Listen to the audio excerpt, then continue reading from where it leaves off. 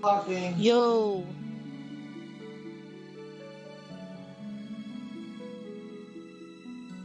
Alright, I'm just gonna keep talking. I don't know what I'm talking about, but I'm just gonna keep talking.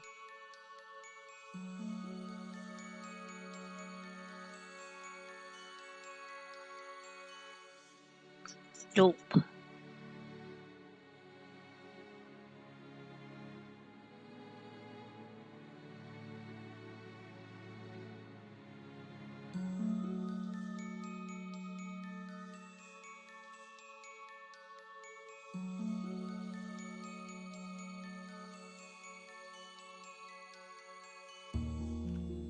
Okay, I should be going through now. You guys should be able to hear me.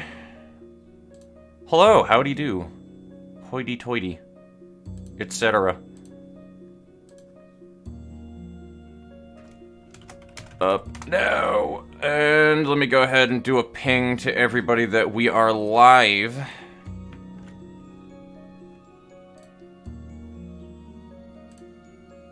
So, let me just go to the Discord. Okay, I should be going through now. Oh god, I'm actually fucking on duplicate now. My apologies, Jesus Christ. That shouldn't have had volume. Scuff is scuff. Alrighty. What shouldn't have had volume? I had my fucking stream on playback with audio right there, and that is a no-go. God. Anyway, let's go to my notices right here. I'm just gonna at everybody one good time. Officially going live. Alright, it has been sent. I've done my duty as a streamer. Are you proud of me, Dad? Alright. Cool, Loud and Shield. Your shield has arrived! Hello, daughters. Gamerliff, Aquarius, Auntie and Slider from a while ago. Hello, hello. Suds, how are you doing? Ricky, I see you there. Jimmy McGee. Hello there, big fellow. How are all of you lovely, lovely folks doing today? How you doing? How you doing? Hello, everybody. We also have a nice guest here, which is my sister, so we got her. I'm gonna go ahead and launch the Library of Ruina in the meantime here.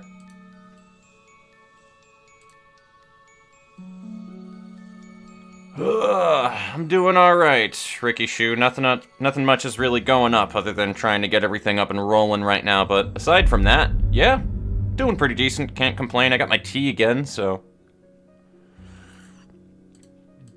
it's a good day right now. Just got back from a little bit of a walk to pick up some books. What else? I got coffee. I don't like tea, but I got coffee. I know you don't like tea. It's almost a sin, to be honest with you, but I know that there are some teas that you would enjoy. I think you did actually have one a while ago from Tivana, but you're more of like the iced tea kind of person, though, so.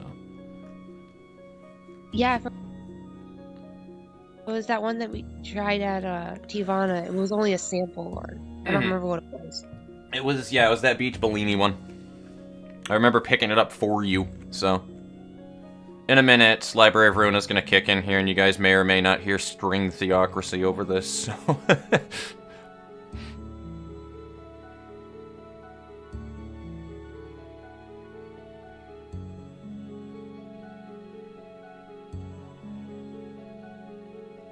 In fact, just in case, I'm gonna put that on pause for the time being in case I need to go back in there.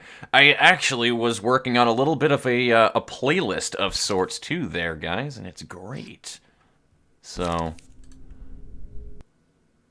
Alright, how loud is this? This is quite loud, it would appear. It's definitely louder than the music was, so I'm gonna actually tone the master volume down a little bit here. Because I think my master volume was not the master volume, but the stream volume actually was louder before, because I had it on like -13 decibels. So that might be why this seems super fucking loud right now. And no, I don't get out of bed for less than fucking 1080p. I have the PC that can handle it now. Okay, is that still too quiet for you guys, though? I need to know this because when we get into, if we do like that floor realization thing later on down the line, we're missing out on half of the experience if you don't get to hear the music in a floor realization. So I want to make sure. I'm trying to hit the 12, damn it. Work with me, mouse. Alright, fine, whatever. We'll go to 14. Christ. I want to make sure that that's a thing that everybody is able to hear, though, for sure.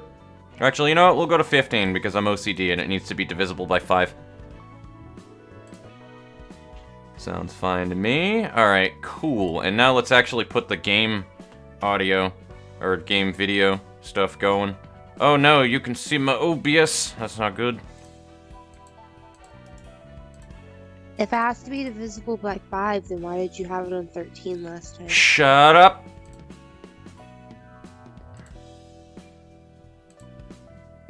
Don't sass me. Okay, cool. All of my windows here look like they're good. You can see the game. I need to go over here where I can actually see the stream preview, though. Still worse than water. Beginning of Star of the City. Hello, Dusty. How are you doing there, bud? I love both. I love both coffee and tea. It depends on the day, to be honest with you. I'm not much of a black tea person, though, I'll be honest with you. I'm starting to like it a little bit more. I don't know if it's an age thing, so... I don't know. I'm more of a green tea guy, though. The announcement for April 30th. No, I have not seen any announcement for April 30th. If you could elaborate for me, Auntie and Slider. Too lazy at this point. It's all good, Aquarius. It is all good. Keter realization. If anything, probably yes odd floor realization would be what we wind up doing. Community being toxic. Well, I do know that, yes. That would, I mean, that's just the Library of Ruina community being the Library of Ruina community, unfortunately. We have some shitters in this community that are, I don't know, they kind of just, they ruin things. They just enjoy ruining things. And again, I've had... You ruin things. You ruin things in my childhood. I mean, what? I love you. I love my sibling. I think the audio levels are about perfect, though, right now, because I know for a fact that you are perfectly balanced with what is going on in my ears right now, and if I can hear you over the music, then we're good. Did you lock that TIFF floor? I want to know what the 4th TIFF abnormality is, or what the 3rd one is, though I have a feeling because... And don't feel bad, by the way, Jimmy. Jimmy put a post up on the Grove in the Discord before, which was like all of the magical girls and stuff like that. And I need to know, and you can tell me, it's perfectly fine. But is the green-haired little lolly chick in that picture of 4? Is that the 4th magical girl that we haven't seen? That's the club. Is that her? Because I know who the other 3 are, or at least I have a feeling that the dark-skinned one is the King of Hatred. But is that the? Is that the 4th abnormality on Tiffereth floor? Does she really get all of the magical girls and they're all there and we get to actually see the 4th magical girl on Tiff's floor? Is my theory right?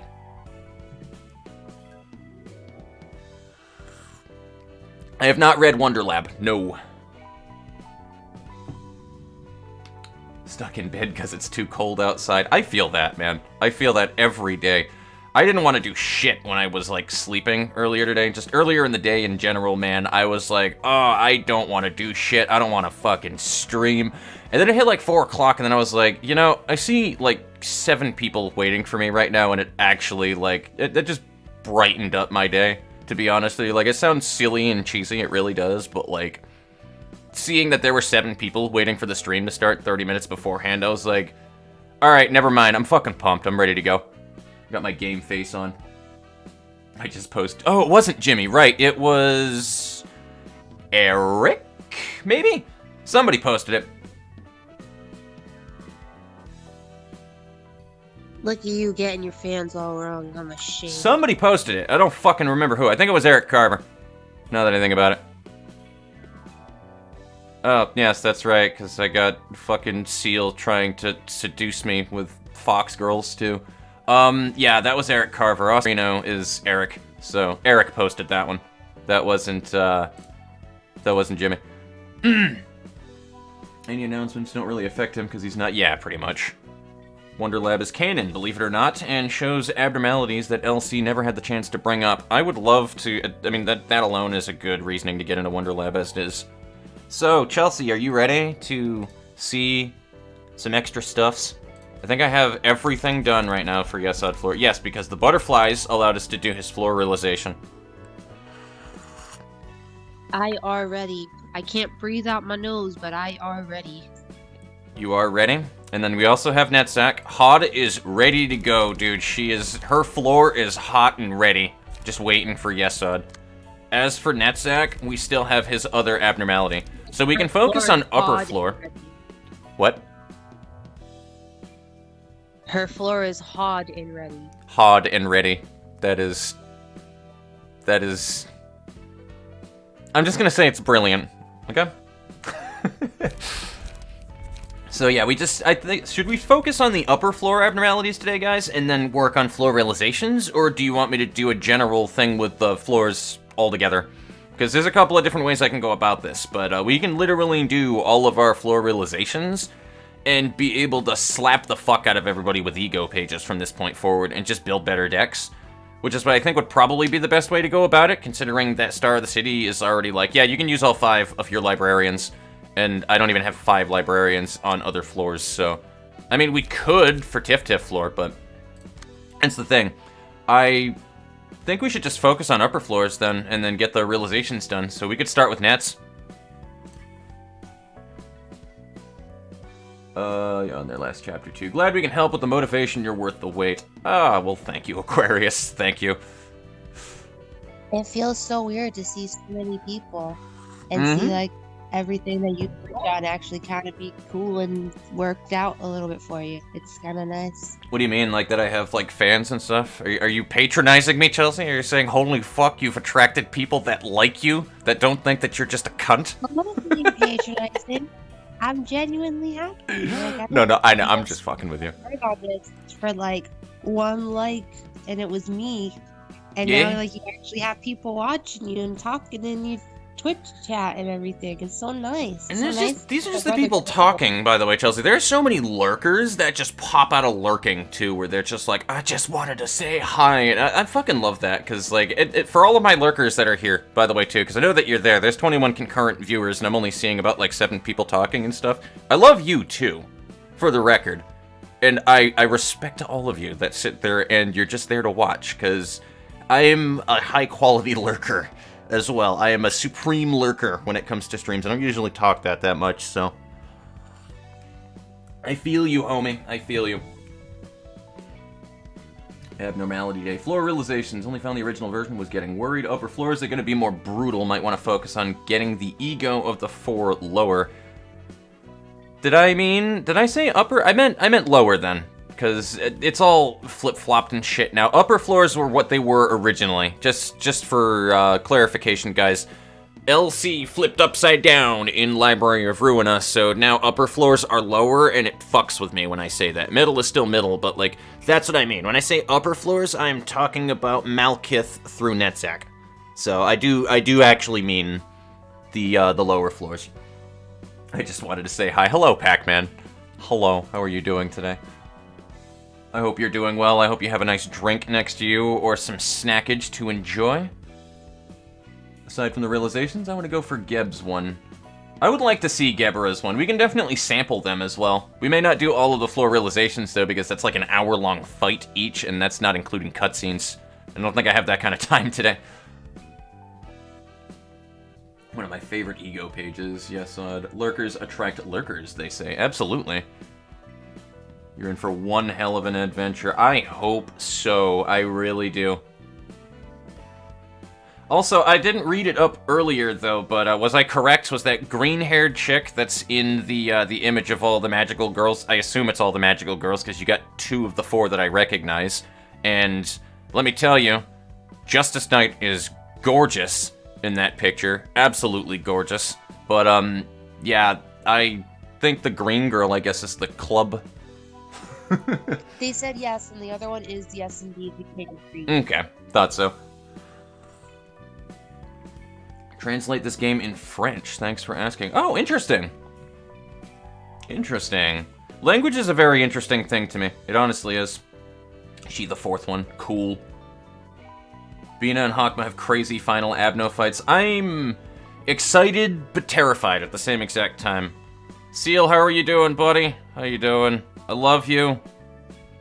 Stop trying to seduce me with fox girls. I know what you're trying to do and it won't work. I need to move some, in the meantime though, I actually do need to move some pages over to... Oh yeah, that's right, in the last part, you missed it, Chelsea. Dawdas did a solo one-on-one fight versus a dude and he fucking clapped him. Dude, and then before that, our first Star of the City fight, Argalia himself popped up, like the main antagonist essentially, you know, the crazy dude who's one of the color fixers. That guy with the scythe. Have you seen him? Yeah. Yeah, Argalia. He popped up during the first Star of the City fight that we did. I managed to not get soft lock and Aquarius. Was like, what the fuck? How the hell did you manage to do that? But I guess that has a glitch where it can soft lock you. But, anywho, we did that fight. I didn't expect Argalia to pop up in second stage of that fight, but, you know, he did. And we fought this guy right here, Dong Huan, the grade 1 fixer. So, this guy's a badass, and it's a dual general invite, which, by the way, guys, I just wanted to point out when I was saying about, like, the glory of general invites and what they need to be. More of this shit, please, Project Moon. Please give us more of this shit for general invites, because I would love that. I think everybody would love that in the community if we had badass general invitation fights like this, but, it's just a one-on-one. You can only pick one librarian, so obviously we picked Dawdas, and he wound up getting my favorite ego page that I used before that increases power every time you're in a clash. And he just... Dude, he just clapped his booty cheeks. It was beautiful. And he told Argalia that he was sleeping on the couch because he got, like, so much power boosted to an evasion die that he just told him to fuck off. So, it was beautiful. Oh, okay, so we have to pray to our Lord and Savior, Dawdas.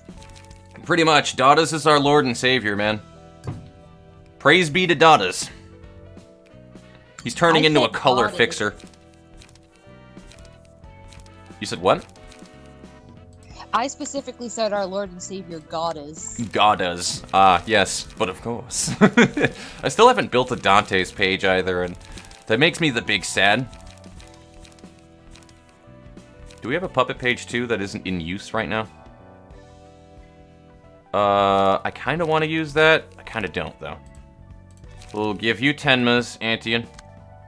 Viper, Sniper, Piper, Lila, maybe? Yeah. Yeah, you look like a Lila. Maybe I should give Lila the next to Nets, actually. Let me give Lila's page to Nets. Nets, you're gonna be a super tank. Oh, dear God, that's terrifying. Nets, please. Please, hold on. Librarian info. God, hold on. Hold on. Dear God. Dear God, man. Alright, we'll keep you there for a minute. We can make him Don Huang. Or one of those. What do we even have from here? He looks so done with the world with Bamboo Hatted Kim's page, and I think we're gonna go with that. He just looks so done. Alright, now what do we give for a key page to Viper Sniper? Oh, yo, I can give you Emma's. I wanted to read the story now, because apparently the Star City has a bunch of key pages. What's up? Ricky was saying something about if you wanted to read a story now, or someone's story, because this area has a bunch of key pages. Oh, are you talking about Dong Huan? I think so. I think that's probably. We can probably do that, yeah. Hello, NA, how are you doing? I just wanted to make sure you saw that before we went like 10 minutes. No, that's all good. Maybe we can do that after we take a test at Netzak's abnormality fight. Or was, oh god, was Netzak's the fucking... No, Chessheads was the absolute unit that I kept getting my ass beat by. I'm still confused by what I did versus Argalia. There's nothing to be confused about, Dawdas. You told him he's sleeping on the couch tonight. He is your pretty little girlfriend. He can shower for weeks, and he'll never get rid of the smell. God, I love that movie. I fucking love Get Smart. God, and then fucking the Great Kali, which was just that one dude that was hunting him down the whole thing, and he just, like, fucking He just breaks down crying later. Hold on, it says no data on the stream. This is such a bitch. I hope that's still going. It says no data for whatever reason.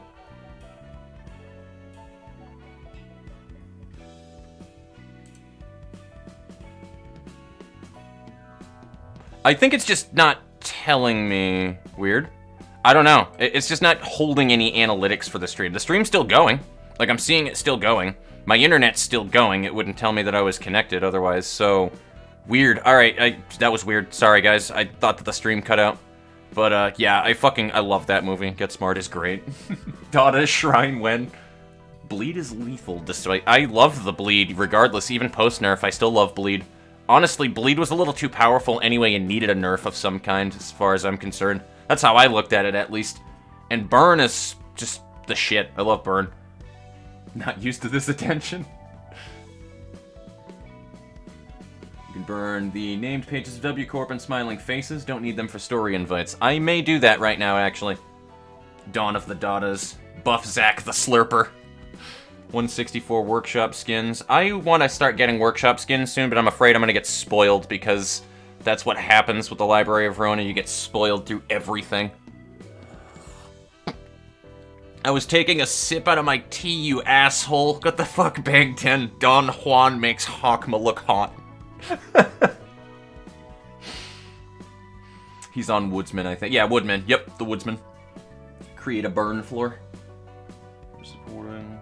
Chelsea, you a sweetie. You a sweetie. You a sweetie. I don't know if she's just not talking because she's doing something currently or whatnot, though, but I'm going to take a look at NetSack Flow before I get too caught up here. Oh, absolutely, I intend on abusing the Woodman. Numbers instead of the actual. Put that in the chat. Yeah. Yeah? Well, you a sweetie, Chelsea. Alriune. Okay, well... I thought it was Alron. Unless this actually isn't the Alron and it's something else. Let's see, is this the fucking scary hell llama? Wait, what? I'm interested now. Scary hell llama? I'm interested now. Chelsea, the hell llama, Alron. The weird thing that has like the tentacles that pop out of its mouth and it's just like... Bleh. We had that thing in our fucking fight, dude. We had that in the main game. But I'm pretty sure that this is actually... Was that Rudolph the Meat Reindeer? No, not Meat Rudolph. Fuck Meat Rudolph. That was something else that I can't remember the name of. This might get loud. That was one of the most fucked up ones. It was. This is a VOD, though. Hands. The windmill of hands. These hands. Buy one, get one free. God. Just one twirl of the waist, dude, and just slap him 37 times. God, I hated that fungus. Breathless Atonement. The abnormality only takes damage from the librarian with the Laurel Wreath status. Blossoming Fragrance. This character's attacks only deal stagger damage to librarians. If a librarian becomes staggered, they are instantly killed. Okay, that's cool.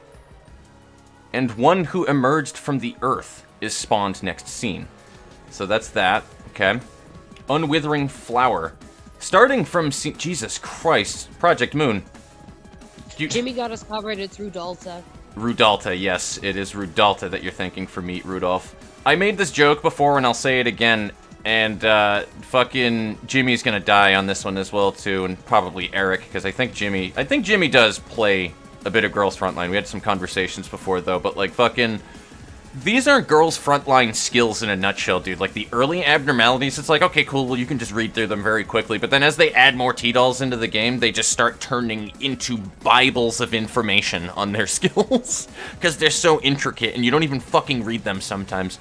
Like, I didn't know how good R93 was as a unit in that game because I didn't feel like fucking reading. I couldn't be fucked to read the skill. What was I saying?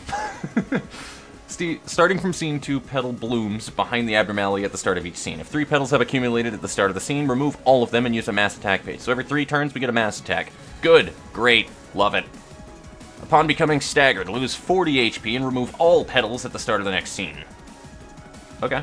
So we have to stagger it to be able to stop it from doing mass attacks. I don't know how bad that mass attack's going to be, but knowing these fights and how they've been so far, it's probably going to be pretty fucking terrible. Doll fashioned from Earth.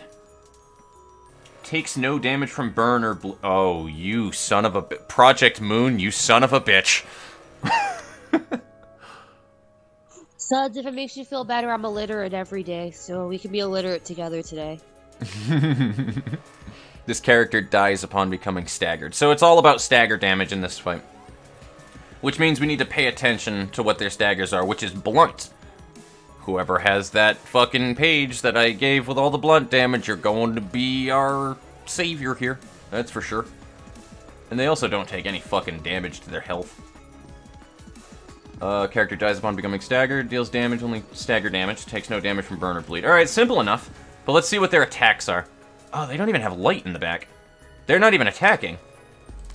What? What? Chat, I'm scared.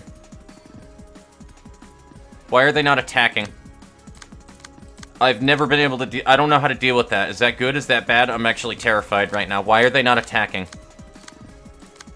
I would rather them be aggressive and just throw 40 attacks at me. Them not attacking actually has me more worried. They made it uncanny. It's Scary Hell Llama, but she got a facelift. Yeah, Scary Hell Llama. Exactly. And I'm still getting the YouTube not receiving enough video to maintain smooth streaming notification, by the way, guys. So I'm just going to completely disregard that. You guys let me know if there's issues with the stream, though. I don't know what laughing... I got you covered. If it cuts out, I'll let you know right here. Absolutely. I appreciate you, Chill. Apply to the enemy as well. They would beat it without an Abno card. Laughing powder is too OP, even late game. Today I will be illiterate, yes. This aroma is strong as ever. Oh, yeah. Laughing powder lets you get staggered hits. Okay. So you guys are talking about abnormality pages for sure. Weapon used to give off the same smell too. I'm just trying to catch up on chat here. Sorry, give me a minute.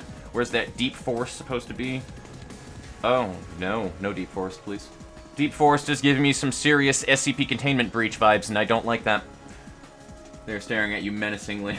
Menacingly! First turn the minions, do nothing. Okay. So the next one is where shit's gonna hit the fan. One scene head start. It's good because they will focus on the one with the wreath only. You have to try and keep the targeted from getting swarmed. Got it? So interceptions are big. They're saying do it and see what happens. Yeah, they're just trying to goad me into a fight. Hello, Detlef, and hello, Hero Man. Welcome to the stream. I saw you guys pop in a little bit earlier, but I didn't actually greet anybody. And you have a one thing here. Give Laurel Wreath next scene. I am going to do this to, definitely you. Yeah, absolutely. I mean, I can open up with trash disposal. No, you know what? Let's do this. Wait a minute. No, I want every other attack to go first, actually. Fuck you. Let's do that. You won't gain light out of it, though. Which is kind of what I wanted, but the draw might be helpful, so we'll do that, because Scattering Slash will be nice next round anyway for a good defender. Might be bad, we'll find out. Stay tuned. On the next episode of Dragon Ball Z. Cool, I can just attack that. Great, I can attack Broken Speed Dice, guys. And they're not gonna clash, so I'm not really gonna be gaining light here, so I can't go, like... I can't go crazy. On Clash Win, gain next... Nah, that wouldn't be super useful. Maybe 2 Overcome Crises? You know, maybe I should, just so that I have more draws. Yeah. Medium player, I am trusting you. I'm trusting you to carry this. You can do this. Recover HP and gain charge, which I think this requires charge to be able to use Ripple, so I could do that. Yeah, let's do it. And we don't need to recover lights. So I think I'm just gonna do that. Alright. Break! Oh, it was a ranged page, too. I didn't even see that. Wait, is this the flower? Oh god, she's taking no stagger damage. I didn't read that. Is this the what? Is this the rose thing that would pop up in like a hallway and then just cover the whole thing in thorns? No, that was the end of Hod during her floor realization. When I was fighting Angela, you had to fight the fucking Snow White's apple. No, Alron is the Hell Llama, dude. The hat should be representative of it. Let me look up Hell Llama. Dude, the Hell Llama was the one where... Oh, god damn it. Alright, well, I see where this fight's gonna go. Well, shit on me. Alright. Oh, that thing. Yeah, fuck that thing. Yeah, Alron. Yeah, that thing, Chelsea. You remember it because it just kind of sits in its containment. I really hope you guys can hear Chelsea over everything going on right now, because this is really loud. I'm gonna tone it down to 10.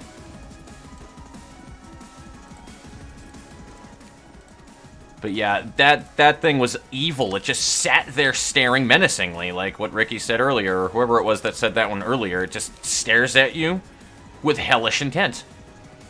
And I can't intercept that anyway, so I'm just gonna have to hope Scattering Slash does the trick. And then somebody else can take this one for the team, I guess. Faint Memories, eh? And we can gain the 2 haste next turn if I were to do that. Maybe I should do that. Yeah, I'm gonna do that. So what are you weak to, Pierce? Why didn't she receive any stagger damage after that, then? I don't understand. Did I not read the passives properly? Because I didn't see the, I did not see the stagger. I mean, I don't know if it's a good idea to go after these guys either, to be perfectly blunt. Hi, Fly. Hello, Fly, how are you doing? I'm about to get my ass handed to me on a silver platter. Oh, it's because slashes aren't gonna really do a whole lot of stagger damage to this fucker. That's probably why. I need blunt damage. Well, we have marionettes, so we can intercept, which is good. And what do you have? Do you have a marionette? Oh, no, you have a Ripple, though, which Ripple should fuck, to be honest with you. Ripple should fuck right there.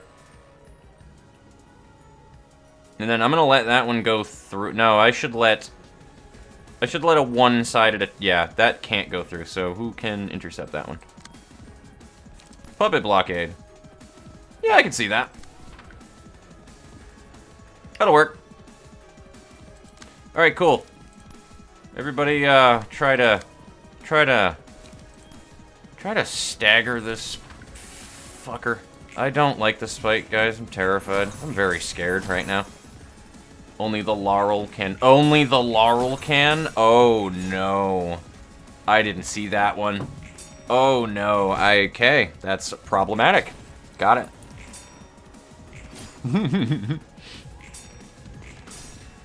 I mean, it's okay. If it was something that was just in the passives that I didn't read properly, it's okay. You guys can repeat that one to me. I wouldn't say that that's, It's just bringing something to my attention that I didn't read properly.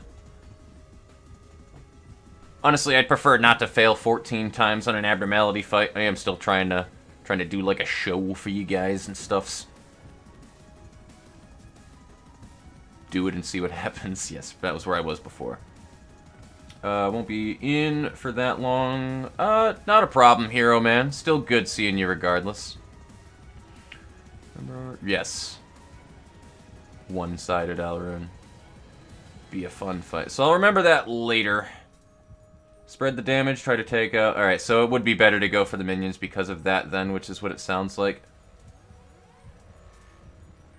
And Snow... Yeah, they were talking about with the Snow White's apple before. Yep. When the work result was good. I will like his 5th abnormality. I'm sure I will.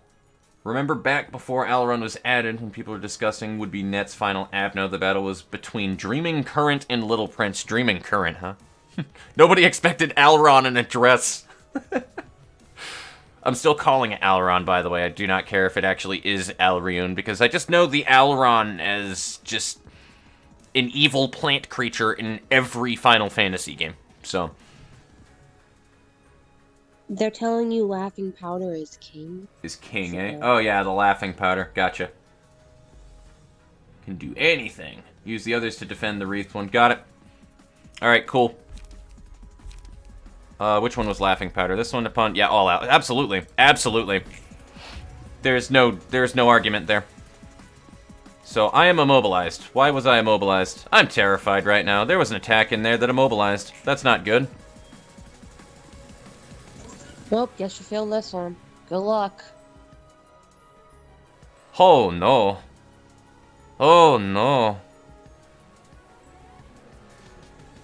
I mean, that can be ignored. That can't, though.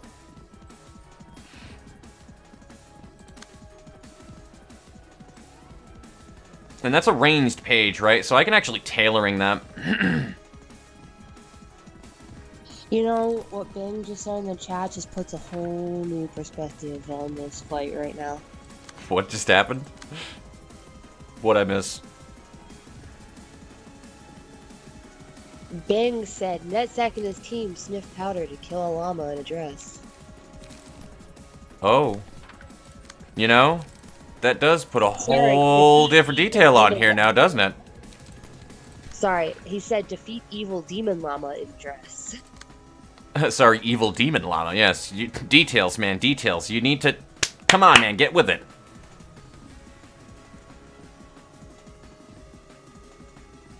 I don't want to do Overcome Crisis on that one, but, like, I can't have Netzak be dying, though. Like, you know what I mean? I can't have Netzak be dying. I gotta watch this one, too, really quickly, just to make sure that we don't get completely demolished. Pro tip, by the way, Chelsea, if you decide to pick up the Library of Ruina, ranged pages, just use a really high single attack against them. Because if you win an attack roll against a ranged page, it'll recycle the die. So that tailoring that I just did right there just ate that ranged page, essentially. I was debating on buying Library of Ruina and playing through it. It would be worth it. Unfortunately, though, I feel like we're losing a Netzak this round, especially with the mass attack shit going on here. Oh, dear. Oh, dear.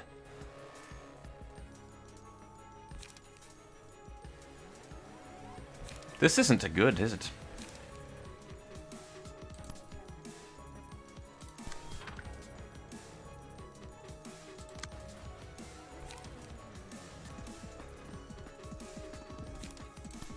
This is where I wind up getting my fucking ass chewed out by a fucking evil hell llama, isn't it?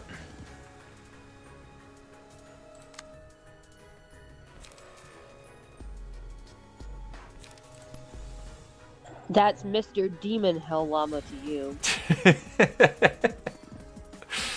Listen, okay? No. Oh my god, I really have been influenced by the cult, haven't I? By the caribou cult. I just realized that. I just fucking went full-on Haruka caribou there. And I didn't even fucking realize it either. Until after the fact. We don't have any, like, 3-part attacks in here, though, which I'm okay with. I mean, that's fine. I'm cool with that.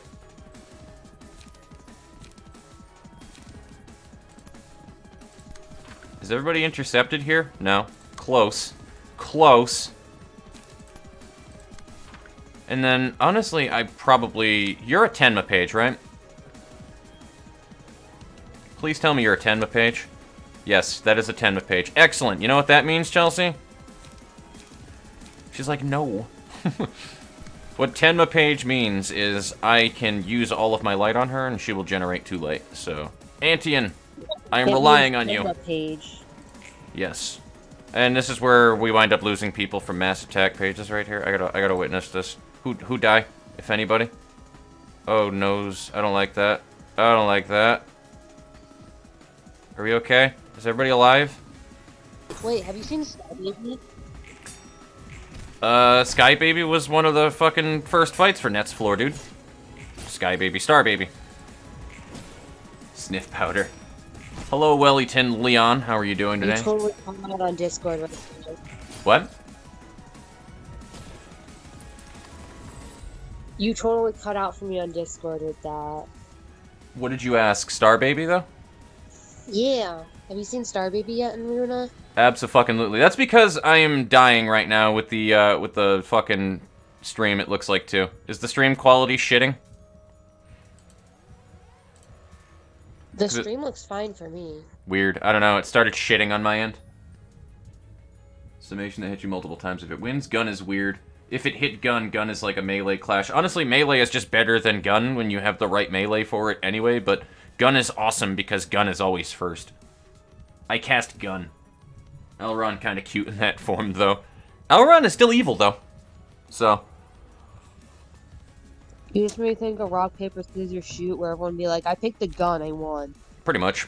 Deal stagger damage to all enemies. All allies recover stagger resist. Echoes from beyond? Yeah, we're gonna do that. I need that right the hell now so that Nets doesn't die.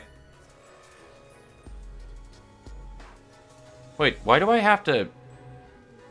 Why do I have to pick a librarian for that one? What do you tell you? About the Star Baby fight. Oh, yes, Laurel Wreath. I kind of still want Netsack to have that Laurel Wreath, though, I'm not gonna lie.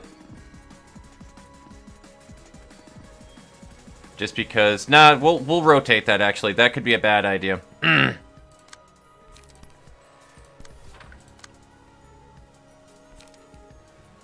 And then we'll even do this, because... Fuck you. Alright, cool. Do I need to worry about, like, anybody the fuck else? If it gets staggered, actually, it should take damage, right? Or does it literally never take damage? I don't think it takes damage. Only takes damage from those with the Laurel Wreath status. So having anybody else attack would be a waste of time.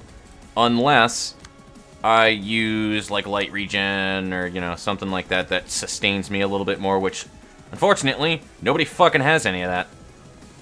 I'll do a combat preparation, though, with Nets.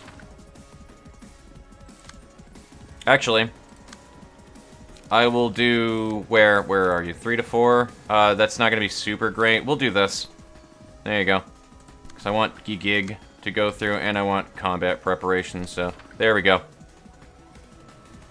I never said I wasn't an asshole. There we go.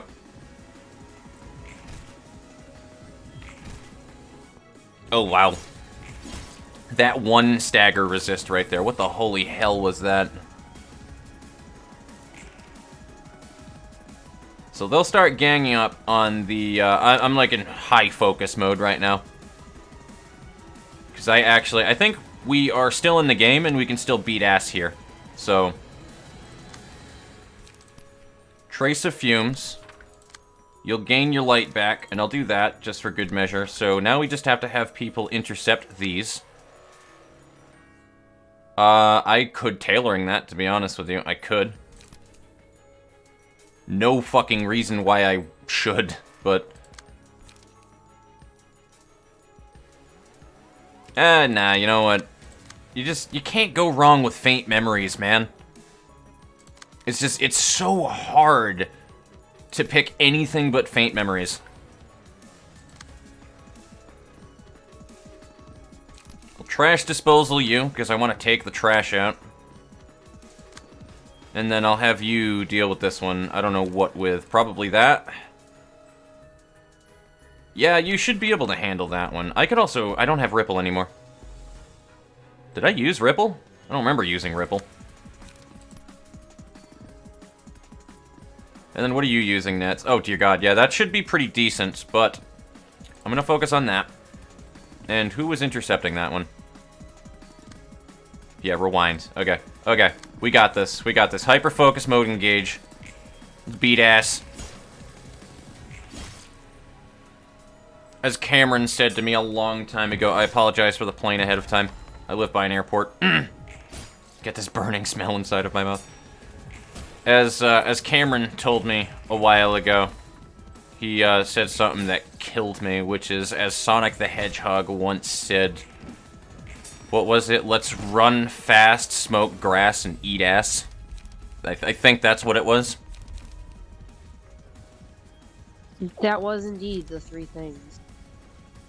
On a one-sided attack, inflict feeble and disarm to the target at a 40% chance. The likelihood increases by 10% per each. That is a single ally, though. On death, all characters take 25% of this character's max HP as damage. That would be completely useless. We'll do this one just to keep health up. Though I feel like that health increase is also going to kind of screw us up over here now, because now I'm not going to be able to get the 2 overcome crisis bonus. Oh, wow, the irony. I talk about Star Baby, and then you get the token of friendship from Yup. Star Baby. Friendship! My baby's back. It's my boy. My baby boy. Oh, I can't intercept it, can I? Unless I just can't click on it. I think I just couldn't click on it at the area that I... Yeah, that's what it was. That's what it was. And then you need to be the one that does damage. But that doesn't look like it's going to happen, unfortunately. Wow, that is unfortunate.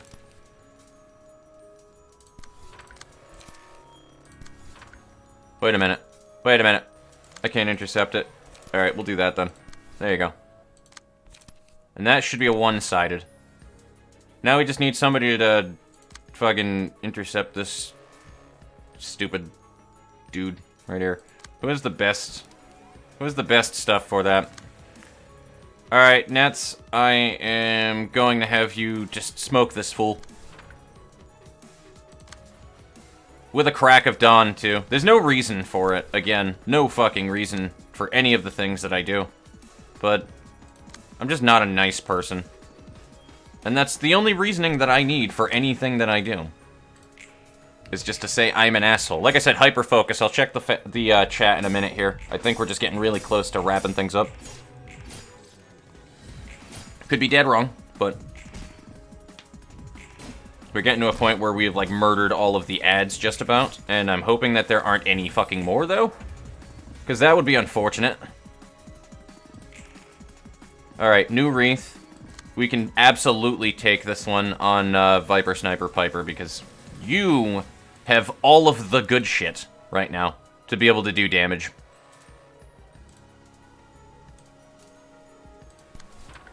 Alright, Viper. I'm gonna have you trace a fumes afterwards, because... why not? And then this guy is gonna die, because I don't like his face. Everybody just use all of your 2 overcome crises. Oh, his nose. That's a stagger. Oh, there we go. There we go. That's what I'm talking about. Now we need to have people to intercept these. Oh, look at you. Give strength to all scenes next turn. Unfortunately, you have no friends. Alright. What do I do here? What the fuck do I do here? I need to counter that, though. That's a ranged page. Yo, it's pretty low to remind someone they have no friends. I don't care. It's a hell llama. Demonic hell llama. Demonic hell llama. There's no reason for anybody to use these pages other than for the free draws, so... who's intercepting that? You? Alright, cool. I'll remember that. And now you need to do some dabblage.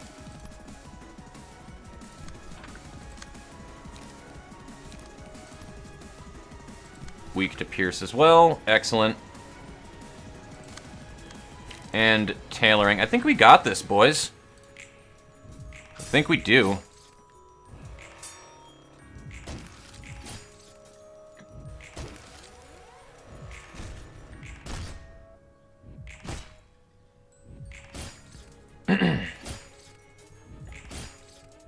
Max damage. If only that max damage counted for shit. So we need to get that, we literally have to get the stagger this round, though. That's the problem. I can probably marionette that with Antean Soldier. 2 overcome Crisis, because why not? There's no reason never to use that. And, I think it actually should get a stagger right now, with Ripple on top of it, too, which is fucking gorgeous.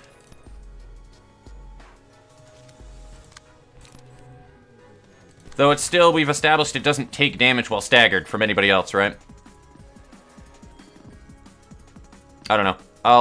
I'll just, for good measure, anyway, just have that roll and we'll find out next round. Only the Laurel. What, Chels? I'm gonna just assume only the Laurel wreath. I think only the Laurel, yeah. Oh, dear God, dude, that marionette just hate that page, dude. And Ripple is Ripple. Yeah, they're not taking any damage, so that's fine. That's about what I had expected. So who has the Laurel right now? On death, all characters take 25% of this character's max HP. Again, not really useful. I'll just put this one on Anti and Soldier. Okay, who got Laurel? You do. Can't do any fucking damage because I don't have any pages on you. You will too overcome Crisis. Anybody got light regen they want to use as well? Not really. I can trace a Fumes and it would still put smoke on her. Yeah, fuck it.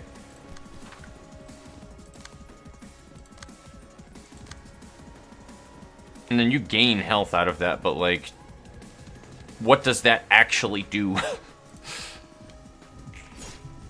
You're already invincible as it is.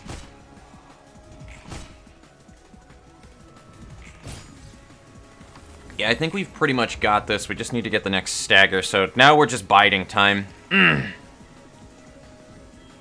gonna check chat, because this is gonna be a little bit...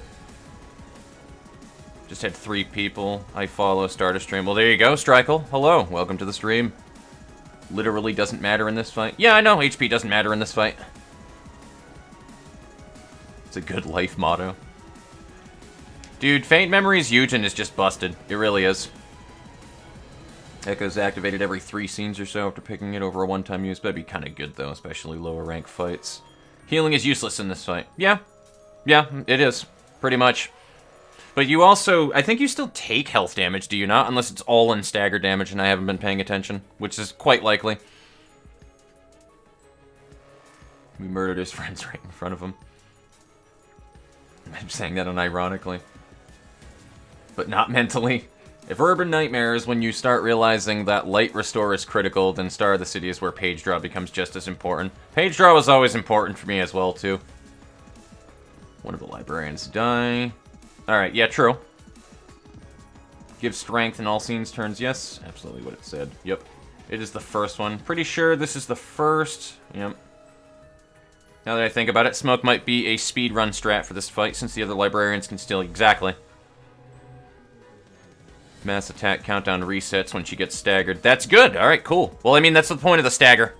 Is, you want to stop her from doing the mass attack. To my understanding, at least. And you still have the Laurel right now, which is good. And, can you do damage? You can do Trace of Fumes. Fuck yeah. Alright, cool. Can you Tailoring? You can. Excellent. You don't have any, I can Trash Disposal it too, but do I want to? I want to counter this other one, but I don't have the page that I needed to counter the other one, which is problematic. Because I think he also has a, nah, I'll Marionette it just to be safe.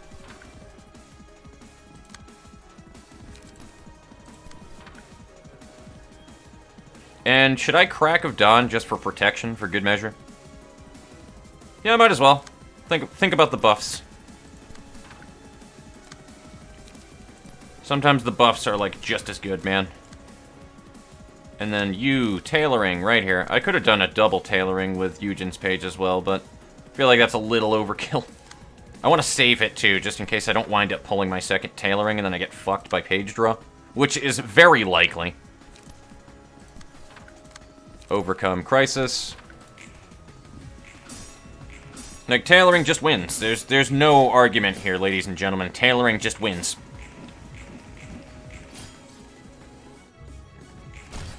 And Anti and Soldier has just been beating absolute ass, just clapping butt cheeks with Marionette since the start.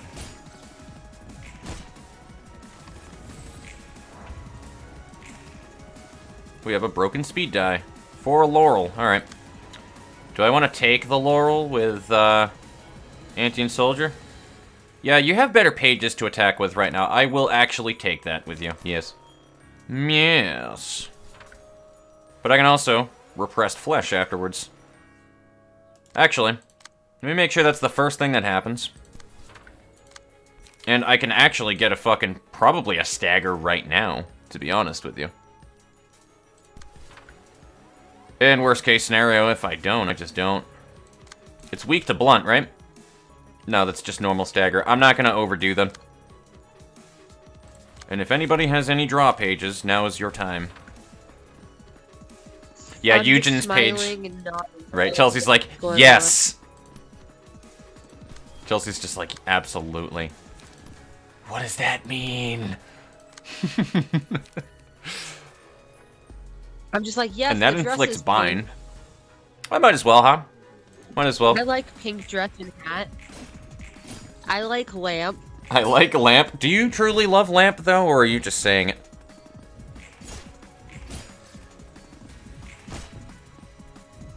I fucking love lamp, and don't you ever question that shit. We'll fucking kill you if you ever question my love for lamp. And we have 2 blocks.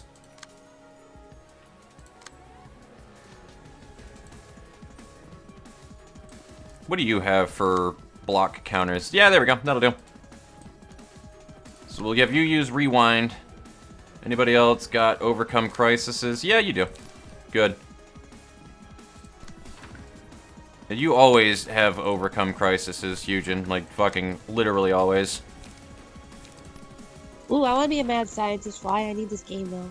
Wait, what? What game? I thought you were also showing me about that rhythm doctor thing a while ago, too. I thought you wanted that. Yes, I do want that. But Fly said if any game makes you feel like a mad scientist, it's Library of Ruina. I want to be a mad scientist. I'm already mad, but I just want to be a scientist. Also, Chalupa says, Moth! Moth! Somebody, like, spam some fucking Juniper Octius memes in the chat. I don't know how you can do that, but yeah, because YouTube doesn't like links.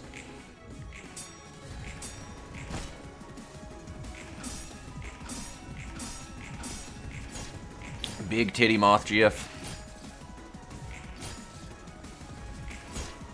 Oh dear God. Antian, why? Hell Llama didn't deserve this. I'm just kidding. Fuck Hell Llama.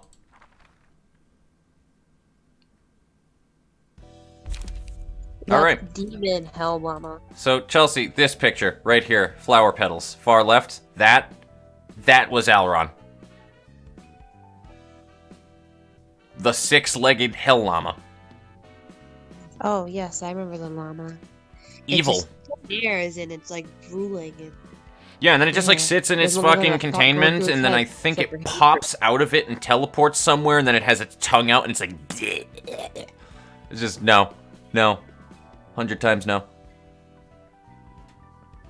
It's greater than 10% of their max HP. Oh, okay. Recover stagger resist. Why does NetSec have so much stagger resist recovery and shit, dude? Like, it's insanity. Inflict 1 aroma. And they love pierce attacks on NetSec floor as well. Take stagger damage equal to the amount of aroma and then half the stack. Each scene, a petal attaches to a random enemy. After the character with the petal takes 4 hits in a single scene, all characters take 3 to 7 stagger damage and the librarian becomes untargetable. Oh! Okay. I like Spring's Genesis. You know, for an evil Hell Llama, a lot of these pages are green. Which is good and no drawbacks. Assistant Librarian's woken. You have access. Well, I wouldn't want to have any drawbacks against that thing either. I'd just be like, yeah, just take whatever you want. You want my money? Here, you can have it. Here, have my money. Take my kids. Just go away, please. Alright, I'm gonna go and scroll up, right? So it's all staggered, always has been. Did not read the passives. Also, mass attacks grow more common. Eugen's broken dice becomes more and more of a liability. Yeah, let's not talk about that one. Unless they always hit the broken dice, then you can retarget it. Which, that's the problem, though. Like, even if they hit the broken dice and you can retarget it, sure, that requires that other people need to roll a higher speed die than the attack going to the broken speed die. I don't know about you guys, but when I'm running Eugen's page, that never fucking happens to me for a mass attack page. It's always, like, their 6 rolling die, because it's always their far left die, so it's always, like, their highest speed die. And it always attacks the broken Eugen die. And I can't fucking intercept it. And it happens with regular attacks, too. It's always the highest speed attacks that hit that broken speed die for some reason. So I'm never able to intercept them, unless I have somebody specifically running haste cards, and they get lucky and roll anywhere from a 7 to 9 or something. In which case, fuck you, I'm going first. Let me tell you, if there's a game that makes you feel like a mad scientist. Yeah, pretty much. After losing half his HP from mass attacks on his broken speed die, it's just a flesh wound.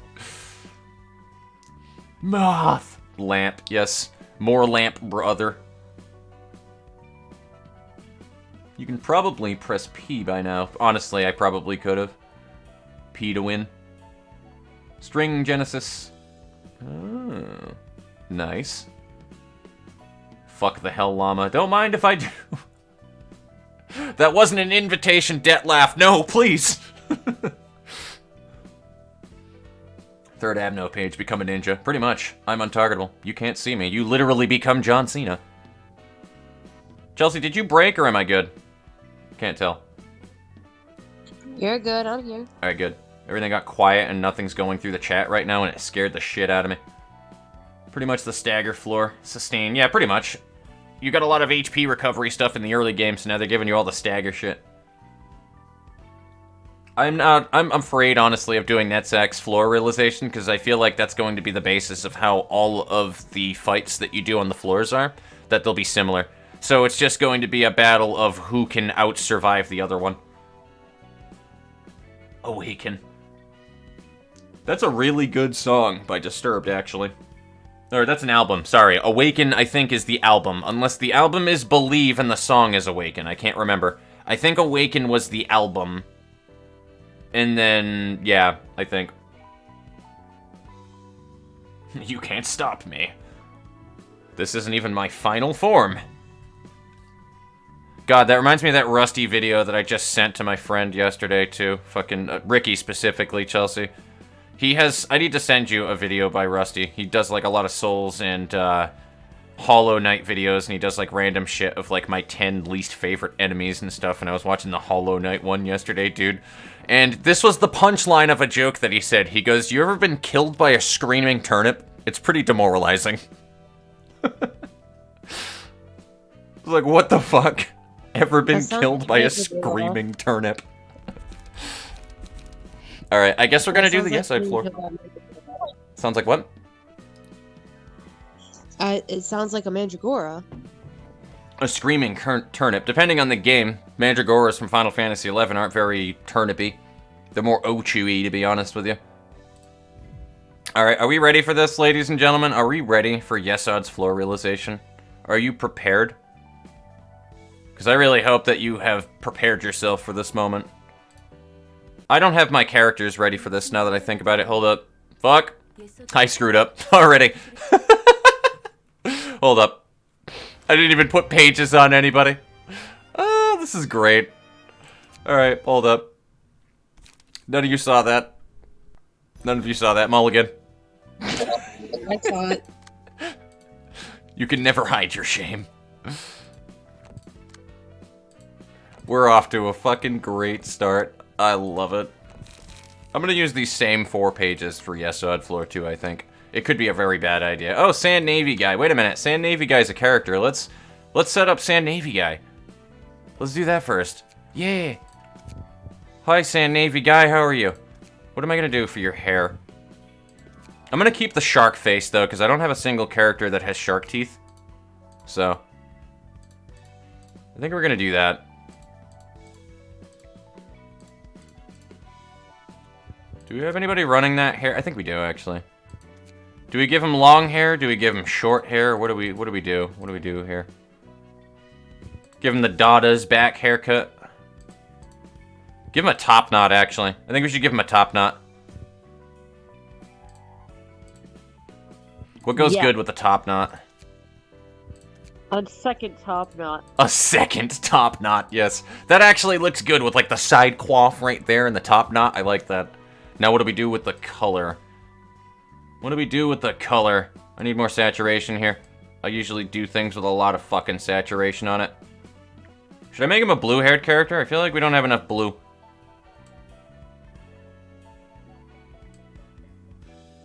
Should we make him a dark blue? Best. Huh?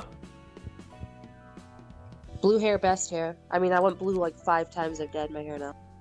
Blue. Blue hair. Oh god. That just makes him look high with those eyes. Why? Some of these really do not work well with the shark face, I'm not gonna lie. These are kind of terrifying with the shark face.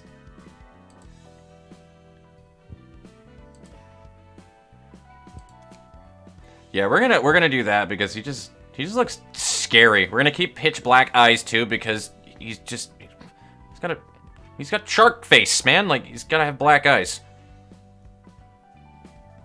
As for skin color, you're a little too pale. No, actually, wait a minute. Should we make him pale because we're doing the whole shark thing? I don't know. Should we keep him pale? I feel like we should keep him pale. Pale, he'd be a great white. Yeah? I'm not trying to do a fucking Gargura thing either, by the way. I swear to God. There we go. I'm gonna make you Don Juan. There we go. Now I just gonna need to do your combat entrance and stuff like that. What do I want to do for his personality, Chelsea? What kind of thing should I do here? Give me an idea. Throw some anime tropes at me. Sundara? He's gonna be a male Sundara? With shark face? I mean, a shark seems pretty Sundara. I could make him a goofball.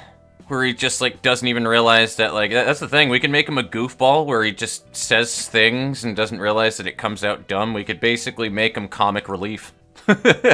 He could be a Kazuichi Soda. Is it Kazuichi? I can't remember what his first name is now, or his last name is. Kazuichi. Yes, you're talking about the mechanic, right? Yeah, the fucking super mechanic from Danganronpa 2. I mean, he also a bad case of shark face, too. Yeah, that's the joke. That's the thing. We could make him comic relief. Jabberjaws. Jabberjaws. Alright, cool. Let's make him comic relief. What is his combat entrance then? Fuck.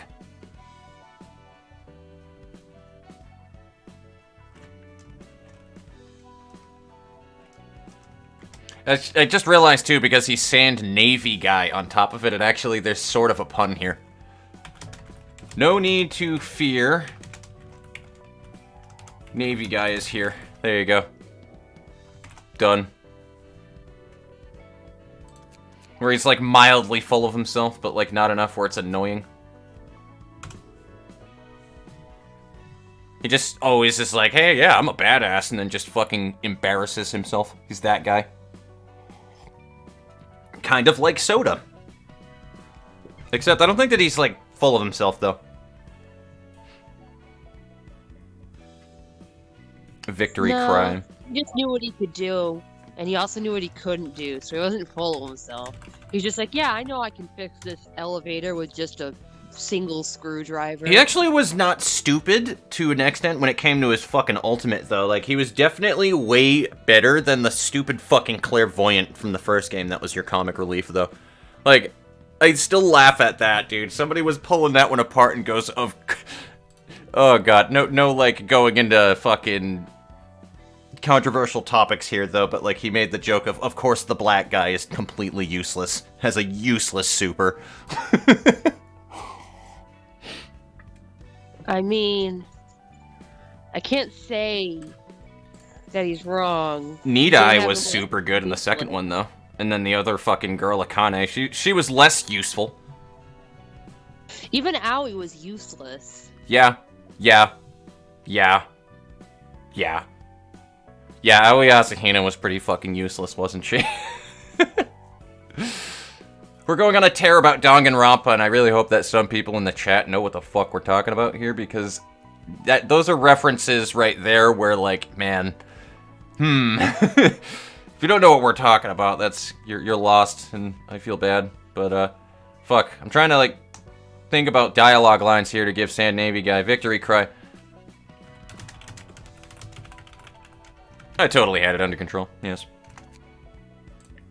No, you wouldn't plea for your life, sir. You would never plea for your life.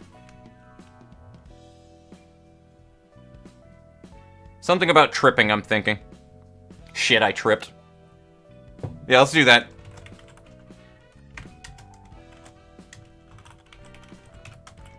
There you go.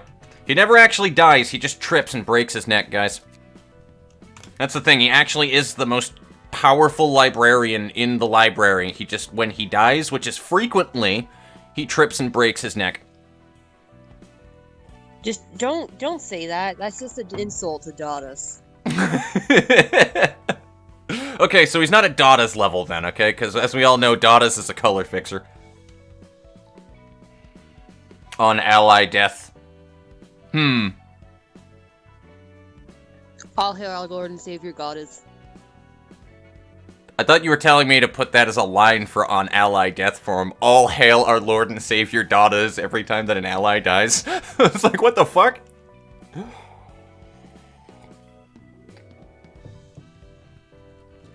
Shit, I don't even know what to give him for that. I actually don't. I got an idea for this one though. At least it wasn't me. At least it wasn't me this time.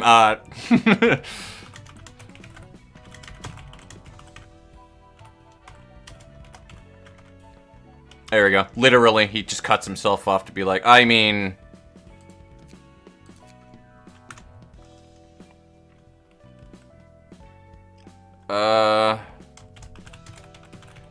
Not everyone can be as cool as this guy. There you go. He's totally full of himself.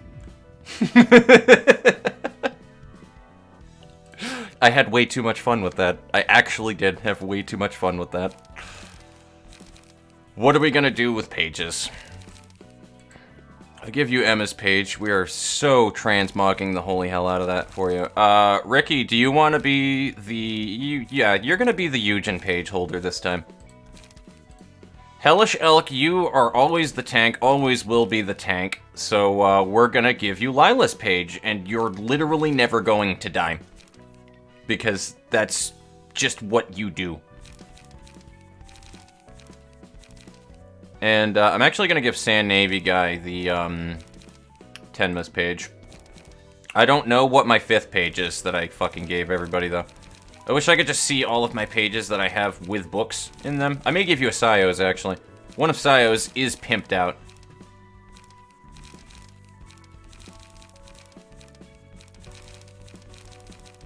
I don't remember where any of my shit is. Yeah, this is the one that was pimped out, because this one has Singleton in it. So, Gavin, this time you're not going to be running Eugen's, but you're going to be running Sayo's, which is pretty fucking powerful as well.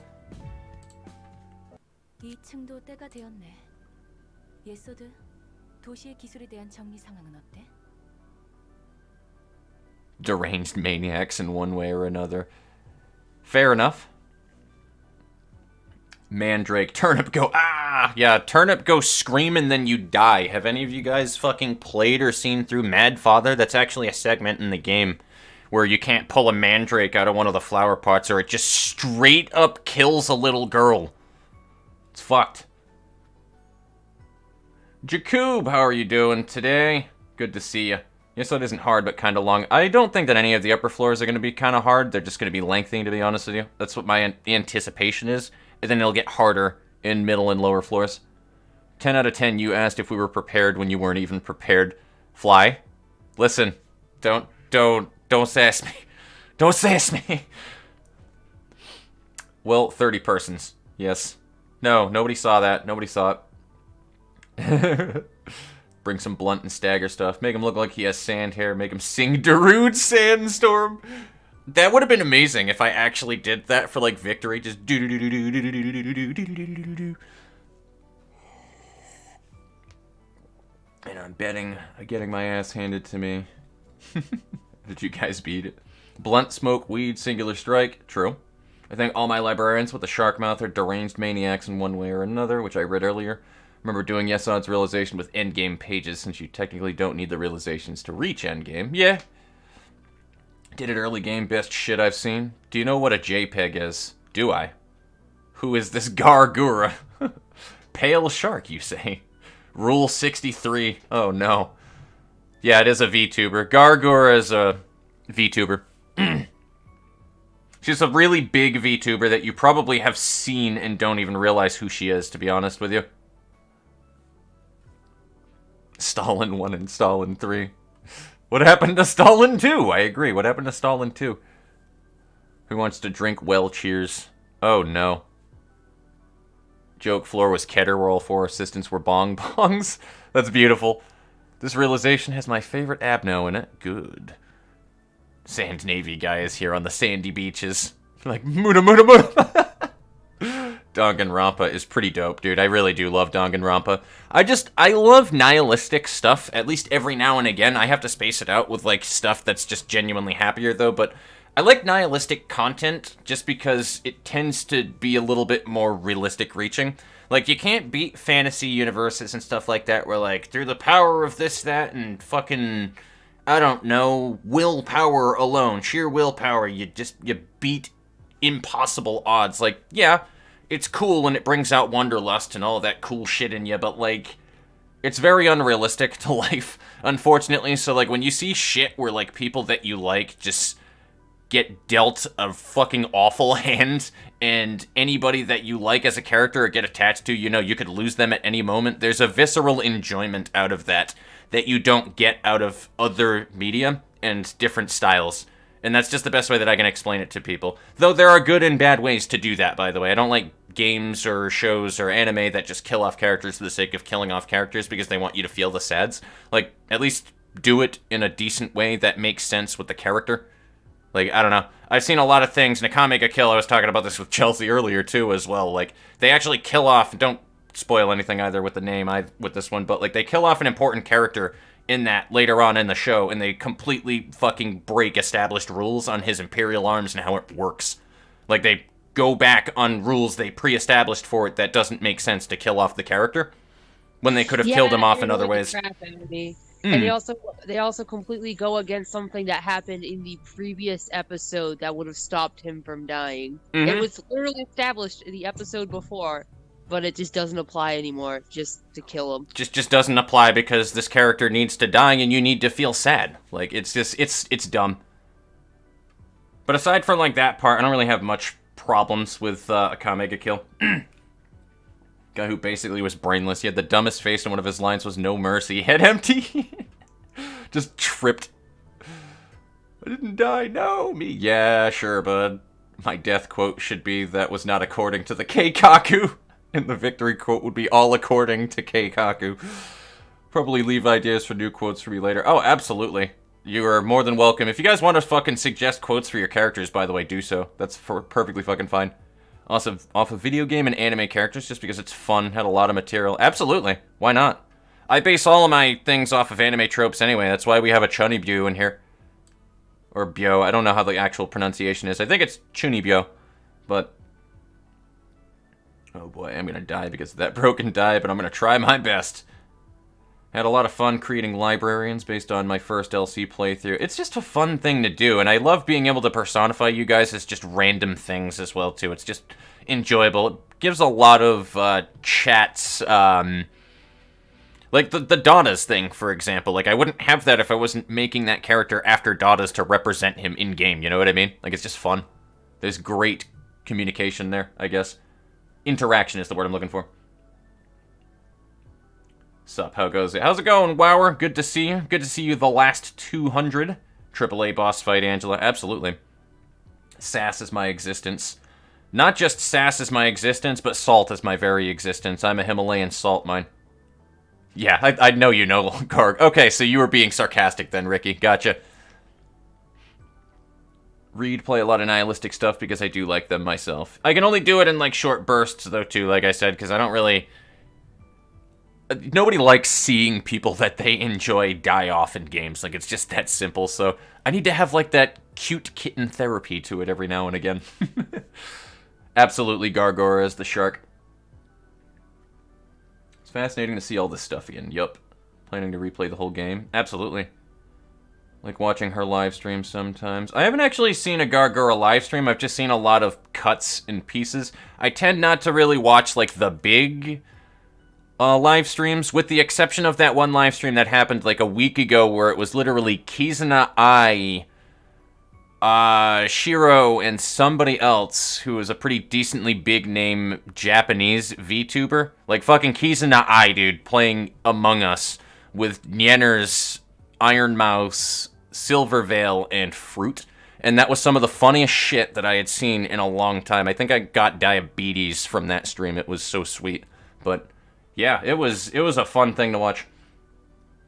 Quotes, my character seems bothersome. Quite fine with what I got currently. Fair enough. During realization, have Alyssa as a blind nugget and Noah as a nugget helping Alyssa. Right. Alright, cool. Let's go ahead and start voicing things out. Chelsea, are you prepared for this? Are you prepared to see Yesod the Viper? She might have disappeared. I guess so. Nope, she is here. Alright, cool. Here we go. The time has come for this floor as well, Yesod. What is your progress on the compilation of the city's technologies?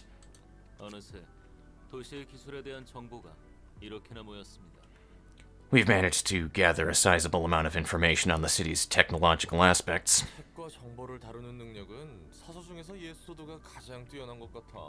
You're probably the best at dealing with books and info among all the librarians, Yesod.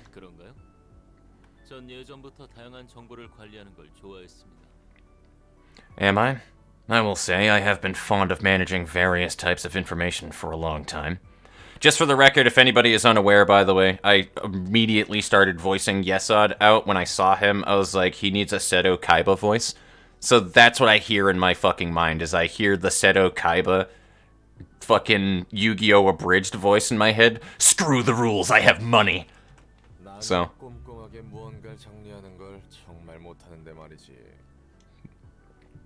Ah, yes, keeping stuff neat and tidy. Something I'm absolutely terrible at. Aren't you proud of yourself?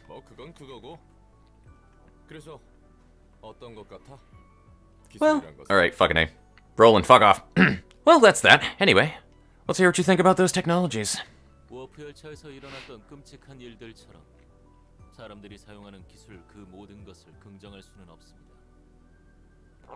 Like the horrible events that took place in the warp train, I cannot view all aspects of the technology people use in a positive light. W사는 사람들을 고통의 시간 속에 넣어두고 현상복구 절차를 통해 기억을 없앤 뒤 그 편의성만을 번번하게 자랑했죠. We've seen that W Corp places people in a nigh eternal trip of torment and later erases their memories through a restoration procedure, hiding the truth behind their convenient service. 이렇듯 도시의 기술은 결과만 확실하게 얻을 수 있다면 그 과정을 중요히 여기지 않습니다. The technologies of the city only focus on creating definitive results, ignoring the process. The same can be said of the library.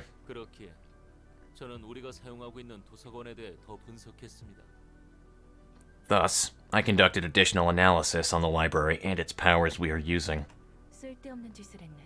A pointless affair.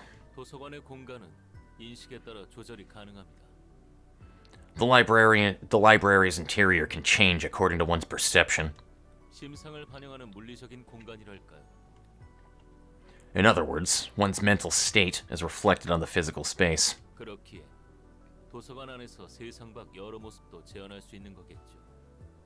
I believe that is why various sceneries of the outside world can be recreated inside the library.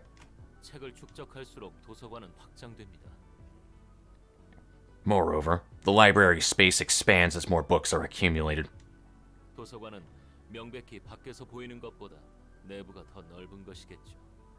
This evidently suggests that the library is bigger on the inside.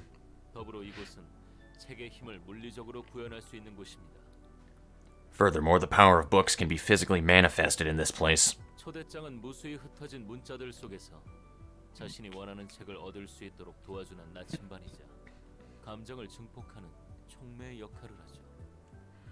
And the invitation serves as a compass that leads you through a sea of letters to the book you wish to obtain, and a catalyst that amplifies emotions at the same time.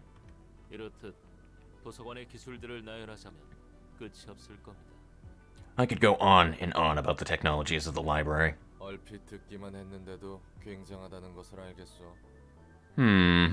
I can tell they're amazing just from what I heard right now. Naturally, these are works of art I made with care. 작동하는지는 어림잡을 수 없습니다. I cannot possibly fathom the inner workings of all these technologies. 하지만 다수의 특이점을 사용하고 있는 것으로 보기에도 무리가 있었습니다. Their operation does not appear to be based on the application of multiple singularities either. 곳곳에서 사용하는 상당한 기술에 비해 사용처가 특수하고 비효율적이더군요. The technologies of the library showed specific usage and limited efficiency for how advanced they are. 여기서 모든 것을 묶어줄 하나의 가설이 생깁니다. This is where I came up with the hypothesis to explain all of this. 도서관을 확장하기 위한 목표를 위해서라면 도서관은 그 어떠한 것도 가능한 작은 우주라는 것이죠. That the library itself is a miniature universe where anything is possible, as long as its objective is to expand the library. 도서관 안에서는 도서관만의 법칙이 있는 세계인 겁니다.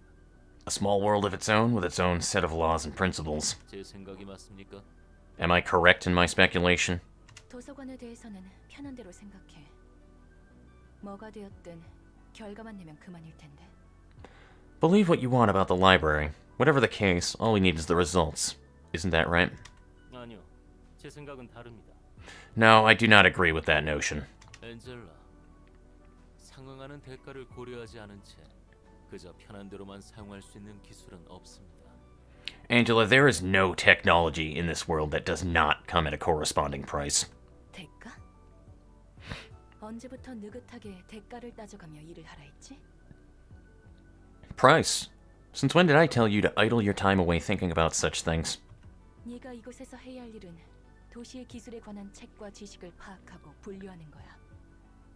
Your work here is to study and categorize books and knowledge related to the city's technologies. 분명 제게 주어진 건 기술과학 분야의 책을 규칙에 따라 정리하는 것뿐입니다. It may be true that sorting books on the subject of technological sciences according to the rules is all I was ordered to do. 하지만 부여받은 원칙에 얽매여 그 이상을 보지 못한다면 그것이야말로 본말천도입니다. However, if we bind ourselves to the principles given to us and fail to see beyond, that would be a contradiction in itself. 넌 원칙을 벗어날 수 있기라도 해서 좋았겠어. Must be nice to you, being able to break free from the rules. 엔젤라? Angela. 알 수 없는 명령들만 받았다. 그리고 거부할 수 없었다. Flashback time! Who's ready for the flashback? I received orders that I couldn't understand, nor refuse. 왜 이렇게까지 해서 에너지를 모아야 하죠? Is it necessary to go this far to collect energy? So if you're unaware, by the way, Chelsea, too, just to keep you updated with this one, we learned from the last one, she's been alluding to it and has talked about it a couple of times throughout the Library of Ruina, especially, and even in Lobotomy Corporation if you go as far back to all the foreshadows. But Angela literally was designed to perceive time, I forget the actual rate, but significantly slower than an average human, Chelsea. So, when she was alive for God knows how long in Lobotomy Corporation, doing that same cycle for, I think, 1 million years, maybe longer than that, I can't remember, but it's some insane number, she was experiencing it tens of times at least. I think it's like 100 times or 10 times slower. Something like that. There is actually a number that they threw at you, but she perceives time significantly slower than the average human being. So that she can observe everything. That's fucked, dude. Like, when you really, like, think about that, like, that is awful. That sounds literally like hell.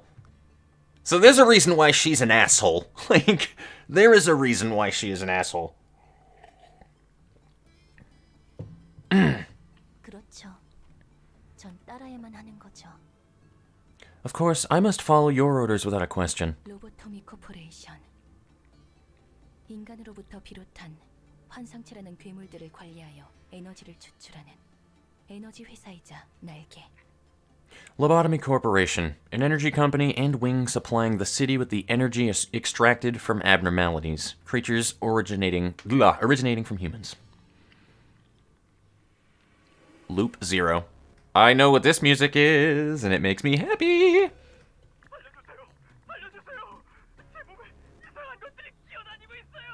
I'm not the best at hysterical voices, but hold on.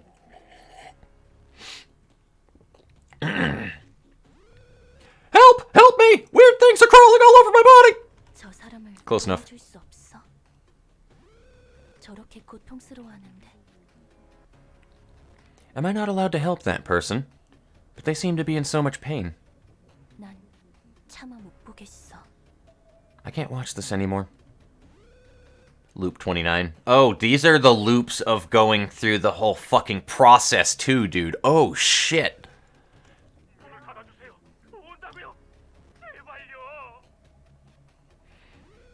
Please shut the door, they're coming, please!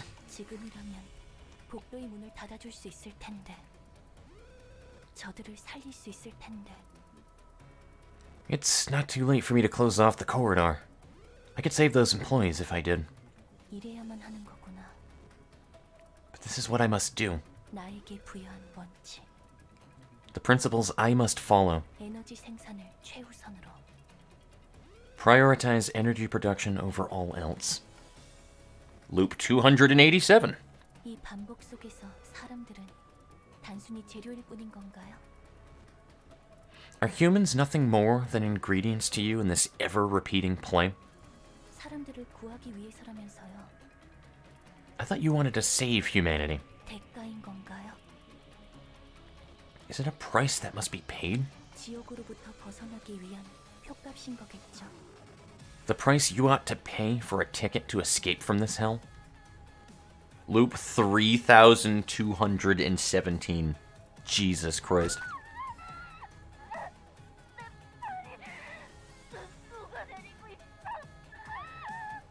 I know this is a serious moment, but the only thing that popped into my head was, ooh, you might want to put some ice on that.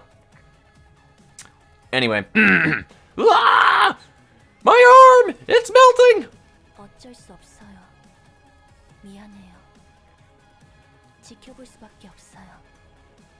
I can't help you, I'm sorry. All I can do is watch.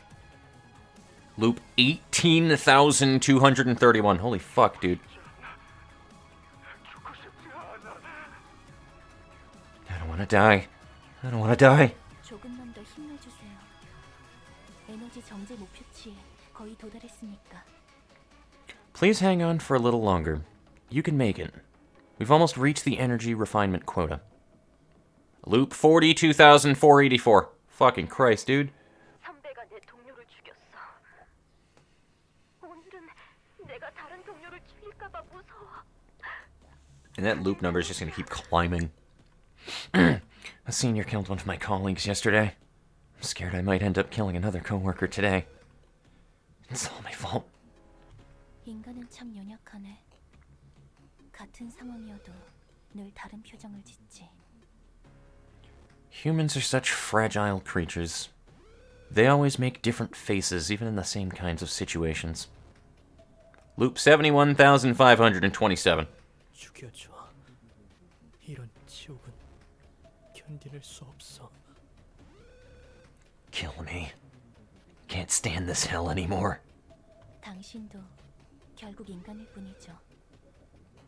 You were just another human after all. 제가 볼 때는 시시한 광경인데 말이에요. This is all but a plain and boring sight to me. 무대를 다시 시작하도록 하죠. Let's restart the stage then. 이 이상에 도달하기 위해 만든 새로운 허상.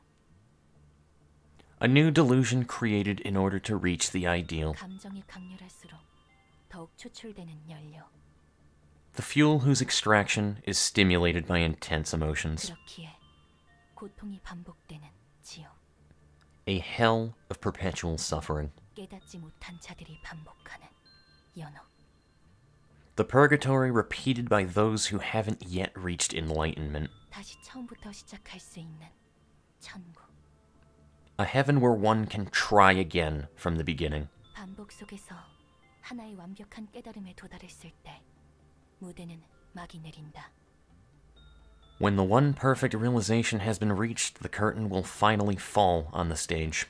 그 후 깨달음을 사람들에게 전파한다. And the realization is then propagated to all the people. 난 무대 뒤의 기계 장치. I am a machine behind the stage, or machination, but 무대가 대본을 따라가도록 조율만 하면 될 뿐.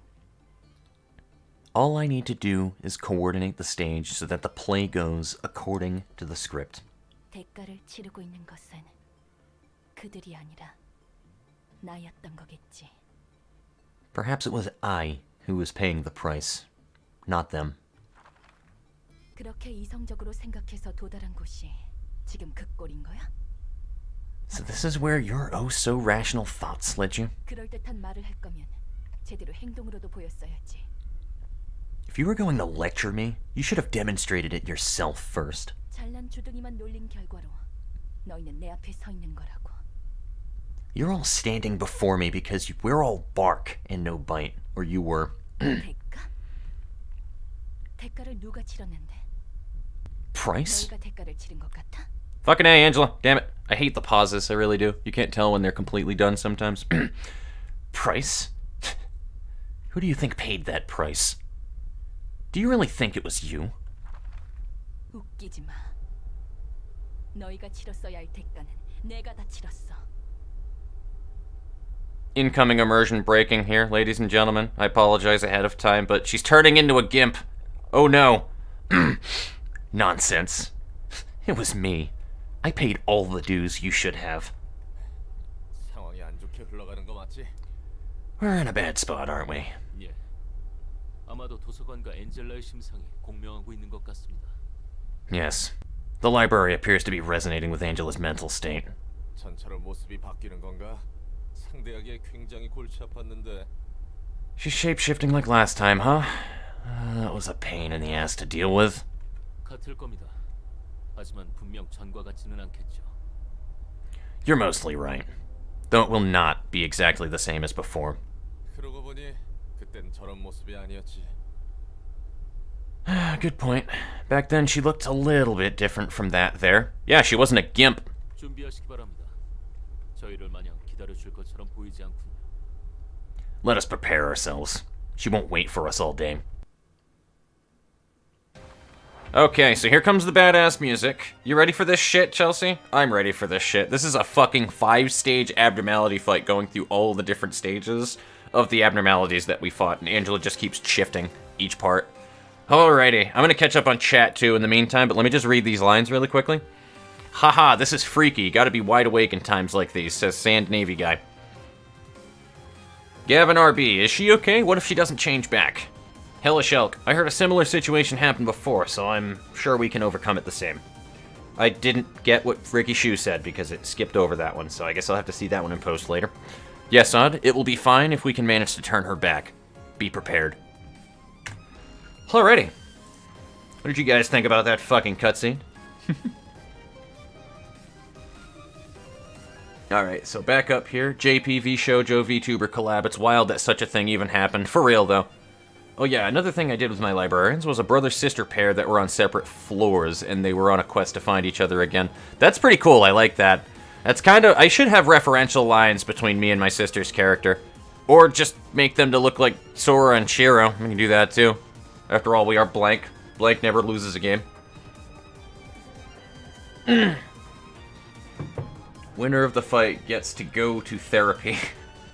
Yes. I left for a bit. Did I miss much? Or did you kiss much? I don't know. Did you kiss much?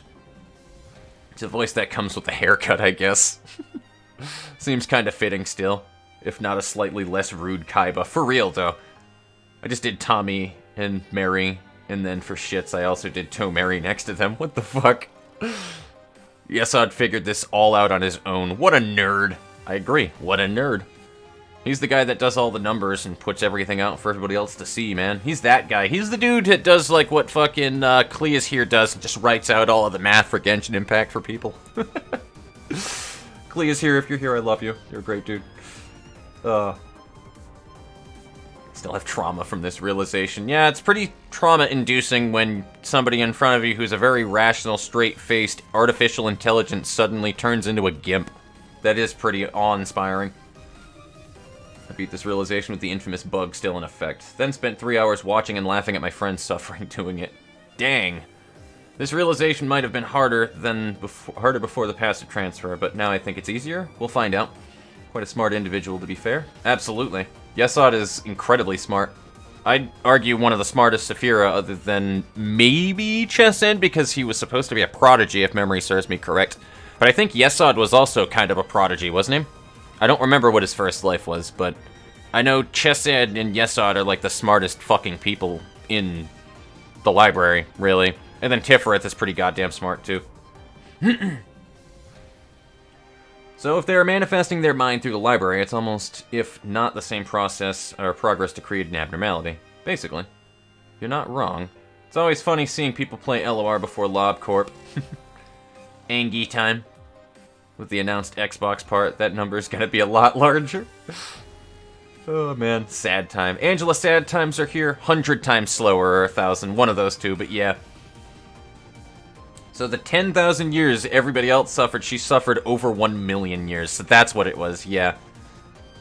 Without being able to... Also, she was programmed to not be able to forget anything she sees, Chelsea. She can't forget anything. She's slowly starting to forget things now in the current stage in the Library of Ruina right now, canonically. But she was programmed to never forget anything that she sees. So, just as another... Never forget! Pretty good reason she all I seems... can think of. Oh, absolutely. I'm sure there's a good reason she's obsessed with revenge. She has picture-perfect memory. Feel like the sound on the story segment is kind of slow right now. Kind of low. I'll bring it up, yeah. Well, actually, you guys let me know. But by the time that I reach the bottom of this chat and catch up to everything, tell me, what do you think about this so far? Is it too quiet? You can hear the boss fight music? Because that's the... You guys need to hear the music in the floor realization. I refuse to go through this and you guys can't hear the fight music here. This was the entire reasoning why I did an intro cut to one of my episodes, was this fucking song, because it's such a banger. So each loop is basically equivalent to an incomplete playthrough. Basically. That was nothing. There's hello. Everyone's playthroughs are canon loops. My old friend... For real, could you imagine that? If that's something that they were thinking of, where everybody's playthrough is like a canon loop or something every time that you failed? I mean, I imagine that's kind of insinuated. Dark Souls kind of does that. Anybody who quit the game is canonically looked at as a hollow in the Dark Souls universe. Just if anybody doesn't know that one. Which is also the final boss in Dark Souls 3. It's a conglomeration of every toxic PvP strategy that anybody ever did in Dark Souls. They even have a fucking poison mist build that they have with like a scimitar dude that goes on fire because Quellig's blade from the first Dark Souls. Because fuck you, right? Oh god, why is Mickey being eaten alive? Everyone is dead and it's all your fault. Disney didn't make it. Disney's frozen. Yeah, that's what it really is. Angela was a discontinued fucking, oh my god, what is her name? Elsa. That's what it was. She was supposed to be Elsa. When you realize that the amount of time Tommy and Mary spent in the warp train was nothing compared to what Angela went through. For real, though. Just remember that. Time changes a person. Every time I hear this song, all I remember is when Nothing There uses his one-shot move on my favorite employee. Hello, darkness, my old friend. Yup, that one. Intense emotions. Angela said that bringing out more books from the guests come from intensifying their emotions. Is history repeating itself? It could. TT2 Protocol, all of our favorite employees were trapped in the loops too. BDSM Angela. ASMR Angela. Dusty, I mean, it's implied that they're... that the default names are here in LC. Okay, let's go. You're worrying too much. Take some deep breaths first. For real. Take silent deep breaths. Honestly, that would be something I say. Yeah, okay, that's what it was. Yep, you're worrying too much. Take silent deep breaths first. Fair enough. Same thing I did with my librarians. We can totally hear it. Good. Excellent. I will up it a little bit, too, just for good measure. But, yes. Boosting the music. Just the voices before... Alright, cool. So, I'm gonna move over to the fight. I will turn the music up to 15%. So that y'all can hear the... I may even go a little bit higher than that, actually.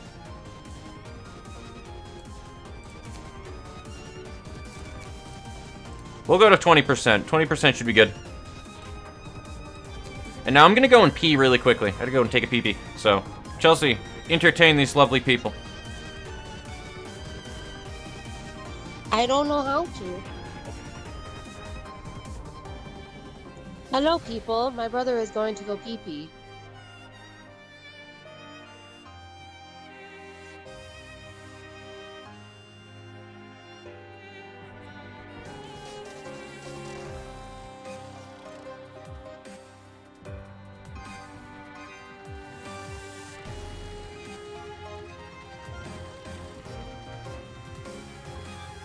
I won't lie, I'm really confused on what's going on in the library room.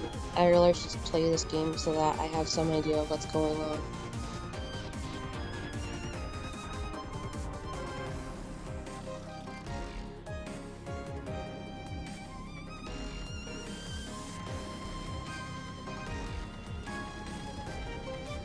See, you say that, but that was the first thing my boyfriend said. He goes, just tell them an embarrassing story while he's gone.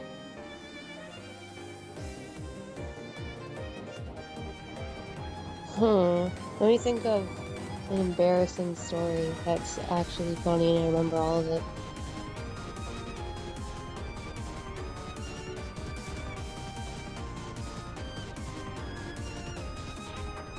See, that's the hard part, because he doesn't get embarrassed by things that often. He usually just owns it.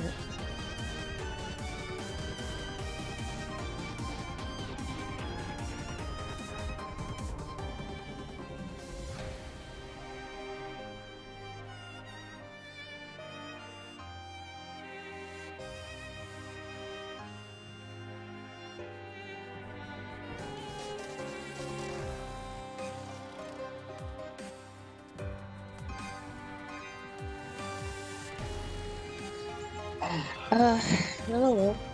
Ooh, is Jeffrey shoots in this game? I would love to see Jeffrey shoots shoot somebody like intense things like it.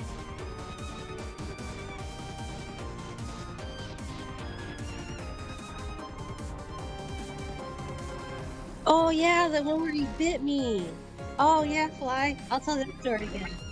So, when we were little, I was like newborn and Christian was probably like 2. We were having a family picture taken for our dad's side of the family, and everyone's wondering why I'm just screaming my head off and crying and ruining the picture because I just won't smile for anything. And they decide to look at my hand. Well, I don't know why they didn't think to like check to make sure I was like in one piece. But no, my hand was in Christian's mouth and he's just gnawing on it like it's a fucking chew toy while I'm losing my shit. So yeah, my brother tried to eat me one time. I think he's a zombie. You have no proof. Stop spreading lies and slander.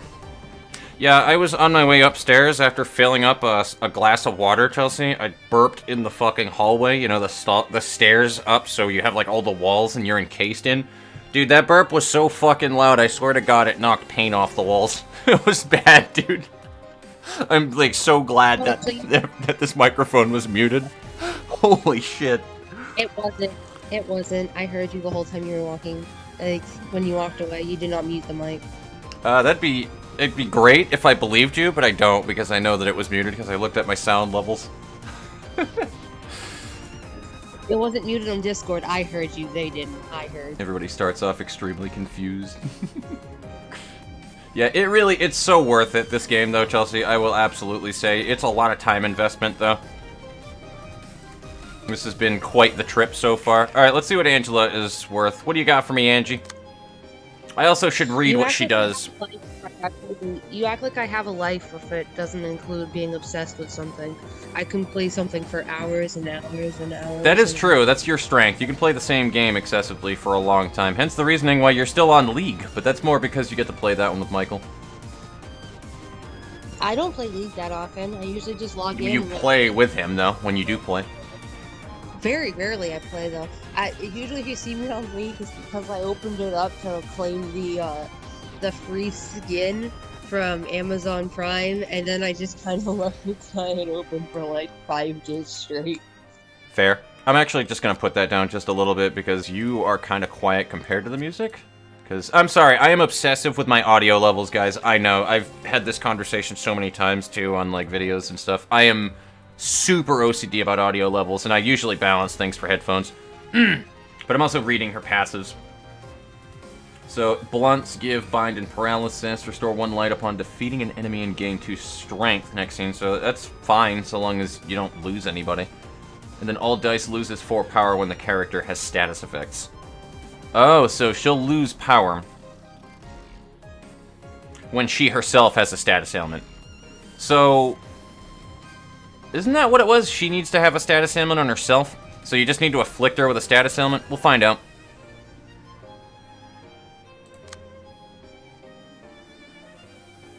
And Gavin, you are running Sios page.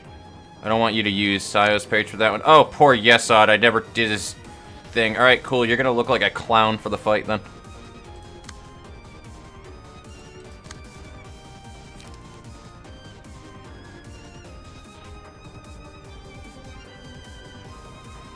Is this a Tenma page? No.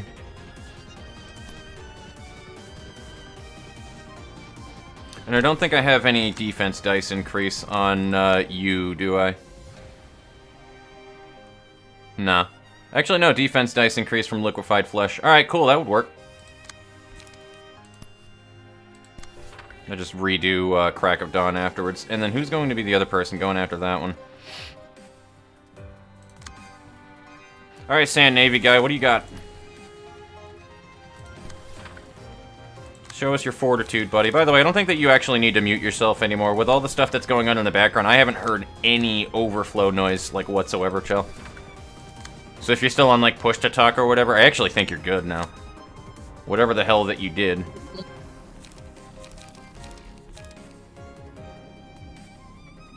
And I will Flying Sword... Overcome Crisis.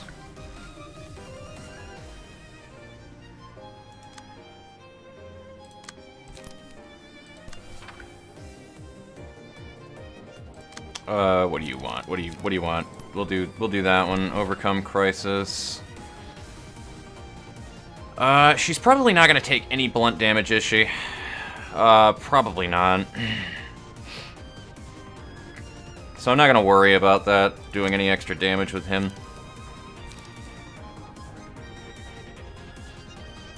Wait, how much is Library of Ruina?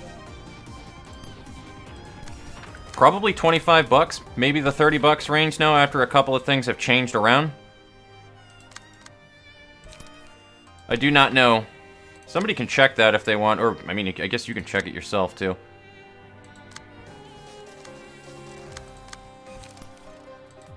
And there we go. Alright, perfect. I'm actually not even gonna really bother checking. Music is a tiny bit low. I'm doing it a little bit low just so that you can hear Chelsea. Because for some reason, Chelsea's volume, like, I hear it the same exact way that you guys are hearing it, and the levels seem a little weird with her.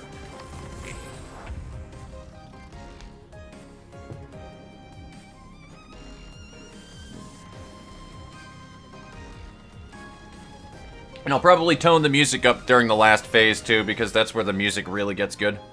Yeah, 30 bucks. Chat says $30. God damn it. Seal wants me to Ara, but I can't do a not Ara. I'm gonna end up getting it, like, this week. This week? Oh, are ya? Ooh. We have converted one. We have converted one, ladies and gentlemen. Victory screech! It's because I've been trying to be careful of my money because I need to do stuff like get glasses and Yeah. whatnot. But I got some money now, so maybe I can get the game. Oh, Sand Navy guy got whacked. Alright.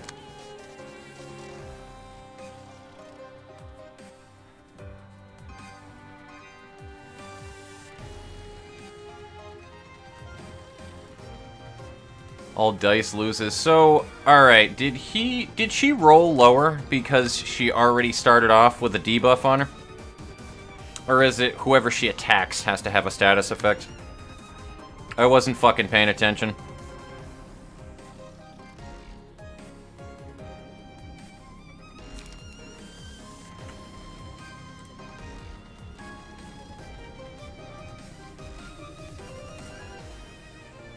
It's a cult classic. Absolutely a cult classic game. Yet another joins the collective. I forgot. Why did we even start playing Lobotomy Corporation? We started playing Lobotomy Corporation because I was going through YouTube and I saw a fucking fan animation video that somebody did for an AMV where there was an animation of Angela on screen to Millie's execution. That was why we started playing that game, and I was like, this game sounds really cool when we started Googling it, because we found out that it was based on a game. And I was like, dude, this is like Oxygen Not Included or just management sim game meets SCP Corporation. We need to play this. As long as she has status effects. Yeah. Yeah, I was googling it and I ended up buying it. I remember that. It's a good song, too. And I'm also a nerd, so the fact that that song is fucking in Java coding language, that, like, geeks me out like crazy that you guys have literally no understanding.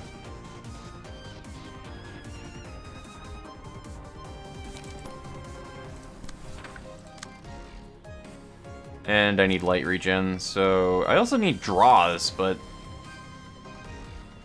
oh boy, this could be a problem.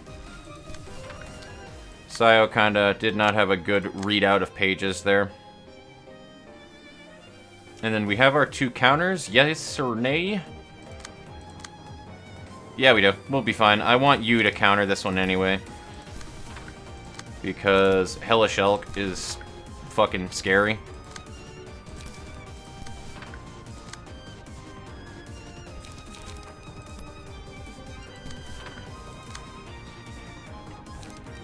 And, yeah, Sand Navy guy, I just want you to just kinda sit tight for a minute there. I'm gonna keep an eye on Angie for a minute, so let me... Good, I'm glad I looked at that. I almost did a bad clash.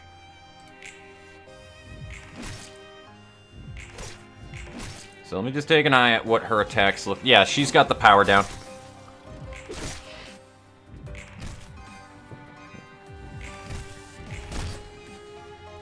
Okay, that's all I needed to know. And honestly, so long as we have Ricky running Eugen's page for that one, we should be able to counter those, like, big dick attacks pretty decently. And she has smoke on her, which is a status ailment, so should be good. Purge negative status effects from self, become immune to statuses this scene. Oh no, that's not good.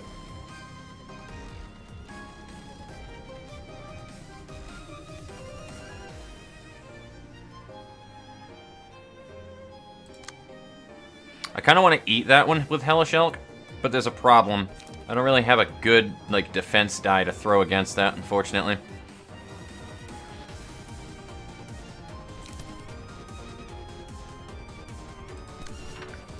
I can't even intercept it with Hellish Elk anyway, so that's fine. I could do that, because that would have some damage bonus in there. It would be some fucking risky shit, though. Yo, I don't know what anime I'm thinking of, but Hellish Elk totally looks like a character from an anime. I love Hellish Elk's character design. I really do. Just if anybody has never gotten a good look at her, okay? I love Hellish Elk's design. I really do. The purple eye color, the fucking silver hair, I love it. And then I gave her Eunice page, and I was like, dude, I'm in love with this character right now. It's one of my favorite characters, honestly. It's not Peko I'm thinking of, but somebody with a very similar personality to Peko is what I think of when I see That's Hellish Elk. kind of how that always is with that hairstyle. If you like any anime character like that is always a calm, cool, collected beauty. It's the best way to explain it. Yeah, but I'm trying to remember exactly who I'm thinking of. If I remember it, I would just scream it out randomly. Be like, I got it!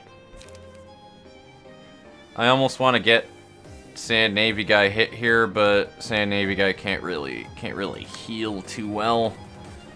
Who can heal? Who has sustain? Hellish Elk has the most sustain is the thing. But again, I'm really afraid of that 9 to 10. I'm gonna be honest with you. I'm actually really afraid of the 9 to 10s. Huh? Fly has to leave. It was nice to have you, Fly. Fly? Oh, later, Fly. I love you, buddy. Being a Millie song, too. It is the irony of it being a Millie song, exactly. Hello, Oki Mahardiga. How are you doing? I probably fucked your name up pretty badly, and I apologize for that. The Nerd Fox. I am a Nerd Fox, yes, I'm a programmer fox. I'm a programmer fox that also loves the shit out of music. And I am a therapy fish. How's it going, Uncle Kim? I love you. You fucking awesome dude. How you doing?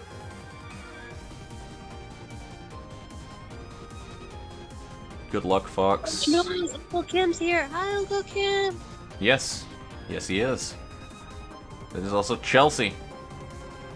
Don't forget that this phase takes more damage from pierce damage. True, true. I need to remember the pierce damage.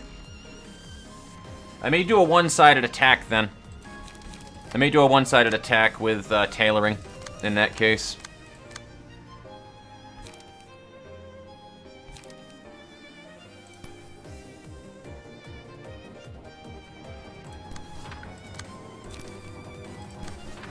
So, alright. I don't think that we're getting out of this other than maybe... Oh my god, I hate this. I actually hate this.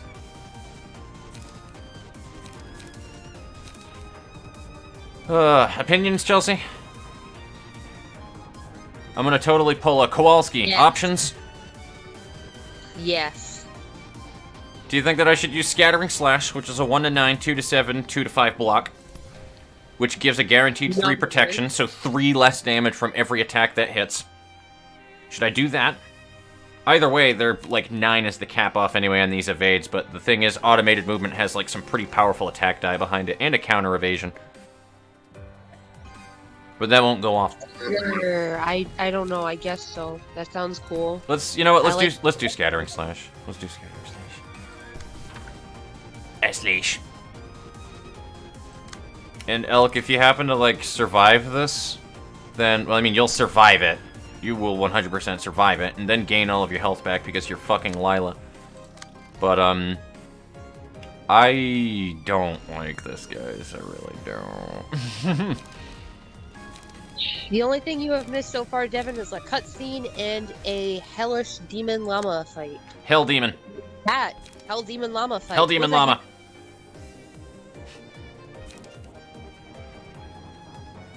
Wait, can we make a llamas with hats reference now, Ruin now?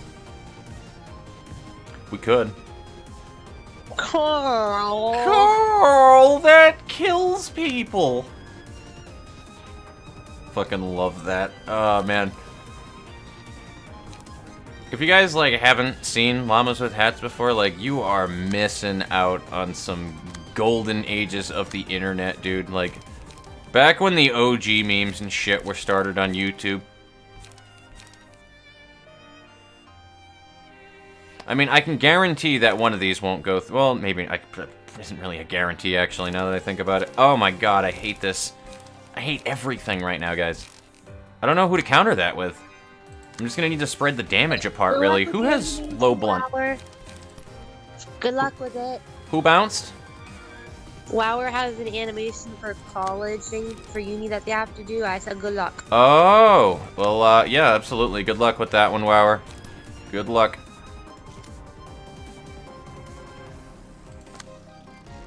I don't fucking like anything right now. I'm not happy.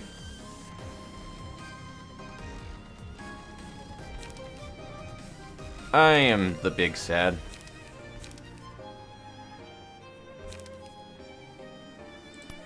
We'll just do that, I guess. I don't fucking want to, but,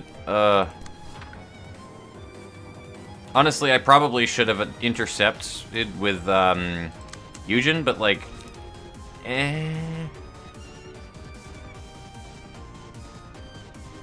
I don't know, man. I don't know what a good option is to do here. Alright. No more being babies.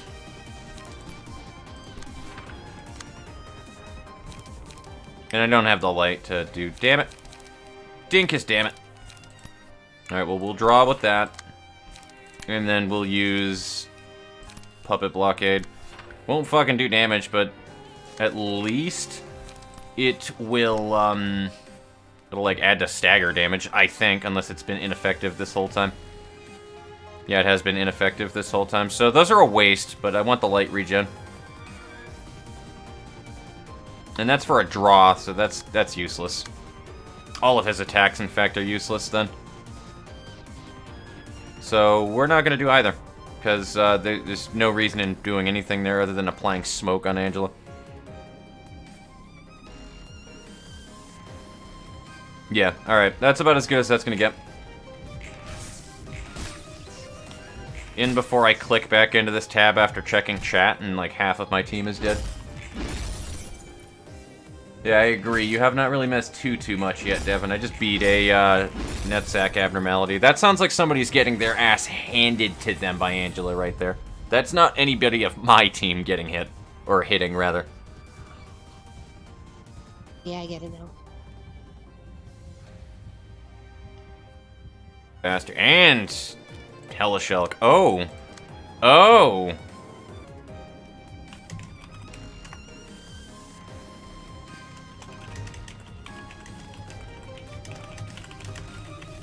Yeah. I don't know what that was all about. I don't even, like, looking at my stream health, and I didn't even get an issue. Like, everything has been healthy. Yeah, I don't know. I just thought I'd let you know.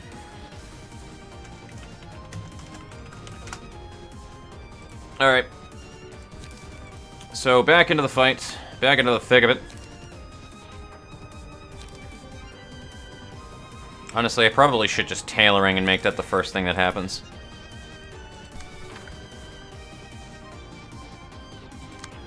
Dude, Yesod literally, like, his face and his look right now, too, with that stagger does not help the situation whatsoever with, like, just the whole concept of getting staggered as a whole right there. Like, he looks like he got knocked the fuck out, dude. Not gonna lie. I can will of the prescript. I'm going to do that. And then I also need some light or some fucking draws, which I don't have draws. Game does not want to give me draw pages for Sayo, which is probably... Oh, wait, I just used a fucking draw page. I'm stupid. Will of the prescript is a draw. Okay, well, that worked out well. Alright, cool. Stage 2, Chelsea. We beat her. Stage 2.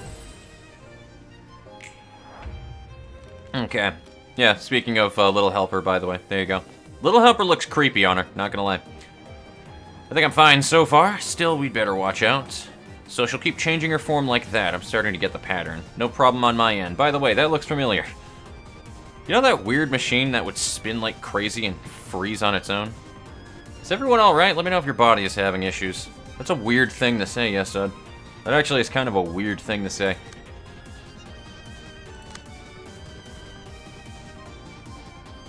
Do I have to do damage? I should read these. I always am like, okay, cool, we'll dive right into it, and I don't read passives. After dealing 10 or higher total damage this scene, restore 1 light. That's fine. These things aren't too bad. And then 50 health, 40 stagger resistance. So basic adds. Use the mass attack page if the character has 4 or more lights. Or has not used... This is all like light regen for her. I'm so happy to see Little Helper. I'm so happy to see Little Helper. I love Little Helper. Has not used a mass attack page. Or has not used a mass attack page for 3 scenes. Okay. And then repetitive pattern, recognition MK2 after dealing 10 or higher total damage. So yeah, same thing as the other ones. And then speed dice. Alright, cool. So we just need to keep light low, I guess. So I don't know. I think you gain light from winning clashes and stuff, though. So that's like the main thing right there. I can't intercept that, unfortunately. So Helishulk, I'm going to have to rely on you to... You know, not fuck up.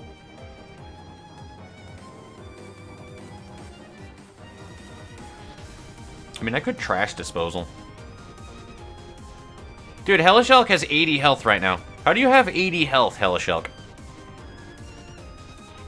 Everybody's topped off. Do they top off health every time that you change phases? I don't remember that being a thing. I thought that's what they were saying.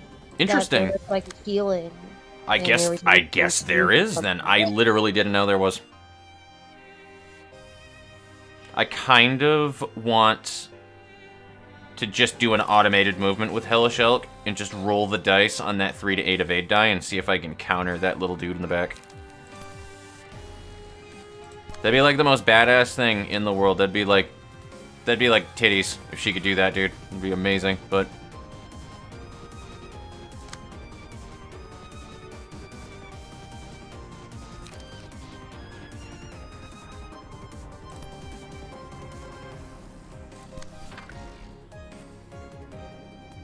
I might be biting off more than I can chew here with Hellish Elk, I'll be honest with you.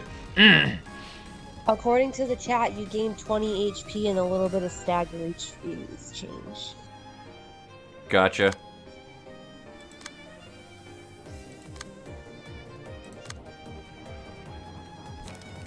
Well, that's cool then, if it keeps you topped off a little bit. Unfortunately, that's going to kind of screw up Eugen's page a little bit, but I'm not really that worried about it.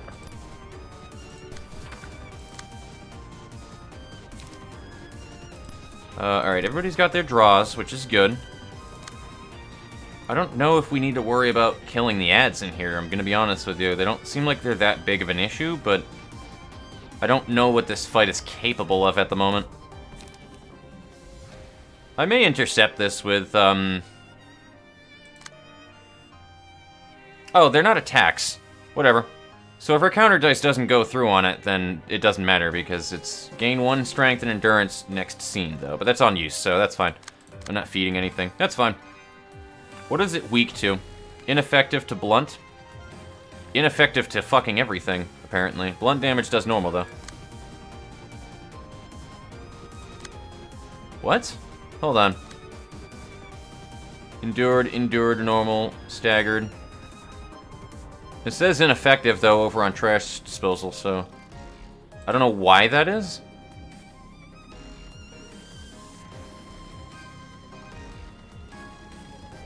But then that does endured. Like, what? I'm confuzzled, dude. Okay, now we... Okay, I don't know why that was different. Does it change with each fucking speed die or something? Or was I just not on the right character? Yeah, so it only takes damage from fucking slash. Gotcha. Alright, well if that's the case, then what we're going to wind up doing is I will wind up using this. For you. Yeah, let's start hitting the dudes on the side then, it looks like. Because if she doesn't take damage from anything else, there's really no point.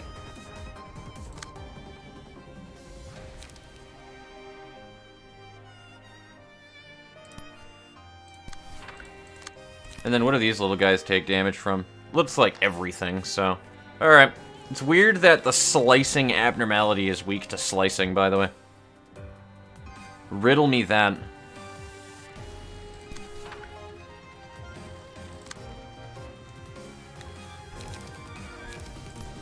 We'll do that. And overcome crisis, because I want to get my fucking ripple. Do they take damage from... Yeah, they are fucking fatal stagger resistance to that. Alright. I know what we're gonna do.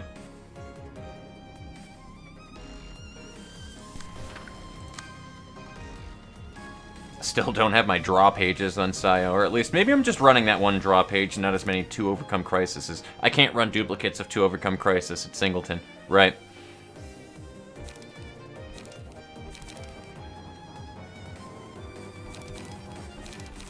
Yeah, whatever. More damage.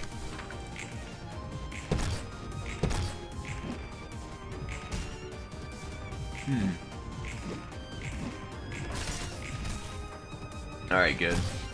Everything's stable. Good, good. Hardest part of this realization for me. You gain 20 HP on phase. Okay, cool. So that's a little bit more specific. Phase 4 was hardest. Yes, you heal a little HP and stagger. I don't care about... I do care about stagger. Stagger as well. You know, you heal a small bit. Okay. Did not realize you gain stagger each phase, though. Interesting. Seems to have caught a lot of people off guard. I feel like that wasn't even a thing when I was doing Malkith's floor realization, so I don't know. On a successful blunt, die rolled max value, deal extra stagger, which could be very useful. Every 3 clash wins, restore 1 light and gain 1 to 2. Wait, every... There you go. After dealing damage greater than 15% of the target's max HP... we're gonna put that one on Eugen's. And we have rhythm. Alright, cool, so he is staggered. So we just can't, like, feed the, That's the main thing, you can't feed the combat pages.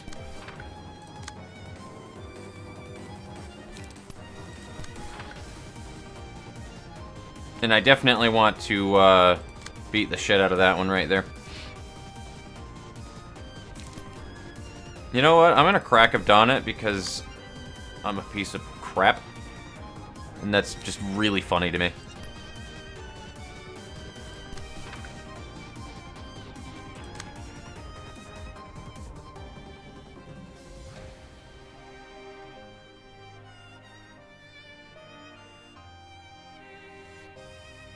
I don't think I'm gonna worry about Angela until the ads are taken care of weirdly though right now. So I don't know. Let me just do that then.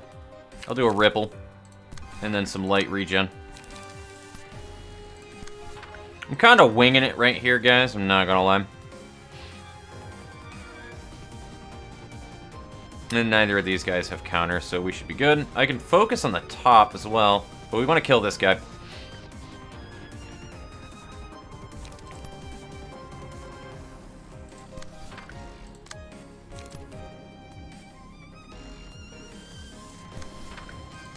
And then what do you got, Sayo? Cool, Flying Sword, got it. And to overcome crisis. We'll keep those pages going.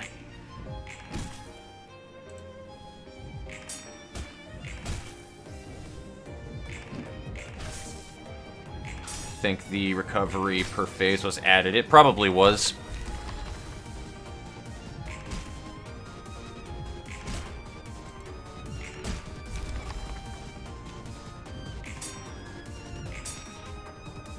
And as much as I don't like the fact that the healing every phase kind of screws up Eugen Page's users so that you can't get TOC bonuses from it, I actually think that that's a better thing that way because it kind of balances out the fucking power behind Eugen's Page anyway.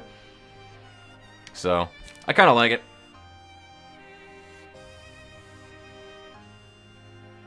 So it restores 1 light if you do that. Now we gotta start worrying about the things. You have 2 strength. Why do you have 2 strength? Because of the 2 cards you used last scene, right? What do you have for me, Hellish Elk? 0 defense pages. Well, that's not what I wanted to hear. Well, we'll do that.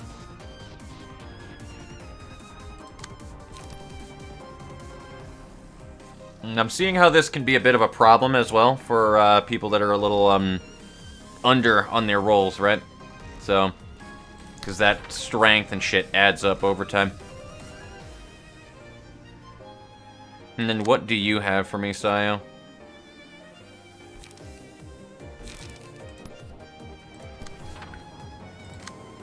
Yeah, I'm just gonna focus on doing that shit, because I really want to make sure that this one in the back just gets the shit smacked out of him.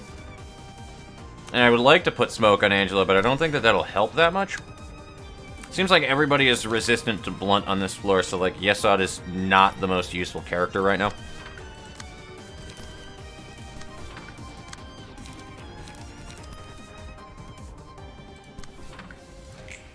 Should have checked to see if Ricky Shu had another to overcome crisis to use there. I did not.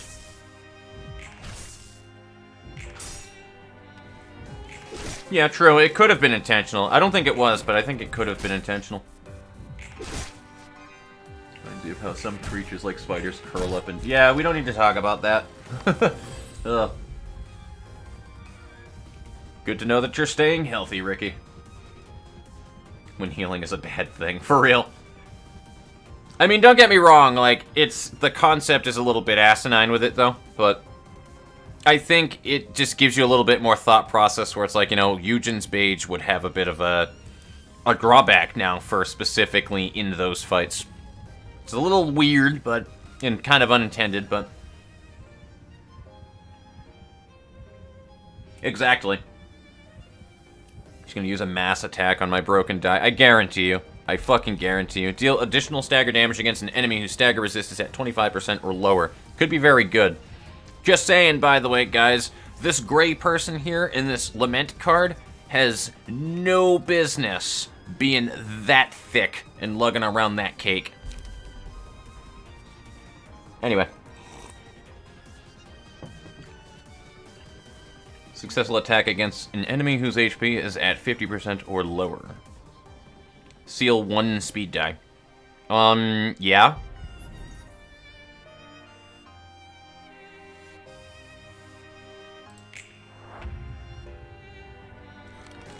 Alright. So now we have a mass attack we have to deal with. You have 1 strength, so this is going to wind up being 7 on everybody and bleeding everybody. So we need to make sure... Actually, you are not being attacked on your broken speed die, Ricky. Fucking... Look at that shit.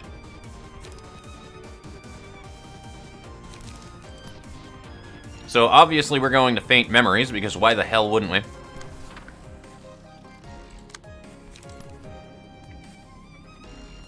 I gotta remember to reapply that 3. Oh, no, I can't. I cannot. I'll do this then. And then counter it with this. Oh, no, that's a problem. I can't do that. Ricky's not gonna be able to, unless nobody attacks that one. Yeah, nobody can attack that is the problem then.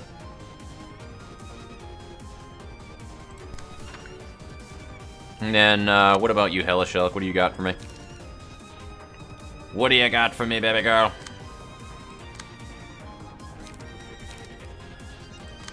I don't have anybody that actually has a good counter, though, for that one, unfortunately, so I'll just gig it. Sure. And then as for that...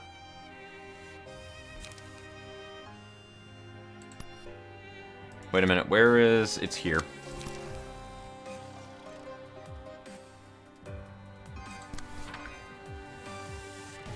You're getting mass attacked from here, so you're probably going to need to use Trace of Fumes. I don't think mass attacks count towards blocks either, do they?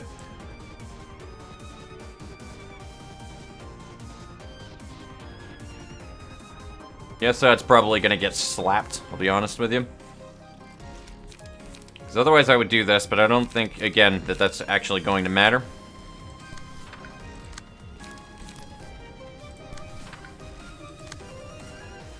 I think Sand Navy guys got this one.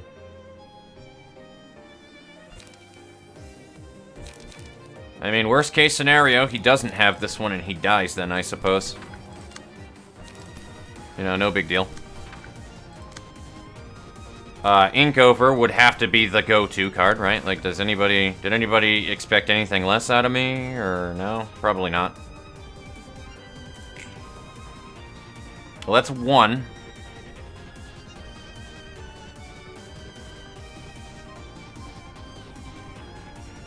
Everybody's rolling garbage numbers now.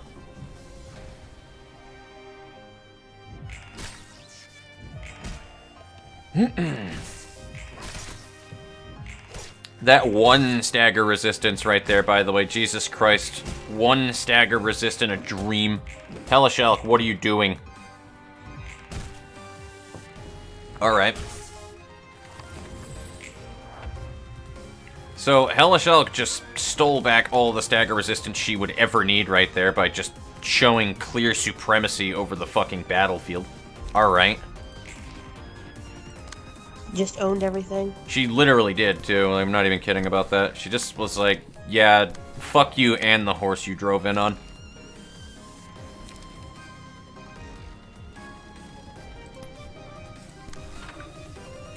And Ricky Shu got knocked down to size a little bit right there, but that's fine, because now that means that you can regenerate light with that card now, so there you go, buddy.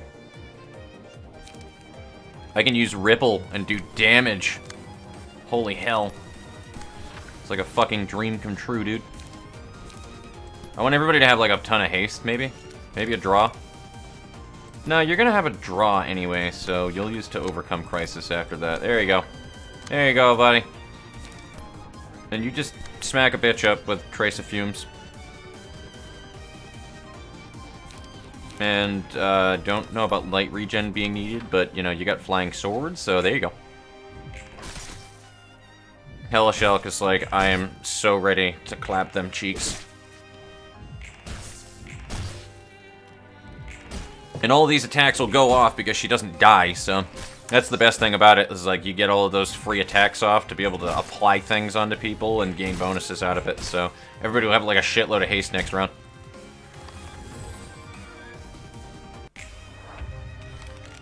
Okay, phase change. Cool, I like that. I like that version of Angela. So, Singing Machine, Chelsea. Because your trauma is not done yet. I actually kind of like that. Not gonna lie, I really like that. Now, if I remember, Singing Machine was all about getting them to get thrown into the Singing Machine and not yourself, and that was by, like, either not losing clashes or by doing a certain thing. So this one could be dangerous, depending on what is required. Harmony of Despair. You try to get other people in it instead of you try to like yeet people in there like the other one. You just kind of dunk fools in the Singing Machine. Singing Machine was a scary abnormality fight because, like a lot of abnormality fights, it snowballs out of control quickly. Like, if you get one librarian thrown into the Singing Machine, it does a bad effect to you, and then it usually leads to another person getting thrown into the fucking Singing Machine. So it snowballs bad. So, alright. Hold on. While the machine is playing, uses a powerful combat page. Okay. Please work harder. At the start of the scene, if one or more allies are alive, gain 4 protection and recover 10 HP for the ally with the lowest HP. God damn, she's the party bard, guys. Let's make music. On the scene, I Crave That Melody is activated. Uses a page that buffs allies. Oh, god damn it. I need to kill these guys as soon as humanly possible then. And then what do? Every 2 scenes, inflict Bind to self and gain an extra speed die and use a different set of combat pages. Right, they do a certain thing every 2 scenes. They all do a certain thing every 2 scenes, and you can't let that attack hit, if memory serves me correctly. Or you get thrown in the Singing Machine and you don't exactly die, but it'll play music, and it makes everything harder. That's what it was. If you lose that clash, you get slapped into the Singing Machine. But if you win the clash, they do. That's what it was. And if no one is inside Singing Machine by the end of the scene, I Crave That Melody was activated. The addicted employee with the lowest HP enters the machine. Yep, that's what it is. Because if we roll... Alright, neither of them have I Crave That Melody, so it'll be next. Hit a random ally takes 6 stagger damage. Give them 1 strength and disarm next scene. A random ally. Alright. Weird. That's a really weird specific thing there. Last die gains +1 power. Last die gains +1 power. Okay. Inflict 3 bind next scene if the attack was one-sided. So they can't be one-sided attacks. I remember that one very clearly as well. On clash lose, inflict feeble and disarm. Gotcha. So they debuff like a motherfucker. Time to read these and then I'll go over chat. All we can do is help her face it rather than avoid it. Not that we're so much better at having a discerning eye. It's natural to feel lost, even we can experience it sometimes. It's not a simple matter. How insightful, Hellish Elk. What do you know? This might be an opportunity to understand her issues altogether. I hope she comes back to her senses as quickly as possible so we can have some conversation on the matter. I don't want to hit that button again. I almost did. I almost went all one-sided. But the Geb's the thickness. Geb's definitely has thick. Mass attack incoming. And he naked. Again, butterflies. Seems like an easy pick. Yeah. Got the HP to handle it and punish them. Remember that Hellish Elk to conceal die, if I recall. I think she's the one that conceal combat die, which is pretty good. The cheese Abno page that kind of ruins the last phase. It's a miracle for now. Good luck on dodging. My dogs are on full Bork mode. My cat goes on full Bork mode sometimes. I don't even know why. I don't even know how that happens. Dodged a bullet. For real, though. What I know, not straight up beaten back. You can fully block a mass attack page, but that page is only used for... Gotcha. I feel like this is worth being said real fast. Don't gotta target the mass attack to counter it. Can still... I actually do know that one now, but I just didn't want to fuck things up, and I figured it was easier to attack the combat page, or the mass attack page, rather. So that I had a... I just was attacking things, really. I didn't want to counter anything and... change their targets, is the word I'm looking for here. That's why they're doing amazingly. Elk has my page. Pretty much. Yo, looks like I came to Angie Angela MK3. That you did, Maxine. Hello, how are you doing today? Best bard. Kind of fucky. That's something I definitely say. For real. Yeah, she's the company bard, guys. I'm just gonna stick with that one now. Angela is now the company bard. Except she's missing out on the most important thing about being a bard. She's not seducing anybody. That's a sin.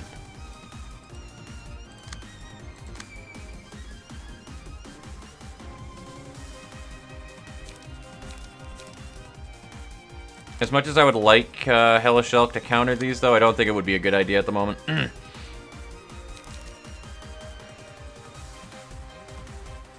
And actually, Slay could be a really good counter. So I think I'm gonna do that. That could fucking be very bad, though, but with all the bonuses that Ricky has, I don't... his chances of losing that clash are very unlikely.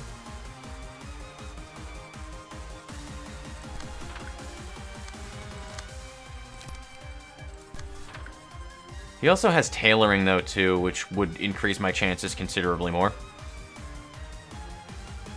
But it doesn't give me that strength next scene.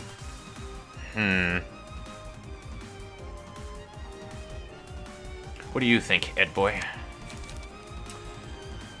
Alright, I'm gonna probably do that then. 2 to 6. Sound like a working thing there? Yeah, that's fine. And then we have a 6 to 10 going after Hellish Elk. Actually, I can counter with Crack of Dawn.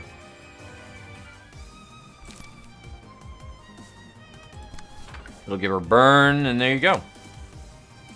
And she can always use Trash Disposal to gain like a shitload of stagger resist or whatever the hell else she needs.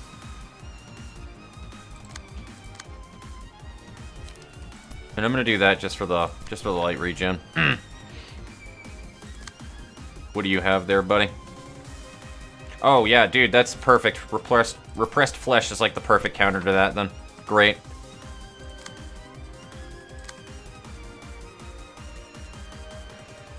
Oh, these are fine. They can't be one-sided attacks. Gotcha. I'm way overthinking those then.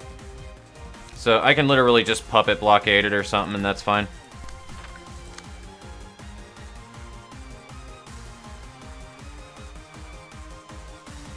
And I kinda want to Will of the Prescript here, just so that I have more shit, but like...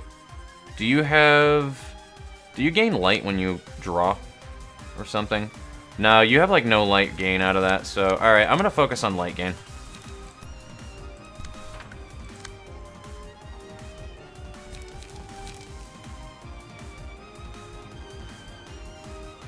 And a draw page, maybe. Nah, fucking... I need light gain. So... Maybe I'll just do that. I don't feel like wasting any more pages with it. I do love the tab change for clashing, dude. It's great. Bards will always roll to seduce. Every time. Luckily, with my D&D campaign that I'm working on, nobody's a bard, though. Nobody's a bard. But we do have a drow in the party that's going to obviously be our fucking rogue, though, because my buddy absolutely loves the Forgotten Realms books, so of course he has a drow. Angela is pissed, but at least she's playing those sick beats. For real. Violin intensifies. It'd be really funny if that banjo had a sniper scope on it. Becoming a boss rush is good therapy. Hello, Odin Snivy Gunner. How are you doing today? What do we have going on here? Did anybody get their special attack yet? No, not yet.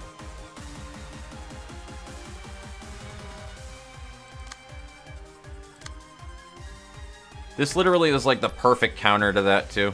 Unfortunately, I didn't win that clash last time against her, though.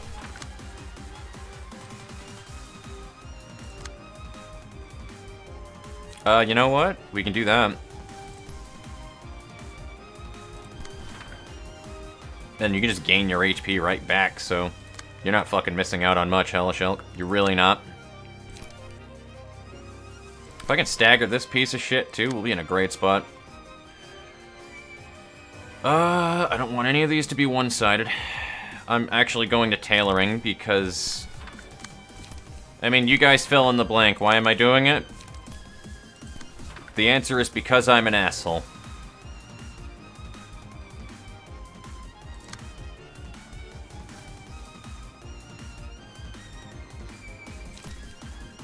Sand Navy guy, though, is clapping butt cheeks, though. Not gonna lie. He really is.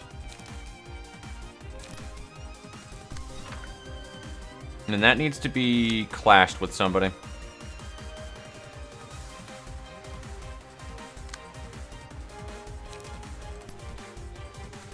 Yeah, you got this, Gavin.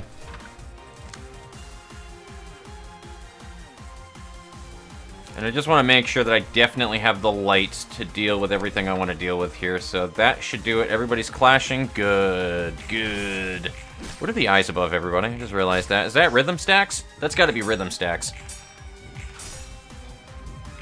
Oh, cool, they tied out.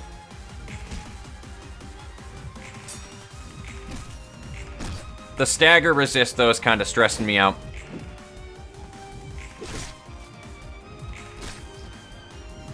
So I'm hoping that Hellish Elk is able to be put in a position where she can block a lot of things. All characters deal extra damage, and all characters suffer extra stagger damage. I don't know if I want to put that in so early in the fight. I usually put that as a last resort page. Offensive dice gain power against enemies with slower speed. Hell to the yes. Who wants this? Who's going to have, like, the highest speed dice? Honestly, Sand Navy guy and our Sios page usually have all the haste boosting stuff, so let's go with Sio. Okay, here's where it all goes to shit. If user fails to deal damage, stagger self. So they can't do damage. That's the main thing. So we have a Faint Memories here, and I will use another Faint Memories here.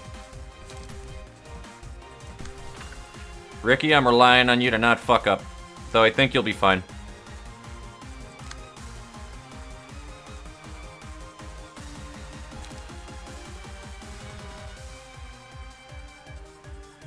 On hit, target is put into the machine, so they also can't hit with any of those.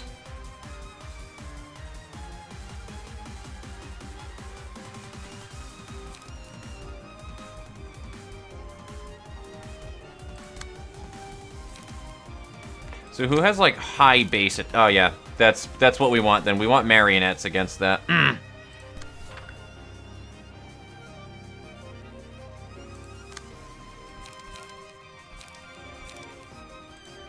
then what do you have for attacks there, Yesod? I wish I had better, like, base defense rolls for things.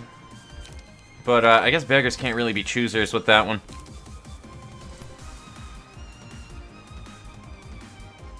Because all they need is, like, one bad roll, like a fucking 2 with a defense die, and then they roll high, and then you can still be thrown into the machine. There are no guarantees here. Singing machine is like a honey badger, man. Don't give a fuck.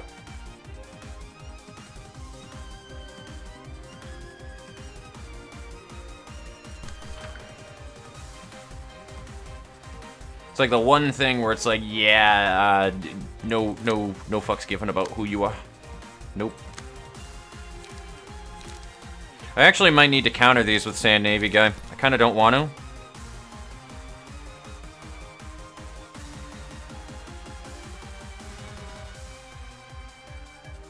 That's a problem, actually. That's a big problem that I just noticed. Anybody else see what I just noticed?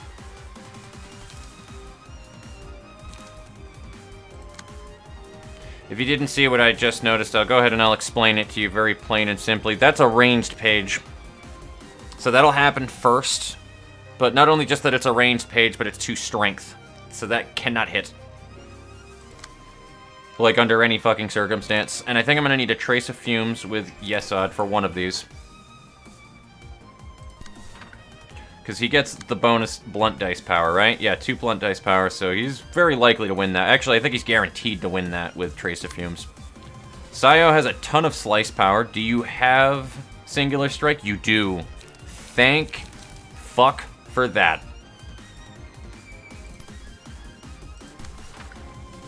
And because you're clashing on top of it, didn't I just give you something? Offensive dice gain power, yeah, against lower speed dice. So perfect. Gavin is a guaranteed win. Those are both guaranteed wins. Alright, thank God. And I think we have everything countered now, right?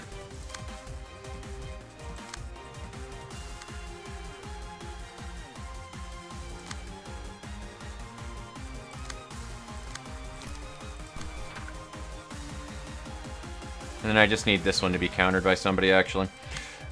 Singular Strike is still a thing, right? Oh, hell yeah. On guard. There we go. That'll win. Perfect. Alright, cool. Crisis averted. Yeah, Sand Navy, I'll just have you redo that attack in a minute. Do you have any draws? No. Cool, I think I did it. I think I did it. Let me keep an eye on everything that's going on here, just to make sure. It's like all this micromanaging has my brain in a knot. Oh, there we go, yes, odd baby. Singular strike. That's how you deal with range pages, by the way, Chelsea. When I was saying that earlier, that is what I meant. That is how you deal with them. So now the lowest person, the lowest health one of these crazed employees should be thrown in the machine.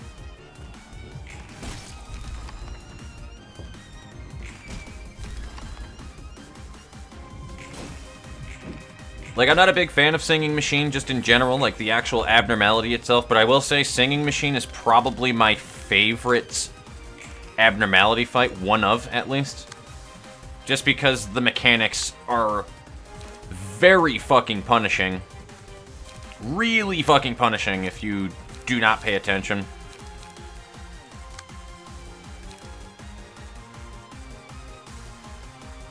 Oh, dude, we have extra... I have strengthened 6 right now.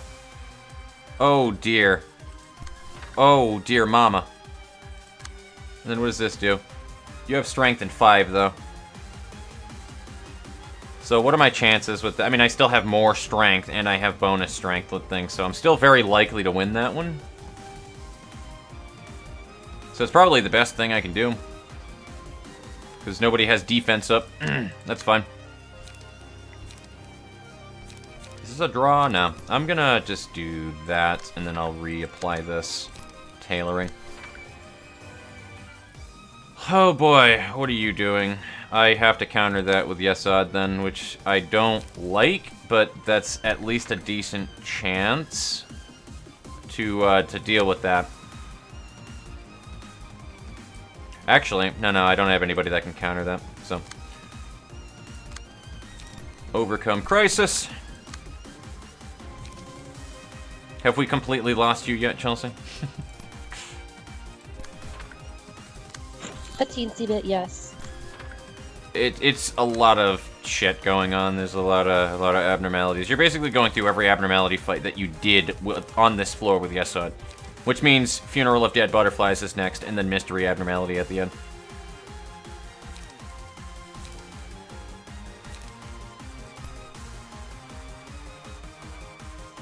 Also, finally, Blunt Dice is super useful.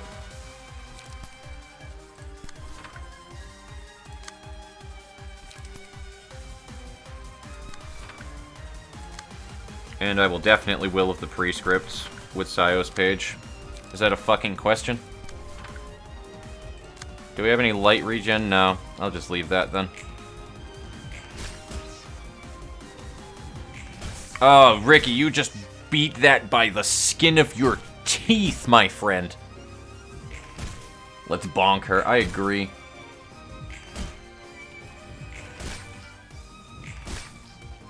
If life has taught me anything more, light is better than less. If you are... Yeah, fair.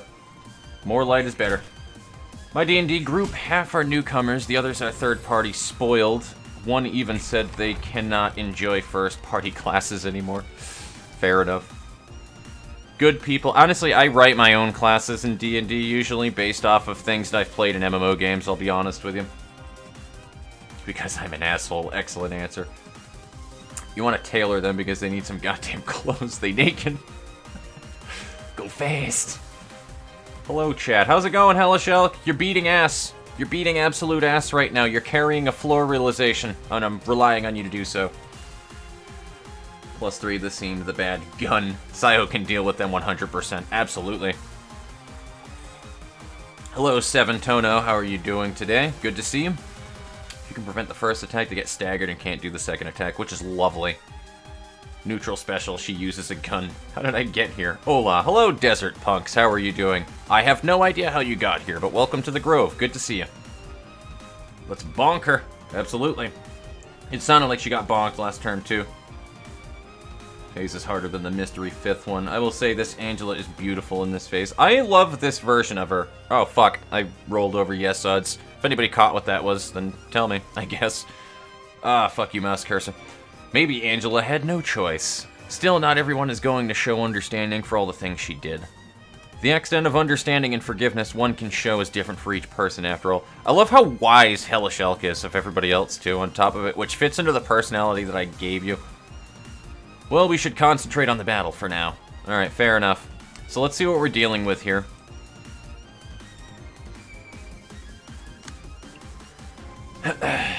Targets the enemy with the least HP, which is the same as last time if memory serves me correctly. You always target the enemy with the least HP. By the actual number and not percentile, thank God.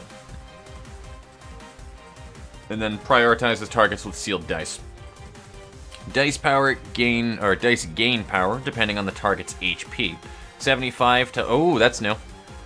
Power +1, and then 50% or lower is power +2, so I gotta remember that one.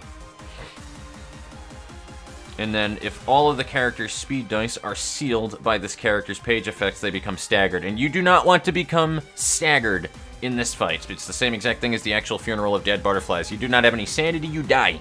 You did. You get fucking Undertakered, man. Staggered enemy at the start of the scene uses a special combat page and uses a mass attack every 3 scenes. Now, what do the butterflies do? I don't know if I should be focusing on butterflies either. Targets the enemy with the least HP. Suppressed when Funeral of Dead Butterflies is suppressed. I may just divide the attention, to be honest with you. So, seal speed die of target until end of next scene. On hit, though. And then seal a speed die on self. With a clash lose. So, let's see. How can we beat that? Actually, you're running Sayo's page. You're running Sayo's page. You have Singular Strike. What do you have for me? You have Slice Power 1, Slice Dash Power 1, and then +2 with Singular Strike. So that's a +3. That makes it at least a 6. 6 to 9. Do we have a high chance of winning that? I'm not as confident as I wish I were, to be honest with you. If I had, like, some power on that character, or strength or whatever, maybe, but I'm not as confident as I would like to be.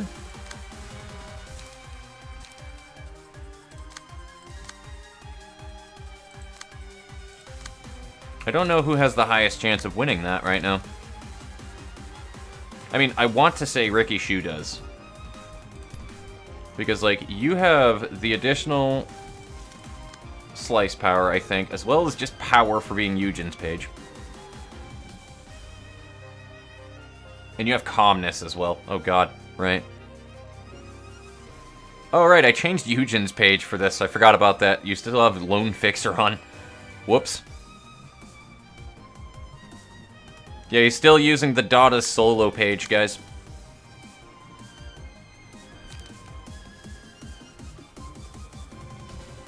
I can give it 3 power, so that would make it a 5 to 8 evasion die. But you also have Strengthened. Wait a minute, you have Strengthened. Can you do anything? No, not really. Who else has Strengthened? You do. But you don't have, like, any bonuses for anything. Alright, I need to make a decision here. I'm starting to get bored.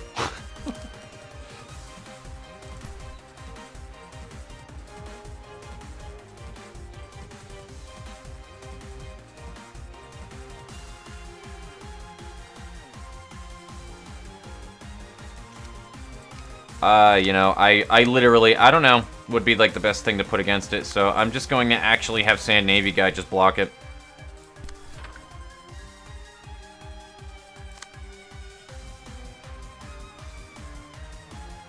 Although, this is still a good option for that with the Singular Strike, so I think I'm gonna do that.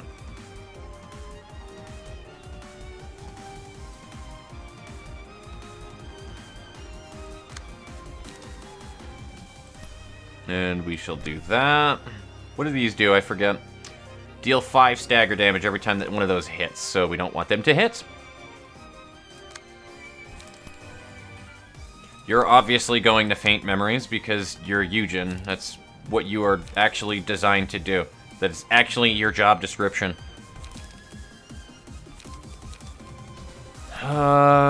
There. And let's just fucking pump out more hatred.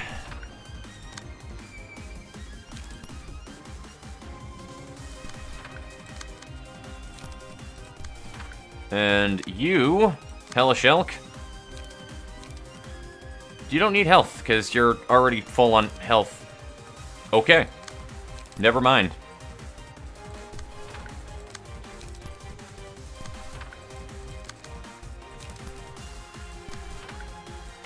Let's see if this actually wins. Nah.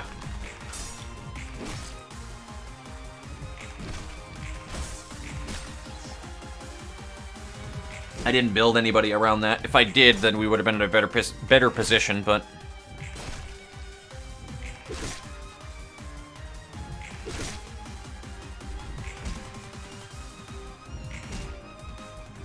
that 2 roll made me sad.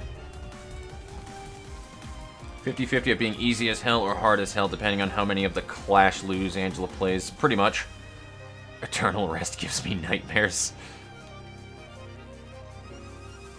Not the gun! Angela gun, go burr! Oh, man.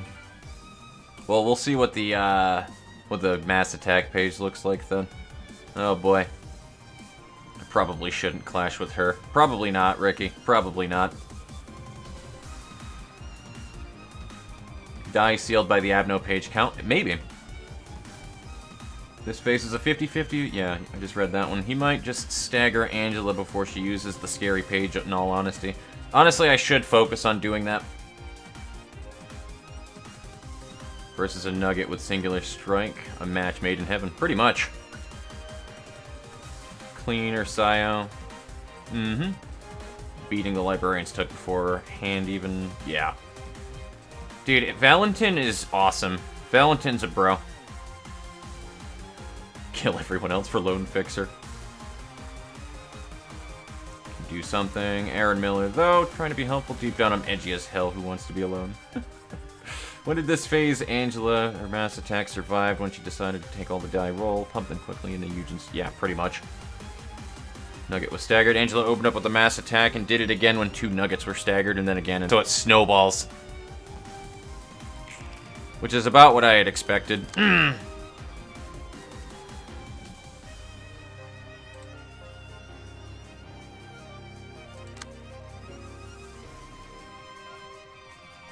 I may have to have Ricky Shu jump in on this one to do tailoring. Oh boy. And then I can have Hellish Elk block another one.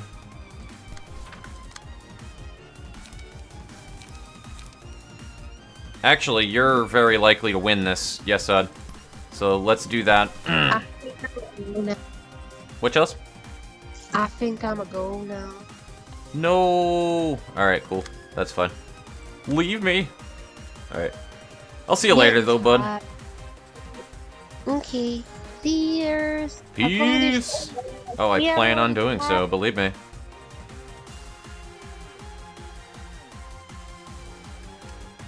Okay, and now here's where we wind up losing things, because we are no longer blank.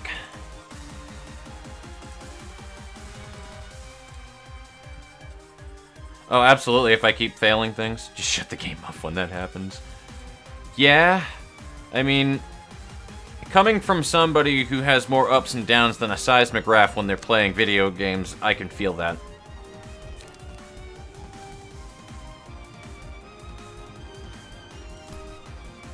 Like, just believe me when I say that I feel that. I feel your pain, dude.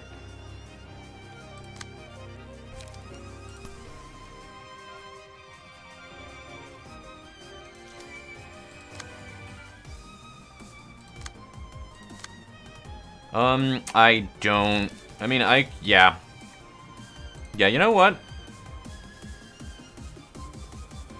Let's get some free attacks off right here. Some free damage, ineffective stagger, so... What are you affected by? Just damage? That's about it? How do I do damage to her, though?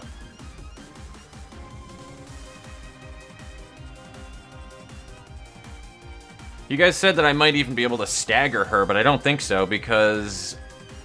I don't have anything that you're talking about there, unless you're supposed to get a sealed speed die on her.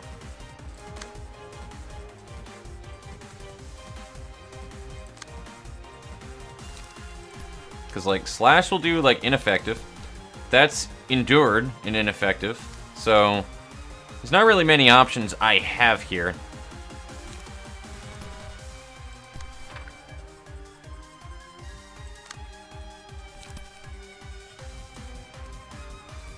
That middle mouse thing is still so weird. It's less weird now because RimWorld actually uses the same thing where middle mouse is your drag.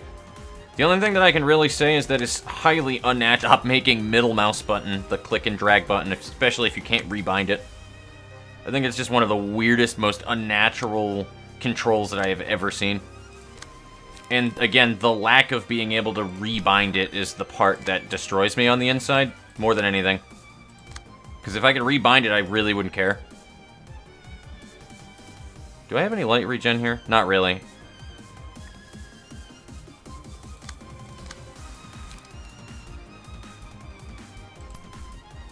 Let's do that, then. Oh my god, I'm not going to be able to get a lot of these off, am I? That one went off. Alright, cool, now she's sealed.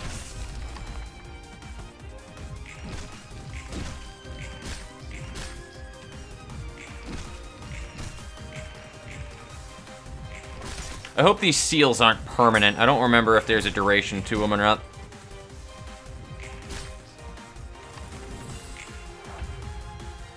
No, they're not permanent. Alright, that's fine. I can deal with that.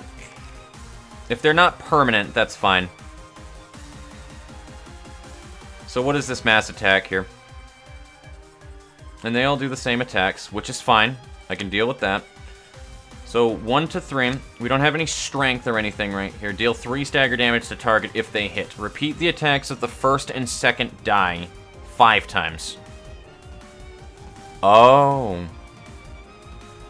Oh, so you're an asshole. Also, of course, that's on your broken speed die right there. Ricky's fine, but Yesod, on the other hand. And you can't intercept that either. So, Yesod's kind of boned.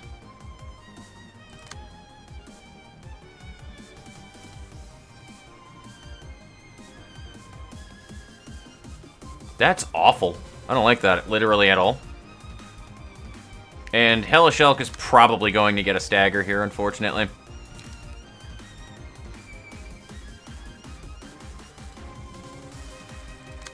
Why do you have 5 feeble? How did she get 5 feeble? Did she just get, like, murked by a bunch of butterflies and I didn't notice?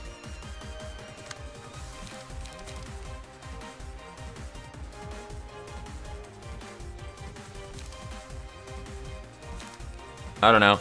I really think I'm going to have to do that, though, just because especially that evasion die at the end, the counter die will make all the difference. Are you actually, like, able to take damage, though, Angela?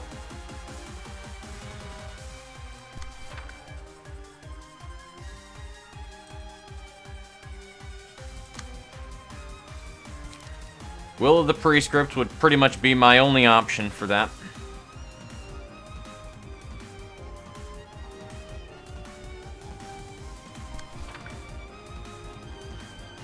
Yesod's fucked anyway, we've already established that one, right? Alright, good. I mean, he may not get staggered, but...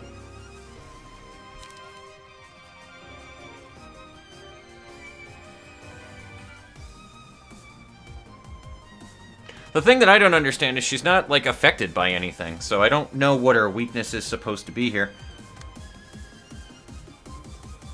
Unless she's supposed to just kill all these butterflies.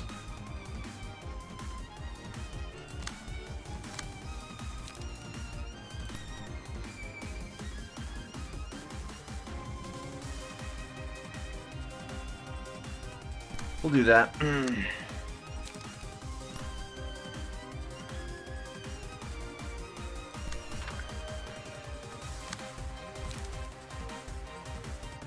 I would love to get some combat preparation off, but the chances of it getting pulled off are incredibly unlikely.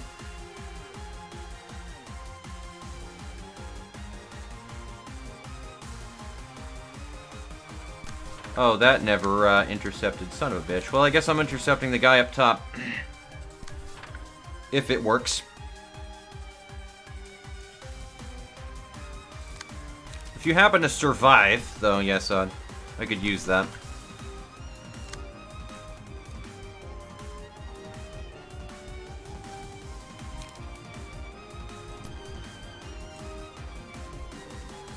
And I know I don't need to target the mass attack pages, just it's easier management from him.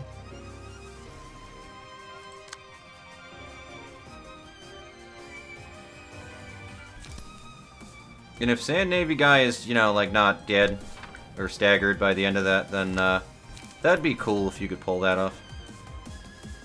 I would very much like that, buddy.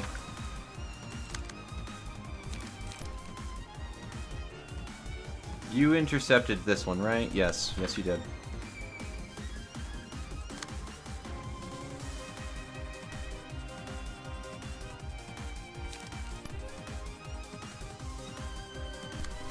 And our counter was this.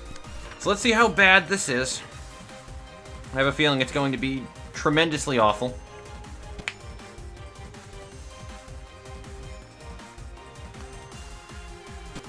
Yeah, that's because it is tremendously awful.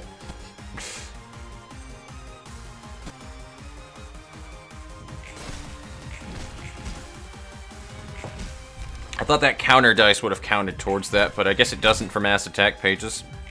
That's a fun lesson to learn right now.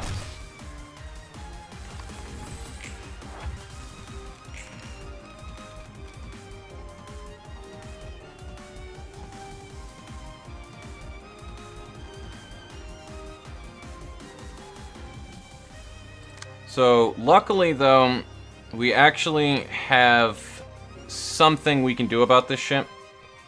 Not much, don't get me wrong, there's not a lot, but we can deal with some of the more dangerous shit right now real quick.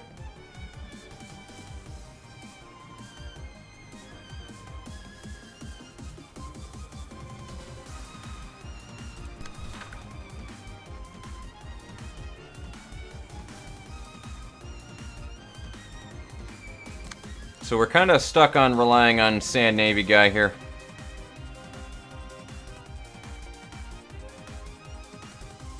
And that'll kill that thing, which is good. So we can kill one of the butterflies.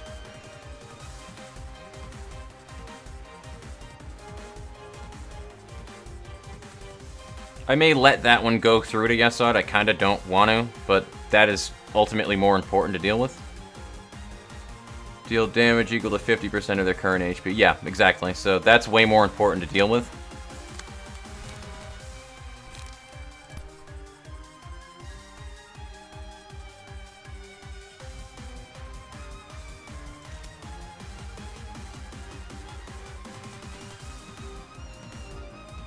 Well, what do we have over here? Unfortunately, I don't have good fucking cards for this though either.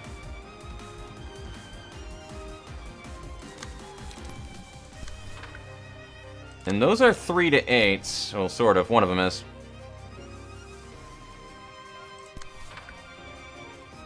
Alright, Ricky, how confident, how lucky are you feeling? Do you feel lucky? I'm still gonna let that one go to Yesod, though.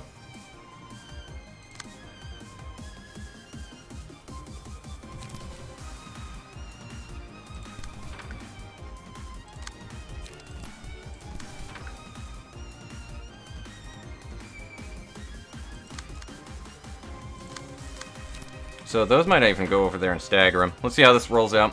I'm kind of on hyper focus.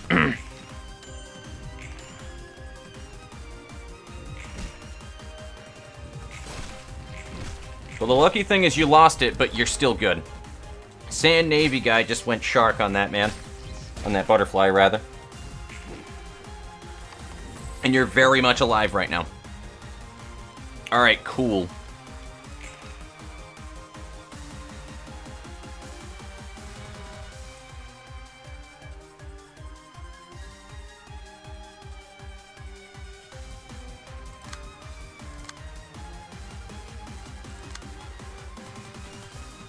I don't know how to do damage to Angela. What is going on here?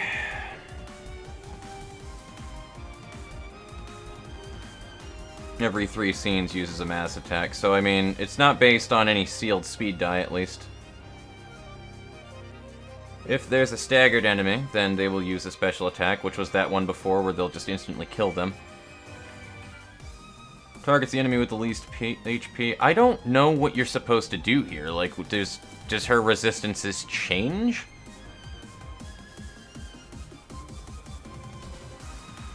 Oh, you have to get a stagger from winning against Guiding Hand. Alright, cool, so I'm fucked. I don't think I'm gonna be able to win that, guys.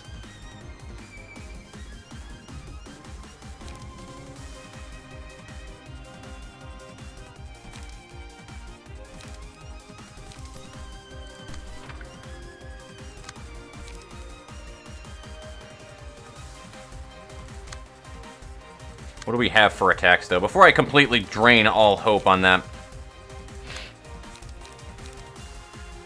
Sand Navy guy has blunt dice power increase 1, and blunt damage increase 1. So you actually have a good chance of winning a blunt clash. Though I think you have blunt dice power like up 2. So Yesod has a higher chance of winning, but Yesod also probably could die if he winds up getting hit by them. So I think I'm going to take that one with Sand Navy guy, just for good measure.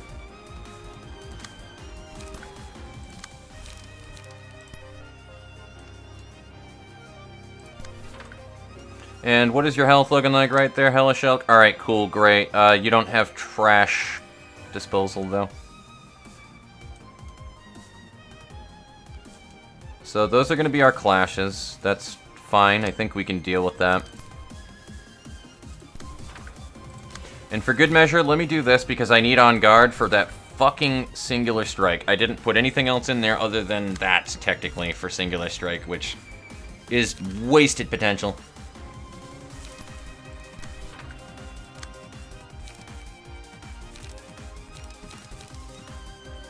I would like bind, actually. Wait, does bind even matter? Because they're going to do a mass attack. So, probably doesn't matter as much.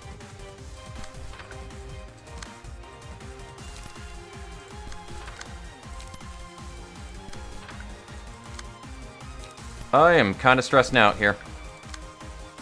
I'm going to be honest with you. I'm kind of stressing out a bit here.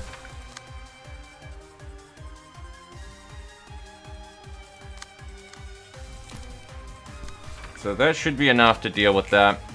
I would check chat, but I'm like so right now like on hyper focus. So that's one win. Good, cool, awesome. That would have been great if I won both, but fortunately, Trace of Fumes never wants to roll good.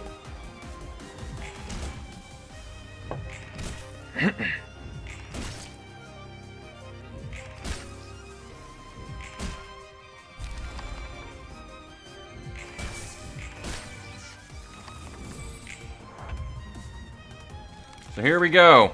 Death. Death for all.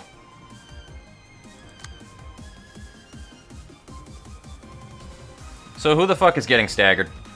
Who do we have? Alright, so everybody's at full stagger resistance other than our bottom two. So our bottom two laners are 100% getting staggered.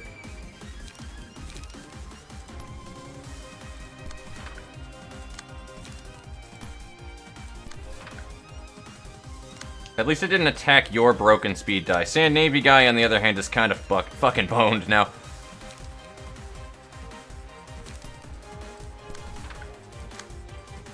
If you happen to go through it, hey, there you go. But otherwise, I'm not expecting much.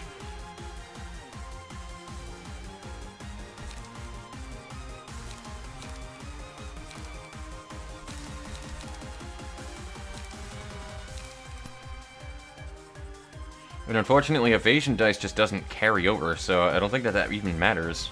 Tried it last time and it didn't fucking carry.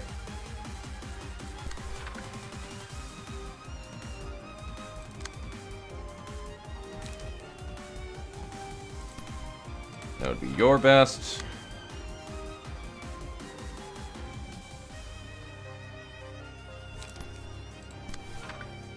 And then you... That would be your best.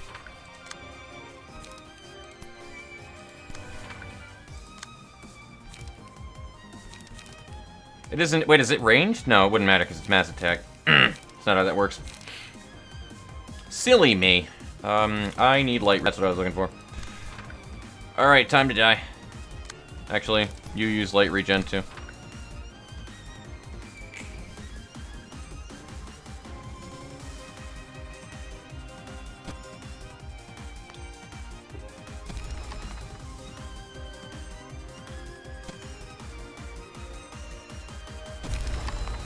Jesus Christ, dude, the amount of stagger damage there.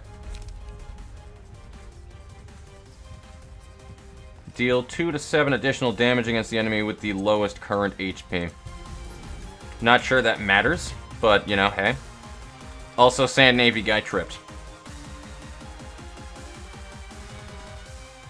Person... Yeah, I don't think that even fucking matters anymore, so... Alright, cool. Oh, that was a fun waste of an hour.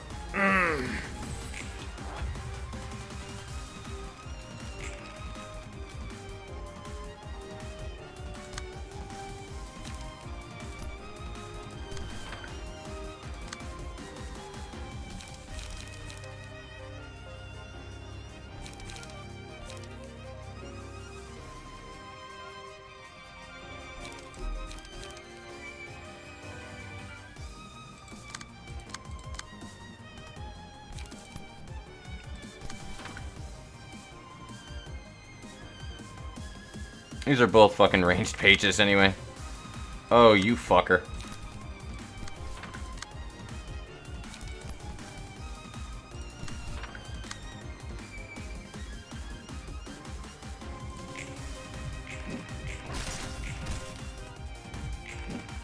Okay, I mean, I guess that works.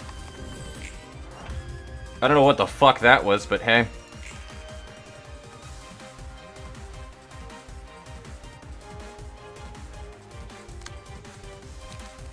Eh. I just hit P.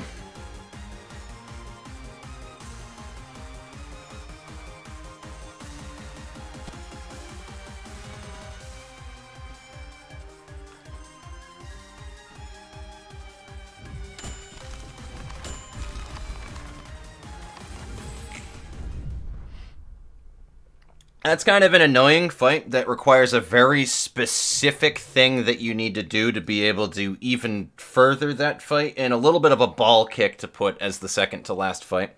That I'm not a fan of right there. I'll be honest with you.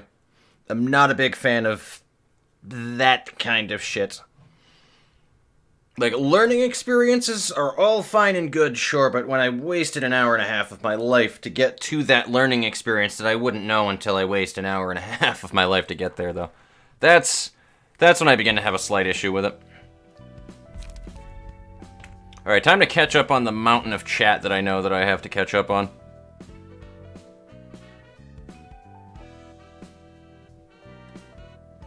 Yeah, that is literally a mountain of chat, Jesus Christ.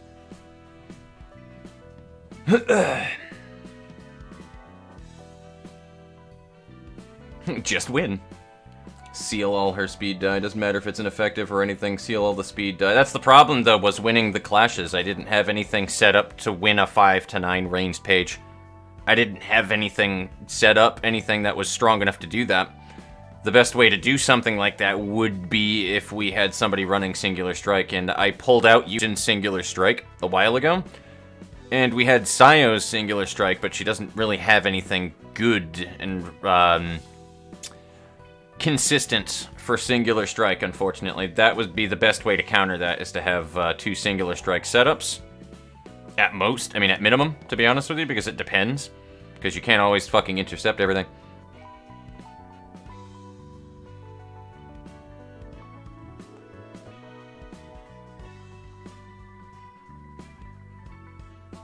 That's the thing, too. Middle mouse doesn't exist if you have a laptop on top of it, and you can't even rebind it.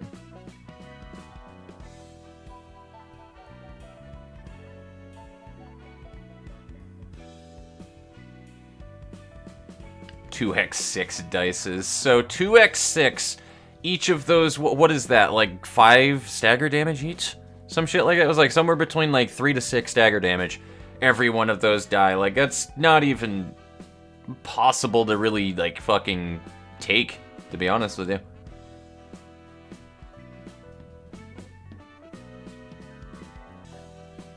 Just based on how mass attacks work.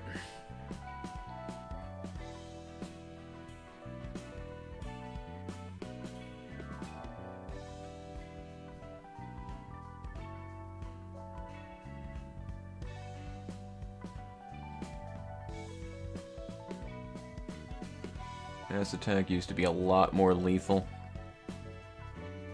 It's not even really the mass attack that's the problem to me. I don't even really care if there's like a really crazy broken mass attack page as a punishment for doing things. The problem is being able to beat a 5 to 9 die being thrown at you. That's a high number. And there's really not much unless you're running like a Transpierce or a Binding Arms, or even then too with like a Binding Arms and enough like power increase or something like that. Like those require very specific builds for you to be able to use a 3 light page that opens up on the first attack of it being a high rolling die and keep it consistent to beat something that is a 5 to 9, because even still if that die rolls high and she rolls a 9 is not a consistent number to beat, at least not on this stage right now, and it requires specific setting up to do so. Now, if I was running not Sayo's page, right? If I was running, like, I don't know, say, a Proselyte Fixer, or a Proselyte, maybe I can see that, because you get, like, the 2 strength from doing certain things, but it also requires certain things. So I'd probably need, like, a 1 dice page of each type at all times in a singleton running deck to do that. That's, like, the best thing that I got for you. I mean, I can build around it now. It's fine. The next time that I go through it, it's probably not going to be nearly as bad, but it's just mildly annoying to me when I spend an hour in a fight in a game and then, like, the second to last, like, for something like that, like, they just throw in a curveball where you have to do a very specific thing that's not an easy thing to do that you should ordinarily be able to build around in an abnormality fight. And it doesn't happen until late in the fight. And that's really, like, I don't really like Yesad's floor realization nearly as much as I like Malkuth's on that one alone, because that's a little bit of a kick to the balls that just wastes your time. I don't lose anything, whatever, no big deal. I'm not losing cards, I'm not losing books, I'm not losing anything but my time. And honestly, my time is valuable anyway. Everybody's time is valuable, it's not just a me thing.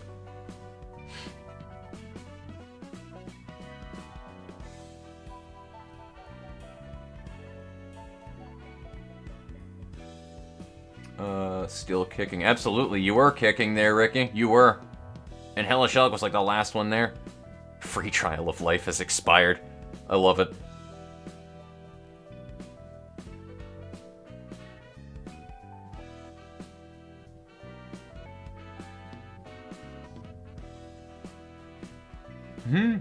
Wasn't that lucky, but that still worked out for what I was trying to do anyway, even though you lost the rolls, Ricky, which is fine.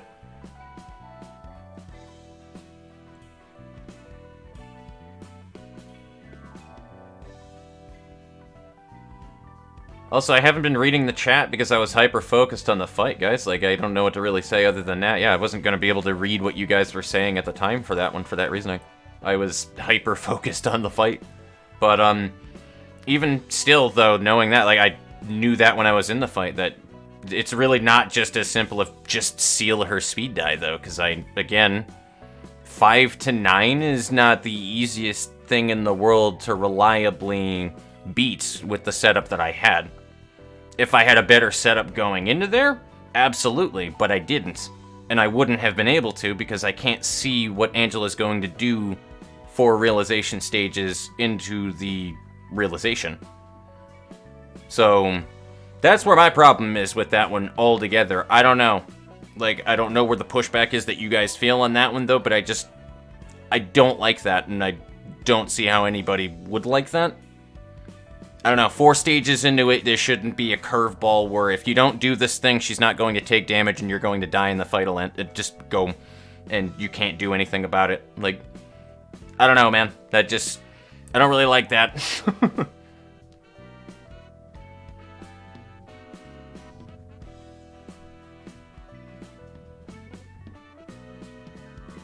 Detecting a trace of fumes in your tone. Absolutely, there is a trace of fumes in my tone. I am the Salt Wizard, my friend.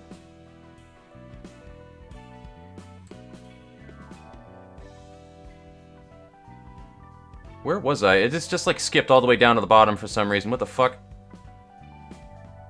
Okay. There we go. I don't know why it doesn't refresh the chat when I'm all the way up in chat reading things. I mean, I'm gonna go into it again, guys. Just saying. I'm gonna go and pee first, but I'm going to jump into it again.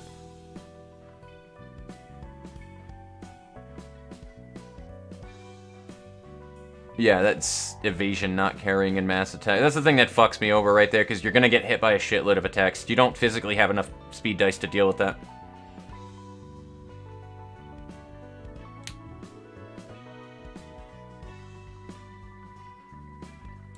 I mean, I could modify some decks if anybody has ideas as well, too. There's a couple of things that I can think of, but for one, I definitely want to run some Singular Strike builds for at least Tenma, Yujin, and Sayo. For obvious reasons.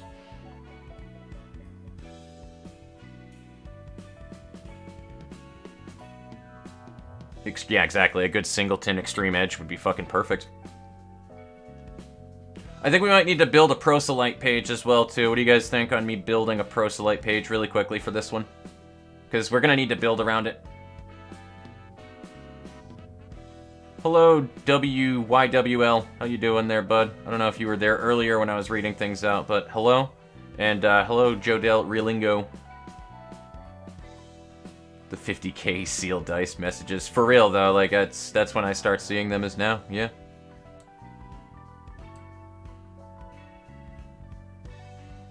You can absolutely suggest a page. Go for it if you want to swap out Sayo. Sayo was kind of just like a thrown together one anyway, which is probably going to be the page we wind up pulling out here. Yeah, Deep Drag is probably a good one to use as well.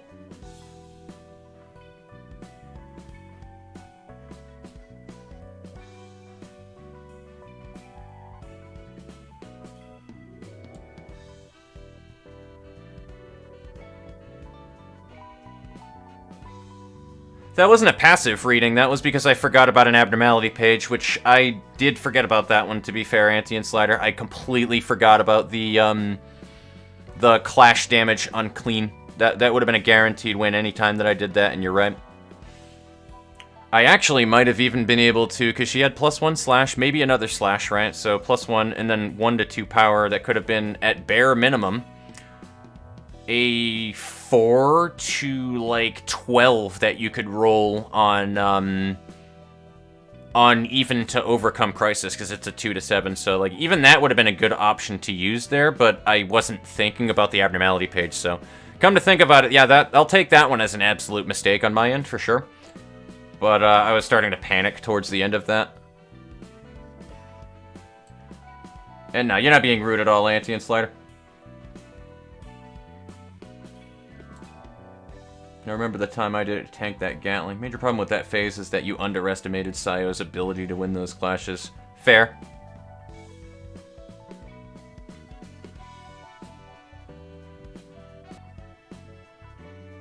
General receptions. I've done pretty much all of those, yeah. And I do have Hat's page. And Bamboo Kim is definitely, yeah, absolutely. We should build Bamboo Kim for it.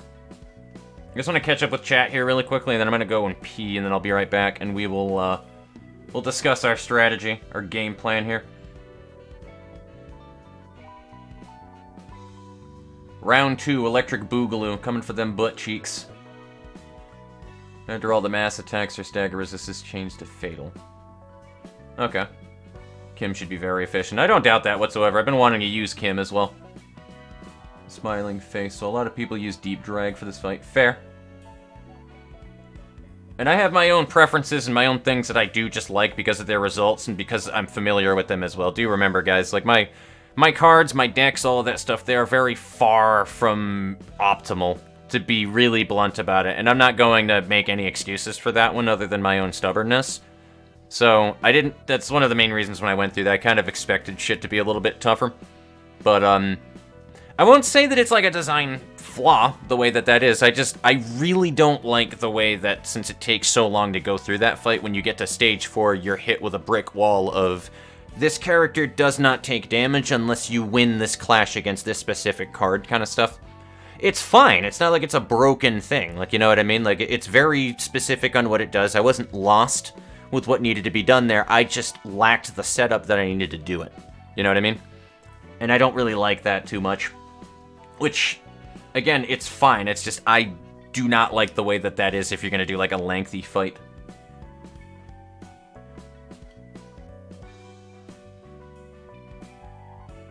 It's the only one I can remember that I had to try multiple times to remake decks. Fair.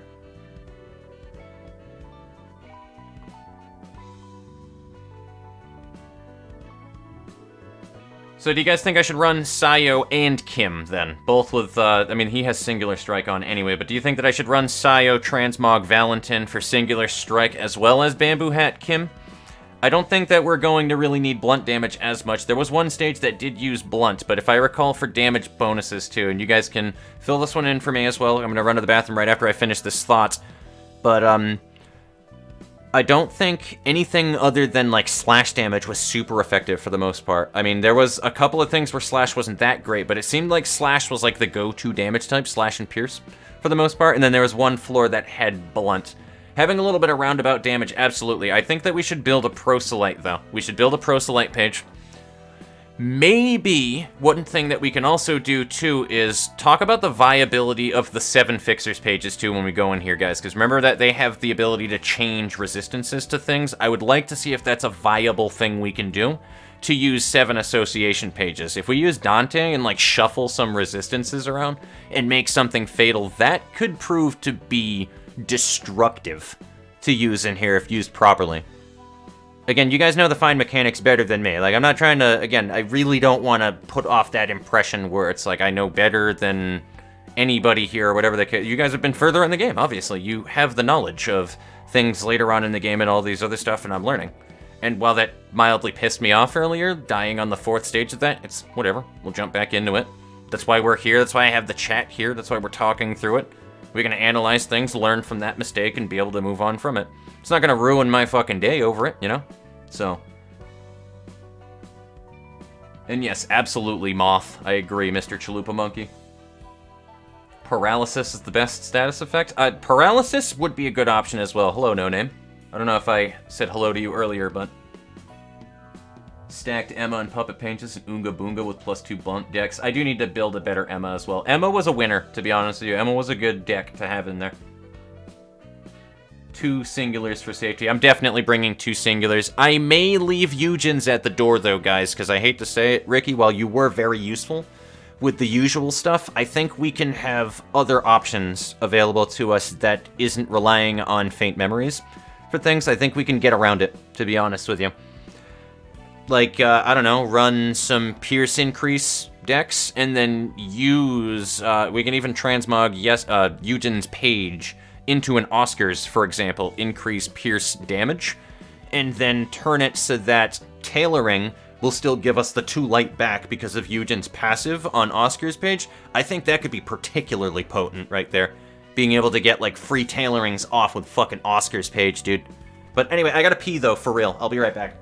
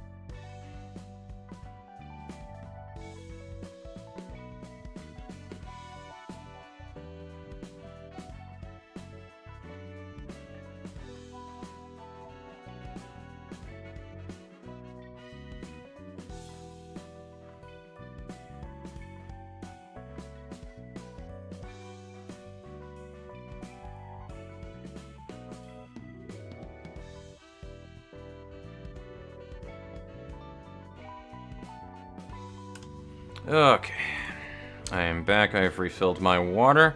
I am almost considering trying to commission the dude who did these PNG files for my RPG Fox character, dude. I almost want to look into commissioning him for a splash screen for streaming. I feel like that'd be pretty dope.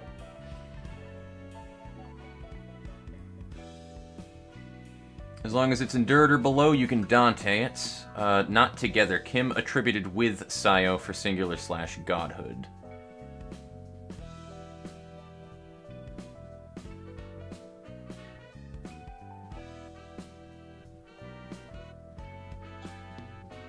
You mean, okay, so you want Bamboo Hat Kim, but with a Sayo page on it. I imagine for some passives that you have on it for even extra singular / bullshit, right? Also, let's not forget about the Blade Lineage pages, the combat pages themselves. They have a lot of really strong alternatives for singular strike. I think they're all slashing damage, but they do have strong alternatives as well that I want to look into doing here. I don't have the actual window open right now, I'm just looking at chat. Kim does have better stats. Eugen and Kim not. No, you're good. You're good, Devin.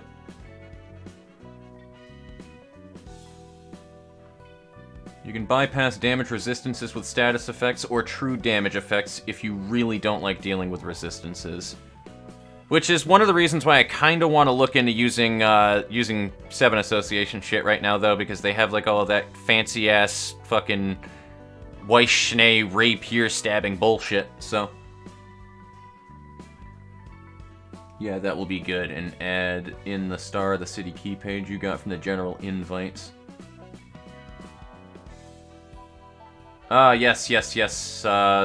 Forget what his name is. I don't really speak Korean or know Korean too well, so unfortunately the terms and the words that are used for, like, in between each segment for names, because you know how it's all, like, hyphenated and stuff like that.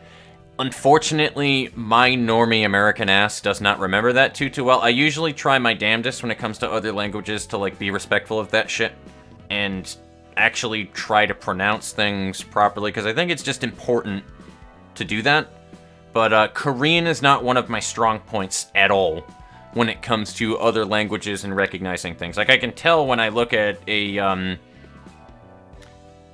I don't want to say Romaji, but basically what, like, Romaji is, like, when they change it so that it actually has, like, English alphabet lettering for it and stuff like that. I can tell by looking at it whether or not that it's fucking Korean, absolutely. But I am not the best at their words, their language, their vocabulary, you know what I mean? I'm not the best with Korean.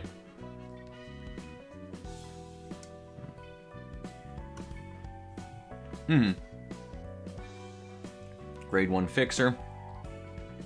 Alright. So, here's what I think, guys. Alright? Should we completely break down every one of these pages? Because I think we should. I think we should completely... Maybe not Lila's. Lila's is still a really good one regardless. I don't think that we're going to get much better than Lila's right there. But, Sayo's will break down. Tenma's will break down. Eugen's page we definitely have to optimize. And maybe change the combat pages inside of Emma's page. Other than that, I think Emma's page honestly is fine as is. That's not what I wanted to look for. But I do want to do a floor realization thing for him real quickly. What do we have here? That's disgusting. We're on fixers. Actually, you know what? Weirdly enough, Dante's page is probably one of the best transmogs for him. Because he just looks like a snarky little shit, and I love it. That or a proselyte? I kind of really like Dante's page on him, I'm not gonna lie.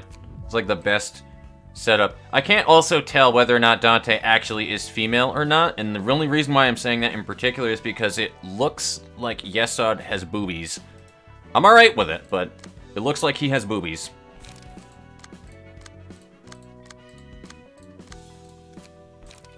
So we definitely want to build that one.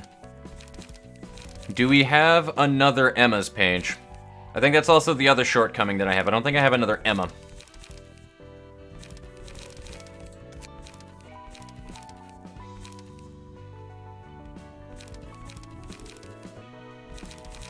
Was Emma back here?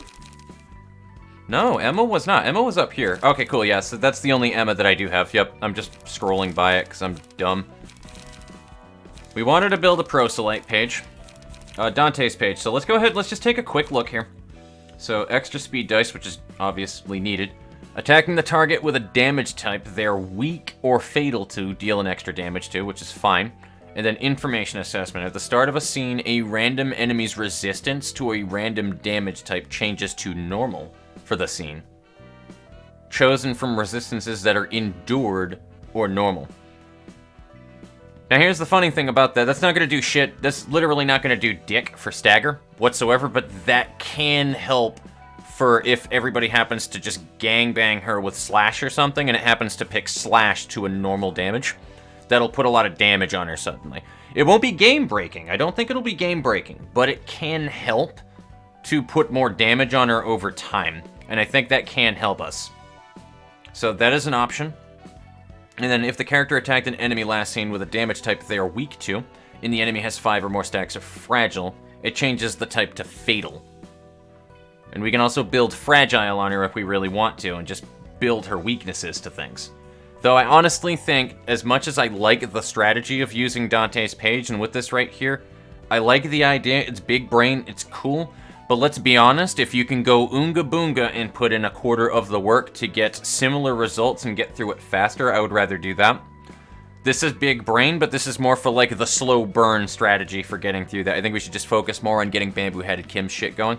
This would be a good alternative page to have in here, though, absolutely, but I don't think that this is going to be worth putting the time and effort into.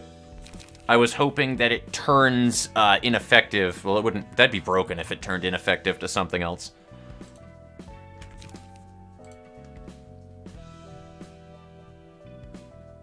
Might add Rose page. I need to burn for Rose's page, which we can do that really quickly. I don't have Rose's page. This game be whack. Try Dante's page, appearance projected on somebody with the unstable ego glasses. Oh. Do I have unstable ego glasses? That's the question. Dante is in fact female. I figured about as much. Seemed about as much. You can burn the books of the named Smoke and W Corp people. Right. Let's go ahead and start with that then, before we jump into this one, because I really want to make sure that this one is properly done. You know what I mean? Like I said, I was salty before, but I'm fucking always salty with everything that I do. There's nothing different about that whatsoever. I'm always salty. Wing. Lesty, you are beautiful cupcake. Don't go changing. Proselytes is not too bad. I feel like we can burn some of those as well while we're at it. I don't think that we're gonna need... Alright, I'm gonna wait for replies on this one, okay? What about named sweepers, and what about Noah and Emma? That one's kind of important. I need to know about Noah and Emma, and I need to know about named sweepers.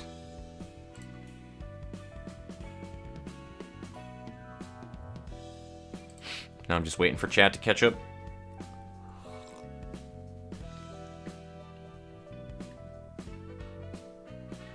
I may soon, too, by the way, guys, start using restream for things, but I gotta look into how to get that working. So one of these days, we're gonna have a test stream for restream.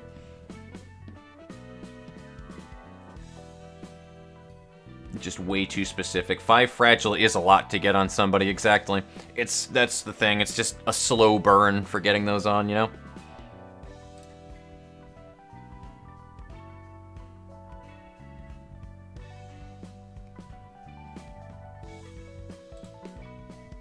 Okay for named sweepers.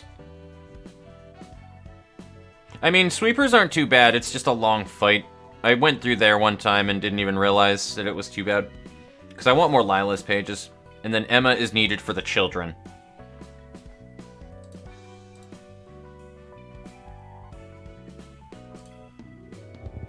So we won't break down Emma then, but we will break down the sweepers. And we'll go there. Cross your fingers, ladies and gents. There it is. There it is. So what does Rose do? If speed is 4 or higher, deal 13 bonus damage on... Oh, dude, so she has a lot of random damage stuff, which is fine, but if you're attacking a lot, eventually it'll happen. And the cool thing about diffraction, too, or refraction, I don't know who was mentioning about using Rose's pages earlier, but Rose's page is great on top of it because of the simple fact that it deals bonus stagger damage, which means that is a flat 13. It's not exactly what I would say true damage, necessarily, but it's additional onto it flat that does not get reduced. Because it's just a flat value. Like, that's the cool thing about flat multipliers in these kind of games. So, that'll be great. And then a 10% chance to do 10 damage. So, yeah, Rose is going to be a really good addition. And then Sen is a good other... Okay, we got more proselytes as well. We have Jin and Wang. Which means that we can fucking do an addendum finally, guys. Because this is all the pages I needed. So that was... Alright, cool. See... That's when you're supposed to pull from your books, guys, okay? Right after something traumatic and really unlucky and annoying happens to you in this game, that's when you pull your RNG. That's when you pull your RNG right there. It also helps for to have streamer loot, so... To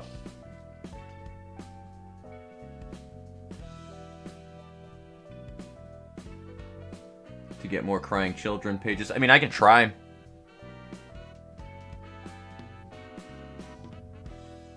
I think I have a Noah's Key page, is the thing. I think I have 2 of them.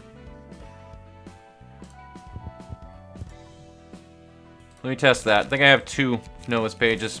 Yeah, I have 2 Noah's pages. He actually doesn't have any key pages on him right now, but he's just... Oh, he's a 1. What the fuck? What is this shit?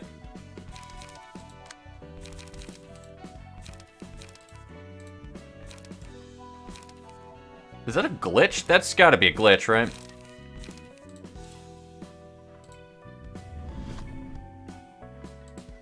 That's weird.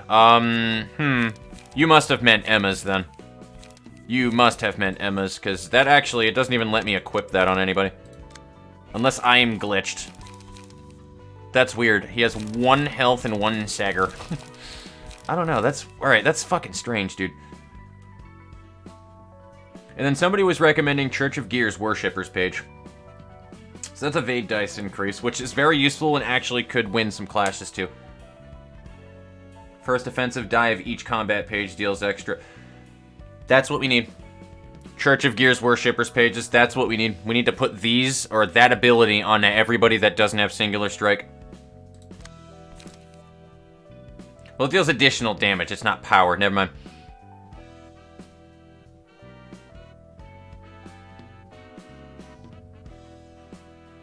I thought that was like straight up power. Never mind. That's different. I mean, it's still useful, don't get me wrong, but... Emma, we have Lila's still in here. I want Bamboo Hat Kim. We want this guy too. What do you have again? Oh yeah, he gets all the power from emotions, so by the time that we hit stage 4, they'll get a bunch of power increase, which is good. 3 damage against enemies with bleed. He's also a bleeder.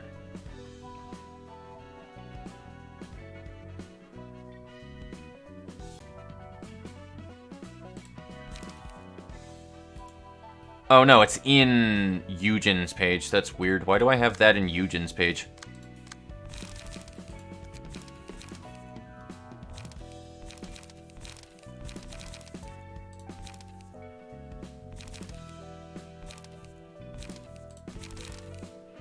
Now, I think we should still socket Eugen's page on somebody, though. I don't know who, but... Now we have to figure out how we're going about this, and I need to also remove combat pages from things. I'm gonna revert all of these. I apologize ahead of time, guys.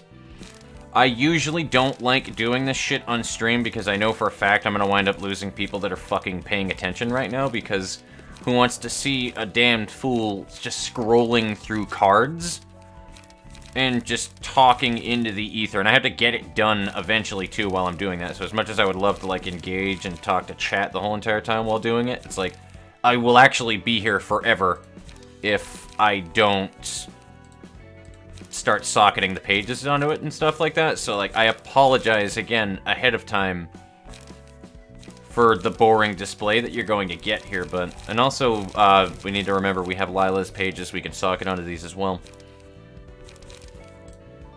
Empty bookshelf, empty bookshelf, empty bookshelf, revert, revert, revert. So now we have Sayo's pages in here as well. Bamboo hat. Let's passive transfer you. How do I do that? Oh, I know how to do that. I'm an idiot. Where's Bamboo Hat?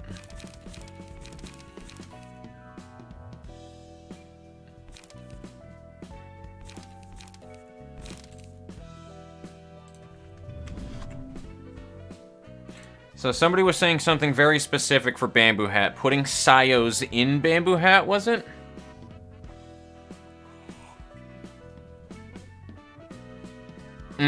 Gotcha. Well, you have successfully memed on me, Devin.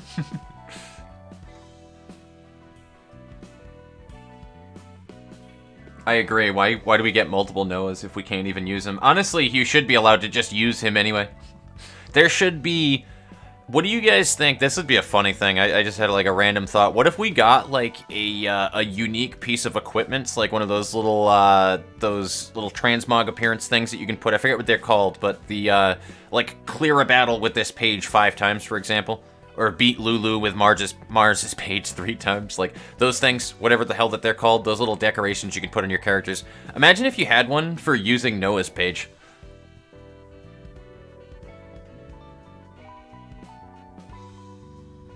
Plus 2 HP, plus 2 stagger on hits is very useful to staying alive, so you don't have people insta-die near the end, especially in long fights like Realizations. True. Extra Noahs to make the gacha worse. That's true. Could socket Eugen on Kim for extra power. Absolutely. Remember, that's why it's in Eugen. That is true. Also, again, from the earlier key pages, had levels and could gain EXP versions of the game. They made Noah to help optimize the burn. True.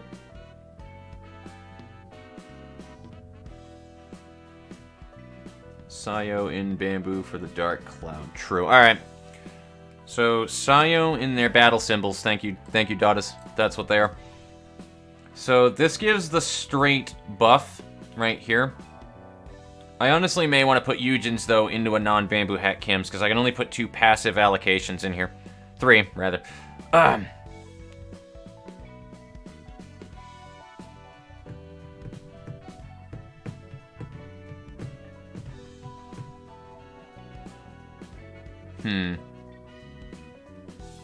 we need to also look at the Smonks pages as well. We're not even on, like, combat pages right now. Oh, fucking A.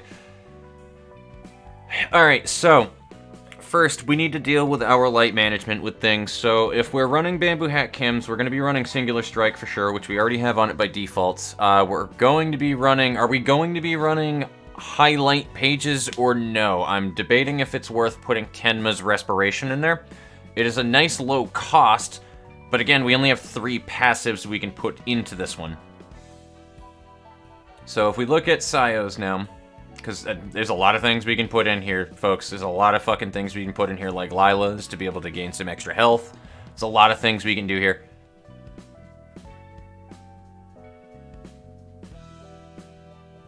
And then Dark Cloud Blade. I almost think that's like a requirement, to be honest with you, slash dice power.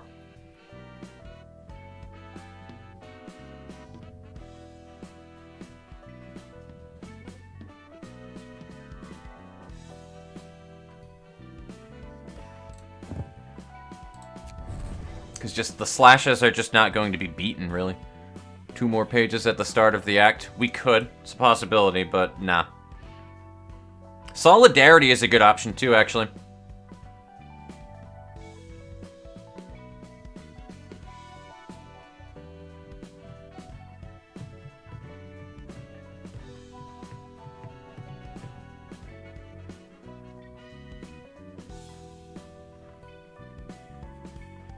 This doesn't stack, right? Solidarity is just basically a free strength.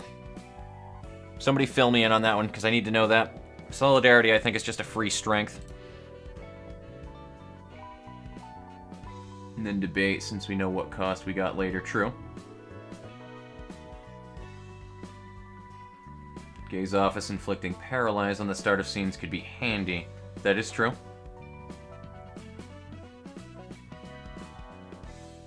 If you're not the last one alive... I mean, if you're the last one alive, we're already fucking this one up anyway, guys. If I'm gonna be honest with you. If we get stuck in a situation where we're down to one person or two people anyway, then I've already played the battle wrong. So, I'm fully expecting to have damn near everybody alive or one person down, maybe two tops. Yeah, exactly, Bangton.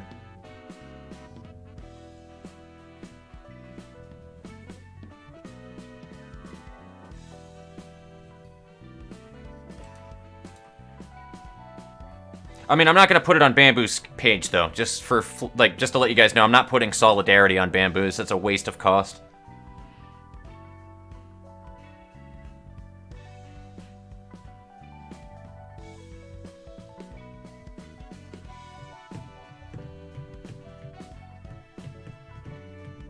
Ooh, guys, we can put a Grace of the Prescript on Bamboo Hat.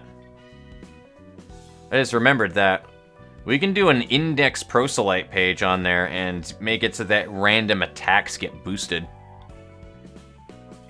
If that happens to be a slash on top of it, that's an extra 2. That is a full 5 and then a +7 if it happens to roll slash on top of it. But nah, I think we should put survivability on Bamboo's page now that I think about it. Mind Hauler and Health Hauler.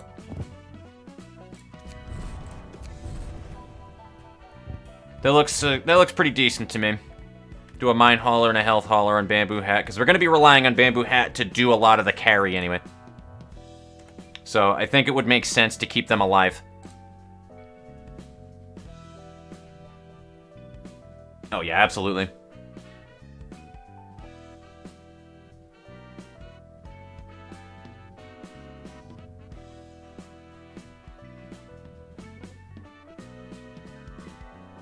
Oh, it would absolutely be a gamble, but the way that I looked at it with that Proselyte, if it was on there, it would be a, if it happens to roll it, then it's extra power, but don't rely on it kind of thing.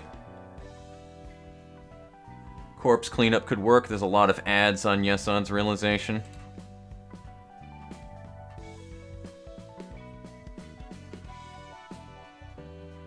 Oh yeah, that's right. Corpse cleanup works on everything.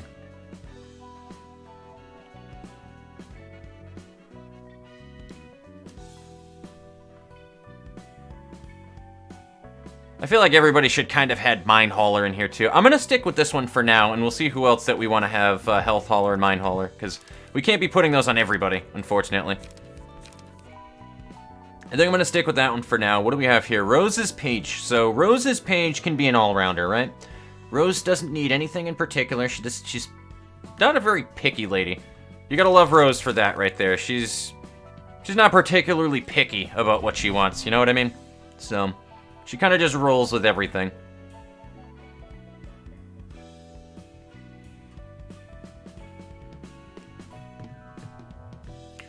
So Valentin, we have 3 of those. We can put those on a bunch of other people if we really want to. And Singular Strike is a very low cost. Also, I forgot that Kizuna is a thing in this.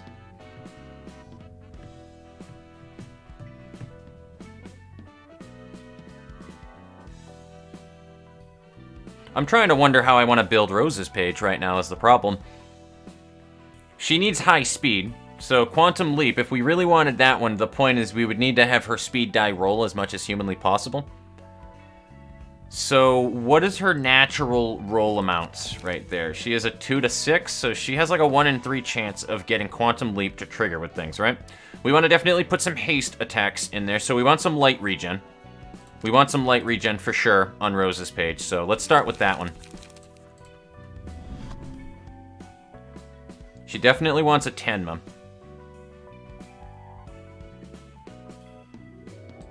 So she'll be the 3rd Tenma page, right? Everybody else is going to have to be a little bit more big brain on how they regenerate light.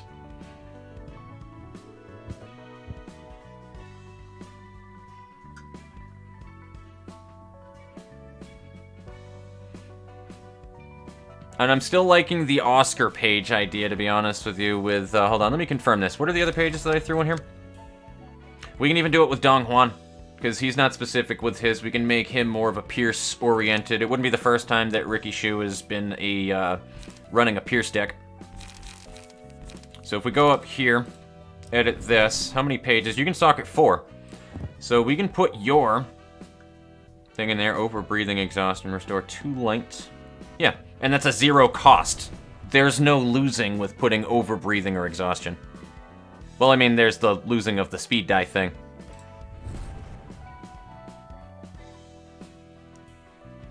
So maybe not. Maybe I don't want to do that because that also makes it so that you can't use another speed die. But you also gain another speed die at emotion level 3. So that's a gamble right there.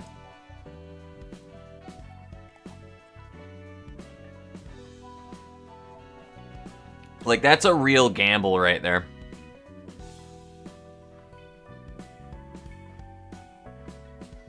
I mean, we can also just put that in right there and then just gain extra power with everything.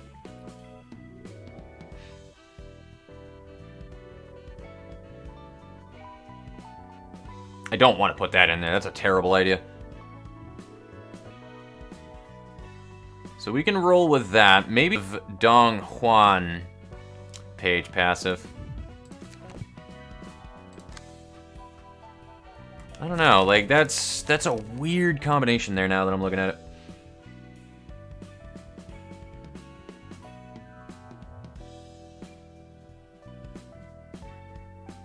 Yeah, I'm just realizing that I'm exiting out of everybody without saving passives.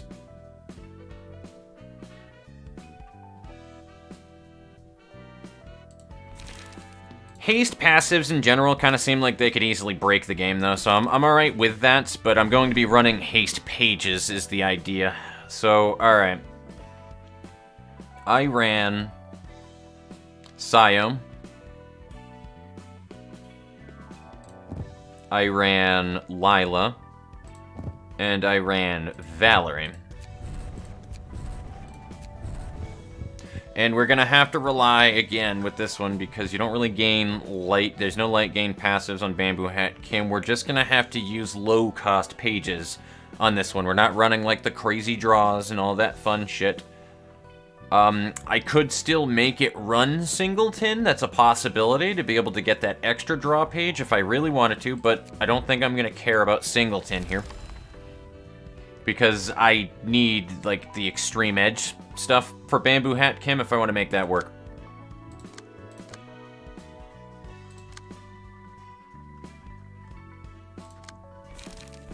Speaking of which, who else are going to be my extreme edge people?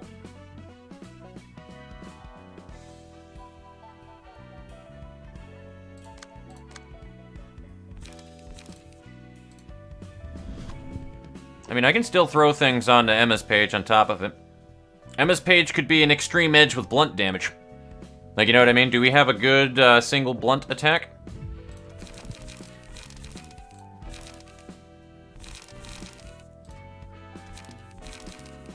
The problem with that as well, too, and I know that this is a bit of an issue as well, even if we were to run, say, like, heavy peaks right here, with an extreme edge sort of build, which, honestly, there's a very high chance of that winning a clash against the butterfly, right? Or even binding arms, like... Even with binding arms, that would be fine as well, but, like, the problem with doing that is there's still the chance of it losing, and I don't like that, and it's also, they're all 3 costs. The reason why, what makes fucking Extreme Edge so busted, dude, is because of that. Oh, this is a Pierce single Extreme Edge. I thought that was a slash this whole time. That's good. We're gonna need to run everybody with a shoving stab and an Extreme Edge then, in case slash is bad. And then this is guaranteed stagger as well and inflicts fragile. Fleche is a really good card as well. It's kind of like a discount, or more variable, rather, Extreme Edge. And then we also have this, which inflicts burn. Which is still better than an Extreme Edge, but what does Extreme Edge do? There's something else that it has on it. There's something specific it does. Yeah, disarm. Disarm is why defense goes down, which doesn't really matter that much in this fight, though. I do not see a lot of good single attacking fucking blunt damage, unfortunately. But I don't think it matters that much. So I'm thinking Emma's page is probably not going to worry about singular strike then. We could probably put it on Dong Huan, because he also has all the extra power that he'll wind up getting on top of it anyway, so that could be a really busted-ass thing to do. Hellashulk is Hellashulk. I might need to change a couple of pages in there, though. And then Rose can be our final one. So maybe I should put Valentine's in here as well. What do you guys think? Bamboo Hat, Kim, Rose, and Dong Huan, then? All of our Object d'Art pages should be Singular Strike, then? I mean, we can also put another Singular Strike in anyone anyway, just for good measure. But I think it might be a waste of passives. I absolutely have the Bamboo Hat key page in there, yep. Yeah, that's the other thing, too. Binding Arms also, I just thought about that. That would probably be more useful because of that. If I use Binding Arms in earlier parts of the realization, it's still the same fight, so it should lower the cost of them. Yeah, no problem, Strikel. You take it easy. It was good seeing you. I hope you have a wonderful rest of your day, night, evening, whatever that it may be, for whatever time zone that you're in, and take it safe, be safe, my friend, rather. I forgot about this.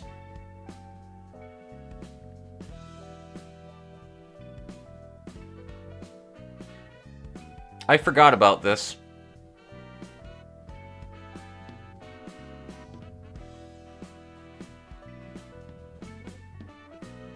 I really forgot about that. I don't think it'll fucking help that much, though, but... Alright, that's what I'm thinking. We're gonna run exactly what I said, then.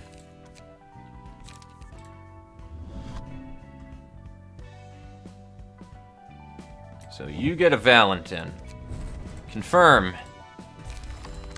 Rose's page. You get a Valentine. Singular Strike. Dude, we can even throw Health Hauler and Mind Hauler on Rose's page on top of it and make it well-rounded. Perfect. Dude, it's perfect. It's like the perfect setup for Rose.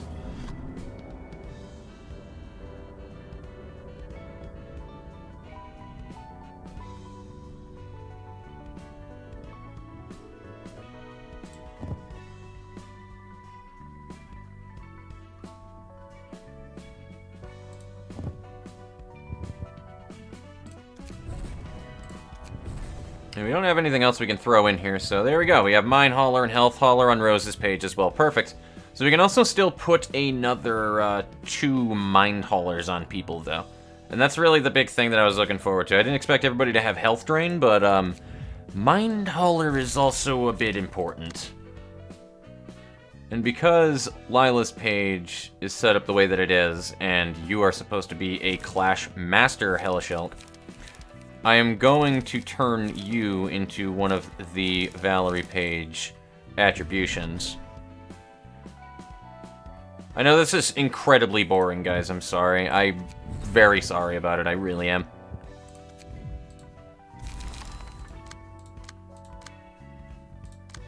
I also think this is kind of remotely important, though, too, every now and again, so that you guys can, like, see my mind at work when I'm trying to, like, build key pages and decks and all that good shit, too. So, I don't think it's a complete waste of time, but it's rough being in my shoes to do that kind of shit, to be honest with you. Do we have another Valentine's page as well? Excellent. So, we're going to do it. I cave. We don't have enough for it.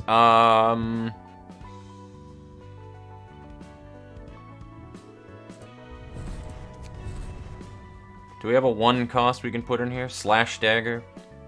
Puffy Broom.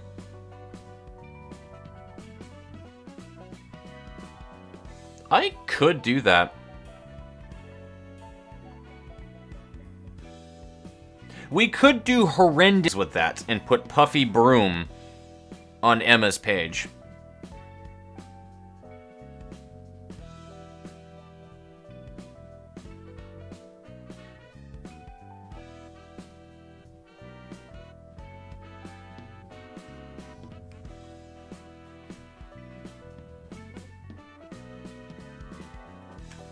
That's what I think. I think we're gonna do that. I can be here all day, not gonna lie. And that's why I'm not too worried about it, because I know that you guys that are always here watching this stuff, like, you love this shit, but yeah. Fair enough. Hours can be spent doing this. Also paralysis. Yes, we need to put paralysis into Emma's deck. Don't let me forget that.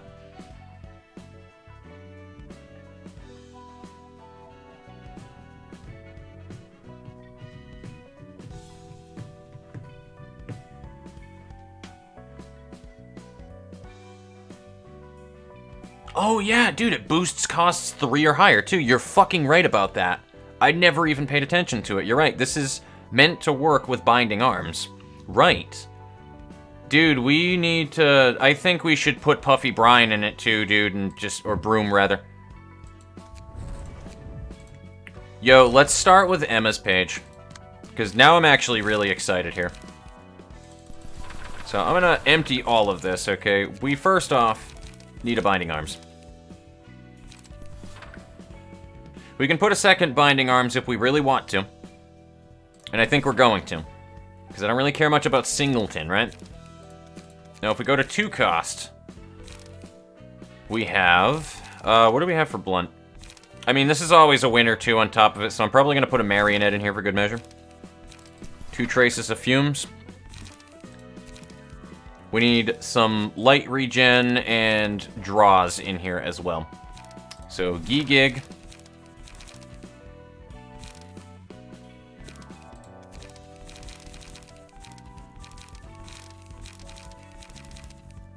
Puppet Blockade is always just a winning thing right here. What do we have for draw pages? Because drawing is going to be a big problem here if we can't... I mean, we can definitely... I want to keep the light up, though, because now we're getting into a point... By me putting in a marionette in there, it actually puts us in a bad position a little bit. But I'm also wondering, too, with all of the fucking blunt damage that we also have running on Emma's page right now on top of it, I feel like he can just literally overpower most people with that smoke page.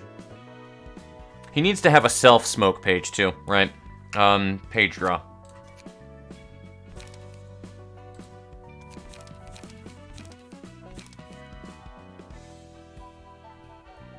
If he was running charge, he could do that.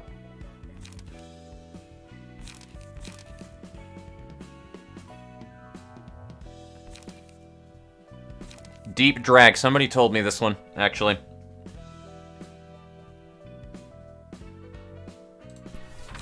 Let's run a binding arms. Alright, let's run a singular binding arms then. I'm gonna pull marionette out of here for good measure as well. We want a deep drag in there to inflict 7 smoke. We also need more smoke pages. Is there an actual, yeah, there is. Good.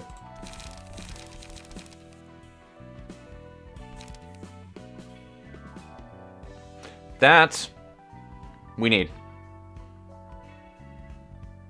Yes. That's a strong block.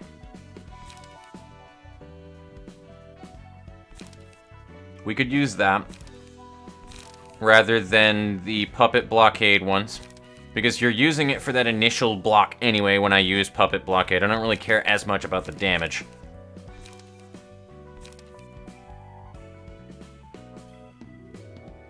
And as much as I love loss of senses, it doesn't quite help me. And vapor is an option as well, but that's a slash.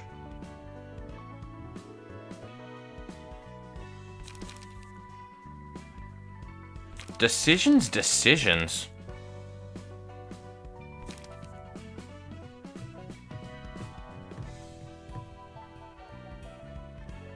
I thought these were draw. No, these are all smoke pages. Maybe we should do that then. Like, I like Gig, but maybe that should be our light regen.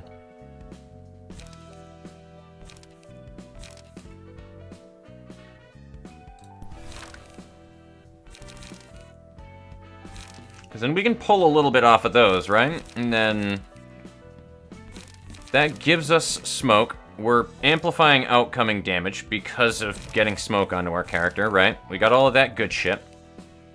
We can even put in some non-blunt attacks in here, too, for good measure, because Not everything is going to be super good for doing that. I just don't know what else to add into this deck, unfortunately. Defense order. Gain 4 smoke with the... Fuck, that was what we need right there. I'd never even noticed that 7 to 10 defense right there. That's a slash. But who fucking cares?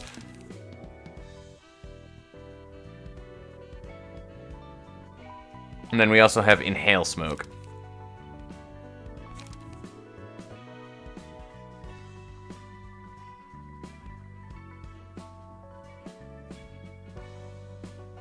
And that gives us a Pierce. So we can run with that. I can even remove Puppet Blockade now at this point, too, because we have 3 light gains. Do we have any draws in here? Deep Drag is a draw. Let's put in another draw. That's what I think. We need another draw, and then this deck is perfect.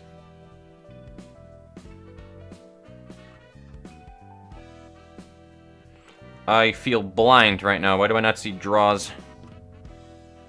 Page draw. Preferably something lower, though.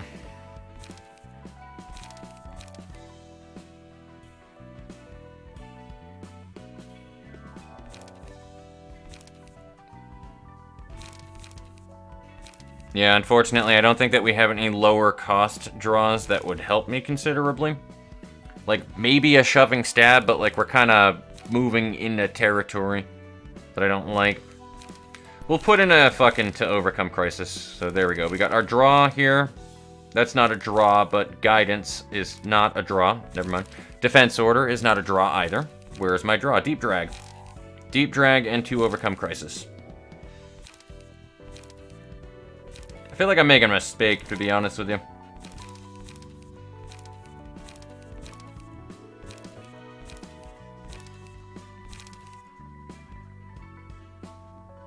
Because, like, if you draw more, it doesn't really matter how many light regens that you have in there, so maybe I should remove one of these. We have enough self-smoke, right? Yeah, we have a lot of self-smoke now.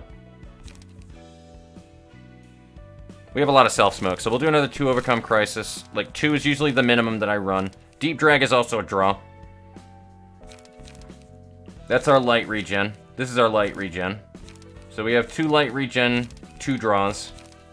Trace of Fumes is a big one that we're going to want to run. I can even remove a Trace of Fumes, to be honest with you, and put more light regen. But, because, like, that's going to put smoke on people as well using Deep Drag.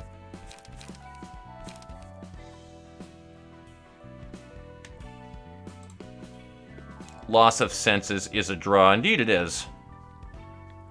Put one of the pages from Sand. There's one that gives 2 Endurance, which will buff all defense die. Guaranteed Clash win. That is true. Let's take a look at that Sand page, too, for good measure. I know what you're talking about. Pretty nice statuses as well. And, oh, wait a minute. We might want to put a Paralysis in here. That was the one thing I wanted to do. Let me take a look at Paralysis. So let's take a look at that Sand page, because I remember that one very clearly.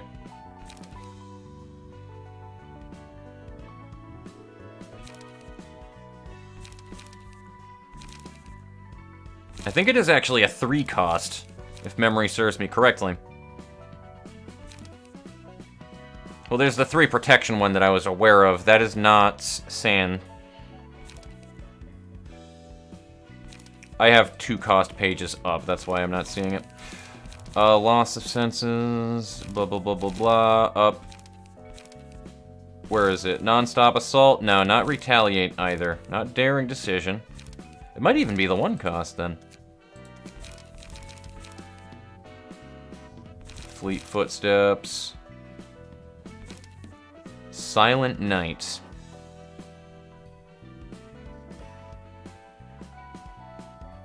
Unfortunately, the card has a bit of a drawback there, though, with it being kind of weak, but the 2 Endurance is nice. I can also just have somebody run, which somebody is running Combat Preparation, which is Hellish Elk, so that basically would fulfill the same purpose. Let's take a look at our Paralysis pages, though.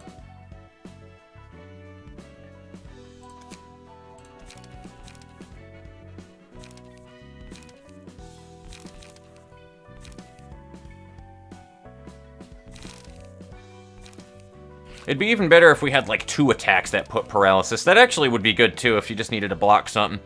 Put an endure, and then the 3rd hit will be, like, a guaranteed paralysis.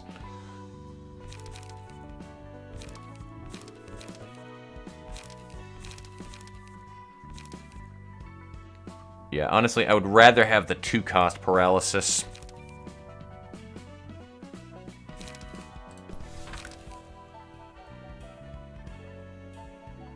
I just gotta be really careful with Emma's page because I don't have respiration running.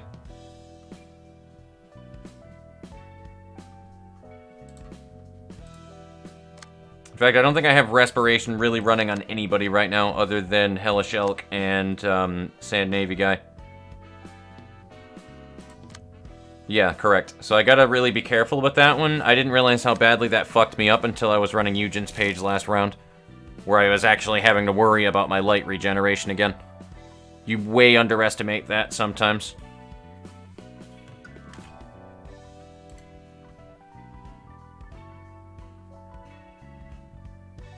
Deep Drag also does it, yes, true. No problem, Dadas. It was enjoyable having you by, bud. Take it easy, and be safe for sure. Loss of senses does paralysis? Let's find out, actually. Because, yeah, if you're saying that, then it probably does, yeah. Maybe I should just throw in another loss of senses, like, I don't know. Yeah, 2 paralysis and feeble with loss of senses. And it's a draw, actually. You know, I might need that, to be honest with you guys. I might need loss of senses, because it's a draw and a paralysis, so long as they have enough smoke on them.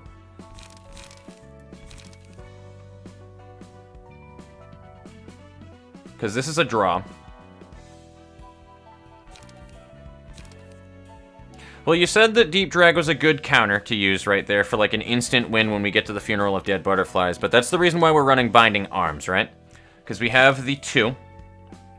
So Blunt Dice Power 1, Blunt Dice Power 2, and then if it's cost 3 or higher, they gain 1 power. So this is a guaranteed 4 power. This is a 9. That'll win using Binding Arms. And so long as we lower the cost by using it, so we actually don't need Deep Drag. Deep Drag is just for the inflicting smoke on people thing, but we also have other people to put Trace of Fumes onto people.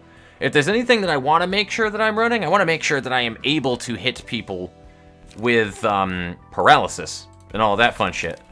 So let's remove Deep Drag and put Loss of Senses in our 3-cost instead. We're going to be spamming these, and Binding Arms will very quickly not be a 3-cost anymore. So we're at a pretty low-cost deck right now. We're gaining Smoke with Defense Order, which is a really fucking good defense card, and we have Smoking Pipe for Restore Light and 2 Smoke. We have some draws for 2 Overcome Crisis, as well as some slash damage, Guidance of the Gears for some penetration damage, because Lord knows you gotta have some penetration in there. Gain 2 Smoke, and gain 2 Light. So you gain an extra light out of that one as well. Trace of Fumes is exactly what it sounds like, so that's just like a good beatdown card for people, as well as Loss of Senses, which will put paralysis on people and a feeble. So it'll enfeeble the shit out of people, and also let you draw. I don't see a downfall here with that setup, but I don't know what else that we should put in there. So let's look back at 2-cost smoke pages.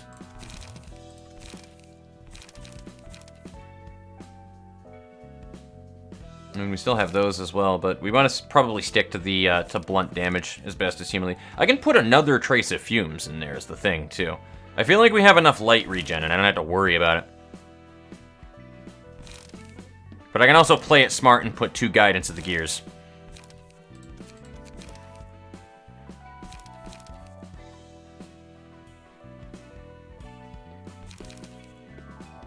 That also inflicts 4 smoke if you hit with this as well, so... maybe, just maybe Inhale Smoke is the way to go. I'm thinking Inhale Smoke or Guidance of the Gears is definitely what I'm trapped down to doing here, so we either get the defense 3 to 7 and 4 to 6 stabbies with 2 gain light and gain 2 smoke, so you put smoke on yourself. This gives you 3 smoke on yourself rather than the 2, and it can also hit them with 4 smoke, and has higher possible defense gains too, so... I don't think that we're really gonna lose much out of that. So I think maybe we should just run that. Like, we got a good amount of blunt damage in here, but, like, we're not all focused specifically on it, which is good. So. Gives us a little bit of flexibility with things.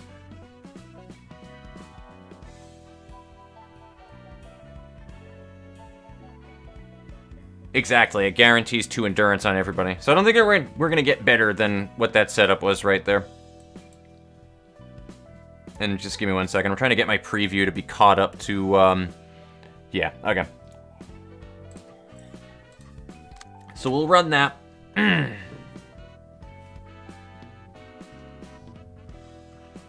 Ricky Shoe. Ricky Shoe. Do you have Singular Strike? You do. You're going to be one of our Singular Strikers.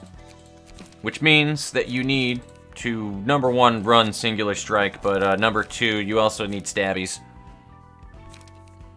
So, Shoving Stab, or Fleche. I can also give that to somebody else as well, to give extra stagger damage. So, Shoving Stab is also a good draw, though, with Bleed. And since he runs with Bleed, there's no fucking reason not to. And rather than run Extreme Edge for the disarm for defense, we can also just use Fierce Charge instead, which would put Burn, which would put us a lot more aggressive rather than enfeebly. So I think we should also run that instead of Extreme Edge. Playing devil's advocate here a little bit, I know. I'll give you a Trace of Fumes for good measure. You're not any particular damage type, which is good. But you do scale with Bleed, so we want to make sure that we have a lot of Bleed attacks that are in here.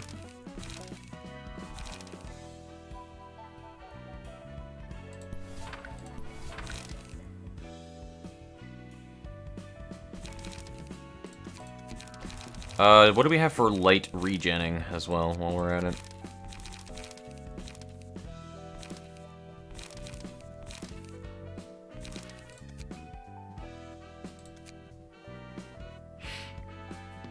I would like to see... where? Okay, there we go. Some of the Blade Lineage ones. That's what I was going to say. So, Mangle's good for getting some bleed in their face, definitely. Shoving Stab, you're really not going to get any fucking better when it comes to bleed, though. Getting 3 bleed out in a singular turn is easy. Like, there's a lot of upkeep in Shoving Stab. Then you just follow up with a 2 Overcome Crisis, or any kind of light regen. We're not running any Kizna, not Kizna. Do you have, is that your only passive attribution right now, Ricky Shu? Alright, cool. I'm gonna, like, fucking eliminate a lot of my problems that I'm afraid of right now, so let's give you a hell of a lot more sustain.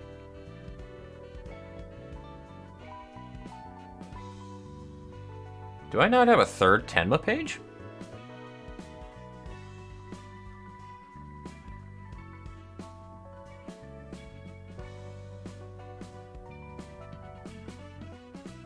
I don't think I have a third Tenma page. Interesting.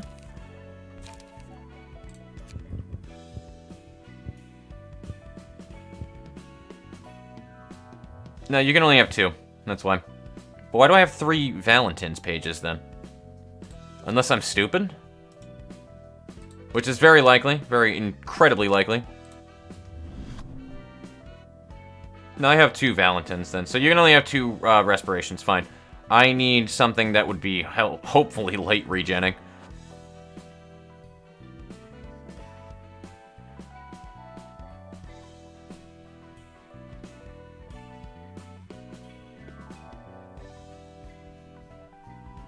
Oh, lads, I know what we're gonna do today. If I still have it. Yes.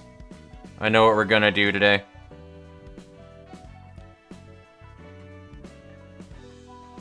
Have some raw power. There you go. You're welcome.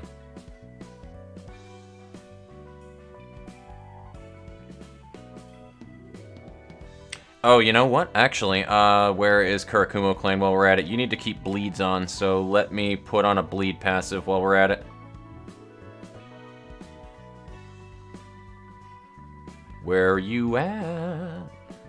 I know you exist. You can't hide from me. There we go. Inflict 1 bleed next scene on a successful slash. Done. That'll keep everything nice and up. Which also Bamboo Hat Kim does the same. So we'll have plenty of bleeds on everybody. You got a trace of fumes. Now we just need to make sure that we have ways to keep our light up as well. I was going to do that 4+ light thing that you have with Eugen's page, but I forgot that you can't. So we have our beatable fucking, or unbeatable fucking first attacks right there. I could do collision, is the thing. I actually could, because he'll have like that extra strength anyway.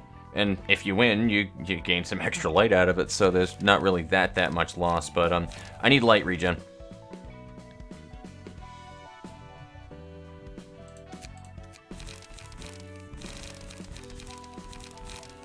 Collision, Brawl, Slay restores 1 light on hit with that. Which, yeah, you know, that's pretty cool. Slay is a good card. I don't really like it, but... Acupuncture.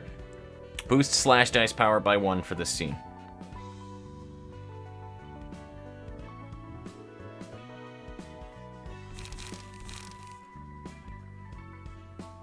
And then that restores 1 light by using that, which, weird page.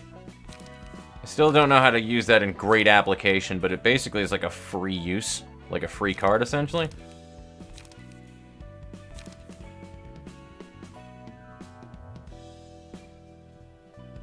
Boost Pierce dice power for the scene. Nah, I want to clean up though for the extra bleed, so that's a light regen. We need a 0-cost light regen. That puts bleed on yourself, but don't really care much about that one. I could do that, to be honest with you. And you're a singular strike, actually, so like these extra fucking pages that we have right here are also super busted, as it is. Now, what do we have for some 3 costs that you could really hurt some people with?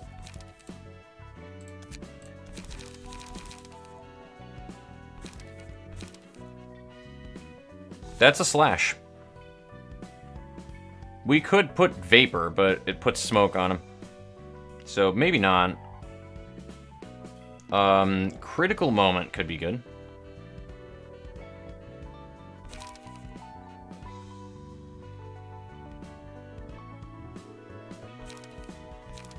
And that is what, 6 to 9 plus all bonuses that he winds up getting. 6 to 9, so it would actually be more than that. It would actually be a 7 minimum when you use overthrow.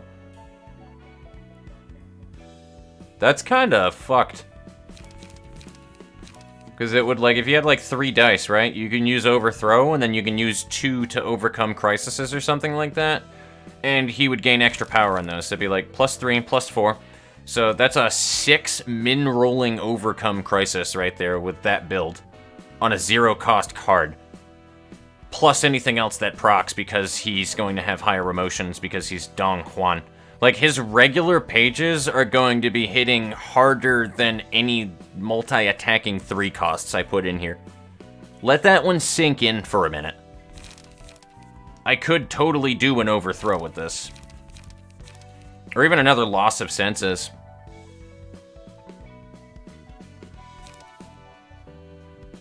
Or that. Like, there's just so many ways I can go about this.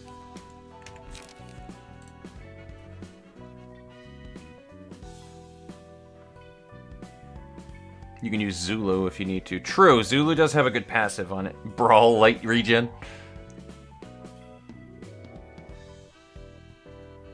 You should only be able to have 2 Sayos, but I think they let everybody keep them if you maxed out on your Sayos pages that you got beforehand, I think. If not, and that's not what I'm thinking, I think there's another book that gives you a Sayos page out of it, which, weird. It sounds really weird thinking of it that way, but I think you can get 2 Sayos pages from Sayos book, and then there's another book that has a 1 roll on Sayos page in it. if memory serves me correctly on that one.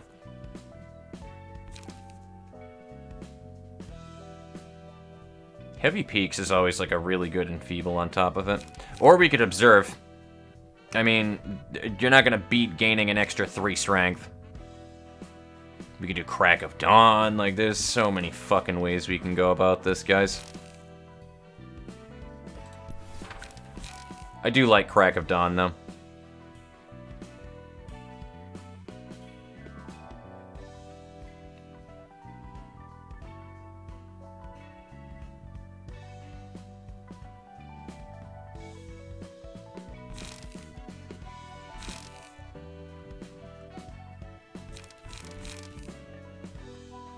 Problem is, though, too, he also doesn't really have very good defensive stuff that I threw in here, so let me put in one panic button defense page.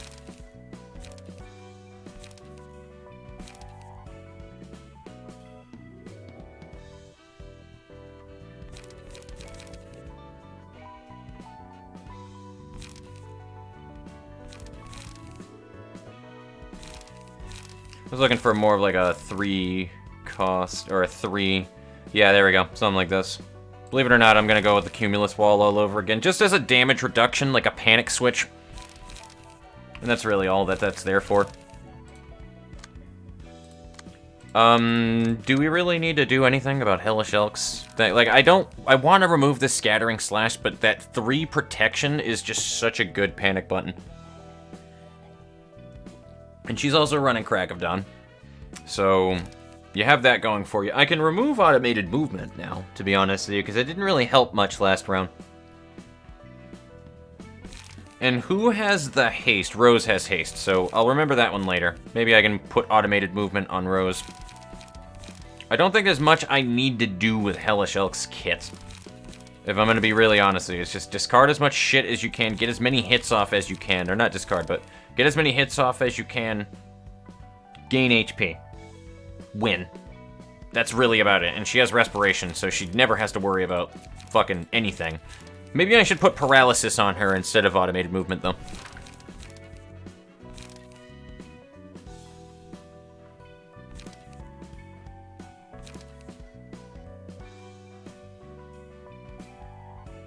I mean, that inflicts smoke, too. What does she have for buffs? It's a possible thing we can do. Definitely. Deep Drag does look nice right now, I'm not gonna lie. We can overcharge if we really wanted to, and... yeah. Just that would be the end of it right there, man. I don't know where to go with Hellish Elk on this one. Though I do want to put a 3 cost in here very desperately. I just don't know of any good ones that are in here, man. Like, there's not really much that's good.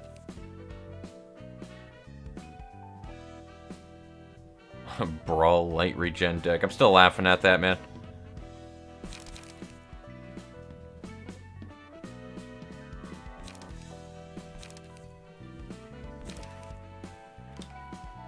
What the hell was I looking for originally? Like, all of my thoughts just flew out of the fucking side of my brain right there. I need paralysis. That's what I was looking for. Which was, loss of senses gives paralysis, right? If they have smoke, so we have to keep smoke on them. Maybe I should just do a regular paralysis.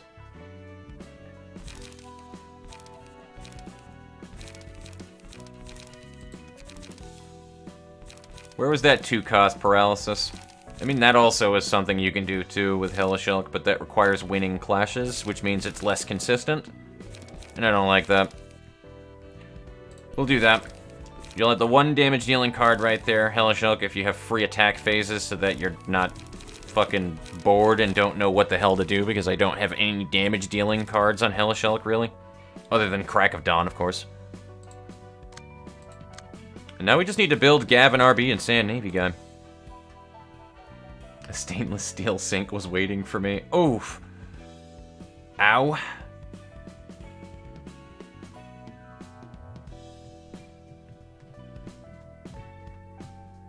So you can get 1 or more grabbing the minimum. Boop. I back. Welcome back, Chelsea. you want me to drag you in here, or are you just gonna chill? How does smoke work against protection, before or after damage? That's a great question. Whether or not it's before or after makes a big difference. So that's what I would think, though, weirdly enough, is that protect is afterwards. Overcharged rip space. True.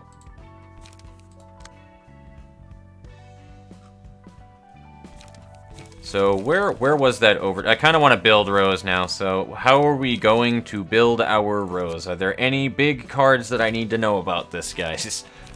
I needs to know. I kind of want to run Overcharge on Rose, I'm not gonna lie, but that is a very dangerous game to be playing.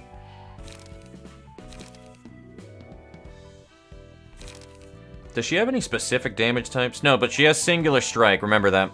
So, let's get those Singular Strike cards out now.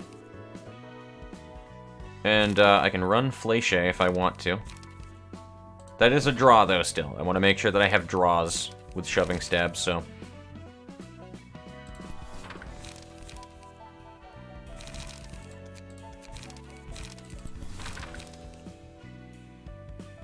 And now we just need our light regen.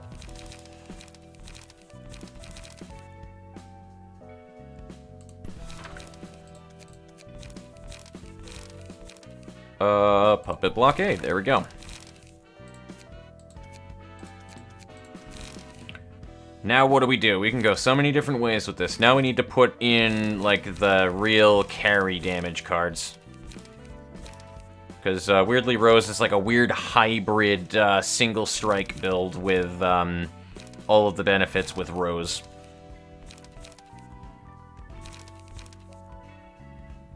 She can also put some bleeds, man. Not gonna lie, we can put some tailoring on her. She has respiration. So I can run tailoring on her.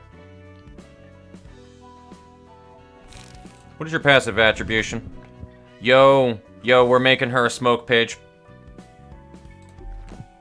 If we can. Do I have... No, I can't, never mind. I have too many pages on here. Otherwise, I would have made her a smoke bro.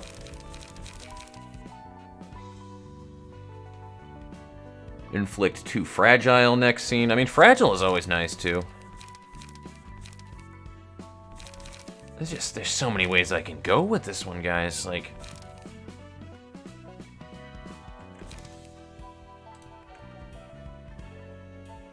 So using Overcharge, then Rip Space would be perfect. Oh, so it's when you use the card you get it. Got it. Leap is great draw for charge decks. True.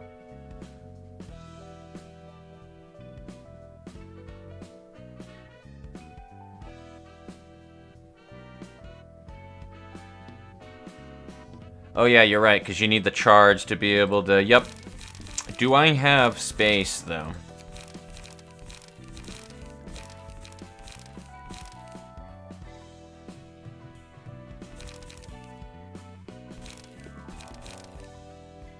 See, the problem is I don't think that I actually have it, unless it's a 2-cost and I'm stupid. I also forgot that this page existed, guys. Persistence.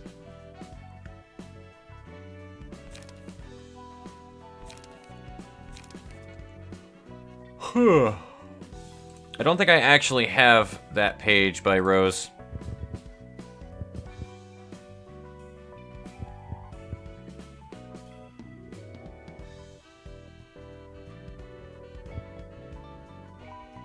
Hang on, I'm gonna do something that looks like it'll be dumb for a minute, but there's a method to my madness.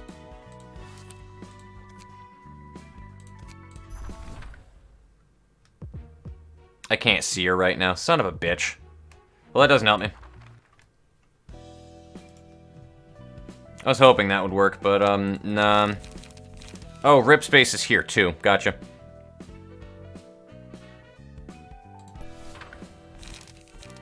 I don't know how I didn't see that. So, Spend All Charge has that. All dice gain 8 power, and Failure deals 20 temp. Alright.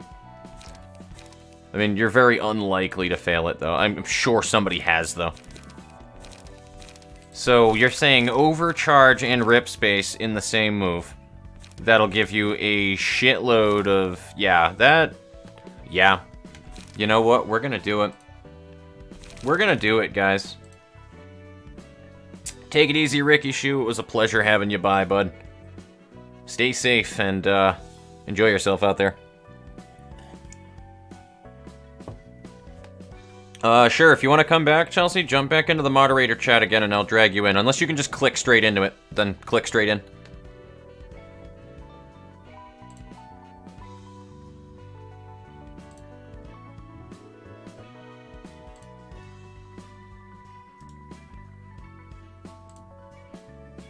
There we go. Did you break? Oh no, we lost Chelsea.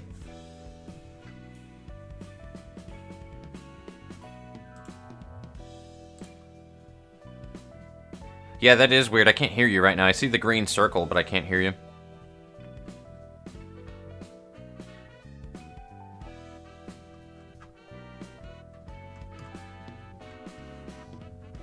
Oh dear.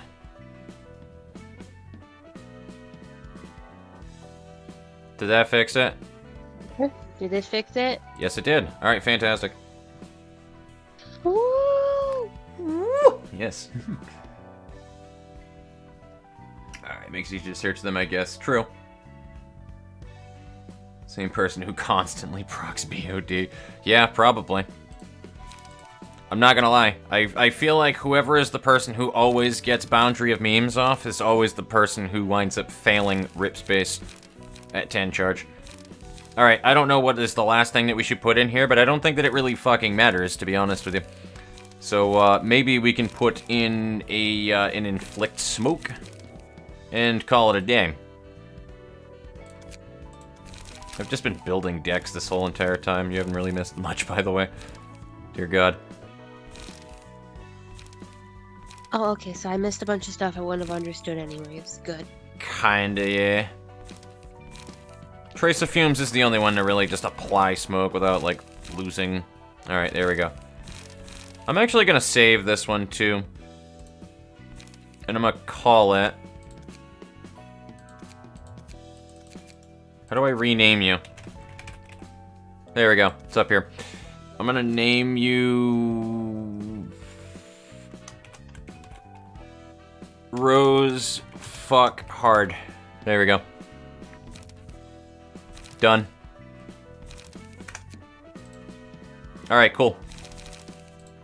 I want to make sure that I remember that one for later on because I have a feeling I would be digging around for rip space for fucking 30 minutes. And then this is going to be our / Reliant deck, which is fine because we have plenty of things going on here, dude, for freaking all of this shit. All of the power. So...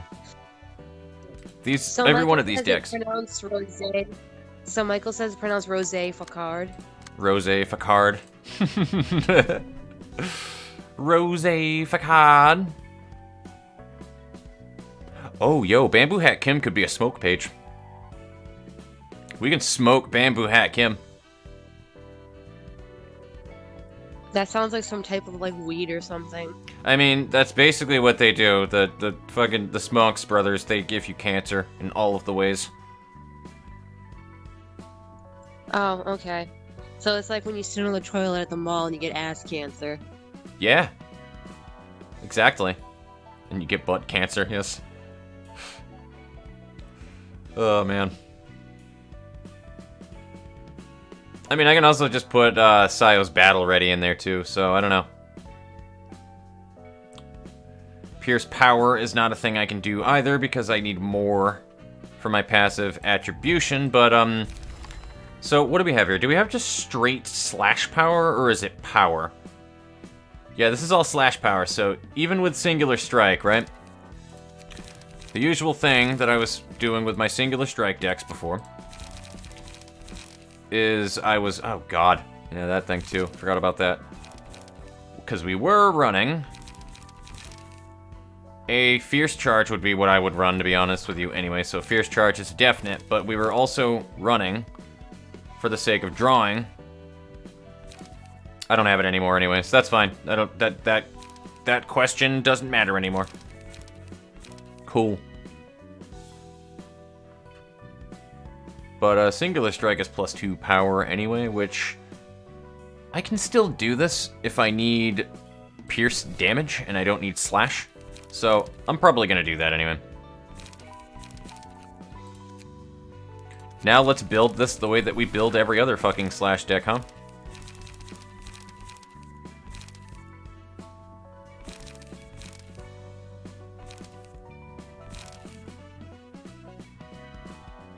I mean, we can do that too, dude. That'd be busted as fuck. Slash dice power 3 on this, dude.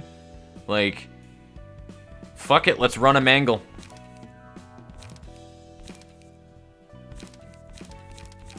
Do you mean like pink mango, like wrap around the whole room and stare at you from both sides kind of mango? How dare you fucking reference mangle? Get out of here with your FNAF ass. God. Oh, man. Well, I mean, her name is Mangle. I fucking hate that thing, dude. It just, no. It shouldn't exist. It shouldn't exist. But it does. Scott Cawthon made it a thing. I also forgot that I kind of wanted haste on Rose's page, but... I really want haste, man. So we can get that extra deal 13 damage at a 10% chance. But, like, even still, like, there's a very low chance of that happening, and for keeping haste on all the time, I feel like it's not even something you should fucking build for. Yeah, fuck it. We need light, though. Give me light.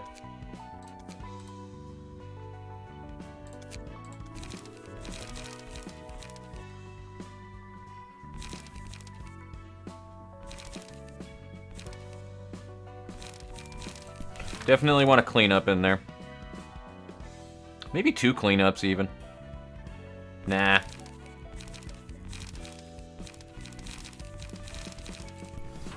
We'll do a cleanup and a draw the sword, then. There we go.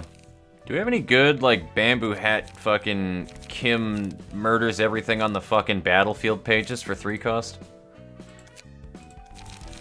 Devin's saying to bring Renzai Flash or something. Remzai Flash? Rend thy flesh. Rend thy flesh. That sounds like either a Blade Lineage page or a Tomeri page.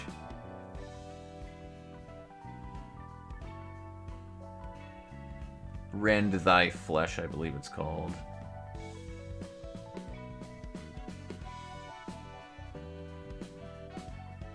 Counter is expensive to use, like 4 to 5 if... Oh, you know what? I know what you're talking about. Low-key OP, though. I mean, it could be if everything attacks him. That's the thing. If we can control it on Funeral of Dead Butterflies, where everything attacks him, right? Here's the thing. If we can control it where Bamboo Hat Kim has the lowest amount of health by that point, but we're also rolling the dice on that one, because you can't really rely on that shit, right? I could do that attack that gives him that crazy counter die, and then he would just tell everybody that they're sleeping on the couch. So, that is a thing we could do. Where is Rend Thy Flesh? Yield my flesh. But yes. There's no reason not to run that one anyway, because it's a 5 to 10. Yeah, so that is the page that I thought it was. Claim their bones to hand. Bamboo had it exclusive. It's close enough. I knew what you were talking about. I was like, it's either a Blade Lineage one or it's not, and I can't remember. And this is a good option that we have as well here for, again, another draw page for a 3 cost, and it's still a slash, which inflicts bleed, which is very good. We can also double up on Loss of Senses and make yet another character that has the ability to add paralysis procs, which is good for us. I'm thinking a Loss of Senses will be our 3 cost. We'll probably not use it, but, like... Honestly, the way that we have this build set up anyway, though, we're very likely not often going to need to use any of our, like... Because, like, here's the thing. When you have a 2 speed dice character, anyway, if you use a 0 cost, even if it's not a light regen card, you're still winning in that one because it's not a cost on it. So you're not spending more light than you would have with a 1 cost card. Or 1 dice page, rather. So how I look at it is, while you're not regenning light because you're not using a light regen page, using 2 Overcome Crisis for your second page as an additional attack is still a win because it's free damage, so... I'll never look at that as a drawback, especially considering that it draws a fucking page, too. I'll pretend I understood any of that. Yes. Yeah. Well, it's a draw page, Chelsea, is what it is. It draws and has a chance of light regen, but, like, light... You see the little orbs that were on top of my characters when I attacked? Every card has a cost to it, and you regen 1 light per turn, unless said otherwise. And you gain it from a couple of other small mechanics in the fight, like killing enemies or staggering them and stuff like that. But, like, light regen is a big issue later on in the game, because as you start gaining emotions going further through the fight, which is dependent on if you win or lose clashes, you get emotion tokens, which builds emotions, and then expands the maximum light bar that you have, which means you can obviously use more cards. If you have 2 dice, you can play 2 cards. You don't have to, but you can. So it means that you gain more damage. The Gathering game we had. It's pretty much exactly the same concept, to be honest with you, except rather than untapping everything at the beginning of your upkeep in Magic the Gathering, what it is there are cards that just flat out give you more light. So. It'll also give 5 like paralysis on Clash Wind, which is horrifying. True.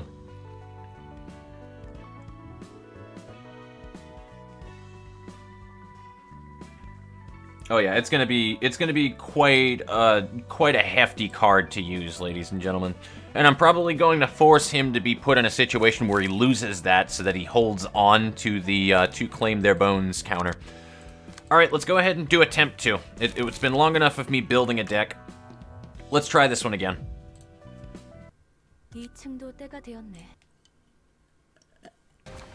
So wait, you use charge and light to use like the pages? Charge is another mechanic that you get out of W Corp, Warp Corp, which does like warp trains and stuff like that.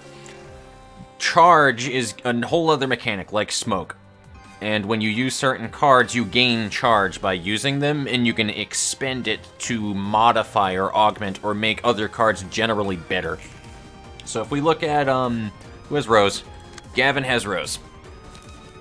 I don't have anything in here, but, like, for example, Rip Space, which is the exclusive card of Rose's key page, will have a 9.9% chance for each charge stack that you have to increase all power by 8. That means okay. Everything rolls 8 higher than what that card already has right there, which is kind of fucking busted. And speaking of these singular slash pages, by the way, I'm going to demonstrate them. So you are running Bamboo Hat, I think? Carver of Scars.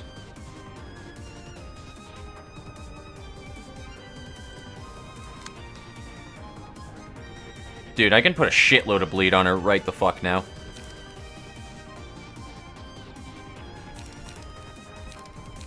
I'm gonna do it anyway. I don't have to, but I'm gonna do a shoving stab. And I don't have a draw right now, which is unfortunate, but that shoving stab, for example, right? Because I have a passive on this Bamboo Hat Kim page. I should run something else because of all the slash passives, but that stab is going to do a lot more damage than it should. Wait a minute, no, he's running the other guy's page, so he'll be fine. That's gonna literally roll at least like a 10, Chels, that shoving stab right there. Because we have all of this singular stage. The chat, Mr. Tomatoes and someone else is shooting. Who's saying what? You have 2 people saying hi. Oh, hello, hello. I'll take a look at the chat in just a minute here when I hit the attack button. This is... You are Bamboo Hat Kim, Sand Navy guy, yes.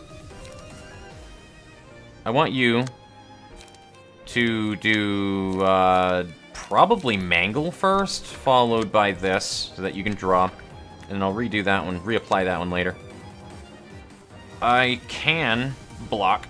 But I'd rather have my singular strike pages rolling. So you are also a singular strike, but with blunt, and that doesn't help me that much. You can do something right here. Absolutely, Gavin. Fuck yeah. Alright, cool. You're gonna use Fierce Charge then. You do that. So we have these both countered, which should be... Why are you not countered?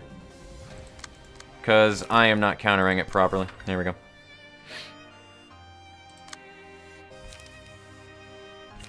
I do still want that light regen anyway, but, what, draw light regen, gain 2 smoke, or put smoke on her. I want to gain smoke. Fuck it.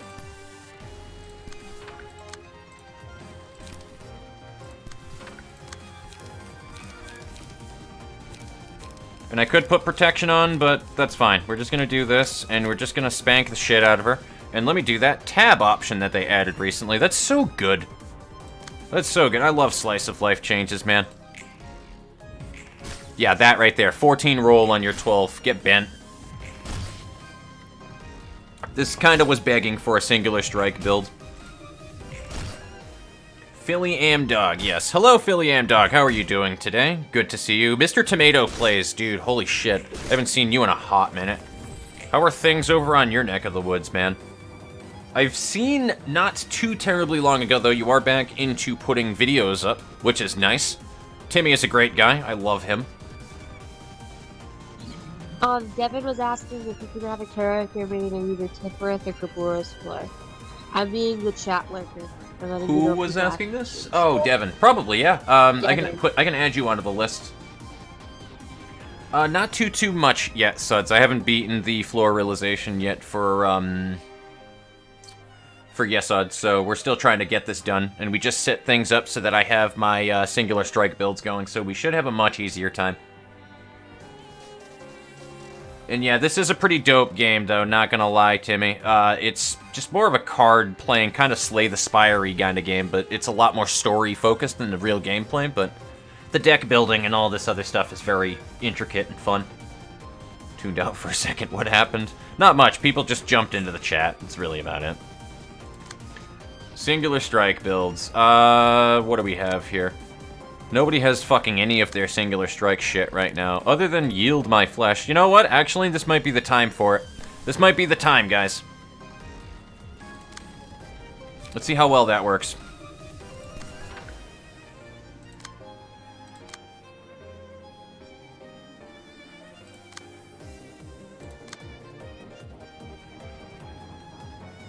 I may have to jump into that one.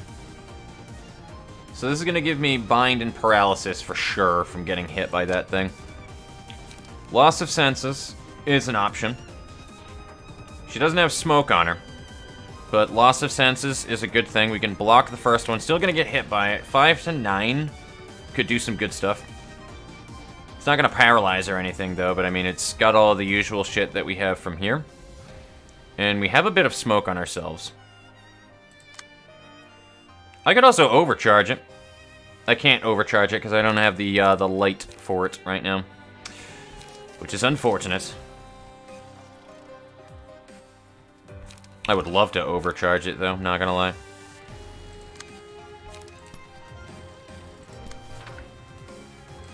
I may have to take this to the face with Hellish Elk. I don't want to, but... See you, Odin. Sleep well. Odin? Odin Snivy Gunner, yes. Take it easy, Odin. I hope you have a fun rest of your night, evening, morning, whatever time that it is in your current time zone, and stay safe, my friend.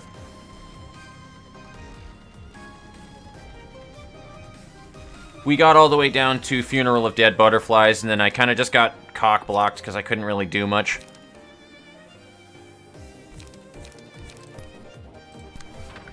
Which was unfortunate, but it's kind of how the dice rolls.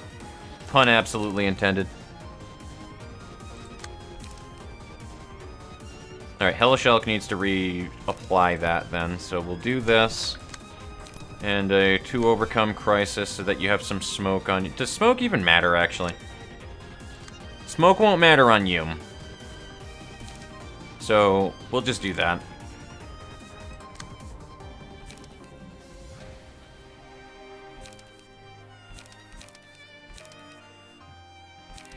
And we'll just do these, I suppose. So, alright. And what else do you have? Nothing of particular value, to be honest with you. So we'll do that, and there we go. Trash disposal. And that should work fine.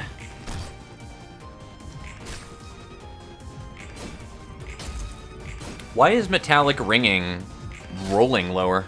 I thought that she was immune to status ailments when she did her thing.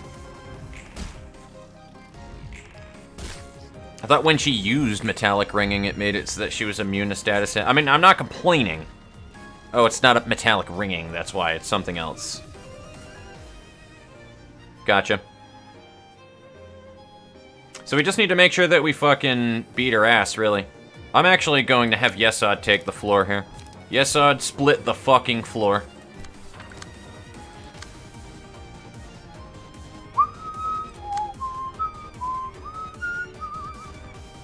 Alrighty. We can crack of dawn it. Is that the person even?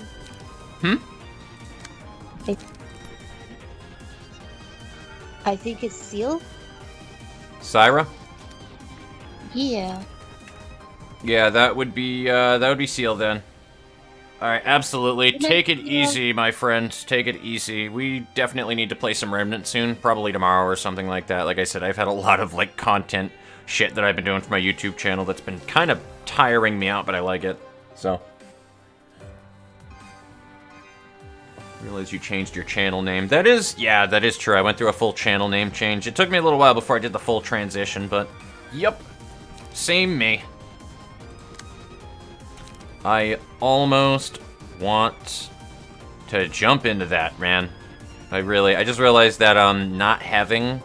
Actually, no, you probably can win that. Somebody with a loss of senses probably can win that.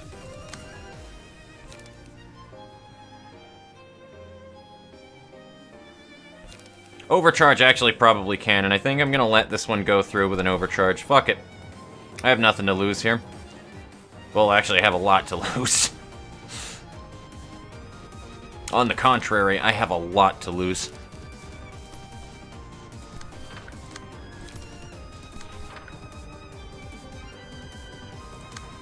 I don't know what the hell else I should use here. I don't need to put a trace of fumes. I could double up on Crack of Dawn, but I'm gonna play it safe. And I'll reapply Overcharge later on. Fleche could be cool, but it's not really needed. And you're our other single strike build, so let's draw the sword. There we go. We got our counters proper. Good. Let's see what happens.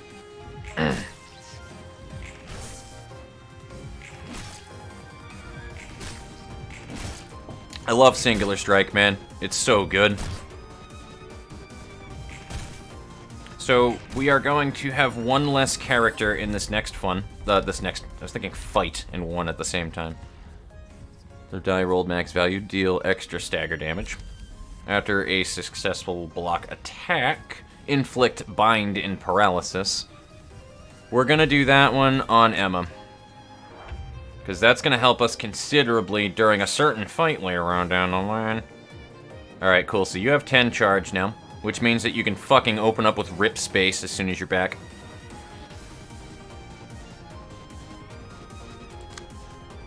That doesn't matter if you're attacking. If anybody is attacking him with defense dice, I literally do not care. I could not care less. Although, singular strike attacks, people that need to be hitting with singular strike, rather. So, you, fierce attack. You are Bamboo Hat Kim, right? Yes, so slash. Okay, so I'm probably gonna sound really stupid asking this question. Probably But not. at the risk of sounding stupid, each scene is when it swaps like abnormality that you're fighting, right? Each scene is each turn. That is completely independent. That's just a phase change on this specific boss fight, but yep. And no, you do not sound stupid at all, actually. Though I am going to attack this I one so forgot that we what have the endurance. abnormality for this fight. This was the one that had Little Helper, right? Yep, so Little Helper, next was Singing Machine. And then it's Butterfly. Yep. Sounds accurate.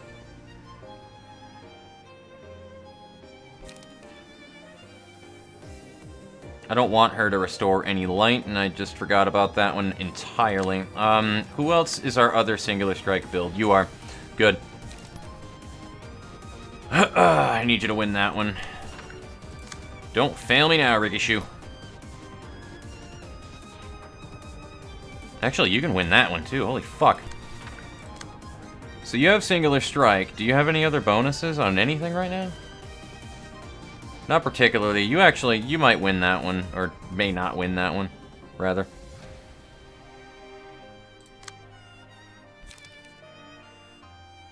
Actually, here's what we'll do. I need to gain light. And I don't have any of my fucking light gain pages on Yesod right now. I'm not getting, like, any of my draws or anything that I actually need from people, and it's actually kind of screwing me over.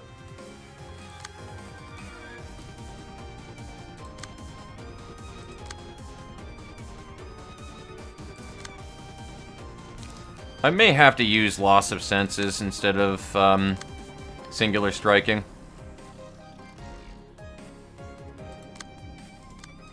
Yeah, here's what we'll do. I'm going to have to, I'm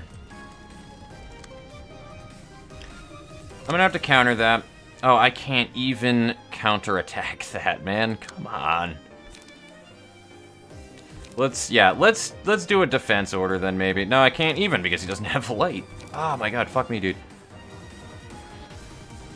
I'm just slowly getting pinched into a corner here, and I don't like it. You know what? I'm gonna take it. I'm gonna take it to the face. Well, Little Helper did kind of do that. It was back you into a corner when it was just around. Pretty fucking much.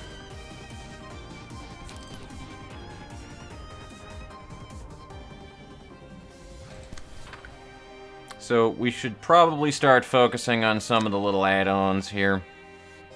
And now we need to use Draw the Sword, so I'll put that one on you. Or wait a minute, no, there was a reasoning why I did that. Why? I wanted to put Loss of Senses. That's right. There was a reasoning for my method. So I can do a cleanup here, and I can use Loss of Senses on this, because that can't go through. That's like top priority right there. Alright. Meticulous planning ruined by unluckiness, pretty much. The realization is going both better and worse than last time. I like my builds a little bit more, but I forgot about my heavy reliance on forgotten memories or faint memories with Eugen's page, so it's kind of getting me screwed over here. Watch your other stuff.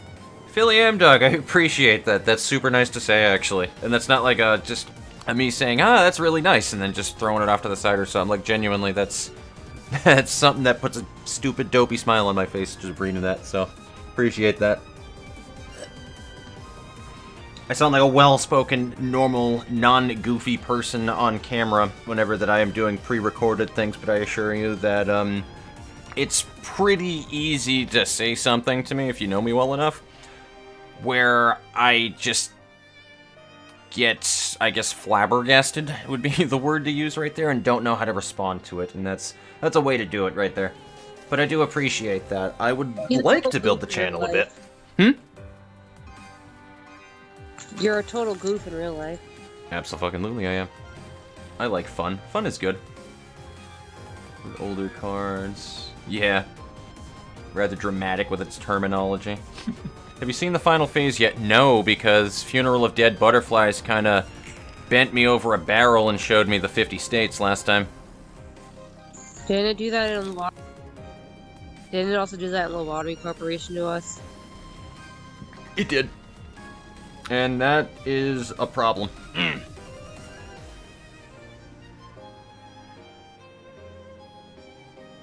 Is she, does she actually take damage? I forget.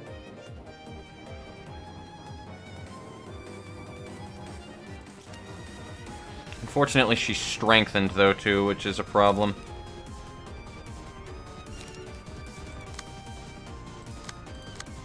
Yeah, I forgot about my fucking reliance on a lot of things. But we gain our protection because now we have a higher emotion level with this page, which is great.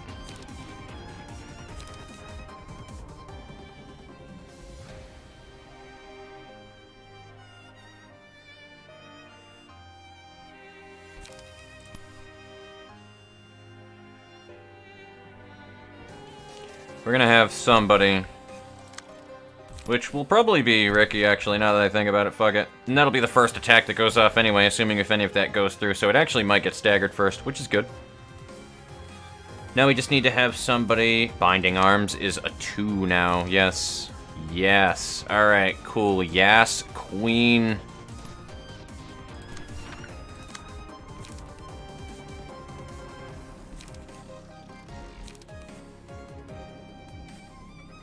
Do you have respiration? Please tell me you have fucking respiration, yes, Odd. Nope. I don't remember who has my respiration. So when I'm talking about that one, just to put you in the loop there, Chelsea, when I say who has respiration, it's a passive where if you have no light because you've exhausted it all, it gives you 2 rather than a 1 light regen next round, so it basically keeps your light topped off. Oh.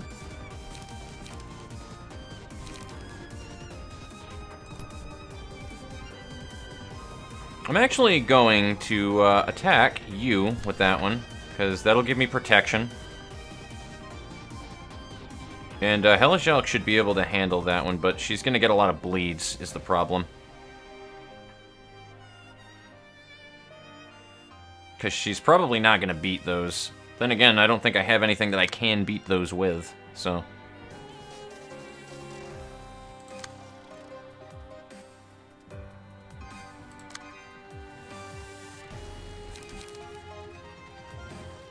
That is very fucking problematic, though, I'm not gonna lie to you there.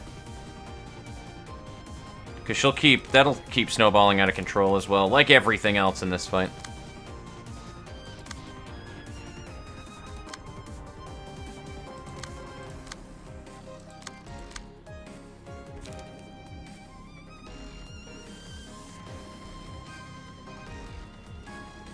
I'm not in a very great position for much, man, not gonna lie. I mean, I guess I can have you go through that, and assuming how much of that goes through, which could be none of it, so that could be very fucking bad for my face. And then we can follow up with a shoving stab to put some bleed on it. And draw a page. Or light regen. I mean, I'll do that. You don't have anything to literally go through that with in any way, shape, or form, but at least we can get a guaranteed hit.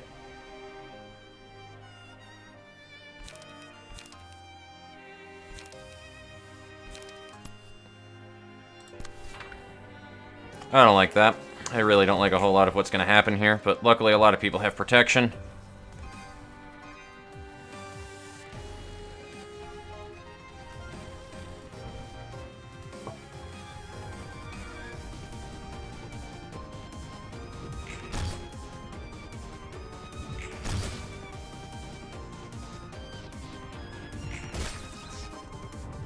Okay, so that's 1 down. Okay, that wasn't as bad as it could have been. It still wasn't nice, though, and none of my dice carried over from Gavin. Also, there was a damage buff there. I don't know what, but there was a carryover on that one. Also, Angela is staggered. Excellent. Now I get to bend you over and show you the 50 states. Wench.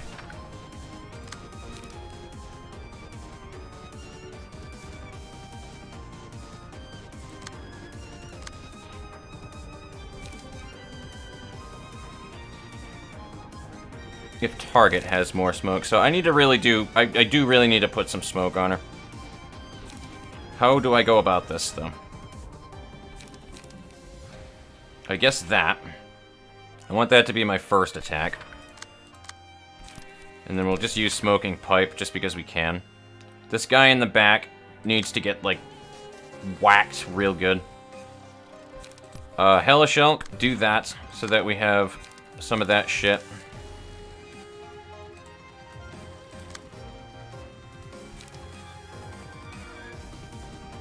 And we can totally rip space her right now, which we're fucking going to do. Let's rip space her.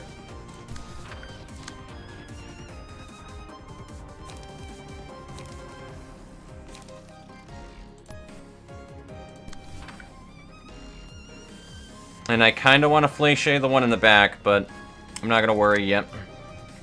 And what can you do? You can put bleeds. You can indeed put bleeds, so we'll do that. Alright, cool. Let's do that. Alright, never mind. I don't have to worry about more than just that one cleanup. Perfect.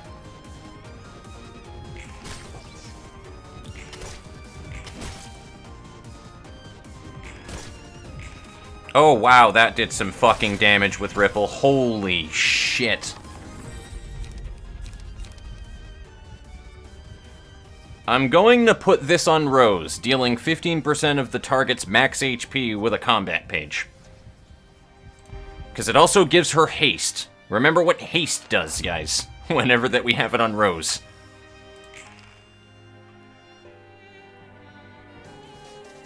So, unfortunately, now we have that page that I fucking hate.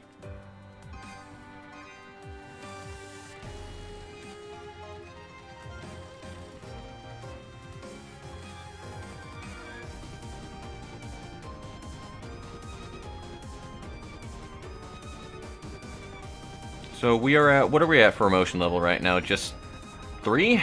No. You're at 2. So you're not at 3, which means that you don't have the extra power.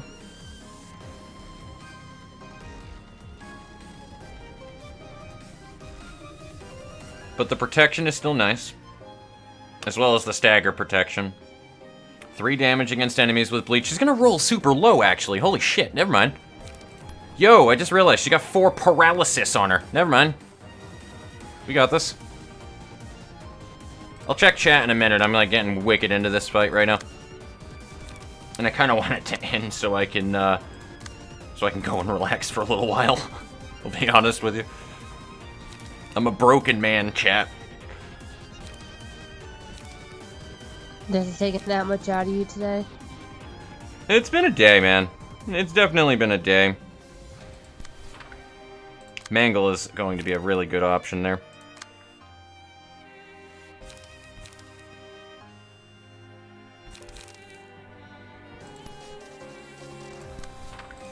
A lot of people actually have their mass attacks right now, which is super beneficial for me. Unfortunately, though, what this also means is I don't have anybody ready to intercept this motherfucker. Or these, so I need to deal with those. I can overcharge, actually, which I might do. Next one was the, yeah, you know, that might be a bad idea for the next area.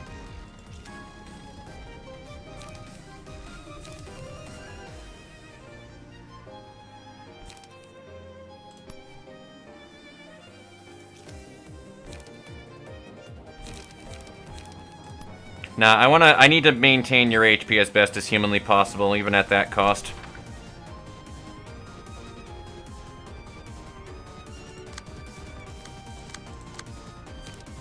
And that is an 8 to 11. 3 to 5 additional damage to targets with lower speed, huh?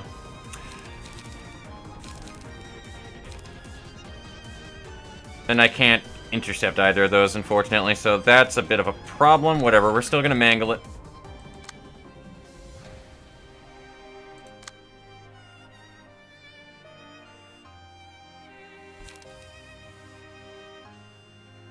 You don't have really any buffs, unfortunately, Hellish Elk, so I'm gonna have to do this. Oh my fucking god, and he's attacking too on top of it. Dude! I don't have the attacks to be able to handle all this bullshit right now. You have singular strike, right? Wait, what? Hold on. You're attacking that die. Gotcha. We'll do that then. So that's intercepted. We got all of these with a proper target. Now we just got to deal with that one, which is going to wind up being you doing a to overcome crisis question mark. Either way. Does Ricky have the power to do that, though, is the real fucking question. You're not at emotion level 3, so you don't gain extra power, but you have singular strike and you have an extra power, so that's a +3. So you can roll up to a 10. You could lose it, but also you're the most likely to not die, so I think I'm gonna have you do this.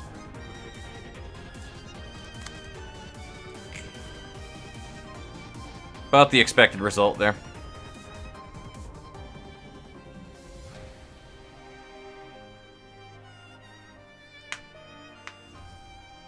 Alright, cool, that's fine. That's perfectly fine. That did almost no damage.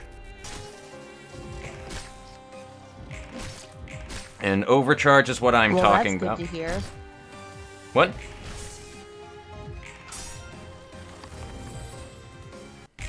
That it did no damage, unless you mean you did no damage. The her mass attack was not super good, but unfortunately I didn't pay attention to Yesod's stagger resistance, so now I'm trying to intercept fucking 5 attacks with 3 people, so this could be detrimental.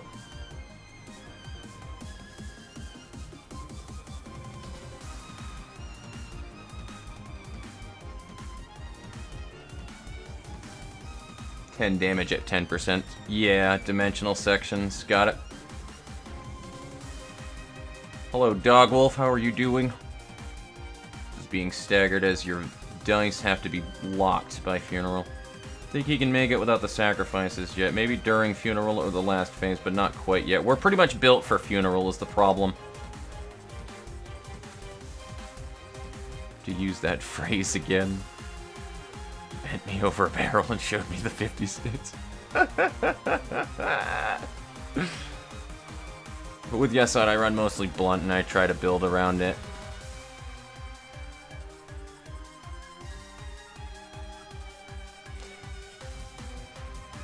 Yeah, that's the thing. I'm waiting to see what things wind up being for Funeral of Dead Butterflies, but, yeah, and we gotta make sure that these are not one-sided.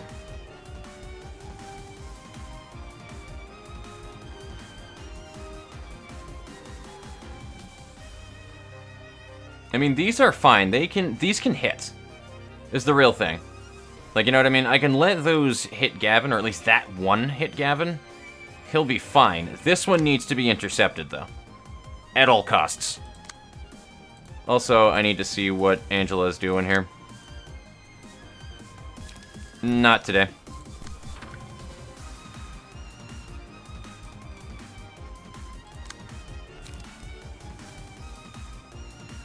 Last die, gains +1 power, gains +1 power. I can probably still win it. Because that's at Bamboo Hat Kim's page right there. So I think we can still win that one anyway. Or I could have just fucking yield my fleshed it. I might... Nah, I can't. I can't do it anyway. Alright, I need to let him get some light back, unfortunately, from that. So what do we have to work with here?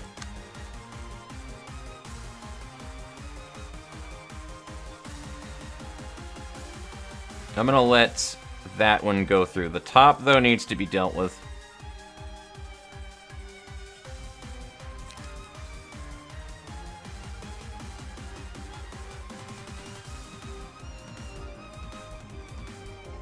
And then, what is up here? I mean, I could... fucking name. I kind of want to Crack of Dawn. Well, I'm going to definitely Crack of Dawn. I don't know who, though. You know what? I'll take it. I'll take the damage with Ricky Shoe.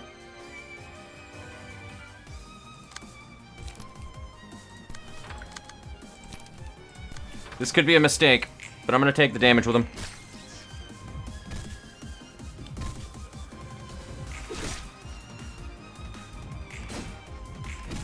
And everybody's still topped off on health at the present moment, too, so we're doing decent so far. All I can say is decent. We haven't hit, like, the bullshit part yet, though, where I've really been, like, fucking backed up into a wall yet, so I can't really say much, but... I can't do anything against that, really, so that's gonna wind up hitting her no matter what happens.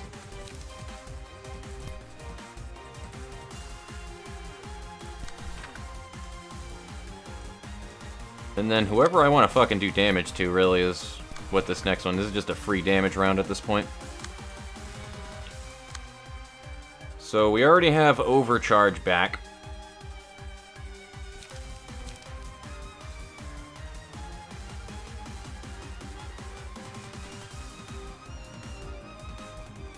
And you have Health Hauler as well as Mind Hauler right now, so honestly, you're in a pretty good position, Gavin.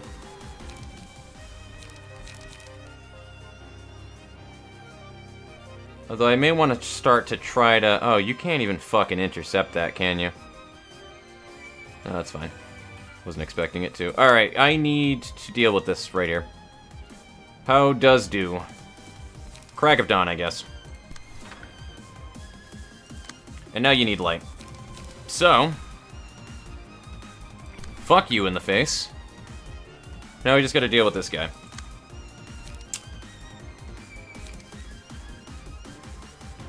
I don't want to lose any particular clashes with that. I don't think I'm going to wind up getting any returns out of Yield My Flesh, but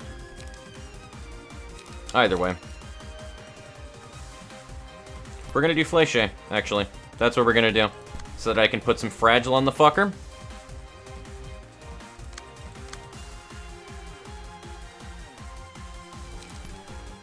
Then we can do that, and I can just worry about keeping everybody in the game at the moment, and we'll play the slow play.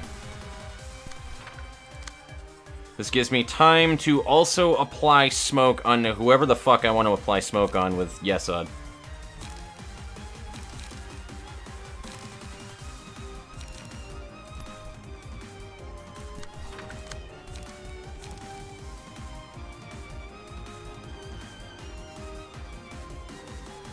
Oh yeah, that's right. If he gets 10 stacks of smoke, he gains power. Forgot about that.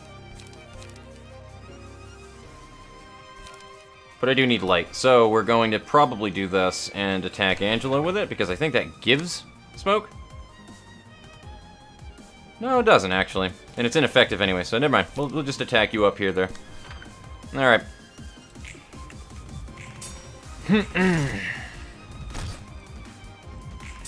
Each realization is completely different. I handle the realization of Yesod quite handily, whereas Fox here lost the first run and is certainly fighting hard right now. Not to say he's bad, but everyone's different. Pretty much, it really kind of just depends on your playstyle with things as well, and what you go into with. My Bane when I did it, which is odd because after this, I did the others easily enough. I feel that more than you believe, Dogwolf. A lot of people have seemed to have problems with Yesod as well, and then other ones not so much an issue. So, I don't know. I don't know where I stand on that one so far. I'm just not a big fan of how the fucking Funeral Dead Butterflies kind of just pancake 0 damage to, but they all do the same thing. They don't really take damage from anything but a specific source, so it's kind of a recurring theme. So do you only get one of those little cards after you kill an abnormality or something? It is after, this is in regular fights as well. You get them after you get enough emotion tokens. By doing clashes, winning or losing clashes. Then your emotion level raises and you pick an abnormality card.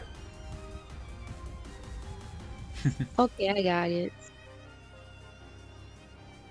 Yeah, this fight is pretty hard. Entirely right, Aqua. I imagine he could easily do Hod's realization. Meanwhile, it forced me to wait a second time in SOTC before I could complete it. And I got gunned to death while I couldn't fight the first time. Fun, fun. One of the more subtle downsides of Singular Strike is less clashing and less emotion. Basically, Spider was what kept me stuck. Shoes. Hod was awful to start, but got easier the deeper into the fight I got. That's all good. This has good Abno pages. We're not really spoiling anything, just saying, yeah, which is fair.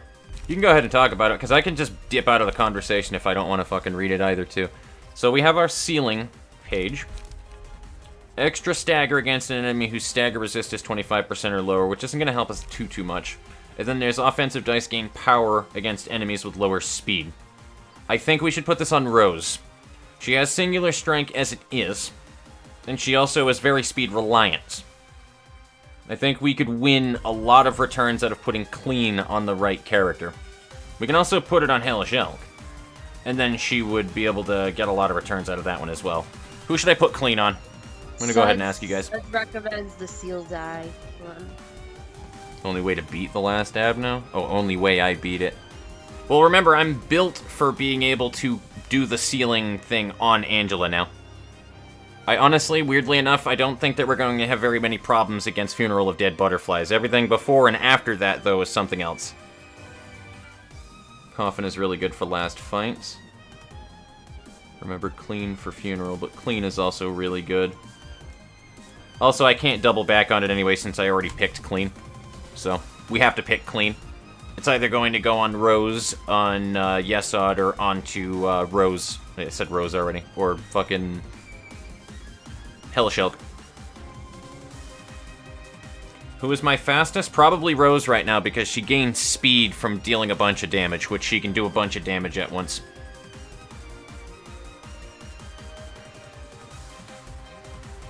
Whereas Lila's page is being run currently on Hellish Elk.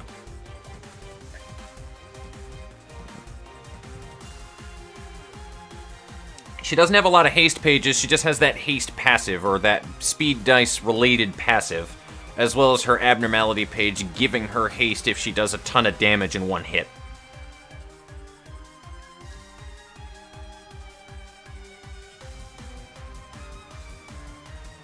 Alright. Rose it is. So here's where it matters, and we've already murdered one of these guys before this fight started, by the way. Can we just point that one out? We've already beaten the shit out of them.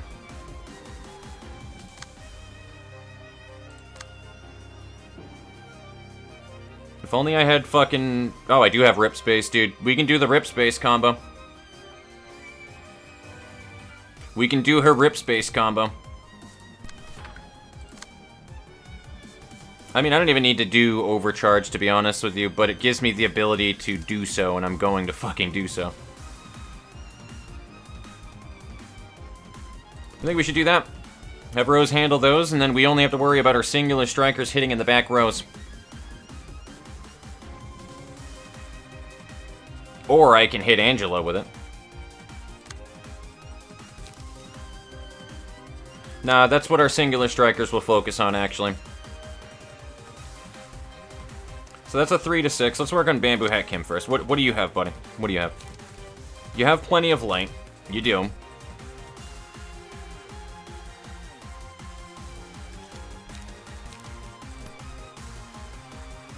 I mean, then you can definitely worry about... you're going to have the best bonuses here. So I'm going to have you focus on the back. So Bamboo Hat Kim has that handled. Binding Arms will easily take care of these. And then we shoving stab. Right there. Done. Anybody got an easy button that I can press? That was easy. Yes, and I'm actually going to Trash Disposal as well with Hellish Elk, because that should enable me to be able to... this is being countered by Rose, top left, got it. It's extra health, you know what I mean? Extra health, extra stamina because of Trash Disposal, and if it rolls like 5 times in a row right there, then I can top her off on health and stamina. There's no reason not to run it.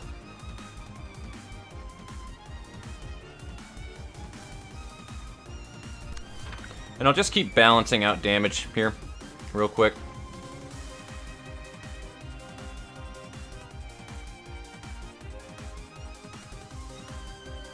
I know it's totally Singing Machine, but all the music notes is definitely making me think of the orchestra guy that drops the capo.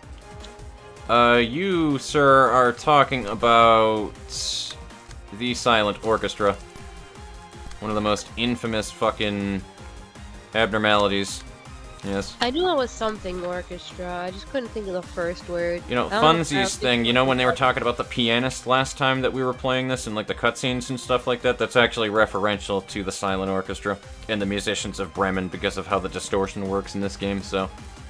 Yeah. Oh. But yeah, I don't know why. It's the whole, like, foreground, I guess, of this giving major silent orchestra vibes more so than Singing Machine. Dude, we fucking murdered that guy outright. He just got literally annihilated. There's nothing... Rose is gonna annihilate him. Half of the pages I sent people out to do didn't even actually conclude.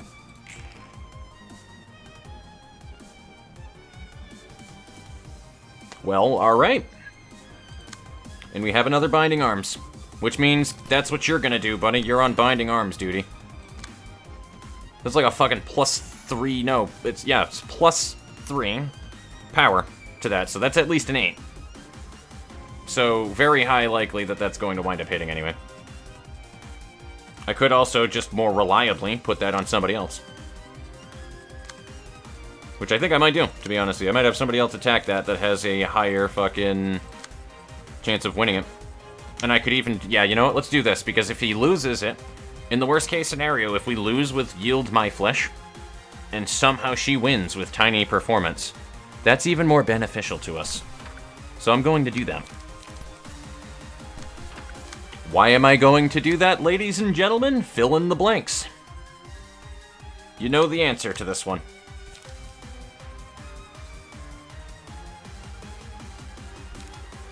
I could also Loss of Senses, which I think I'm going to do. I'm going to have you do Loss of Senses.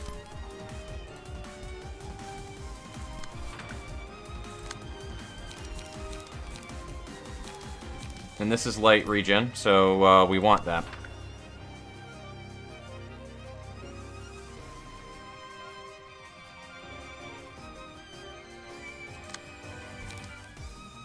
I can Crack of Dawn. Do I want to, though? Welcome back, Wower. Oh, well, welcome back, Wower. Good to see that you are there. Hello. How are you doing?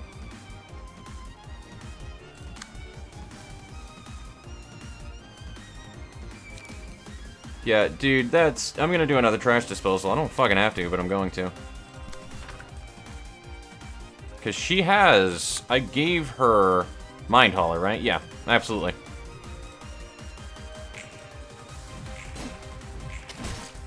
There we go, that's what I'm talking about. Just don't even let her win clashes anymore, guys. Then the problem is completely solved. If you don't even let her win the clash, then there you go. And that was all done while Rose was immobilized.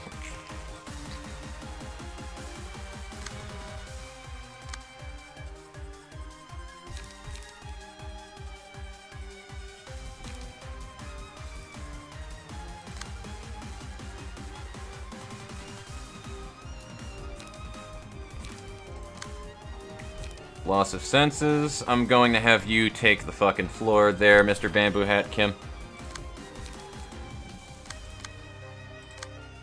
Yeah, this is a weird setup versus what I'm used to. I'm not comfortable with this. I'm going to be blunt with you guys. I'm not very comfortable with the way that the setup is. But I have to say, it's working right now. At the present time, it is working. And that's really the best thing that I can say about it. Yeah, Sod's face looks like he's done with life. He's just fucking done with everything, yeah.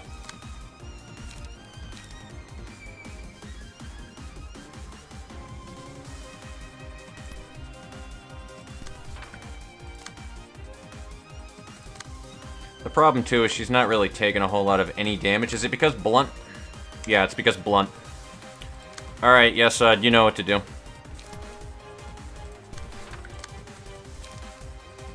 Remember that time where Angela totally forgot about your birthday and she never even bought you a birthday cake or anything like that? You know, you're supposed to be like colleagues and all of this stuff, and she completely forgot and just told you to get back to work. Yeah, this is your time to just go ham.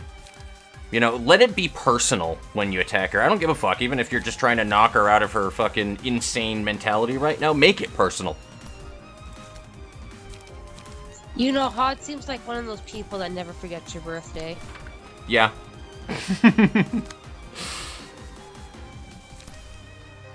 She's one of those I started buying your birthday gifts 3 months in advance kind of people. Abso-fucking-lutely.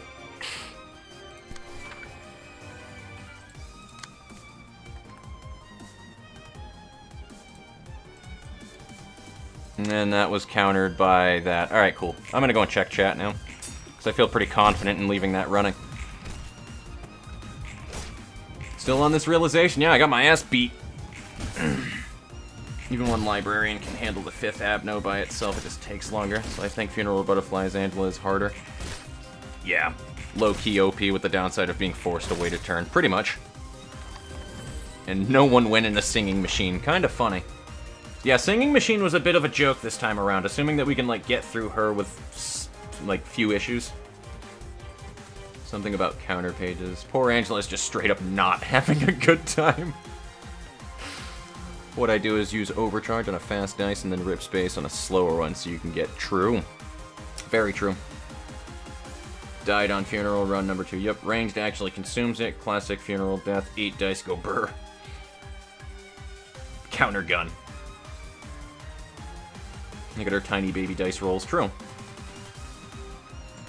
Yo, I think you hit the nail right on the head, Devin. She gives you that birthday gift on 12 at midnight on the dot, so that she doesn't, so that you don't think she forgot about it.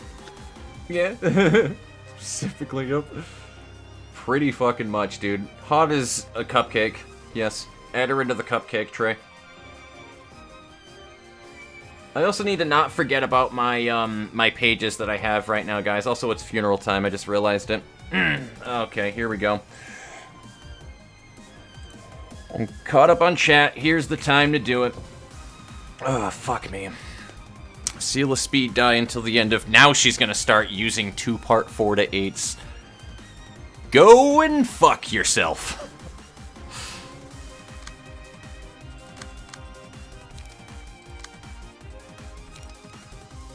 If that isn't the most go fuck yourself thing that you have ever seen, guys, I don't know what is.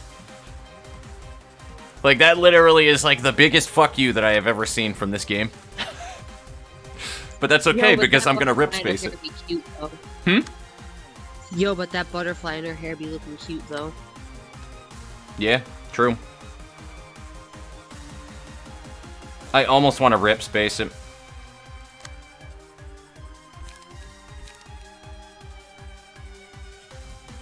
Oh yeah, defense order is a thing we can do, actually. That is a thing we can do. Hold up, hold up. Who is this going after? You? I don't think you have a counter to that, so that literally has to be intercepted if possible. Which it won't be. No, it's a ranged attack. Wait a minute, it's a ranged, it's a ranged, it's a ranged, it's a ranged. Right. Okay, never mind. I panicked for a little bit. Small panic has gone away. She did the dumb. She made the mistake of doing a 2-part ranged attack on Bamboo Hat Kim. I'm gonna show you guys what we do to her on this side of the Library of Ruina, okay? Yes, this is now like fucking Compton.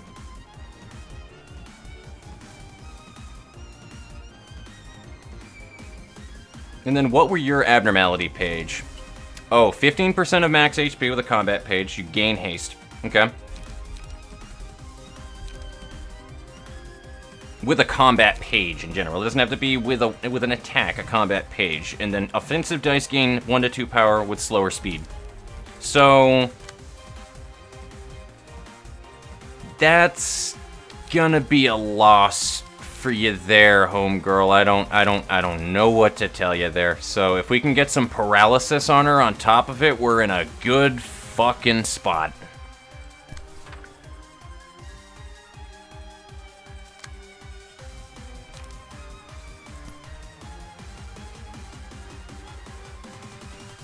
We'll even do that.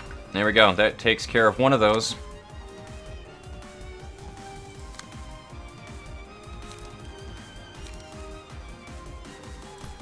We're just gonna need to deal with these attacks accordingly, which is, thank God I have a Hellish Elk.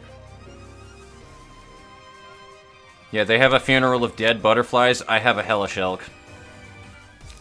I think I won.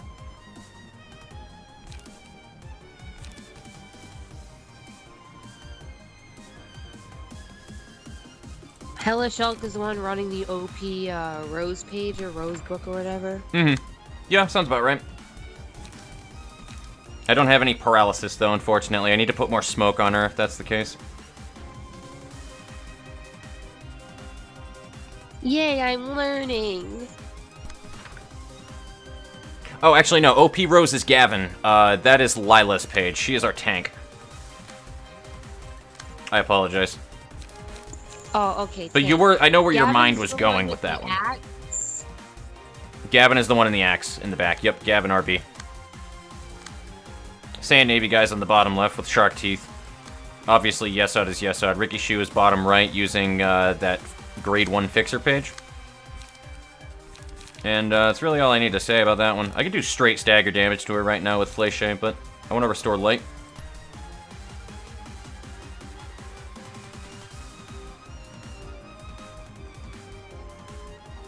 Should we focus on these things in the back? Now that I think about it, like, I don't know. 3 to 7, so you actually might do a lot of damage and then proc that other thingy. That gives you haste, which would be dope.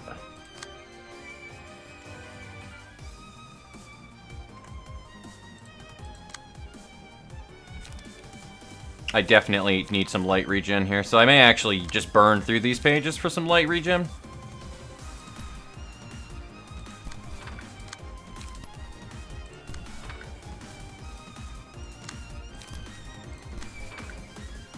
Yeah, alright, I am going into hyper-focus mode now. Let's fucking get this shit done.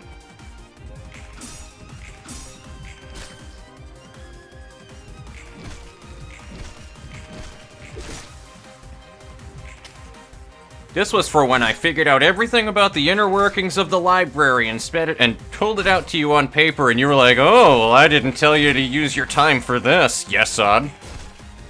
I'd like to think that he just, like, in his mind, he's just taking it super personally. Like, it's not important, Yesod. Alright, so here we go. Coffin. On a successful attack against an enemy whose HP is at 50% or lower, seal a speed die. So, there's going to be somebody who's going to be a main attacker for sure. Probably Yesod. I think this would be really good to be putting on Yesod, because he's going to be doing a lot of the damage to try to put one-side attacks on people. She also has paralysis on, which is good. So now we have our fucking 1 to 9s. So here we go, ladies and gentlemen. This is where shit begins to get real. I kinda want to overcharge Rip Spacer, guys. I kinda want to overcharge Rip Spacer. I mean, I could. I'm gonna wait, and I'll read chat in a minute on that one. I kinda want to, but that sounds like a real fucking dangerous thing to be playing right now.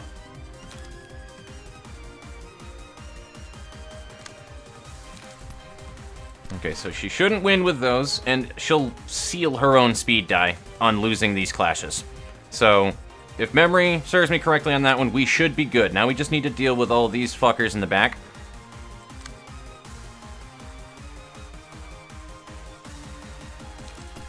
Hellashelk, you are totally fine to do that right there. That should be totally fine. You can also Crack of Dawn him if you really wanted to, but, let's not. And, instead we will, to overcome Crisis, some fuckers.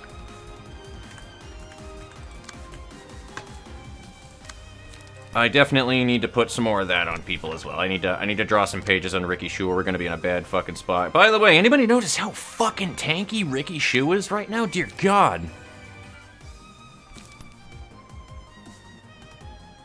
The absolute unit. Like, I know that's Nui's term and what she should be known as right there, though, but, like, for a day, Ricky Shu is the absolute unit. Alright, and now we move over to Rose, because we just have one more interception to do, for the most part. He's the absolute shoot-it. Absolute shoot-it, yes. I'll see myself out. I will see myself out the door.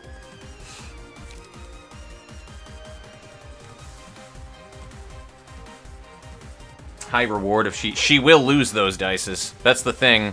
She will lose those dices and she will have a double seal. I almost guarantee you, because of the way that I have built these decks, those extreme edge attacks against her 5 to 9s, she's going to lose those. But yeah, I'm gonna wait for a stagger. Rip her space, do it.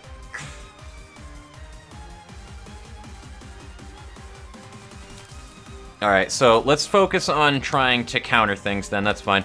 I'm alright with that.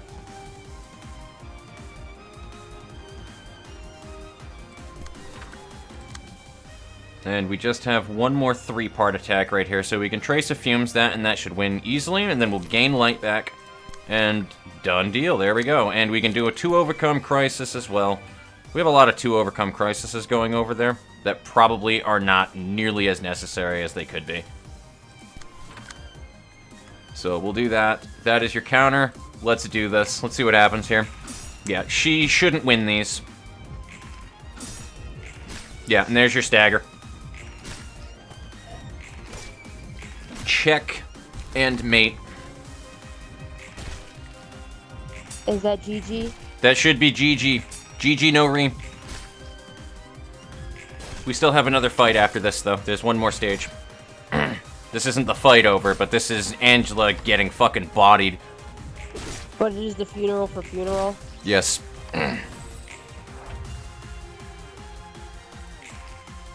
They're not even attacking right now. This is beautiful. This is beautiful. Gavin, go to fucking town. You have the highest speed on top of it, too. Do you guys want to see if he winds up... They're both over 8. This means Quantum Leap is in here on top of it for 13 bonus damage. I think he's going to literally annihilate her just alone, but just in case, I'm going to have everybody roll for attacks, because that would be my fucking luck.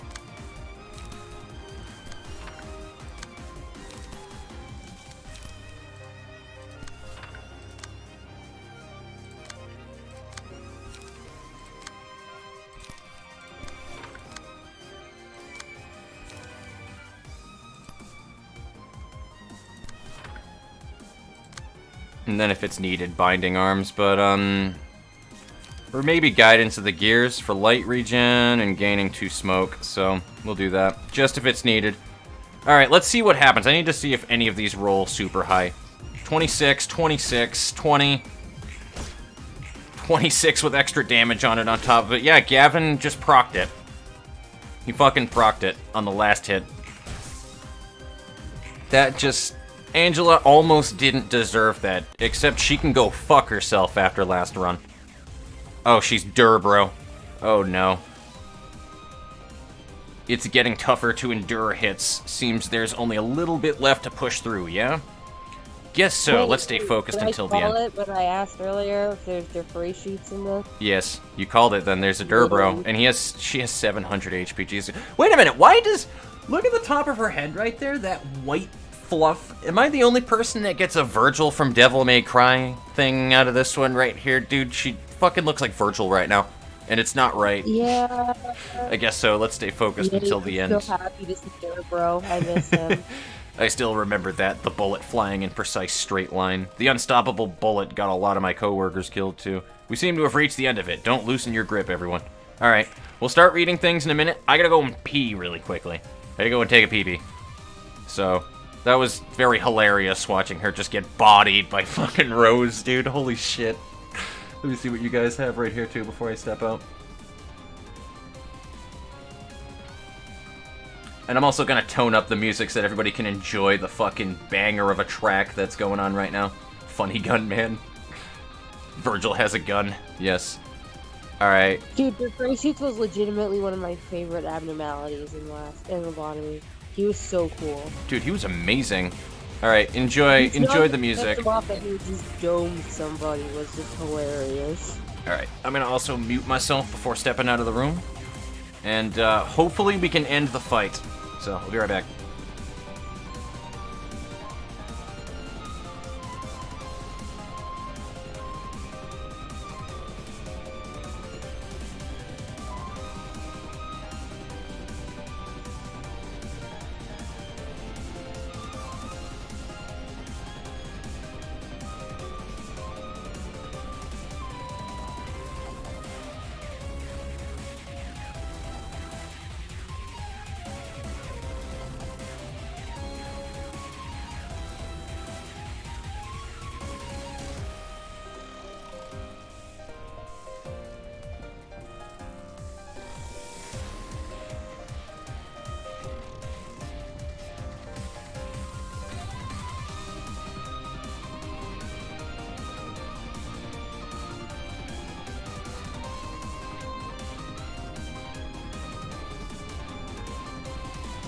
Okay, I am back.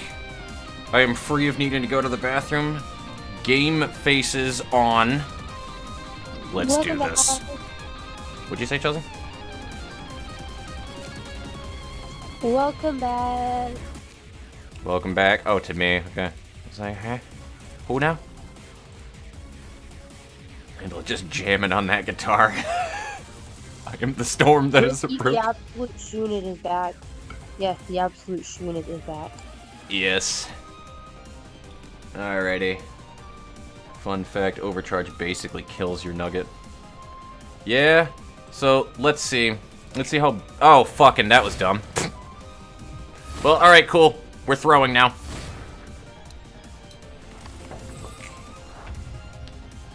I forgot I hit the button already. But that's okay, we can intercept that. Actually, we can't intercept that.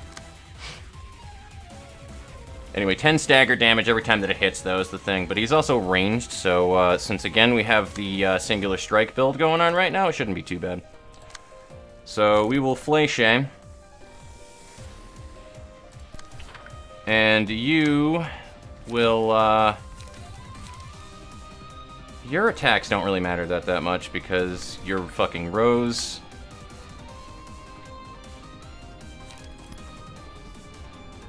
Okay.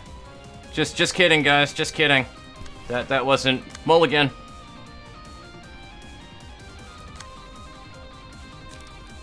I literally almost fucking, like, just threw a ton of... I mean, it could be pretty detrimental, to be honest with you, but I don't think it's that bad. I think I can recover from that.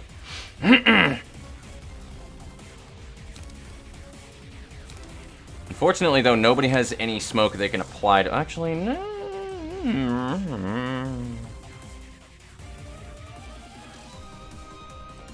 I can. Yeah, we're gonna... I don't really want to, but we need smoke on him, or otherwise it's not gonna be too good. So, we can also do paralysis. Everybody has pages. I also should pay attention to what your resistances are. Ineffective to slash, but stagger is a thing. Stagger resist does not fall below 1. If Angela's stagger resist reaches 1, lose 50 HP and recover all stagger resist. So that's really all that it is. Then you just gotta do that and then rinse, wash, repeat until victory is achieved. So that's fine.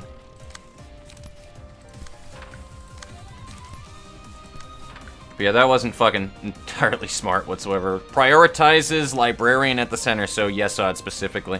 Gotcha.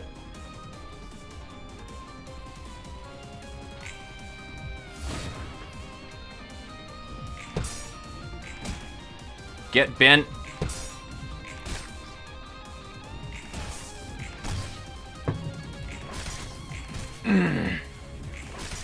We also have paralysis on you.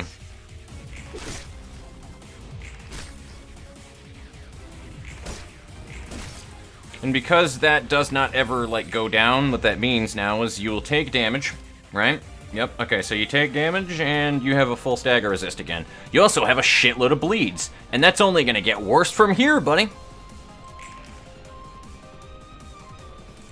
Inflict 3 paralysis this scene. Well, that's unfortunate, because half of the builds on here are all single-shot builds, so, yeah, good luck with that.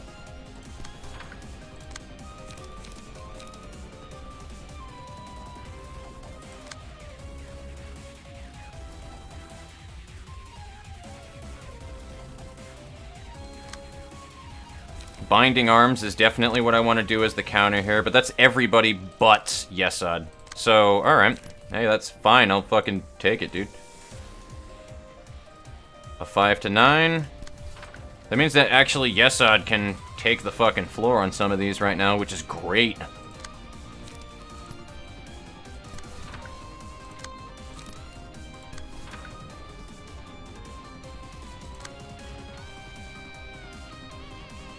I can actually just go ham with rip space and overcharge and all that fun stuff if I really wanted to, but I don't think it's going to help me as much as it could, unfortunately.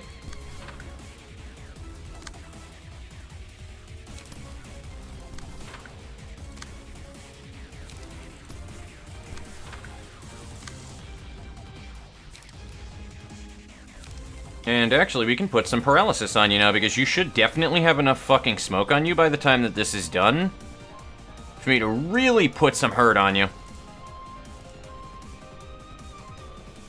So, I think I want to wait, though, for loss of senses.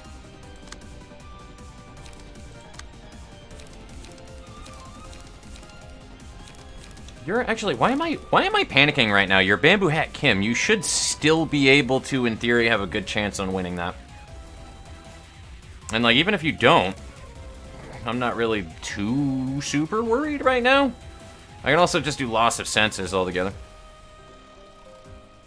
which is like a minimum 8 damage, so 8 to 11, which, I mean, still could lose it, don't get me wrong.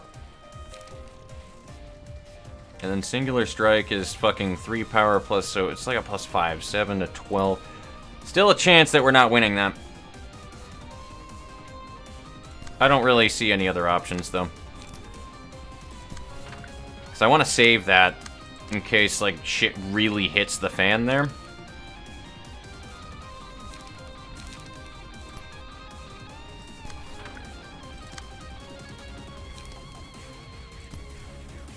And then, does that do stagger? No, just 3 paralysis. Actually, that could completely be negated with trash disposal the next time that I use it, so that should be fine.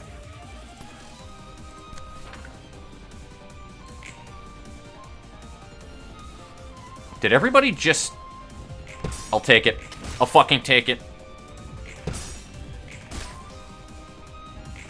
You just killed Yeson, LMAO.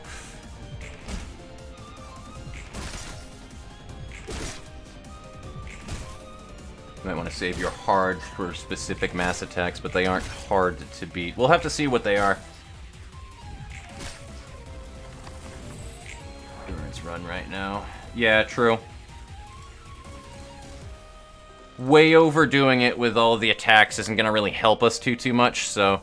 We just want to make sure that we keep everything going. I honestly like the way that this fight is rolling out right now, too, because it really just feels more like you're playing with the scene. It feels like a proper PvE fight, is the best way that I can say it. It's like, it's one of my favorite things about PvE games as a whole, man, is the ability that when you go into a raid, it's all about, like, perfecting doing the right things that you need to do to be able to emerge victorious for it, which is fucking awesome. Though we need to put more smoke. We need more smoke.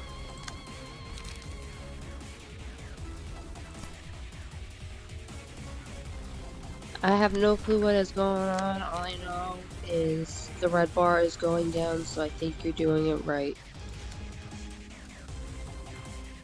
Hopefully. It's every time that yellow bar, which is stagger, goes down to 0, or 1 rather, because it can't go to 0, because I can't get a stagger on them, then they lose a bunch of health. And then it looks like their patterns are changing as well. Yeah, I noticed you keep getting that down to 1.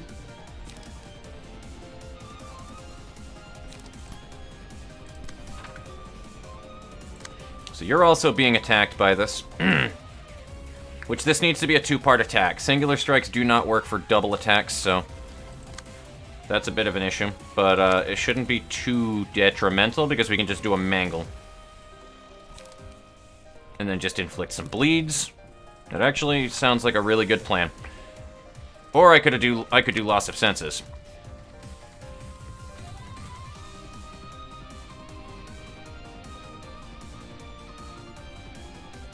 Later I'll do loss of senses.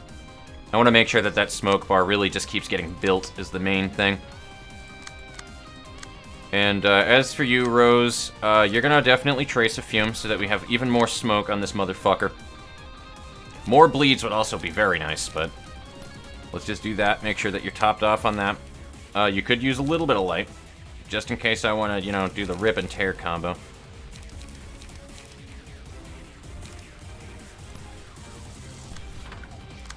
And then as for you, Hellish Elk, we're gonna do this.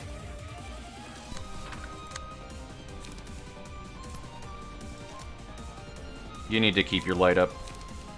You need to keep your light up, homegirl. It's gonna be a problem later.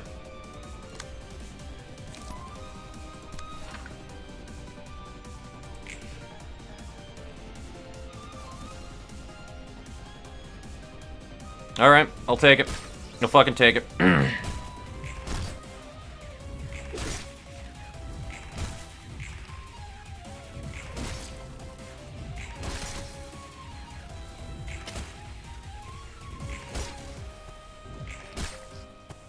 Now, chip damage things like burn are definitely not the end of the world for Hellish Elk because of that trash disposal. I want to keep paralysis on this motherfucker too as much as humanly possible. Okay, so here we go.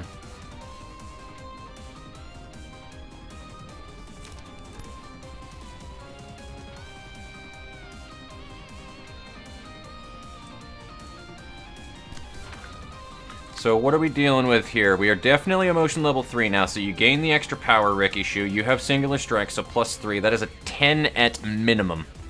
I'll actually be kind of surprised if that misses at this point, so I think we're good now.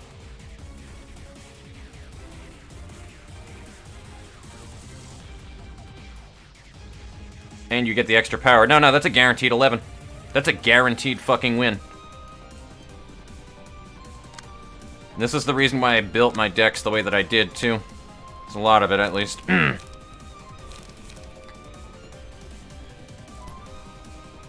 probably gonna have to just block it.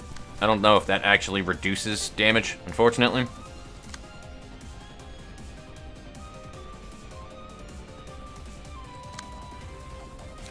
Yield my flesh. I mean, I could. I actually could.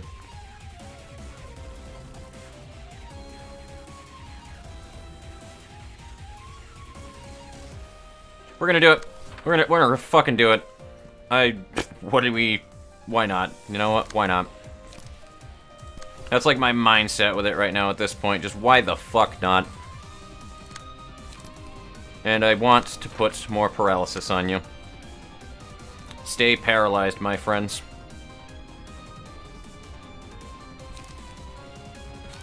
That's even more bleeds. Bleeds are good, too, because bleeds will just keep doing damage to him, but I also like burn. So, we're gonna rotate off now, and you're gonna have some burn on you. By the end of this, we're gonna have to call you Mr. Buttburn.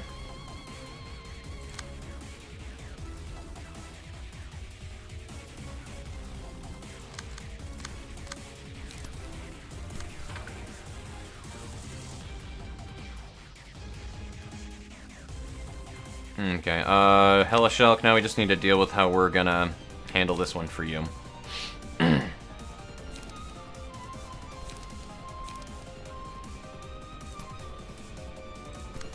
Let's do that, and I will actually have you attack with Electric Shock afterwards for a retaliation.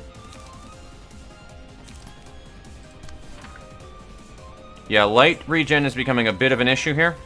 Only a little bit. Oh my god, we're still fucking killing it so far.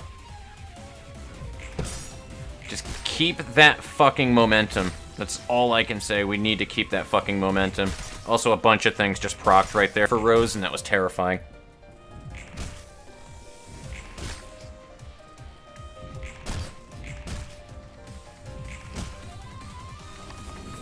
Sand Navy guy, you smug bastard. Okay, here we go. This is where something scary is gonna happen. 13, huh? All of my singular strike pages that are really good with Ricky Shoe don't exist right now.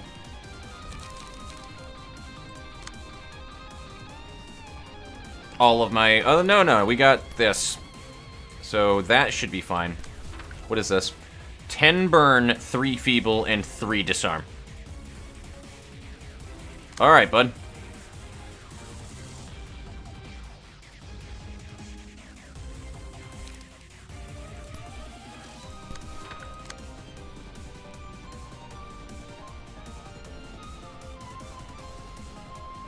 Yeah, Hellish Elk does not have the ability to be able to deal with those kind of things, unfortunately, so I may just have to rely on a trash disposal later.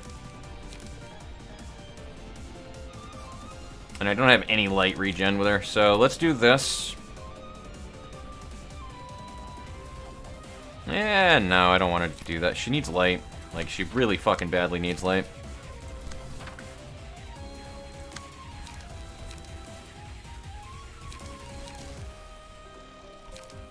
So 3 to 6 or that. So it won't roll as high, but it's guaranteed. to be a little higher. And you get the extra +1 anyway with singular strike, so +4, so 7 to 11? Which probably won't beat that. Gonna be honest here, but you also have paralysis and you're feebled.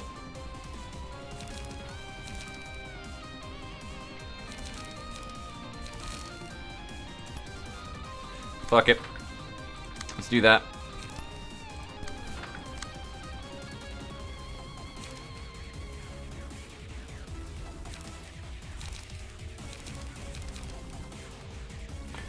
What about you, Miss yes, son. God, I don't know where my fucking brain was going with that one.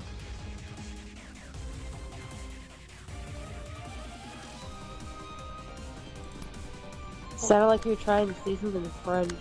Yeah, I kinda was. But I fucking failed. Not necessarily French, but like, you know, at least having like a Mosier thing to it.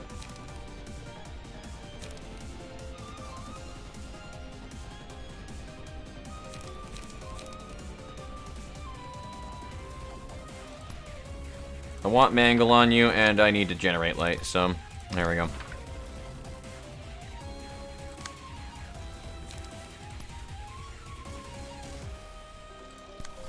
Rose is such a busted fucking setup, though, for this one, guys. Like, holy hell.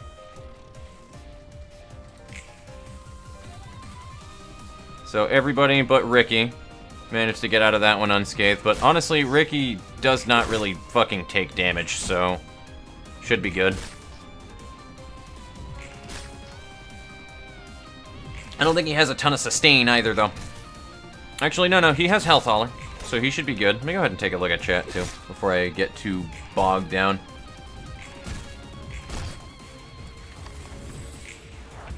See, that smoking has really helped Fox in this battle, for sure.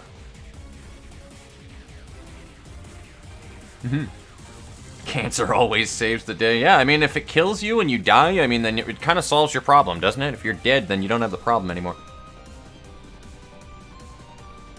Partial max attacks. Smoke a pack and share them with your friends. Angela addicted to smoking and then beats her up for it. Pretty much. I'd say most of the final Abnos fall into two category: gimmick fights and difficulty fights. Gimmicks are when the fight introduces new mechanics, several phases, and difficulties are just challenging. This is one of the only fights that are both, and I love it. I like it because it feels like you're playing a good dance here with Durbro. Like, you really got to pay attention to where those mass attacks are going. Like, this should be the kind of fight that teaches you mass attacks, in my opinion. Like, if you have a fight like this, then that'll teach you everything you need to know about mass attacks. Oh no, I know there's summation.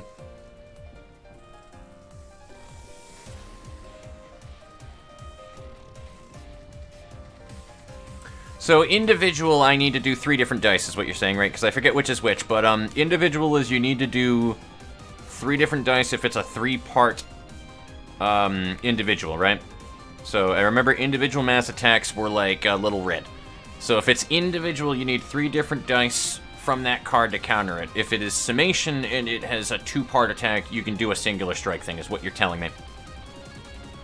Time to bonk her all-out attack. Somebody said I won. What? Oh, she staggered. Holy fuck. Rose? Perhaps? Yeah, you know what? Actually, we probably should do that.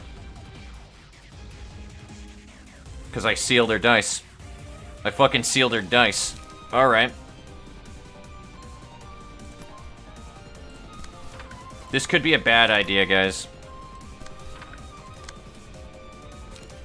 Chelsea, I might win this right now. In the event that I don't, and I fail miserably, and I wind up getting my entire library killed, or at least Rose killed, can you tell Gavin RB that I'm a shitter, and I apologize? Will do, Captain.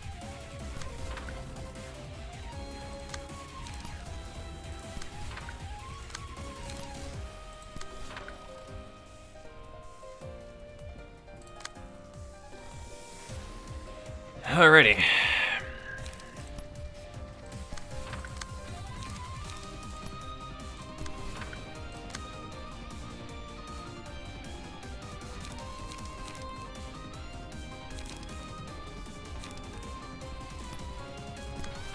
I mean, that's pretty much all of my damage cards anyway with that, so...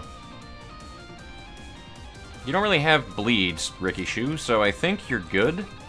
I will reapply smoke with you, though. And this, as well as this. And you, Hellishulk, fucking paralyze the shit out of this douche. Aquarius says, be careful, you're still only doing stagger damage or something. Nope. Well, I did not know that until now, but there is damage in there. Not much, but there is damage.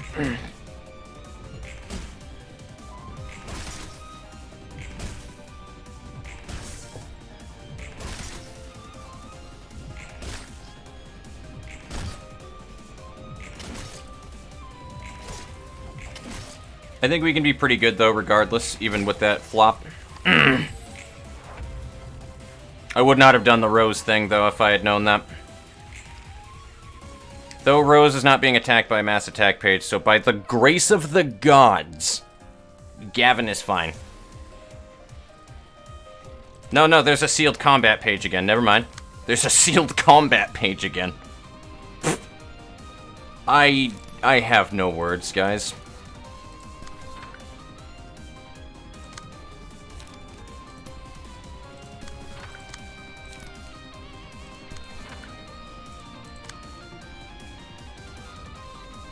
I actually don't have any words for that. I'm confused. What do you mean by sealed combat page? I sealed the die. Oh, so they can't. Somebody in here, which is you, 40% chance to seal a speed die when their HP is below a certain amount, which means they can't do anything with it. So, yeah, Oh. that's what happened right there.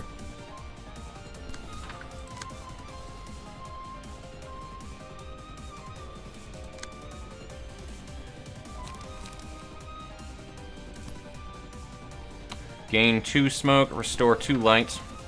That's what I need. That is gain 4 smoke. If I wanted to do like a ton of gain smoke, then there we go. That'd be the way to do it. That can put more smoke in Durbro. Angela's just like... like, that's the impression that I'm getting out of it right now. We have enough paralysis on her right now where I don't think I really need to worry. But I do want to keep my light up.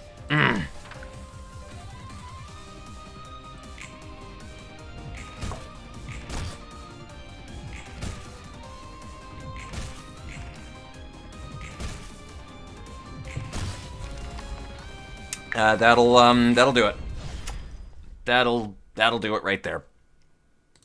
By the grace of the gods, I sealed that thing again right afterwards. If it weren't for that part, Alright, what do we got for pages? Add a request page to the hand. Cost 1. Mass attack, individual. Roll, range 7 to 11. 7-11. Target all characters, exhausts on use. On hit, inflict 2 fragile next scene. Dope. 7th bullet. Each time the librarian uses a page offensive dice, deal 1 additional damage, up to 7. Every 7th page has a 50% chance to generate random, or to target random characters, including allies. Oh. That's, alright.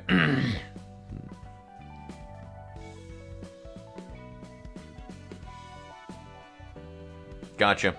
I mean, that pretty much is Durbro in a nutshell right there anyway. The 7th shot just fucks things up.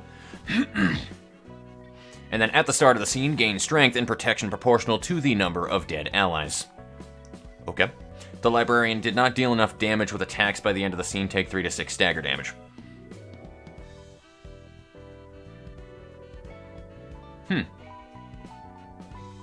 So yeah, that could save your life in a pinch if you wind up getting a lot of people that get downed. Dark Flame right there, so that's a pretty broken card. I like Request. Request is a wonderful card. 7th bullet. I don't like the randomness on it, but it's still good.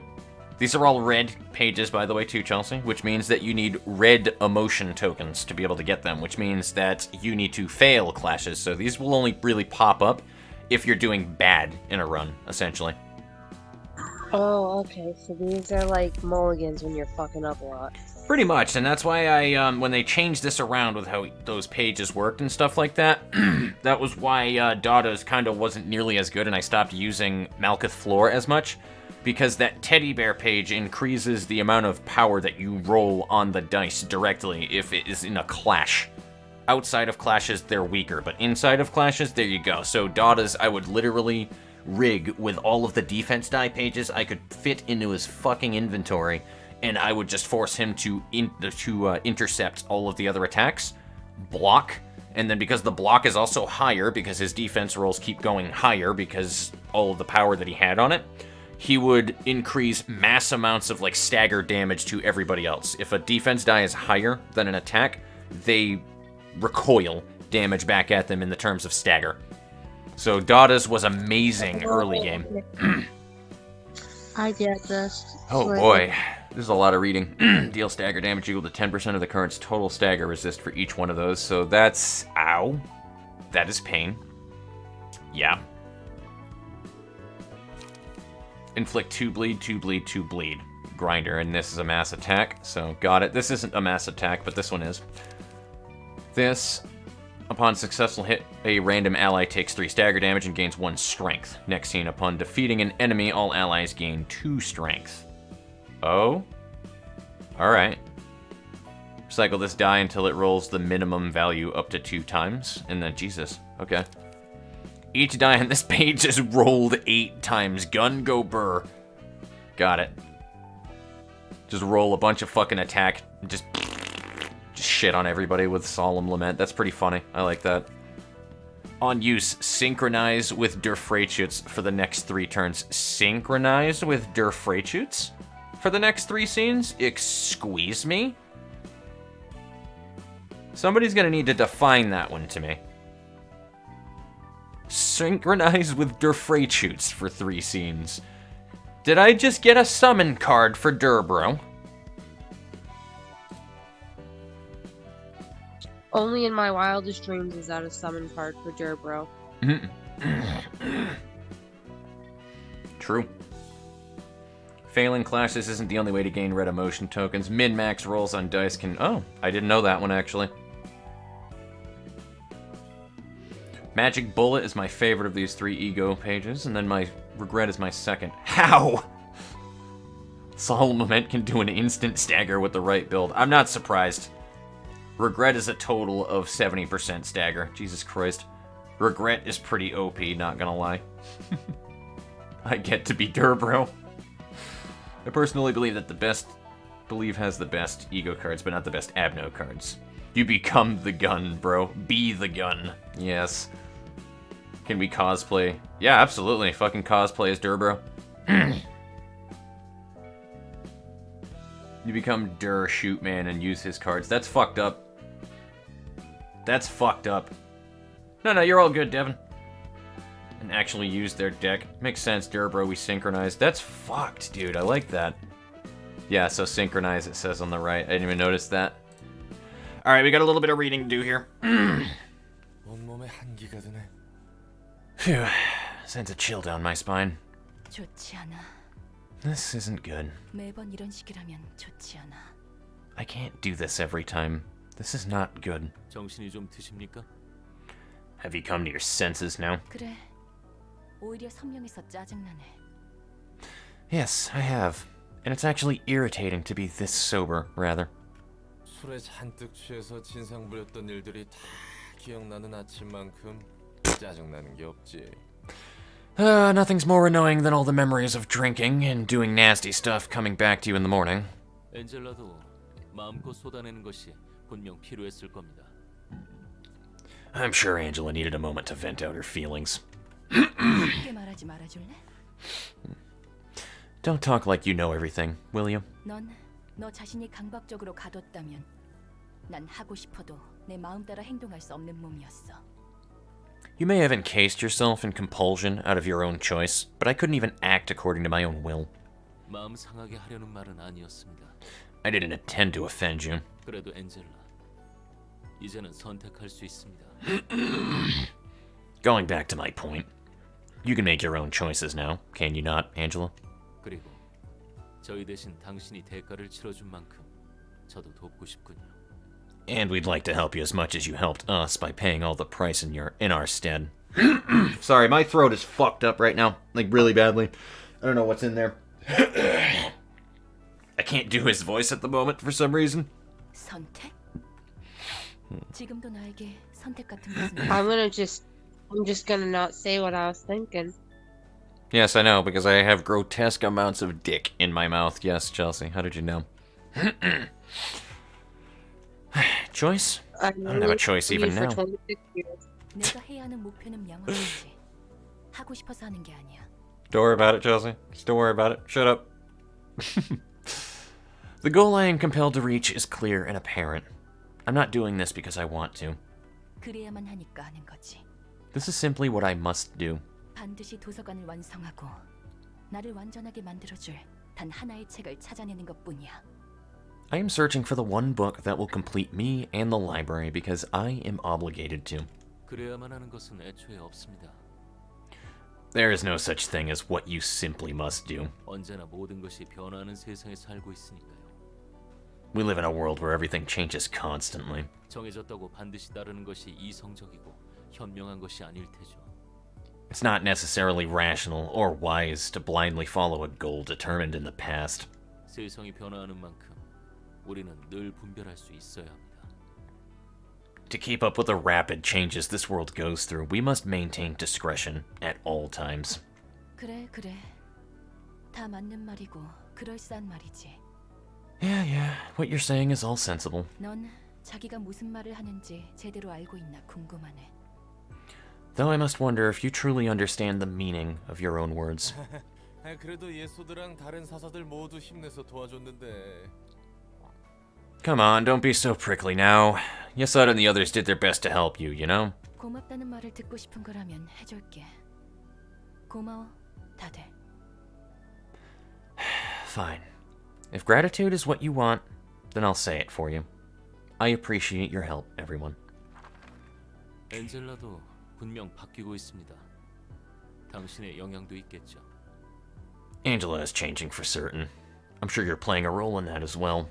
그런가? 말은 많아졌는데 전보다 성격이 안 좋아진 것 같아. Is she? She seems to be more talkative than before, but I'm not really sure I like the way her personality is shaping out. 롤랑, 당신은 어떤가요? 변하고 있나요? How about you, Roland? Are you experiencing any changes? 나? 나는 이제 와서 변하기에는 Me? 너무 늦었지. Nah, I'm a tad bit late for that. And that's the end of the cutscene.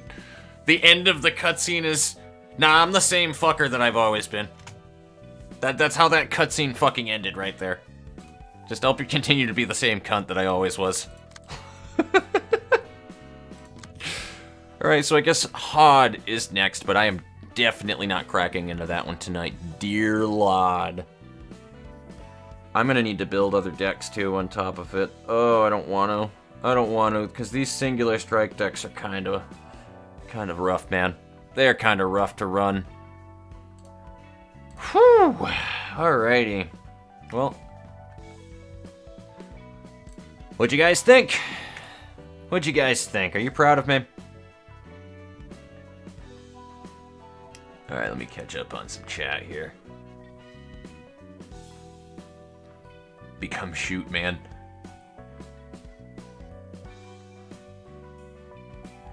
Who can hold their drink better, Netzak or Roland? I want to see who can hold their drink better.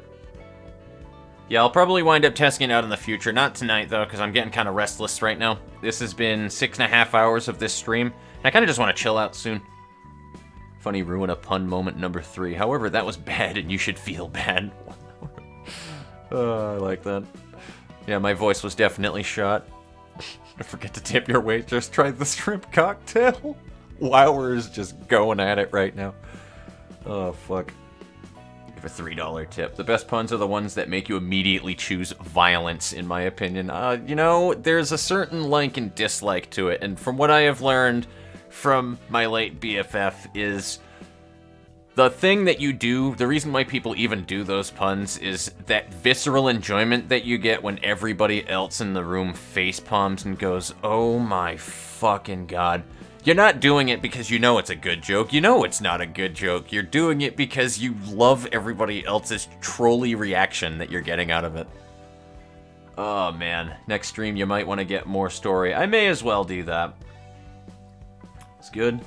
Thank you. Thank you very much, guys.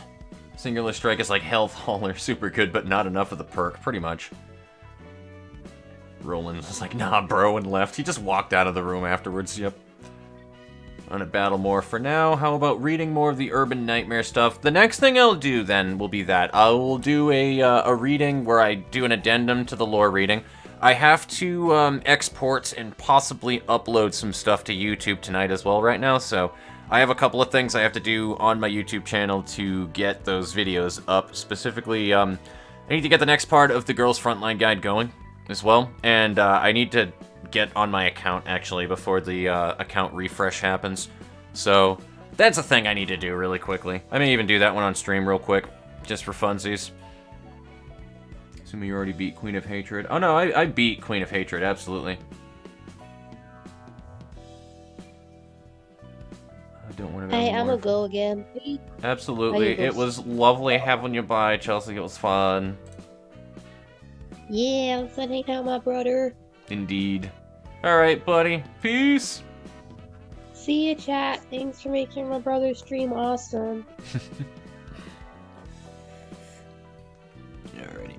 I'm gonna disconnect from my voice right there. I'm still here for a minute, and for a while I have you guys' attention as well. If you're, like, curious about stream times and you aren't already, there's a Discord link in the description of the stream, so feel free to go ahead and click that. I have some other, not socials, I don't really fucking believe in Twitter or any of that other shit. Like, I just don't.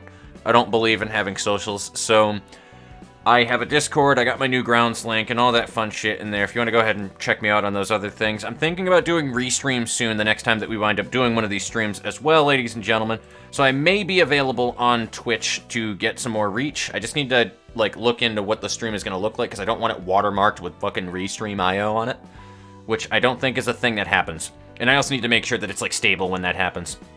But we'll be doing that one soon. But again, the Discord link is in the description of this stream. If you guys want to go ahead and in there, it's actually been pretty active with you guys coming into conversations and just talking to me about goofy shit too, and I've been loving it.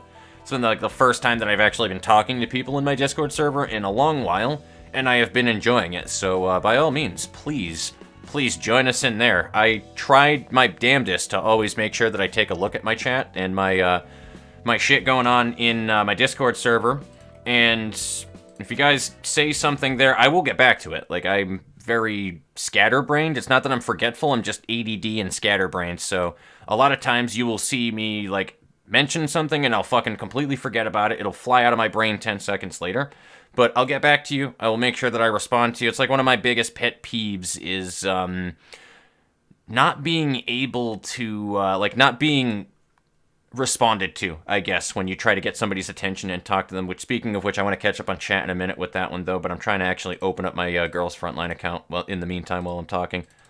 But, it's like one of my biggest pet peeves is when you're trying to, like, talk to somebody or whatever the case is, and you just straight up get ignored, and I'm trying my best to not do that with you guys in any way, shape, or form. Like, that's why I don't want to get too big, because it'll be inevitable after a certain point, but, like, I have a big issue with that, just being on the receiving end of it so much of my life on top of it too. Like, I try my best to at least give people a proper response to things. I don't think that ignorance is ever really like a okay thing to do, you know what I mean?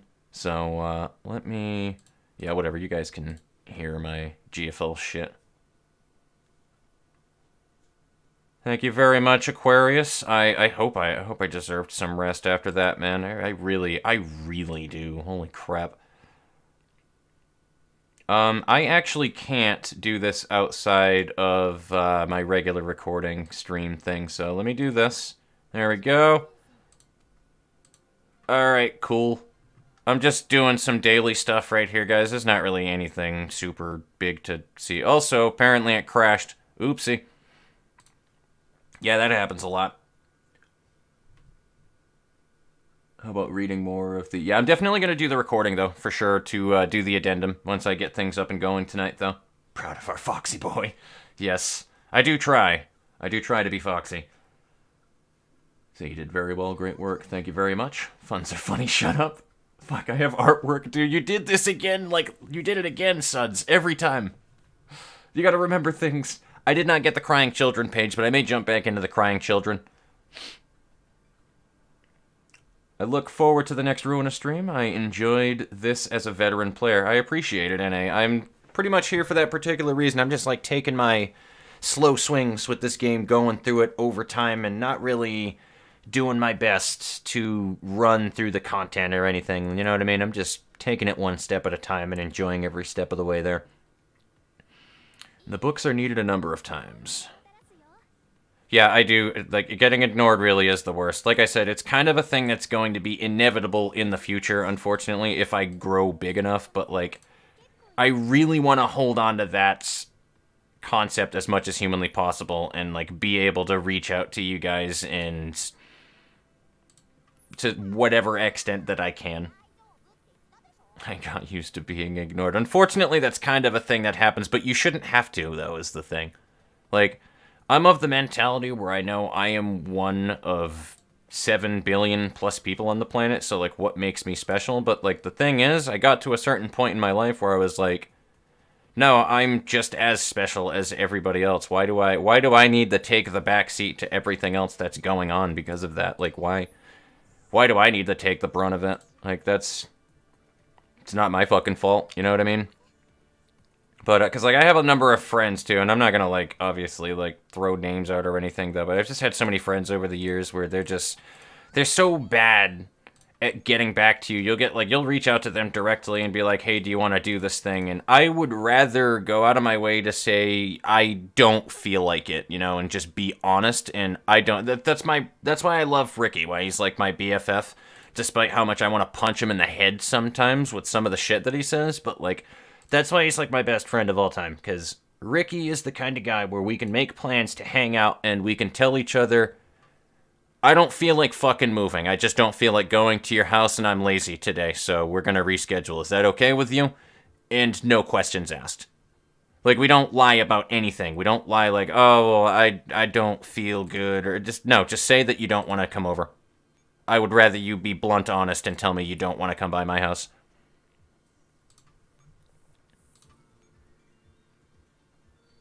I'm okay with watching from the shadows. Test the new ego on... Absolutely, we should test the new ego on the Crying Children when we jump back into that one. I'd be fucking down for it. I don't think I have anything I want to do with my rescue station, though. Let me go to data and write out some combat reports with these, because I need to use my surplus XP. I also need to increase the amount of combat records I can do. That is gonna wrap up that. Can I do anything in my forward base camp here? Nah, I don't really care enough. That's fine. I'll do it later. I just wanted to make sure that I grabbed, like, all of my goodies and stuff for the night, because I'm trying to keep up on this account for when I do my generalist guide for Girls Frontline, which if you guys have not still picked up Girls Frontline, by the way, I will still, and I'm not getting fucking paid to say this either, by the way, just for the record, I just really like Girls Frontline, honestly. Like, this game, I will always stand by it, because, like, this right here, the system that I am doing, this is the gotcha system, right? And I need that STG, actually. But this is out of these resources you see in the top left corner. Manpower top left, ammunition top right, rations bottom left, and spare parts bottom right, which is mostly for repairs and stuff, right? You're just spending resources that you gain over time. It really is just play to win and using your time efficiently to do things, which on one hand I can see why you also wouldn't like that, but like, they don't lock units and things that you need in the game behind giving the devs money. And that's such a rare thing that you can see in gacha games. Like, you can get every unit in the game and never pay a cent. And I don't mean that in like a paying for money will get you those units faster kind of thing either, for a pay for convenience. Literally paying to do it is fucking nonsensical, because there are so many other better purchases you can put actual gems into than expanding your resources.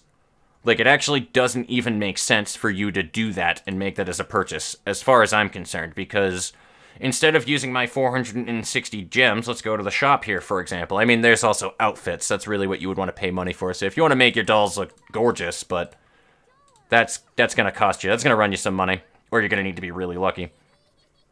But, like, if you go to items, manpower, for example, right? Say that you need fucking ammunition, 480 gems for getting ammunition.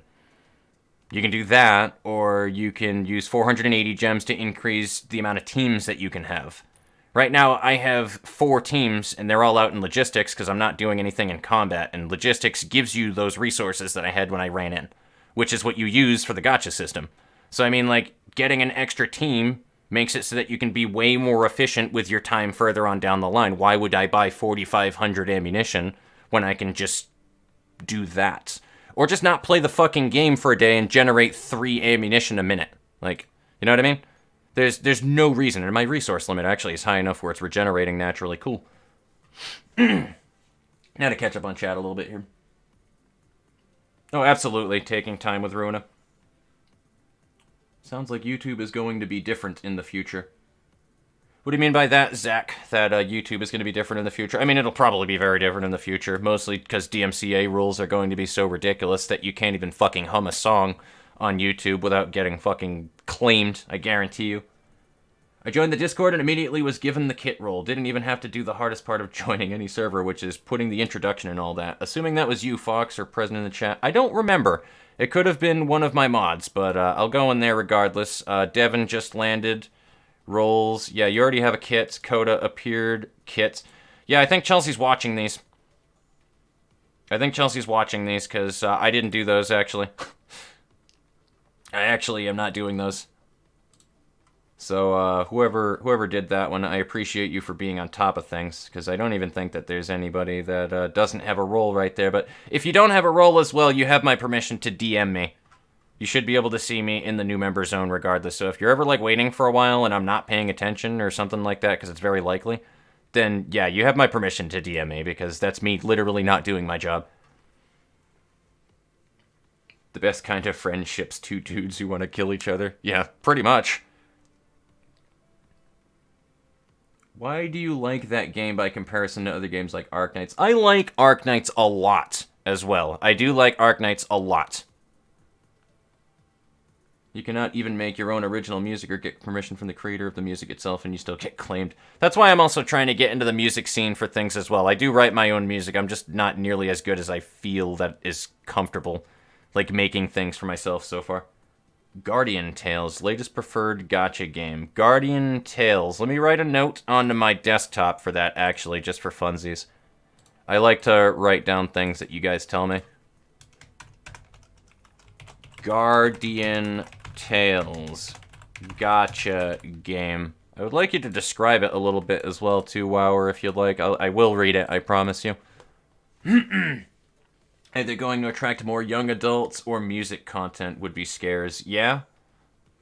I mean, that's the thing, too. I have it in my About section as well, guys. And, yeah, I don't really care too much about an introduction section. If you guys don't want to introduce yourselves, you don't have to. I would never put somebody on the spot to do that. I'm one of those types of people where I don't really have stage fright that much. Like, I do with the build-up to things. Like, here's how I always explain it to people. I have stage fright until I start doing the thing, and then I go into a trance, and then I'm perfectly okay. Like, that even works with, like, streaming and stuff like that, right? I don't have stage fright too much, and a lot of that is because just my upbringing. My mom made me go out and talk to, and I'm not making fun of anybody's upbringings, by the way, but, like, that's just how my mom was. She made me talk to people, you know what I mean? I was a kid that had to ask for the things that I wanted from the lady at the counter. My mom didn't talk for me, so I had that, like, interaction with people. I was very talkative anyway when I was younger. If you can't tell by now, I'm a fucking jabbermouth, but, like, that's just how my life was growing up, you know what I mean? Where I did that, and then on top of it, I got into an orchestra at an early age, so I performed with a musical instrument in front of, hell, hundreds of people. I've been in front of a 2,000 or a few thousand people on stage before, playing in an orchestra. So I don't really have the same level of stage fright that most people do, but I understand it at the same exact time. And the worst thing that you can do, everybody seems to think that, like, flooding, you can ask my sister, she's a psychology major, she will back me up on this one too. flooding isn't always the best way to deal with somebody that's not comfortable with a situation. You don't just throw them into an uncomfortable situation they're not prepared for. You know what I mean? You don't push them, urge them to do that. You need to make them comfortable to do so and urge them into it sometimes. That's not always the best way to go about it, is just to throw somebody into the fucking lion's den. That's not how that works. I'm actually going to burn through some of these T-dolls right here because I need to do my enhancements. At least for the handguns. Because I'll get fucking way more of them.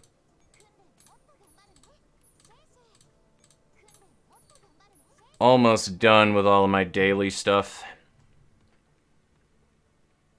The OG Zelda games, huh? I mean, if it's a really good gacha game with, like, good gameplay behind it as well, and I'll show you guys I'll show you guys something really quickly, too, on how the actual combat works in this game in just a minute here.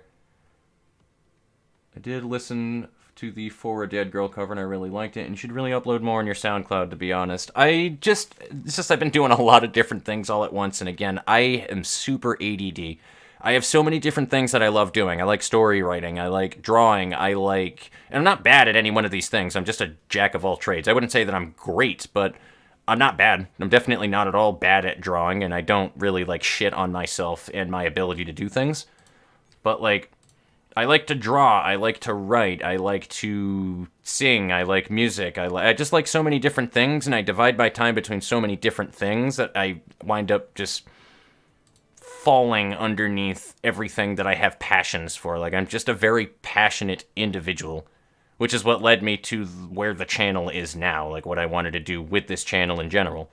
Because I think one of the most stifling and awful things that you can really do to a person anyway in general is stifle their creativity, their passions and stuff like that. Like, if you like something, like, that's what the whole entire point of the Fox Sanctuary is. Like, that's what my channel is and what it is built upon, what I had always thought was we should build around right there. Like, if there's something that you guys like, that you want to talk about, that you want to gush about or something like that, I'll listen.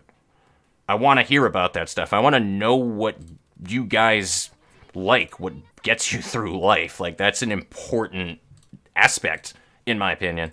So,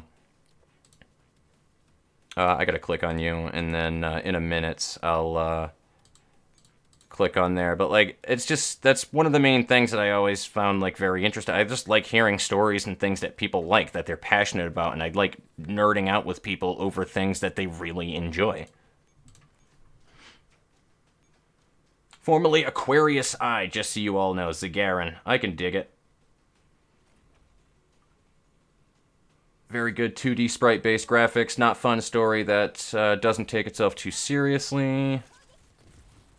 I can like that if it doesn't take too seriously. I mean, you can only take a mobile game so seriously anyway. I do like Arknights, though. Again, going back to that one that I was saying before, I love the shit out of Arknights. I think the only thing that stopped me from playing that is because I started, like, falling out of my usual ritual of playing it, and I just had too many mobile games going, and I'm still really deep in GFL at the moment, which was always my first love for mobile games, and it's hard to play Girls Frontline and keep up with all the Arknights content going at the same exact time. I would absolutely launch up Arknights again, though, and start doing the tower defense shit. But not even the auto-run stuff, because that's just not that fun. Just going full auto-run on everything, you know what I mean? And free-to-play friendly is always nice. Barely had to speak for myself. Years later, any form of interaction where I'm not able to type or generally correct the way things are worded makes me panic and stress. And that's another reasoning, too, why I like the way that I have the channel set up and organized at the moment, too, on top of it, guys. Because, like, I like analysis and breaking things down and getting good at arguments and stuff. Like, that's always something that I have been very passionate about as well. And I feel like a lot of people really want to get into that kind of a thing and, like, have good arguments and, you know, break things down and have deep discussion about stuff that they really like. But a lot of people feel way too intimidated by people who have already been there in that scene for too long. And that's why I always encourage you guys with all of my breakdowns and my analysis videos that I've done for the Library of Ruina as well is, if you think you're saying something that somebody already said, or if you think that you're saying something that doesn't provide much to the argument, or even if you think that you might be wrong, make the point, the worst thing that can happen if you make that point to me, and I know that you're saying it with the intention to learn and to understand more and to be able to grow your mind and get better at argumentation, the worst thing that can happen is you're wrong. There's nothing wrong with being wrong. I know we live in a society where, like, that's a really big deal with people, where they don't want to be fucking wrong no matter what they do, but, like, being wrong is okay. That's how you learn, when you realize that something that you were thinking just isn't correct, and that's really important to grow. So, yes, I really would like anybody to talk and to put things into consideration, to bring out a point, no matter what you might think, during an analysis, even if you think that that point is a stupid point. I don't care. I still want to know more perspectives. The more ideas and the more things that other people that are not myself are thinking, the more I can possibly learn from it, even if I don't learn from it. In the worst case scenario, I don't. But I've heard your perspective, and it gets added into the collective. It makes the pool of, we're going to call it permutations. It's a big fancy word. Permutations is just a big fancy word of, say you throw the dice, right? You roll the dice and the dice rolls a 3. That's a permutation, you know what I mean? Like the different dice rolls that you throw at something. It means that you have a higher control value of the different times that you've tried doing something. It makes the information more valid, okay? If you flip a coin 10 times, it is a lot more accurate than saying that you have... like, the chances of whether or not you get heads or tails will be a lot more accurate if you flip a coin 1,000 times rather than 10 times. That's what I mean, like that kind of a thing. So the more perspectives, the more ideas that you have, the more valid and the better that information is. That's how information gathering works. It's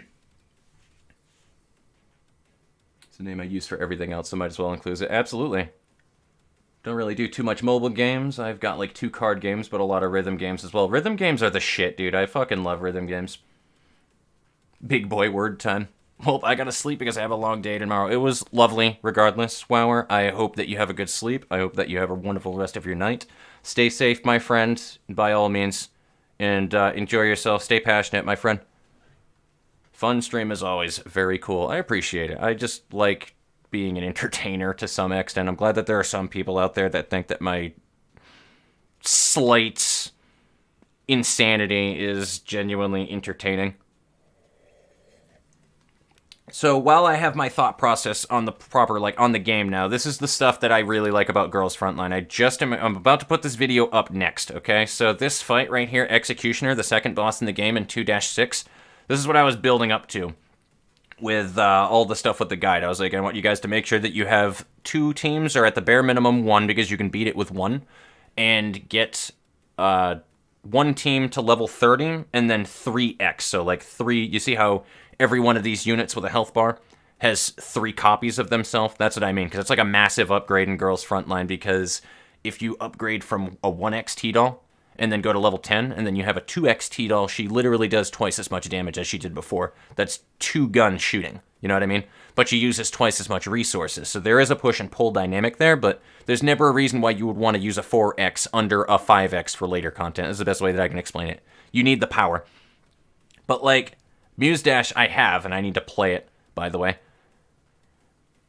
This is, I was telling everybody, like, you need to make sure that you hit, like, level 30 and 3x with 1 team so that you can take out Executioner on this fight. And why I love her so much is because she is such a great introductory phase to how movement in the fight is. I like Girls Frontline because it is so intricate with the way that team building works, and it is so fucking rewarding for when you build a good team. And everything is right there in front of your face. There's not, like, hidden information other than, like, the rate of fire cap in this game. So rate of fire will actually stop working after about, like, 110 or something like that. So stacking a bunch of rate of fire is not going to make your characters suddenly turn into Gatling guns, is what I'm saying. It actually can't go much higher because of the game's internal frame rate. They cannot shoot past a certain point. It's actually a performance issue. But, like, if you fight her, okay, she has a special attack that'll wipe out anybody behind her. So K5, which is right behind my PP2000, the main tank, will actually get hit. This handgun right here, if Executioner is allowed to do her special attack. But you move this character in the front, you move everybody on the sidelines so that they can start shooting. And you're supposed to wait, and I'm waiting in slow motion here, right? And then you move them off to the side, because that's the proc that you have right there. And then you gotta move them back so that she doesn't run off the screen. And that's the fucking boss fight. And I may actually need to swap over to my off-tank after this, so hold on a minute. I gotta focus here. But, like, this is a really fucking good introduction to how, like, some of the late game is going to be for... Yep, there we go. That's the one. So when she does her attack, there we go. Now we're gonna move her in front so that she doesn't run off screen, and then there you go, rinse, wash, and repeat. Like, that's how a lot of the late game is in this. Like, there are strategies to moving your characters around that's more big brain. It's not just build your numbers and just slap the enemy until it dies. You know what I mean? And that's why I love the shit out of Girls Frontline. And not only just that, but it feels kind of like an RTS strategy game. There's like nodes that you have to do. There's encirclement. So if I capture that heliport that this man is down on there with the 790, I'll zoom in on it because you can't see my mouse cursor, but this heliport with the 790 guy on there, if I were to capture that, which I can't because it's encircled anyway, but if I did and turned it blue, that node to the top left would go blue afterwards. And it's actually something that you need to do in order to capture certain maps later on in the game. Like, it gets so intricate as time goes on, and they add mechanics into it, and certain enemies have to be taken out in certain ways. There's armor, there's accuracy for night battles, there's certain specific things that you need for certain specific units, and while you kind of need to upgrade to like some of the meta units to be able to really kick ass in the late game and the super hardcore end game stuff that you wind up doing in Girls Frontline, I'm doing this with 2-star characters, and they can carry you a long way if you know how to build them and what you need to be able to do things. You just need to get their numbers higher. You know what I mean? They'll carry you through most of the event stuff so that you can still get everything you need out of the event that isn't the competitive shit, which is why I so highly recommend this for everybody. It's not PvE, you're not getting your shit pushed in by some asshole online that has nothing better to do than to shit on somebody who's new to the game. It's very PvE. I don't think that there's ever really a negative aspect of this community that I've seen in Girls Frontline. And also, I'm a filthy gun-toting American, so I like guns. Best way that I can really explain that one to you right there. I don't actually own a gun or anything, by the way. I actually literally can't, and I don't really care too much to own them, but I like the way that guns work, their mechanics, their systems, and knowing cartridges and ballistics. It's just interesting information to me. So, but like if we go to the formation of that exact team, right? As an example, we'll go over to the team that I just beat everything with. Like, tiles are a big endgame thing right there. PP2000 buffs all assault rifles behind her to the top left and the bottom left, which would be AK and STG-44, with damage and accuracy, which is a big thing. That extra damage lets them do more damage. She will buff an SMG to her bottom, which is a shit tile. That's a really bad tile for an assault rifle, but I have AK in here because she's a 3-star that does a lot of damage, and her skill lets her do even more damage, so she's really good for just destroying people with damage. K5 is a handgun that buffs everything with damage this percent and accuracy that percent. She also has a skill that gives people a 6-second or more buff depending on the type of T-Doll they are, SMG, AR, handgun, etc. She buffs the T-Doll in front of her with 20% accuracy and some extra accuracy, which is really good for off-tanks, which is what MP40 is, an off-tank, because she has a grenade that she throws, so she's going to be relying on damage, so you want to give her more damage and more accuracy so she can't miss. Like, there's a lot of intricacy behind getting your tiles to work and synergize really well, and this is all additive, by the way. So if you look at their stats, this damage right here, this 26 damage, that is additive. If you were to put 20% damage on AK-47, those tiles will buff everything after her equipment, gives her bonuses, so like that evasion right there, 35 evasion, plus if we had fairies, which is where that lock is on the right side of the screen, fairies also buff the raw stat, not anything afterwards, then equipment goes on it, and then there's tiles. So there's a lot of intricacy to doing those different things, and you can get great builds going because of it and just do silly shit. Like my K11 terror grenade build where you just lob 1,000,000 grenades at people. Mainly a Muse Dash player when it comes to rhythm games. I do want to get into Muse Dash. I know that it is pretty damn good, and I've seen a lot of shit on it. I've never played Citus, though, Suds. I'm just catching up on chat right now. I have fallen off from several mobile games because I enjoy games on Steam I have. I found Arknights along with Gumball and Dungeons to be the most enjoyable for me. Once I get games like Library of Ruina and Monster Hunter Rise out of the way and no fully released... RPGs are a big time sink, too. That's one of my big issues why I've been wanting to really push streaming the Library of Ruina, because RPGs are such a fucking time sink. Holy god. I might return to one of the mobile games. And that's the reasoning why I like fucking Girls Frontline, by the way, guys. Like, I don't even really put much time into Girls Frontline. I don't even really play Girls Frontline that much. You want to know what I do when I play Girls Frontline? I log in, I grab all of my T-dolls that are in logistics over here. I move over to my dorm, I grab all of my hearts from my Dorm 1 and Dorm 2, which is all of their affinity and how much that they loves you. I grab that. If there's batteries in here, I grab my batteries. I go to my forward base camp for my expeditions that people are automatically running, grab my resources there, use those resources to buy right here. These are combat reports that give you XP for your T-dolls, so I can constantly upgrade T-dolls. After that, I go into my factory, and I do my daily quests. I produce 4 T-dolls, and I produce 4 pieces of equipment, and I enhance 4 times, and I might do combat simulations. That is all that I do in Girls Frontline whenever that I log in. That takes 15 minutes tops. I don't really do much in Girls Frontline. I log into it almost every day to be able to get those things out of the way, and I amass resources so that I have things for when events come out. And then I just clear the event content.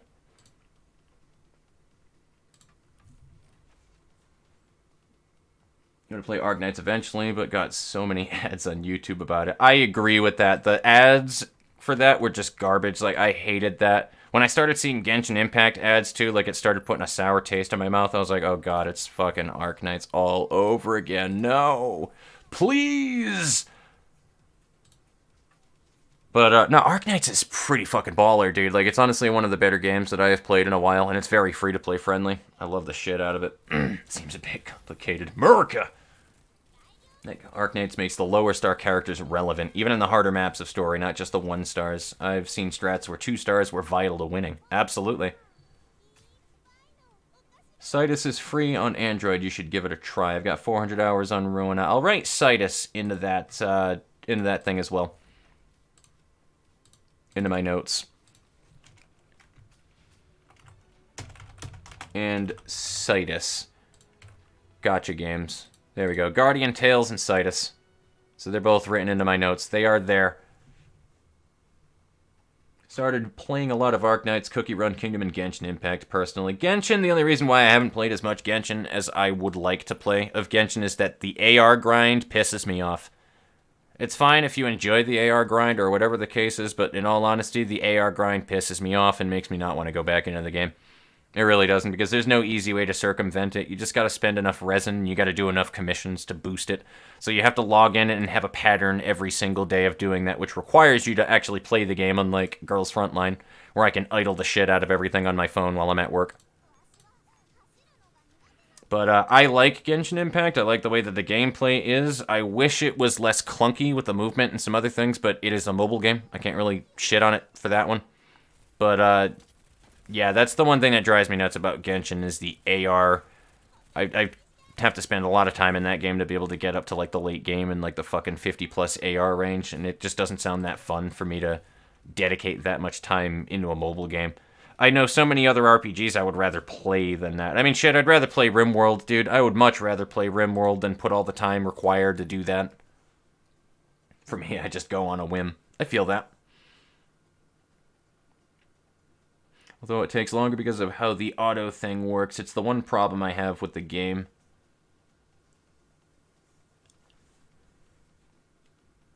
Yeah, fair.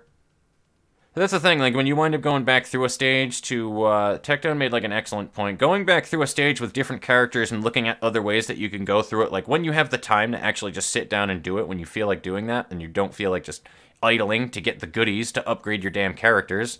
Because let's be honest, we all like numbers, right? Like, that's kind of part of the point with RPG games, and game developers know that. And that's why I don't like making an argument against it necessarily when people are like, yeah, well, you got to do the big damage numbers and stuff like that. It's like, no, we like seeing big damage numbers. We like seeing big numbers. We like seeing numbers climb. It's just, there's a visceral enjoyment to be had from it, especially in the RPGs where just, that's what that's supposed to be. But, like, the fun of Arknights is kind of just going back through that and seeing how you can redo a stage or doing all that other stuff.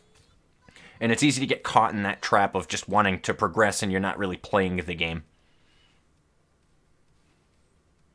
So I generally spend my time grinding that character up. Fair enough. Right now I've been doing a lot of work on Rosaria because Rosaria's got that whole Dragoon thing going on and I love the shit out of it. I missed out on Zhao, which literally is the Dragoon. The dude turns into a pogo stick and jumps into the sky and just keeps falling out of the sky. I wish she was less of a salty bitch, but, you know, male tsunderes, what are you gonna do?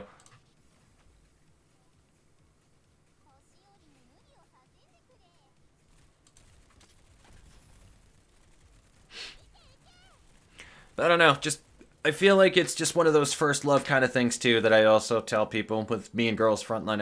I've spent enough time on it. I've been with it so long at this point where it just feels weird not playing it. You know what I mean? Like, it's just, I can't get into any other game the same exact way that I get into Girls Frontline. How close were you to Zhao, Devin? Do I even want to know? I threw 50, 60 plus pulls on that motherfucker. I put thousands of Primo gems that I stocked up for the Zhao banner and I didn't get them. And I'm a free-to-play account. That pissed me off. I didn't even get any good 4 stars out of it either. If you give me a minute as well, too, Coda, I can look up some kind of RPGs that I have on my Steam as well. 12 rolls until 90, guaranteed banner character, skip the Kaching banner, rolled on Hu Tao's got her. I still want a Kaching, dude. I love her. She's kind of fun to play. I don't like the fact that she uses a sword, though. I don't like sword characters. I'm a little biased against that. In RPG games, I am very biased against one-handed sword users, just one sword, that is, and I'm very biased against sword and board, sword and shield. I'm very biased against that fighting style. I'm well aware of how good and utility-based a shield is in an RPG, especially if you want to play a tank, but I don't like it. I am wicked bougie about the weapon types that I use in RPG games, and I feel like a lot of people have that same opinion. I do not like sword users in Genshin. I don't like sword users at all. I don't like any sword user in any RPG game. I just think it's fucking boring. That's why I love the evasion tank in Terra, dude, where you can dual wield. Warrior was like my favorite class in that game for that reasoning. I was like, dude, I'm an evasion tank and I dual wield. And no, I'm not trying to be Kirito. Fire Emblem fans want to know your location. Find her passive hilarious. Just has the passive that 4 stars get. Yeah, sounds about right.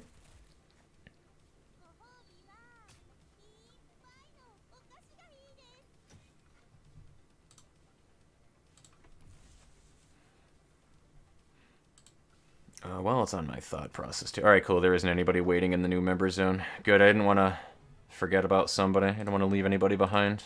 No man left behind. No fox left behind. Also, if you guys are in the server as well, if you don't know, you get colors on your names if you go over to, you can actually pick the color that you want. By going into the drop-down of utility, there's a roles selection chat.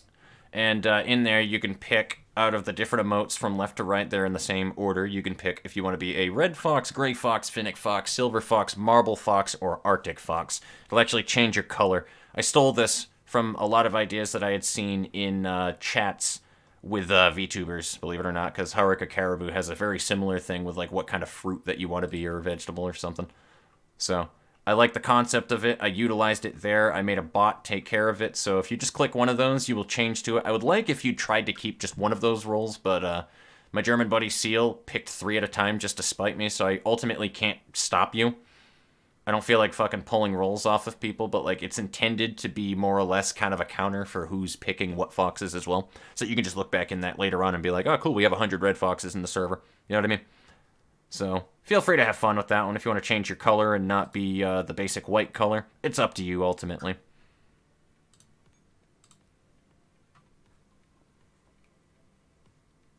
Only sword user I've liked so far is Albedo, and that's because of his domain, yeah. The weird attacks, too. That's why I like Kuchi, though. That's why I love Kuching. She, like, teleports around, dude, while she attacks. It's so fucking badass. Take them all. I mean, if you do, I really can't stop you regardless. You're not gonna... It's not against any rules if you do it either, so, I mean, if you're really inclined to pick all of the foxes, I can't stop you. And I don't intend on it. 25% off expedition times. Oh, yeah, that is unfortunate for a Kuching passive. I agree. That is unfortunate. Especially back in the time where, when you sent somebody on an expedition once upon a time, you used to not be able to use them. Who the fuck would send their 5-star Kuching on an expedition and not be able to use her because she has less expedition time? Who the hell would do that in their right mind? Even if you don't think that you're going to be using your Kuching, she's still a 5-star character. Why would you send your 5-star character out on an expedition? I don't know. The concept of that one kind of baffles me a little. I still got 13 more minutes on my poor PP 2000. Oh, my poor girl. The slap my girl. I think I'm all caught up, too, for the next episode that I wanted to do for Girls Frontlines Guide. Because I just wanted to go through, these. I think I needed to do emergency runs, though. Because we need to beat 2-4 in the next one. So, yeah, that was, you know what? I'm going to pretend that that's just what the next goal is beating Emergency Chapter 2 and not going into Chapter 3 quite yet. I think that's what I want to do. Alright, we'll do that. That's what I think what I'm going to do for the next episode. The goal will be completing 2-4. Even if it's a short episode, that'll be fine.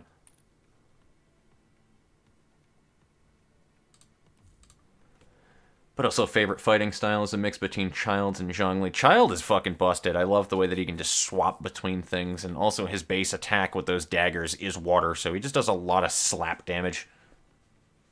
That's why I want to combine Child and Rosaria. With unconventional weapons. Yeah, I can agree. Unconventional weapons are okay depending on the type of unconventional weapon. Like, everybody loves to shit on how scythes are incredibly not a thing that you would ever want to use as a weapon ever in 100 years in real life. But scythe users are like some of my favorite, most badass RPG characters to play. And I think that everybody that shits on scythe users needs to go suck an egg. I have very strong opinions of that. Very strong opinions of that. But it depends. If a weapon is too strange, then I don't like using them. Like, if a character, say a character used a fish as a weapon in an RPG game, and it was like a live-action combat game, that would be too much for me. Like, I wouldn't want to use them just because they have a weird weapon.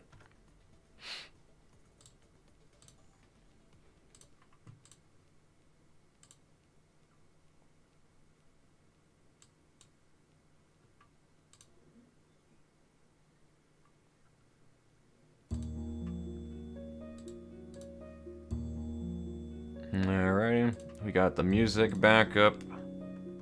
I'm just gonna do this banner. Actually, fuck it, I can change my expressions and all that other stuff on the left side of the screen. How you guys doing? How's it going? Take them all. I do love that, though. Seems like I'm boned. I need to do an all-nighter for schoolwork. Don't talk shit about the legendary fish sword. I'll be honest with you, that was actually one of the best weapons that you could use with Goro back in the days of PS2, if anybody played the Dark Chronicles games. Goro, the hammer user in Dark Cloud, actually one of his best early game weapons was the frozen tuna. So, speaking of RPGs, I'm going to look into my library. Somebody was talking about good RPGs to play. So let me take a look at what I have for RPGs in there. I haven't touched it in a while, but I know for a fact Atelier Ryza is in here. The Atelier games are very good. They are very good indeed, highly acclaimed for what they are. Atelier is basically what was credited with furthering RPGs crafting systems in games. They are known for really furthering those and making them way more in-depth. So it's actually a crafting-based slice-of-life anime RPG game. That's the best way that I can explain it to you. I don't think that the cutscenes and the dialogue is too heavy either, which tells you a thing or two, because I played through all the fucking Sword Art Online games, people. If you want really dialogue-heavy games that don't need to be as dialogue-heavy as they are, fucking play a Sword Art Online game. They're so bad. They're so bad. Star Ocean is also pretty bad when it comes to dialogue-heavy games. But for an anime game that's also slice of lifey, Atelier Ryza I really fucking enjoyed. I just didn't want to put the time into getting deep into that game because I knew that it was going to be a rabbit hole I wouldn't be able to pull myself out of. We don't talk about Arcage. Arcage never happened. I'm just going down the list on my Steam library right now. Boundless is kind of RPG-like. It's Minecraft meets RPG meets MMO, but the game's kind of dead right now. So I could only recommend playing Boundless if you played it with a buddy that you got into the game with, and I'm not sure if that would be the best thing for everybody, unfortunately. Chronicon was a pretty good top-down isometric hack-and-slash game, kind of like Diablo. Chronicon was a good game. I only have 5 hours in it, but I liked it. It's pretty dope.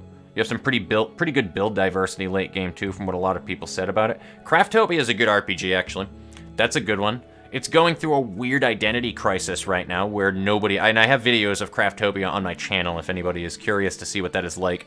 But Craftopia is the best way for it to be explained.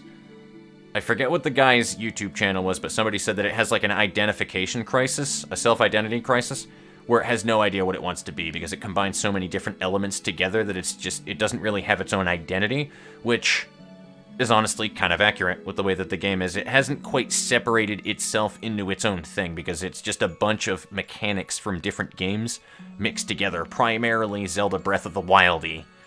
And it's very dungeon crawlery, kind of like Zelda in general. So, I mean, that sounded really stupid the way that I said that, but I mean like old school Zelda and Breath of the Wild Zelda. You know what I mean?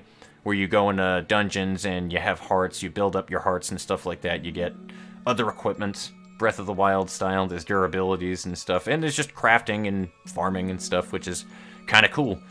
The content is very easy to drought out, though, on Craftopia, so I wouldn't recommend buying it if it's a game that you want to sink 200 hours in the first few weeks, because you're going to run out of content. Though we have a big patch coming this month, which is the 24th, actually, I believe.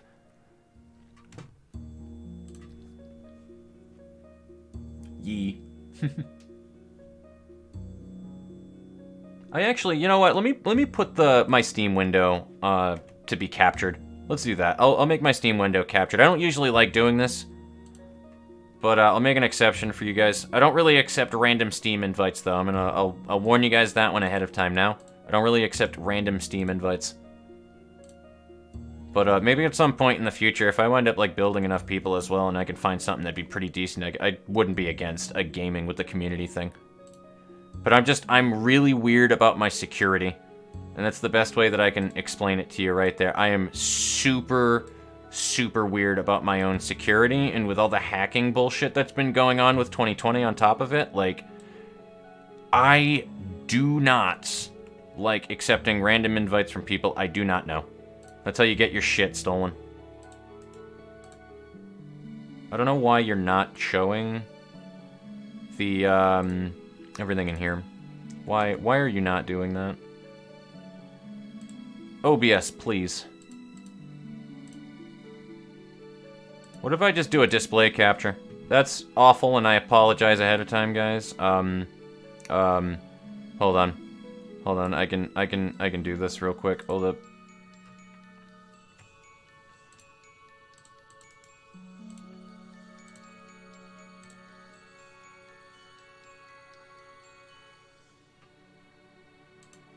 I don't know why it's not picking up my Steam library on here. That's so fucking weird.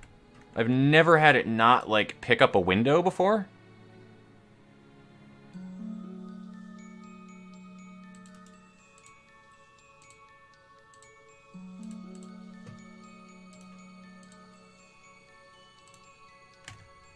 Like, that's usually the go-to thing with OBS. Like, if things aren't working, usually you're perfectly fine if you set it to window capture. Which is really asinine that I can't get. Alright, I guess it doesn't want me to capture it, guys, so I'll just do a, I'm gonna do the full display capture, okay? And then I'm just gonna have to remember to hit the button before I go onto the stream so that you guys aren't all like, what the fuck? Okay, there we go. It's a fair fear. He pulled child again. Hand-to-hand. I love hand-to-hand. Hand-to-hand is one of my favorite fighting styles in an RPG, as far as I'm concerned. There's nothing more gratifying than finding the biggest man in the room with the biggest weapon in the room and being able to manhandle his ass with nothing but your fucking fists. There's nothing more gratifying than that. Any game, any RPG with a live-action combat system that has a good hand-to-hand character in it, there's very few things that I enjoy more than handing somebody's own hot-crossed ass on a silver platter with my knuckles. It's so fucking good. It's not important. I'll avoid the authorities. Could be for privacy. Absolutely, it is for privacy. I almost got hacked myself when a Steam Friends account was hacked. Yeah, exactly. That's the thing. Like, that's really the main reasoning by it. And it's also, I don't like having flooded friends lists with people, too. You know what I mean? Like, I really enjoy the idea that you guys fucking enjoy me in my company enough where you would love to be, like, friends and hang out and play games on Steam and stuff like that. But the likelihood that I will be able to play with every fan that I have is, even now, is so fucking unlikely. You know what I mean? And I just don't want to be mean or feel like I'm playing favorites with somebody or whatever the case is. And again, I would love to still try to come up with ideas to, like, play with fans and stuff like that. That is totally fine.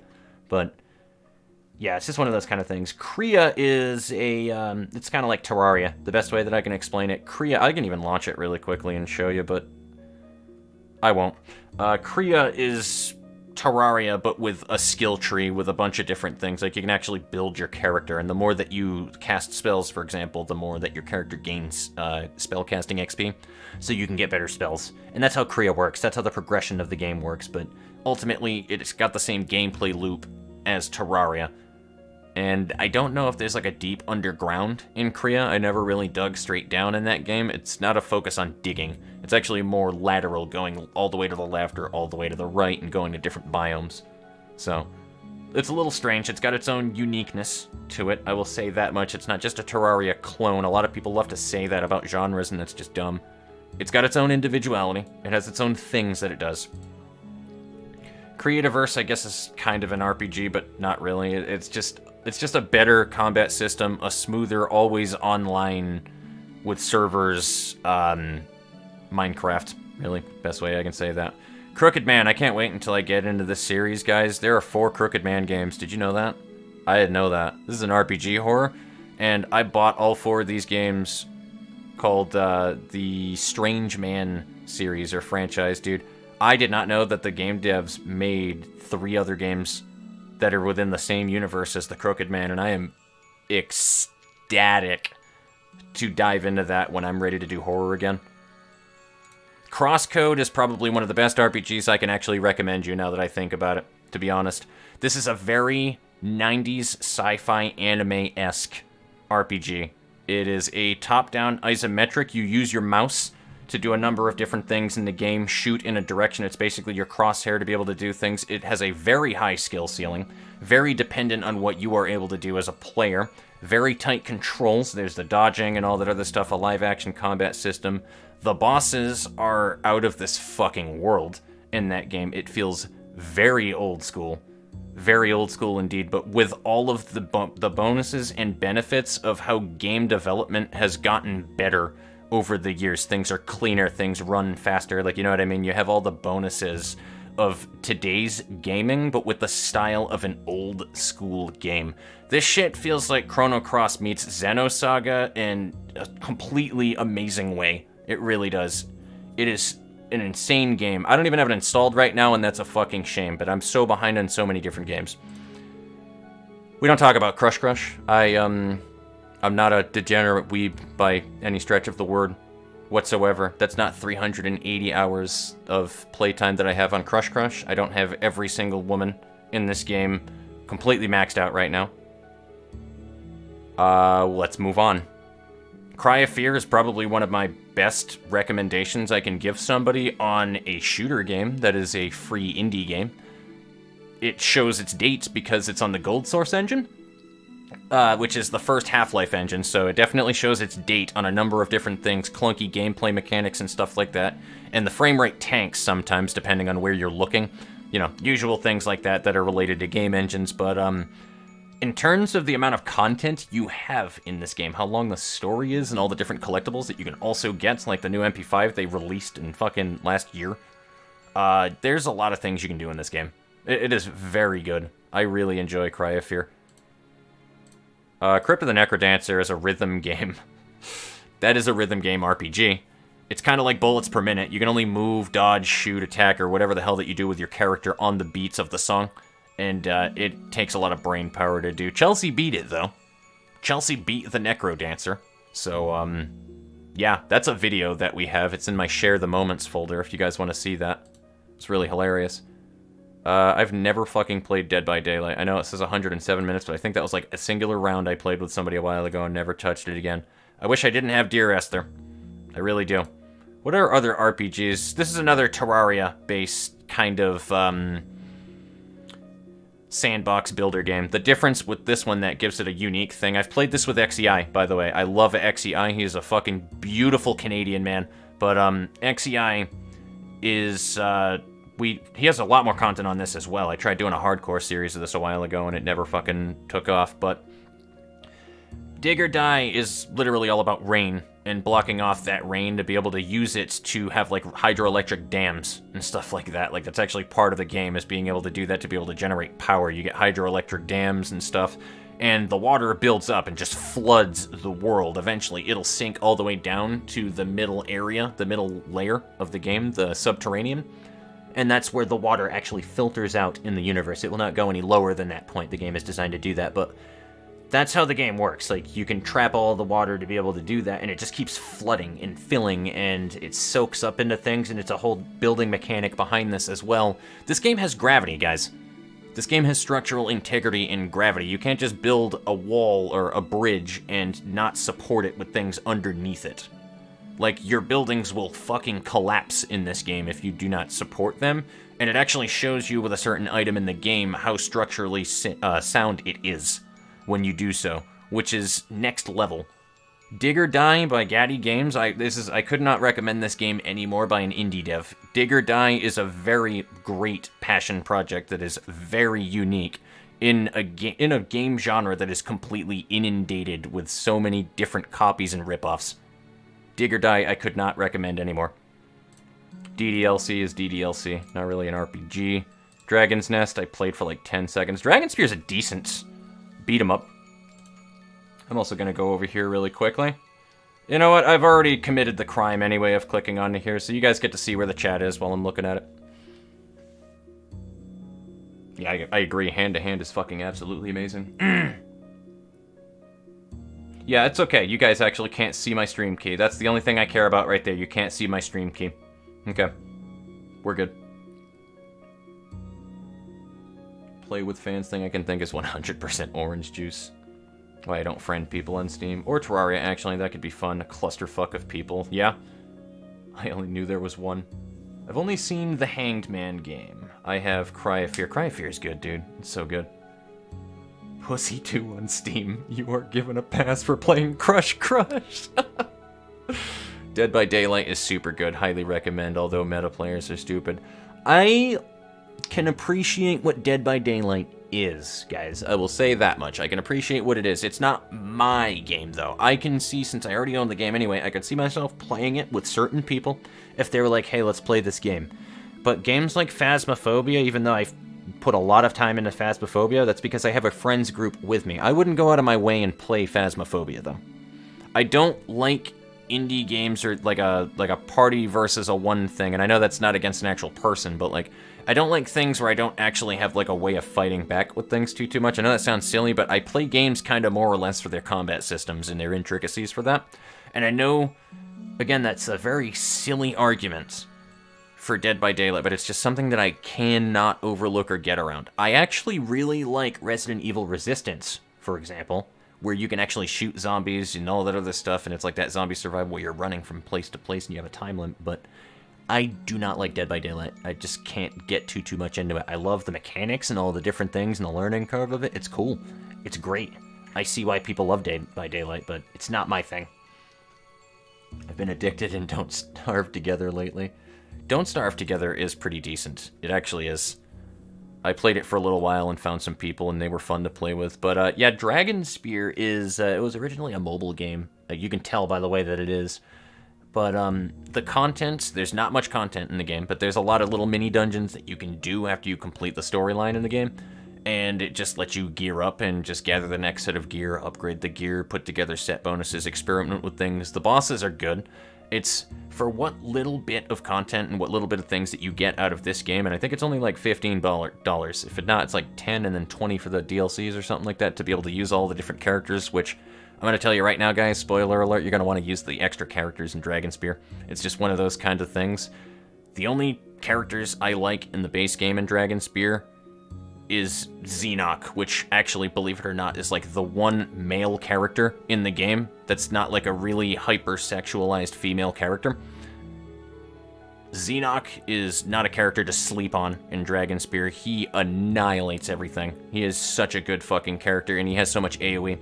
But it's literally just a side-scroller beat-em-up game, guys. If you've ever played Dungeon Fighter Online, for example, where it's on a 2D plane, but there's still an up and down option, if you get my drift is, it's very tight controlled, you know where you need to go, where to dodge things, and it actually is very skill ceiling based. There's still a bit of HP sponginess behind some of the bosses, but that's supposed to be bridged by gear, and you can slap the shit out of things in the game. The game is balanced, too, with these dungeons to be done by 4 people, so make sure that you have, like, a couple of people, too, that you would be able to drop in and out of with this game, because otherwise, if you're just trying to solo Dragon Spear, you're gonna have a bad time. It's not too fun. Speaking of Dungeon Fighter Online, by the way, this game's gorgeous. This game is so gorgeous. I just wish it wasn't so horrendously bad to get to the max level. Or not free-to-play friendly, because you need to put money into the game if you want to actually compete. It's one of those kind of games. If you want to actually play with people online in Dungeon Fighter, you can't be free-to-play. You actually can't. Like, it's actually, like, there are people that make videos on it and just will straight up tell you to your face that people will never put you into their group if you don't do these things because they're just expected, which is stupid. Dying Light is very good. Echo of Soul I played for, like, fucking 18 hours, okay. ESO I wish I liked. My playtime is literally 2 minutes in ESO right there. That should tell you everything you need to know about ESO. All the power to you guys. If you like ESO, I fucking don't. Elite Dangerous, L-Sword. I'm trying to get to, like, some actual RPGs in here, man. L-Sword, very, very predatory. I would avoid L-Sword at all costs on that one alone, guys. You have to put money into it to be able to actually do decent at the late game. I thought it was because I was doing bad things, but it's not because you're doing bad things. It's because it's you need to put money into the game. So, I would avoid that one at all costs. Factorio is kind of RPG-like, but it's more builder. Fate the Traitor Soul, actually, or the Fate games in general. If you like Diablo ARPGs, this is literally a Diablo clone, but, like, for kids. That's the best way to say it. I know it sounds really dumb pointing it that way, but, like, this is the inventory, for example. Like, you got all your potions and stuff, all your gear that you buy from people. It takes a lot of the same mechanics from Diablo. You even have socketing in it. Like, it's Diablo. It's exactly Diablo. You can get a lot of playtime and a lot of runtime out of a run in Fate, and the builds, you can get very diverse with them as well. There's even a cheat system that's pretty easy to pop up into the game if you wanted to, like, spawn things and bypass some of the stuff that's just put into the game. There's a cheat console for it that you can do, so. Oh my god, dude. To the Moon and Finding Paradise, these games. If you guys ever want to see me cry, look them up. I played Finding Paradise a while ago, and you don't need to play the first game to understand Finding Paradise either, but, 6-hour experiences, To the Moon and Finding Paradise. If you want to watch something that, like, really just kind of has you stop and think about life for 5 minutes and just... maybe not necessarily just immediately cry, depends on the type of person that you are, but, like, if you just want to stop and think about life and feel something more relatable for about 5 whole seconds before you go back to the same old grind every day, these games are something else. These games are absolutely something else. Finding Paradise was such a gold mine of a game. Oh my god. Gary's mod. Genital jousting. You know, fun thing about that, okay? Holly gifted me genital jousting and launched it, just so that she can say that it's in my library, and that she launched it. Or that I launched it, rather. That's the only reason this is here, and I shouldn't be showing that on stream. Actually, no, fuck it. If Markiplier fucking played genital jousting, then everybody else can. Like, fuck off. Worst case scenario, I wind up getting a strike or something for it, whatever. I hope not, though. That'd be dumb.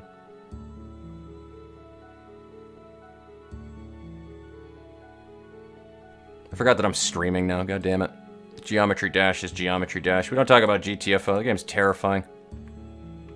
I don't know if any RPGs in here, really. Heroes of Hammerwatch, actually, is a decent, dungeon crawlery, roguelite. Definitely roguelite, though, because you don't lose your character, necessarily. You just lose the upgrades you had on that character, and the money and ores that you had on the character that you were gathering. But everything else, the character level, their XP, their skills, everything, it gets carried over from run to run. Even the progress of what you do when you're building the city in Heroes of Hammerwatch carries over from run to run. It's meant to be over and over again, runs after runs after runs, to be able to build things up and make things eventually easier so that you can beat it, having that one run. That's what the whole entire point of Heroes of Hammerwatch is.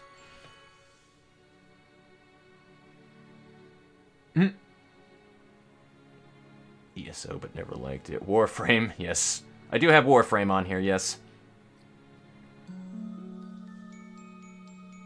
It is, yeah, it's a shooter RPG, absolutely. Warframe is definitely a shooter RPG.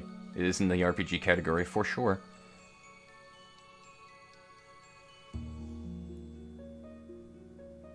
Yeah, the thing about Warframe, by the way, guys, is you can just run, like, fissures, right? Like, you can literally just run fissures, and when you hit a certain point in the game, you can unlock prime parts and sell them to other players, trade them to them, for the actual currency that you would put IRL money into in Warframe. It is incredibly easy. My cousin, that was like 12 or 13 at the time, I had a 12 or 13-year-old cousin that made $20 to $50 in platinum over like 2 or 3 days in Warframe just by running relics and selling shit to people. I shit you not. If he can do that at that age and literally make 50 IRL dollars off of selling in-game goods to people, I think, I don't know. It's one of those weird things. I can see why you wouldn't like the fact that there's still microtransactions in a game like Warframe that allow you to get things, but when it's that easy through the trading system to get it, it kind of completely bypasses it, in my opinion. The fact that it's even there is still kind of gross at times, but yeah. I can see both sides of the fence, is all I'm saying. Developers are treating their community over time. Yeah, a lot of people are getting sick with that, Zagaran.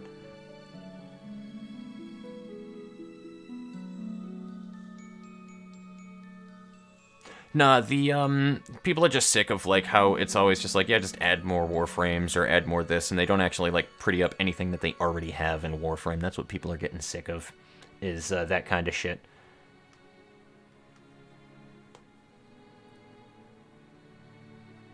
Yeah, the helmet system, exactly. My brothers love L-Sword. I mean, it's the fucked up thing is it's not even a bad game, because it has, like, good intricate systems, but it kind of requires you to put money into the game to be able to get the stats that you need to get your late game gear, and I don't like that. I don't like any game that's constantly pressuring me to, hey, give me some shit, or get a guy to carry you. No, I want to get my own gear. And some of those dungeons you have to do solo in L-Sword late game, which you can't solo it if you don't have the stats or the know how to do things.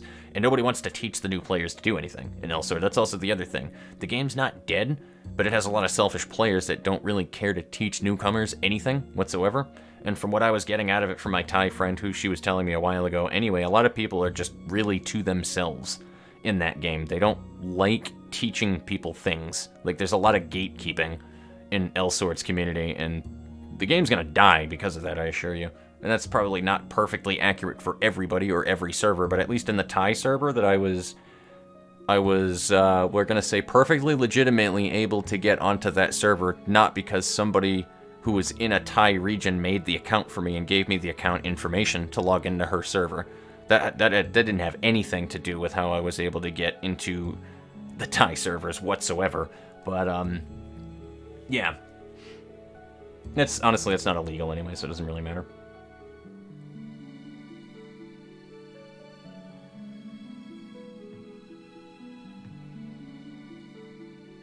Playing that game for hours. Yeah, I really do hope that that doesn't wind up getting me in shit, by the way, because I fucking popped up genital jousting on the screen for fucking 11 seconds. That'd be dumb.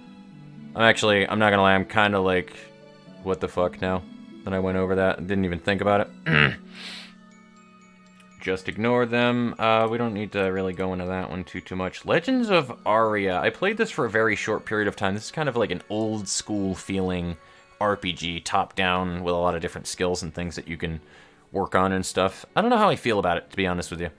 I didn't really get too deep into it, but there's a lot of different things that you can do in this game, and I haven't even really scratched the surface of it. I just know that my buddy Cameron really wanted to get into summoning and getting dragons, and that required a lot of time investment to leveling up your animal skill. And you can only have like a certain amount of level ups, like 600 in total, so you can only bring 6 skills to level 100, which is the max, and there's like some almost 20 skills in the game. So you gotta really plan that shit out. Library of Ruina, very good RPG, couldn't recommend it anymore. Maple Story. Maple Story was good once upon a time, I don't really like it anymore. But, what is like really RPG-y in here? I mean, Monster Hunter World is very RPG. Very RPG indeed. And very good, in my opinion. If you haven't heard of Monster Hunter before, or seen it before, really, just the best way to explain it is it's the go-to that everybody uses for how RNG should be in a video game. Meaning that it's okay and easy for you to be able to get the things that you want. It's less about... I'm going to turn the Heroic Village down a little bit here, too. It's less about, like... just fighting something over and over and over and over again until it drops the thing that you want. You have to go to the monster that you want. If you need tails, you break the tail off. If you need this, you break this piece off. Or you can just flat out run an investigation. At least in Monster Hunter World, you are able to flat out run an investigation, which gives you bronze, silver, and gold extra drops at the end, which have a high chance of getting the rare drops you need. So you just run enough of those and you can get the really rare drops. So there are ways to mitigate the grind in that game that make it feel a lot less RNG garbage. And then in the worst case scenario, if you don't like it, just don't run that monster, fight something else, grind for something else, you know what I mean? Moon Hunters was an interesting RPG. This is an RPG that prides itself on being more of a personality. Let's go to the store page. I'll show you guys what I mean. It's like a personality test.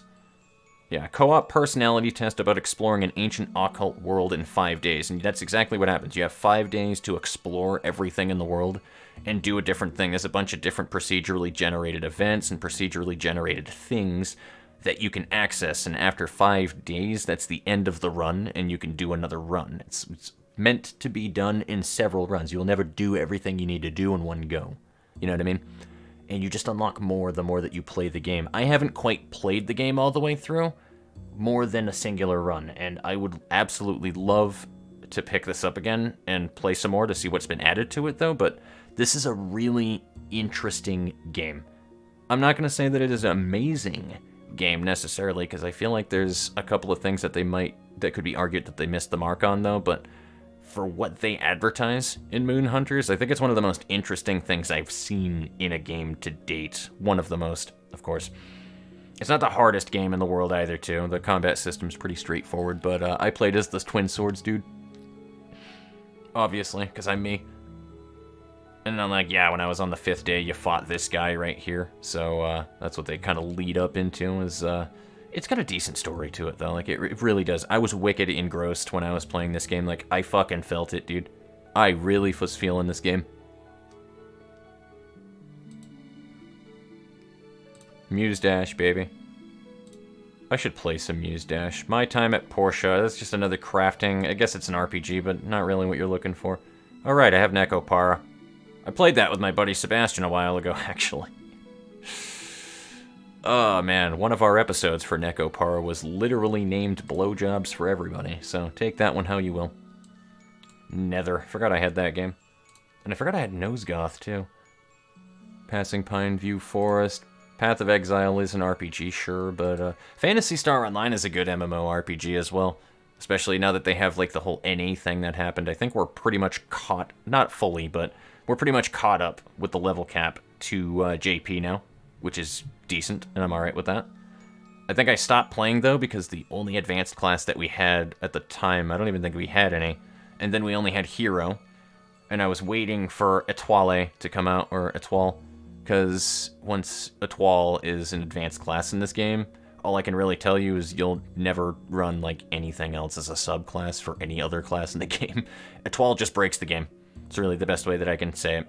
Étoile has a skill in this game that makes you take 75% reduced damage from every source, but you can't be healed by anybody but yourself.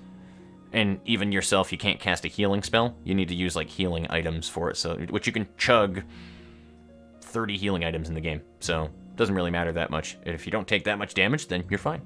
But 75% damage reduction is fucking big. Planet Side 2, Project Zomboid, Record of Lodos War. This is a Castlevania Symphony of the Night-ish game. Deedlit and Wonder Labyrinth. I need to get back into this game because they did the full release recently, and this is a really interesting fucking game. Like, I don't know what else to tell you guys other than that. Like, you're seeing this shit on screen. Like, it is a very smooth game. I loved my experience going through the tutorial that I first did. I have a 3-part series of when I had first touched this game, and I need to get back into it. RimWorld. Risk of Rain, I guess technically an RPG. RPG Maker, VX Ace and MV, yeah.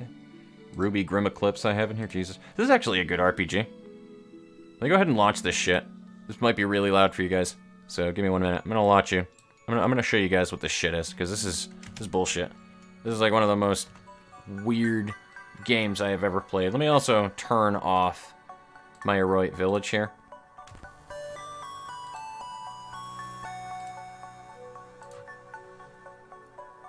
In fact, have 800 selfish players. Sounds more like Destiny 2, I agree. I actually need to change the volume here, so let me do...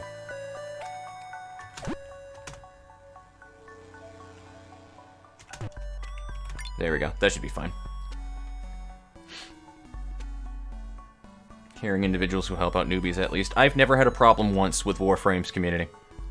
Warframe, I have never had an issue with any elitist scumbag ever telling me anything. I have more people that just don't say anything and will go through their runs. They might be salty to themselves, but I've never had anybody shit on me for being new. If anything, more often than not, people will pry and see if I am new, and then they usually dismiss me later on with the phrase, "Welcome to Warframe 10-0." That was what my experience was going into that game. People took that game very seriously and very... Not like very seriously, but like... They really understood, like, the idea of how it was to urge somebody to want to stick with the community in the game. You know what I mean? They understood that. If you find positive people, keep the positive vibes going. If you find negative people, try to bring out the good vibes. Fair enough. Don't ask how. What about God Eater? I do not have God Eater, but I know about God Eater, and my German buddy Seal cannot recommend it more to me, because I love to shit on any RPG that is made by Bandai Namco, but he tells me and swears by God Eater. He says that God Eater is the one thing that is different. So. PSO2 was a cool game. Can't overlook Necopar. And Nicole, what you and your reference to your previous username, you goddamn deviant. Yes. Been wanting to play Phantasy Star Online too, but my computer doesn't have the space. I could literally wipe... Oh, got it. I can't wait until it has a PS4 port myself. The bad impression they would leave on others, though, especially the unfortunate newbies who would meet them, let alone those who think that Mr. 20 or higher, oh, Master Rank, should just leave. No. This is still going. It is still going for a little while, because I'm just going through my RPGs and stuff, but I just wanted to showcase this game as well. But this is literally an ASCII fucking game. Like, you see down on the bottom right there, I'm typing into the console. And if you hit enter, nothing happens. Like, this is an ASCII game. And you kind of just go through the menus by typing things in. You keep your fucking index finger on the enter button, and then just say you go to West Haven Fields 1.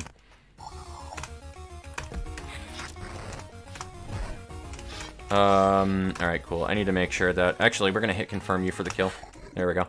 And that's like the combat right there. It's unfortunately always a 1 versus 1 in the combat in this game, but I don't know. I fucking like it, dude. I love classic RPG stuff. I really do. I'm a nerd for this shit. This is where you really get to see my nerd coming out, is this stuff.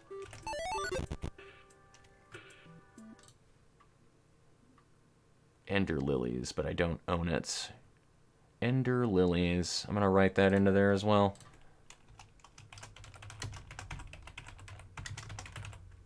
Ender Lilies game. Because I do try to look at these things in the meantime in the past when people are like, I recommend this thing. Wait, what the hell else was written on there? My Fallen Showcase stuff.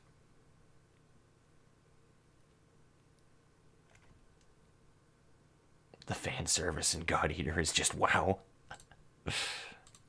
Another Strange Man. Satisfactory is something else, man. That is such a good game. Secret Ponchos. Slime Rancher. Soul Worker I would love to get into. This is another MMO beat-em-up game. It's kind of like Vindictus, where it's a hub-based game, but it actually twists it up a little bit. There's a couple of different hubs. I'm trying to keep my voice down too, by the way, because I shouldn't be really streaming this for too much longer, because I gotta get off really super soon. It's getting super late, but Soul Worker is, it's got several hubs in the game that you go through in different cities with different areas that you go into for different fights and stuff like that throughout the game. I love the shit out of this. I really do. Like, this is one of my more favorite games. The problem was it was such a lonely experience all the way up to level 50. And then it got to level 50 and it got significantly more grindy with the XP. Well, maybe not significantly, but it got more grindy around the level 45 to 50 area of the game. And it just fell off for me because I wasn't playing with anybody. I was just leveling myself up. And that shit is super boring in an MMO like this. I'd like to get back into this one and kind of see what my Chi-ROL can do, but I haven't really... I couldn't be fucked to play it, to be honest with you. Starbound is something else, too. I love Starbound. I have Stardew. I haven't played it yet. I bought Staxel forever ago, and I've never installed it. Don't forget Spooky's Jump Scare Mansion, by the way. Super Hexagon, I have actually... if you haven't seen down there, I've actually beaten Super Hexagon. That is... Super Hexagon is... I don't know. You can't really call it a rhythm game necessarily because you're not moving to a rhythm, but it's a music game, and it is quite the hand-eye coordination game. That's the best way that I can explain it to you. I used to play Super Hexagon for about 20 minutes before going into Rainbow Six Siege, and when I played Rainbow Six Siege with my buddy, after playing Super Hexagon for 20 minutes, everybody felt like they were moving in fucking slow motion. That's the best way that I can really explain it to you. You are so hyper-focused on Super Hexagon that by the time that you're done practicing on this game for a little while, if you're doing anything with high hand-eye coordination, like, it just makes the whole experience better. Danger, Sword Art Online, Alicization, Licorice, Danger on this game. It's gotten much better than it was on launch date, but this game drags ass. There's a lot of downtime in it. Decent RPG mechanics. This is what they always do with these games. There's a lot of good, decent RPG mechanics that are weirdly intricate for a Sword Art Online game, but it's still a Sword Art Online game, which means that it's based off of Sword Art Online. If you guys know anything about Sword Art Online, as much as I do love that show, I really do, the writer of that show does an abysmal job at it.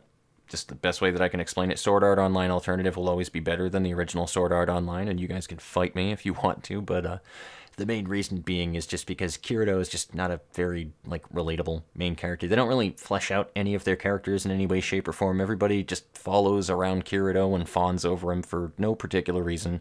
He's just the guy that everybody loves and everybody just wants to be around and everybody wants to get inside of his fucking pants for some reason, and he's just the best at everything that he does, and they never do anything to explain it. I mean, they literally could just pop out and say that he is literally the son of God. Like, he is Jesus Christ himself reborn, and I would accept that over what they did in this show with him. He always just knows what to do, you know what I mean? Like, it's just, people are so sick and tired of fucking Kirito as a main character at this point that it's just, they're so done with it. It's just, they're so jaded by it. And just all of the other characters, like, unless the character from Sword Art Online that you're talking about is Sinon from Gun Gale Online, which is the best arc in all of Sword Art Online ever made, and I will fight anybody vehemently about that one. But not just because I'm a gun guy either, but just because it was one of the better fucking... It's the plot of it is dumb. The plot of it is very dumb, but the characters were better. Just because they introduced Sign-On into it, and Sign-On is like the only character in that show that actually feels like a fucking person. But yeah, it's like the same thing as Sword Art Online, man. Like, it's just, you're there to apparently womanize all of the fucking female cast, and even the male cast in that, just because it's funny on top of it, but like, they always hide everything by like this really crazy long time lock to do things. Nothing in Sword Art Online is ever based on your ability to do it. It is based entirely on how many hours have you sunken into the game fighting the same shit over and over again. And when you realize what the game is doing, and it sinks in, and you're getting that, where you're like, oh, well, the reason why I can't do anything to this boss and why it's not dying isn't because I'm bad at the game, it's because my accuracy isn't high enough, because I haven't used my sword for X amount of time, smacking enemies with it, mindlessly hitting the square button on my fucking controller. When you realize that that's what they're doing, it pisses you off if you're somebody like me. Like, there's so much fucking potential that was in Sword Art Online Alicization Licorice, and they fell so goddamn short of it. They had so much potential for this game. It's getting slightly better, but it's still bad. Sword Art Online Fatal Bullet is superior. The storyline is kind of poopy, though. The gameplay itself is also kind of fucking cheap. Rainbow Six Siege, Total War, Rome 2. Fuck Trove. Trove didn't happen. Trove is a Treon game. If anything is made by Treon, don't touch it with a 9.5-foot pole. Undertale is Undertale. That's a great RPG experience, by the way, but that's more of a one-off. Valhalla is something else. I still need to get through that with Holly. Very good story experience. I don't have any other RPGs in here, man. I'm sorry. I thought that I had a lot more. But I guess really the main thing is I very highly recommend Atelier Ryza. And I completely went off on a tear talking to you guys about everything in my Steam library. So, my apologies.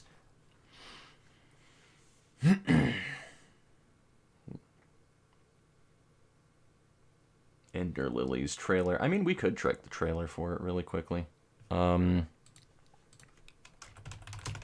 Lilies. That'll be the last thing that we do. We can watch this Ender Lilies trailer.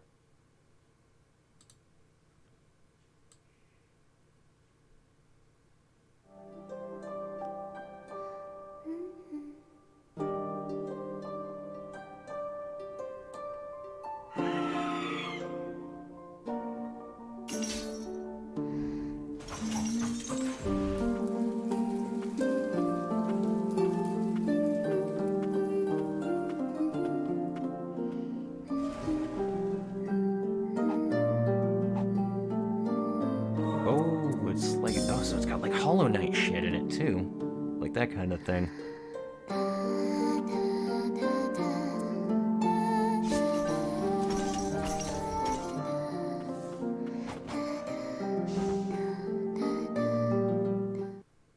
If it wasn't a Nintendo Switch game, I would be fucking down for that, man. I would be so fucking down for that. I hope it comes out for other things, but wow, that looks good. Holy shit.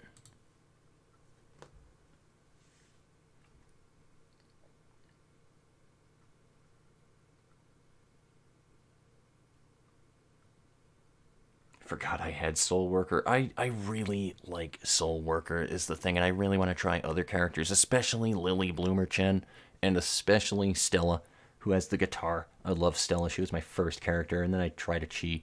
But I really want to get a Lily Bloomer-Chen going, because apparently she's busted in that game. Death Road to Canada looks interesting, but I would rather play it for co-op than solo. I know, SAO. I love the Abridged series, and I only suggest the Abridged series. I agree. Honestly, it's kind of funny that the Abridged series is honestly just infinitely better story-wise than that. And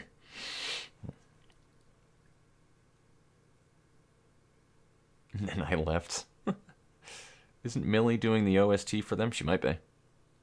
Oh, yeah, that you're talking about the Lily's thing. Yeah. Dude, that looks super good. I would fucking play that game in a heartbeat. That game gave me some serious Child of Light vibes, too, because of the little girl, which is another game that I bought a while ago and never played.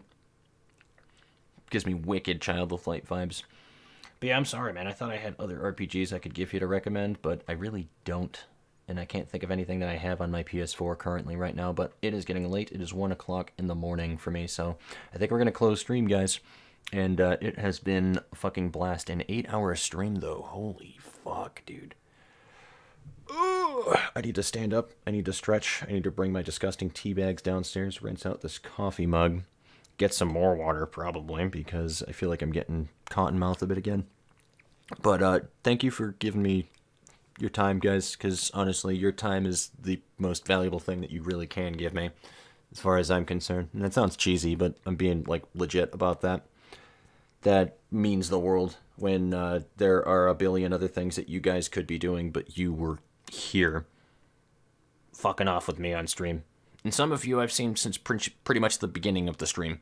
So you've been here for a while, even if you were dividing your attention to other things going on. Like, that is insanity to me. So, dang, 8 hours. Oh, it is on Steam. Oh, that's excellent. I'm going to put that on my wish list then, Devin. Thank you for that one. I'm definitely putting Ender Lilies on my Steam wish list. Yeah, absolutely, Zagarin. You take it easy. It was a blast. Again, I enjoyed everything that happened today, guys, so I will see you later. I want to try to probably still stick to doing a Saturday stream, so I'll probably be there. If you haven't joined the Discord server, the link is still below. If you want to jump down there, I make sure that I get all of my Discord notifications out of the way for further streams, and I do schedule them the day of, but you'll probably have like maybe a few hours tops to get anything done about that one, because I just don't know what my life looks like sometimes. So I'm usually divided doing a bunch of different things with other people, but that would be where you guys should go if you wanted to see future streams and all of that fun stuff. I make sure that I have all of my Discord notifications in order when I do that, and I notify my sister, who is basically my second in command, for doing that. So that, or I'll notify somebody else in the worst case scenario if I have to, like, not stream or whatever the case is. But I still want to try to stick for another Saturday stream, and I guess I'll see you guys then. I may wind up cutting it down, though, so that it's not quite as long, but this has been a nice weekend. I very much enjoy it, guys. So yeah, that's what the plan is. I'm going to try to keep it to Sunday, Monday, but I'm also trying to wake up earlier, too, because I want to still stick to this fucking workout schedule that I'm trying to do with my buddy, and I keep oversleeping. I fell asleep until 1 o'clock today, 2 o'clock, somewhere around there, and I had to bail out on him, because I woke up, drank some coffee for a little while, ran out the door, and went down to pick up some books. Believe it or not, I went book shopping with my mom for a little while, so that was nice. And by the time that I got back, I was brewing tea, and there we go. Here we are, 8 hours later. All right. Absolutely, Devin. It was a pleasure having you. The last 200, Coda, Suds, Zagarin. Anybody else that I see in here? Dusty, you were there a little while ago, so Dusty, that's really all that I'm seeing as I scroll up, guys. So you all have a wonderful rest of your night. Stay safe, and until next time, my friends, take it easy, roam free. I will see you all in the Grove next time.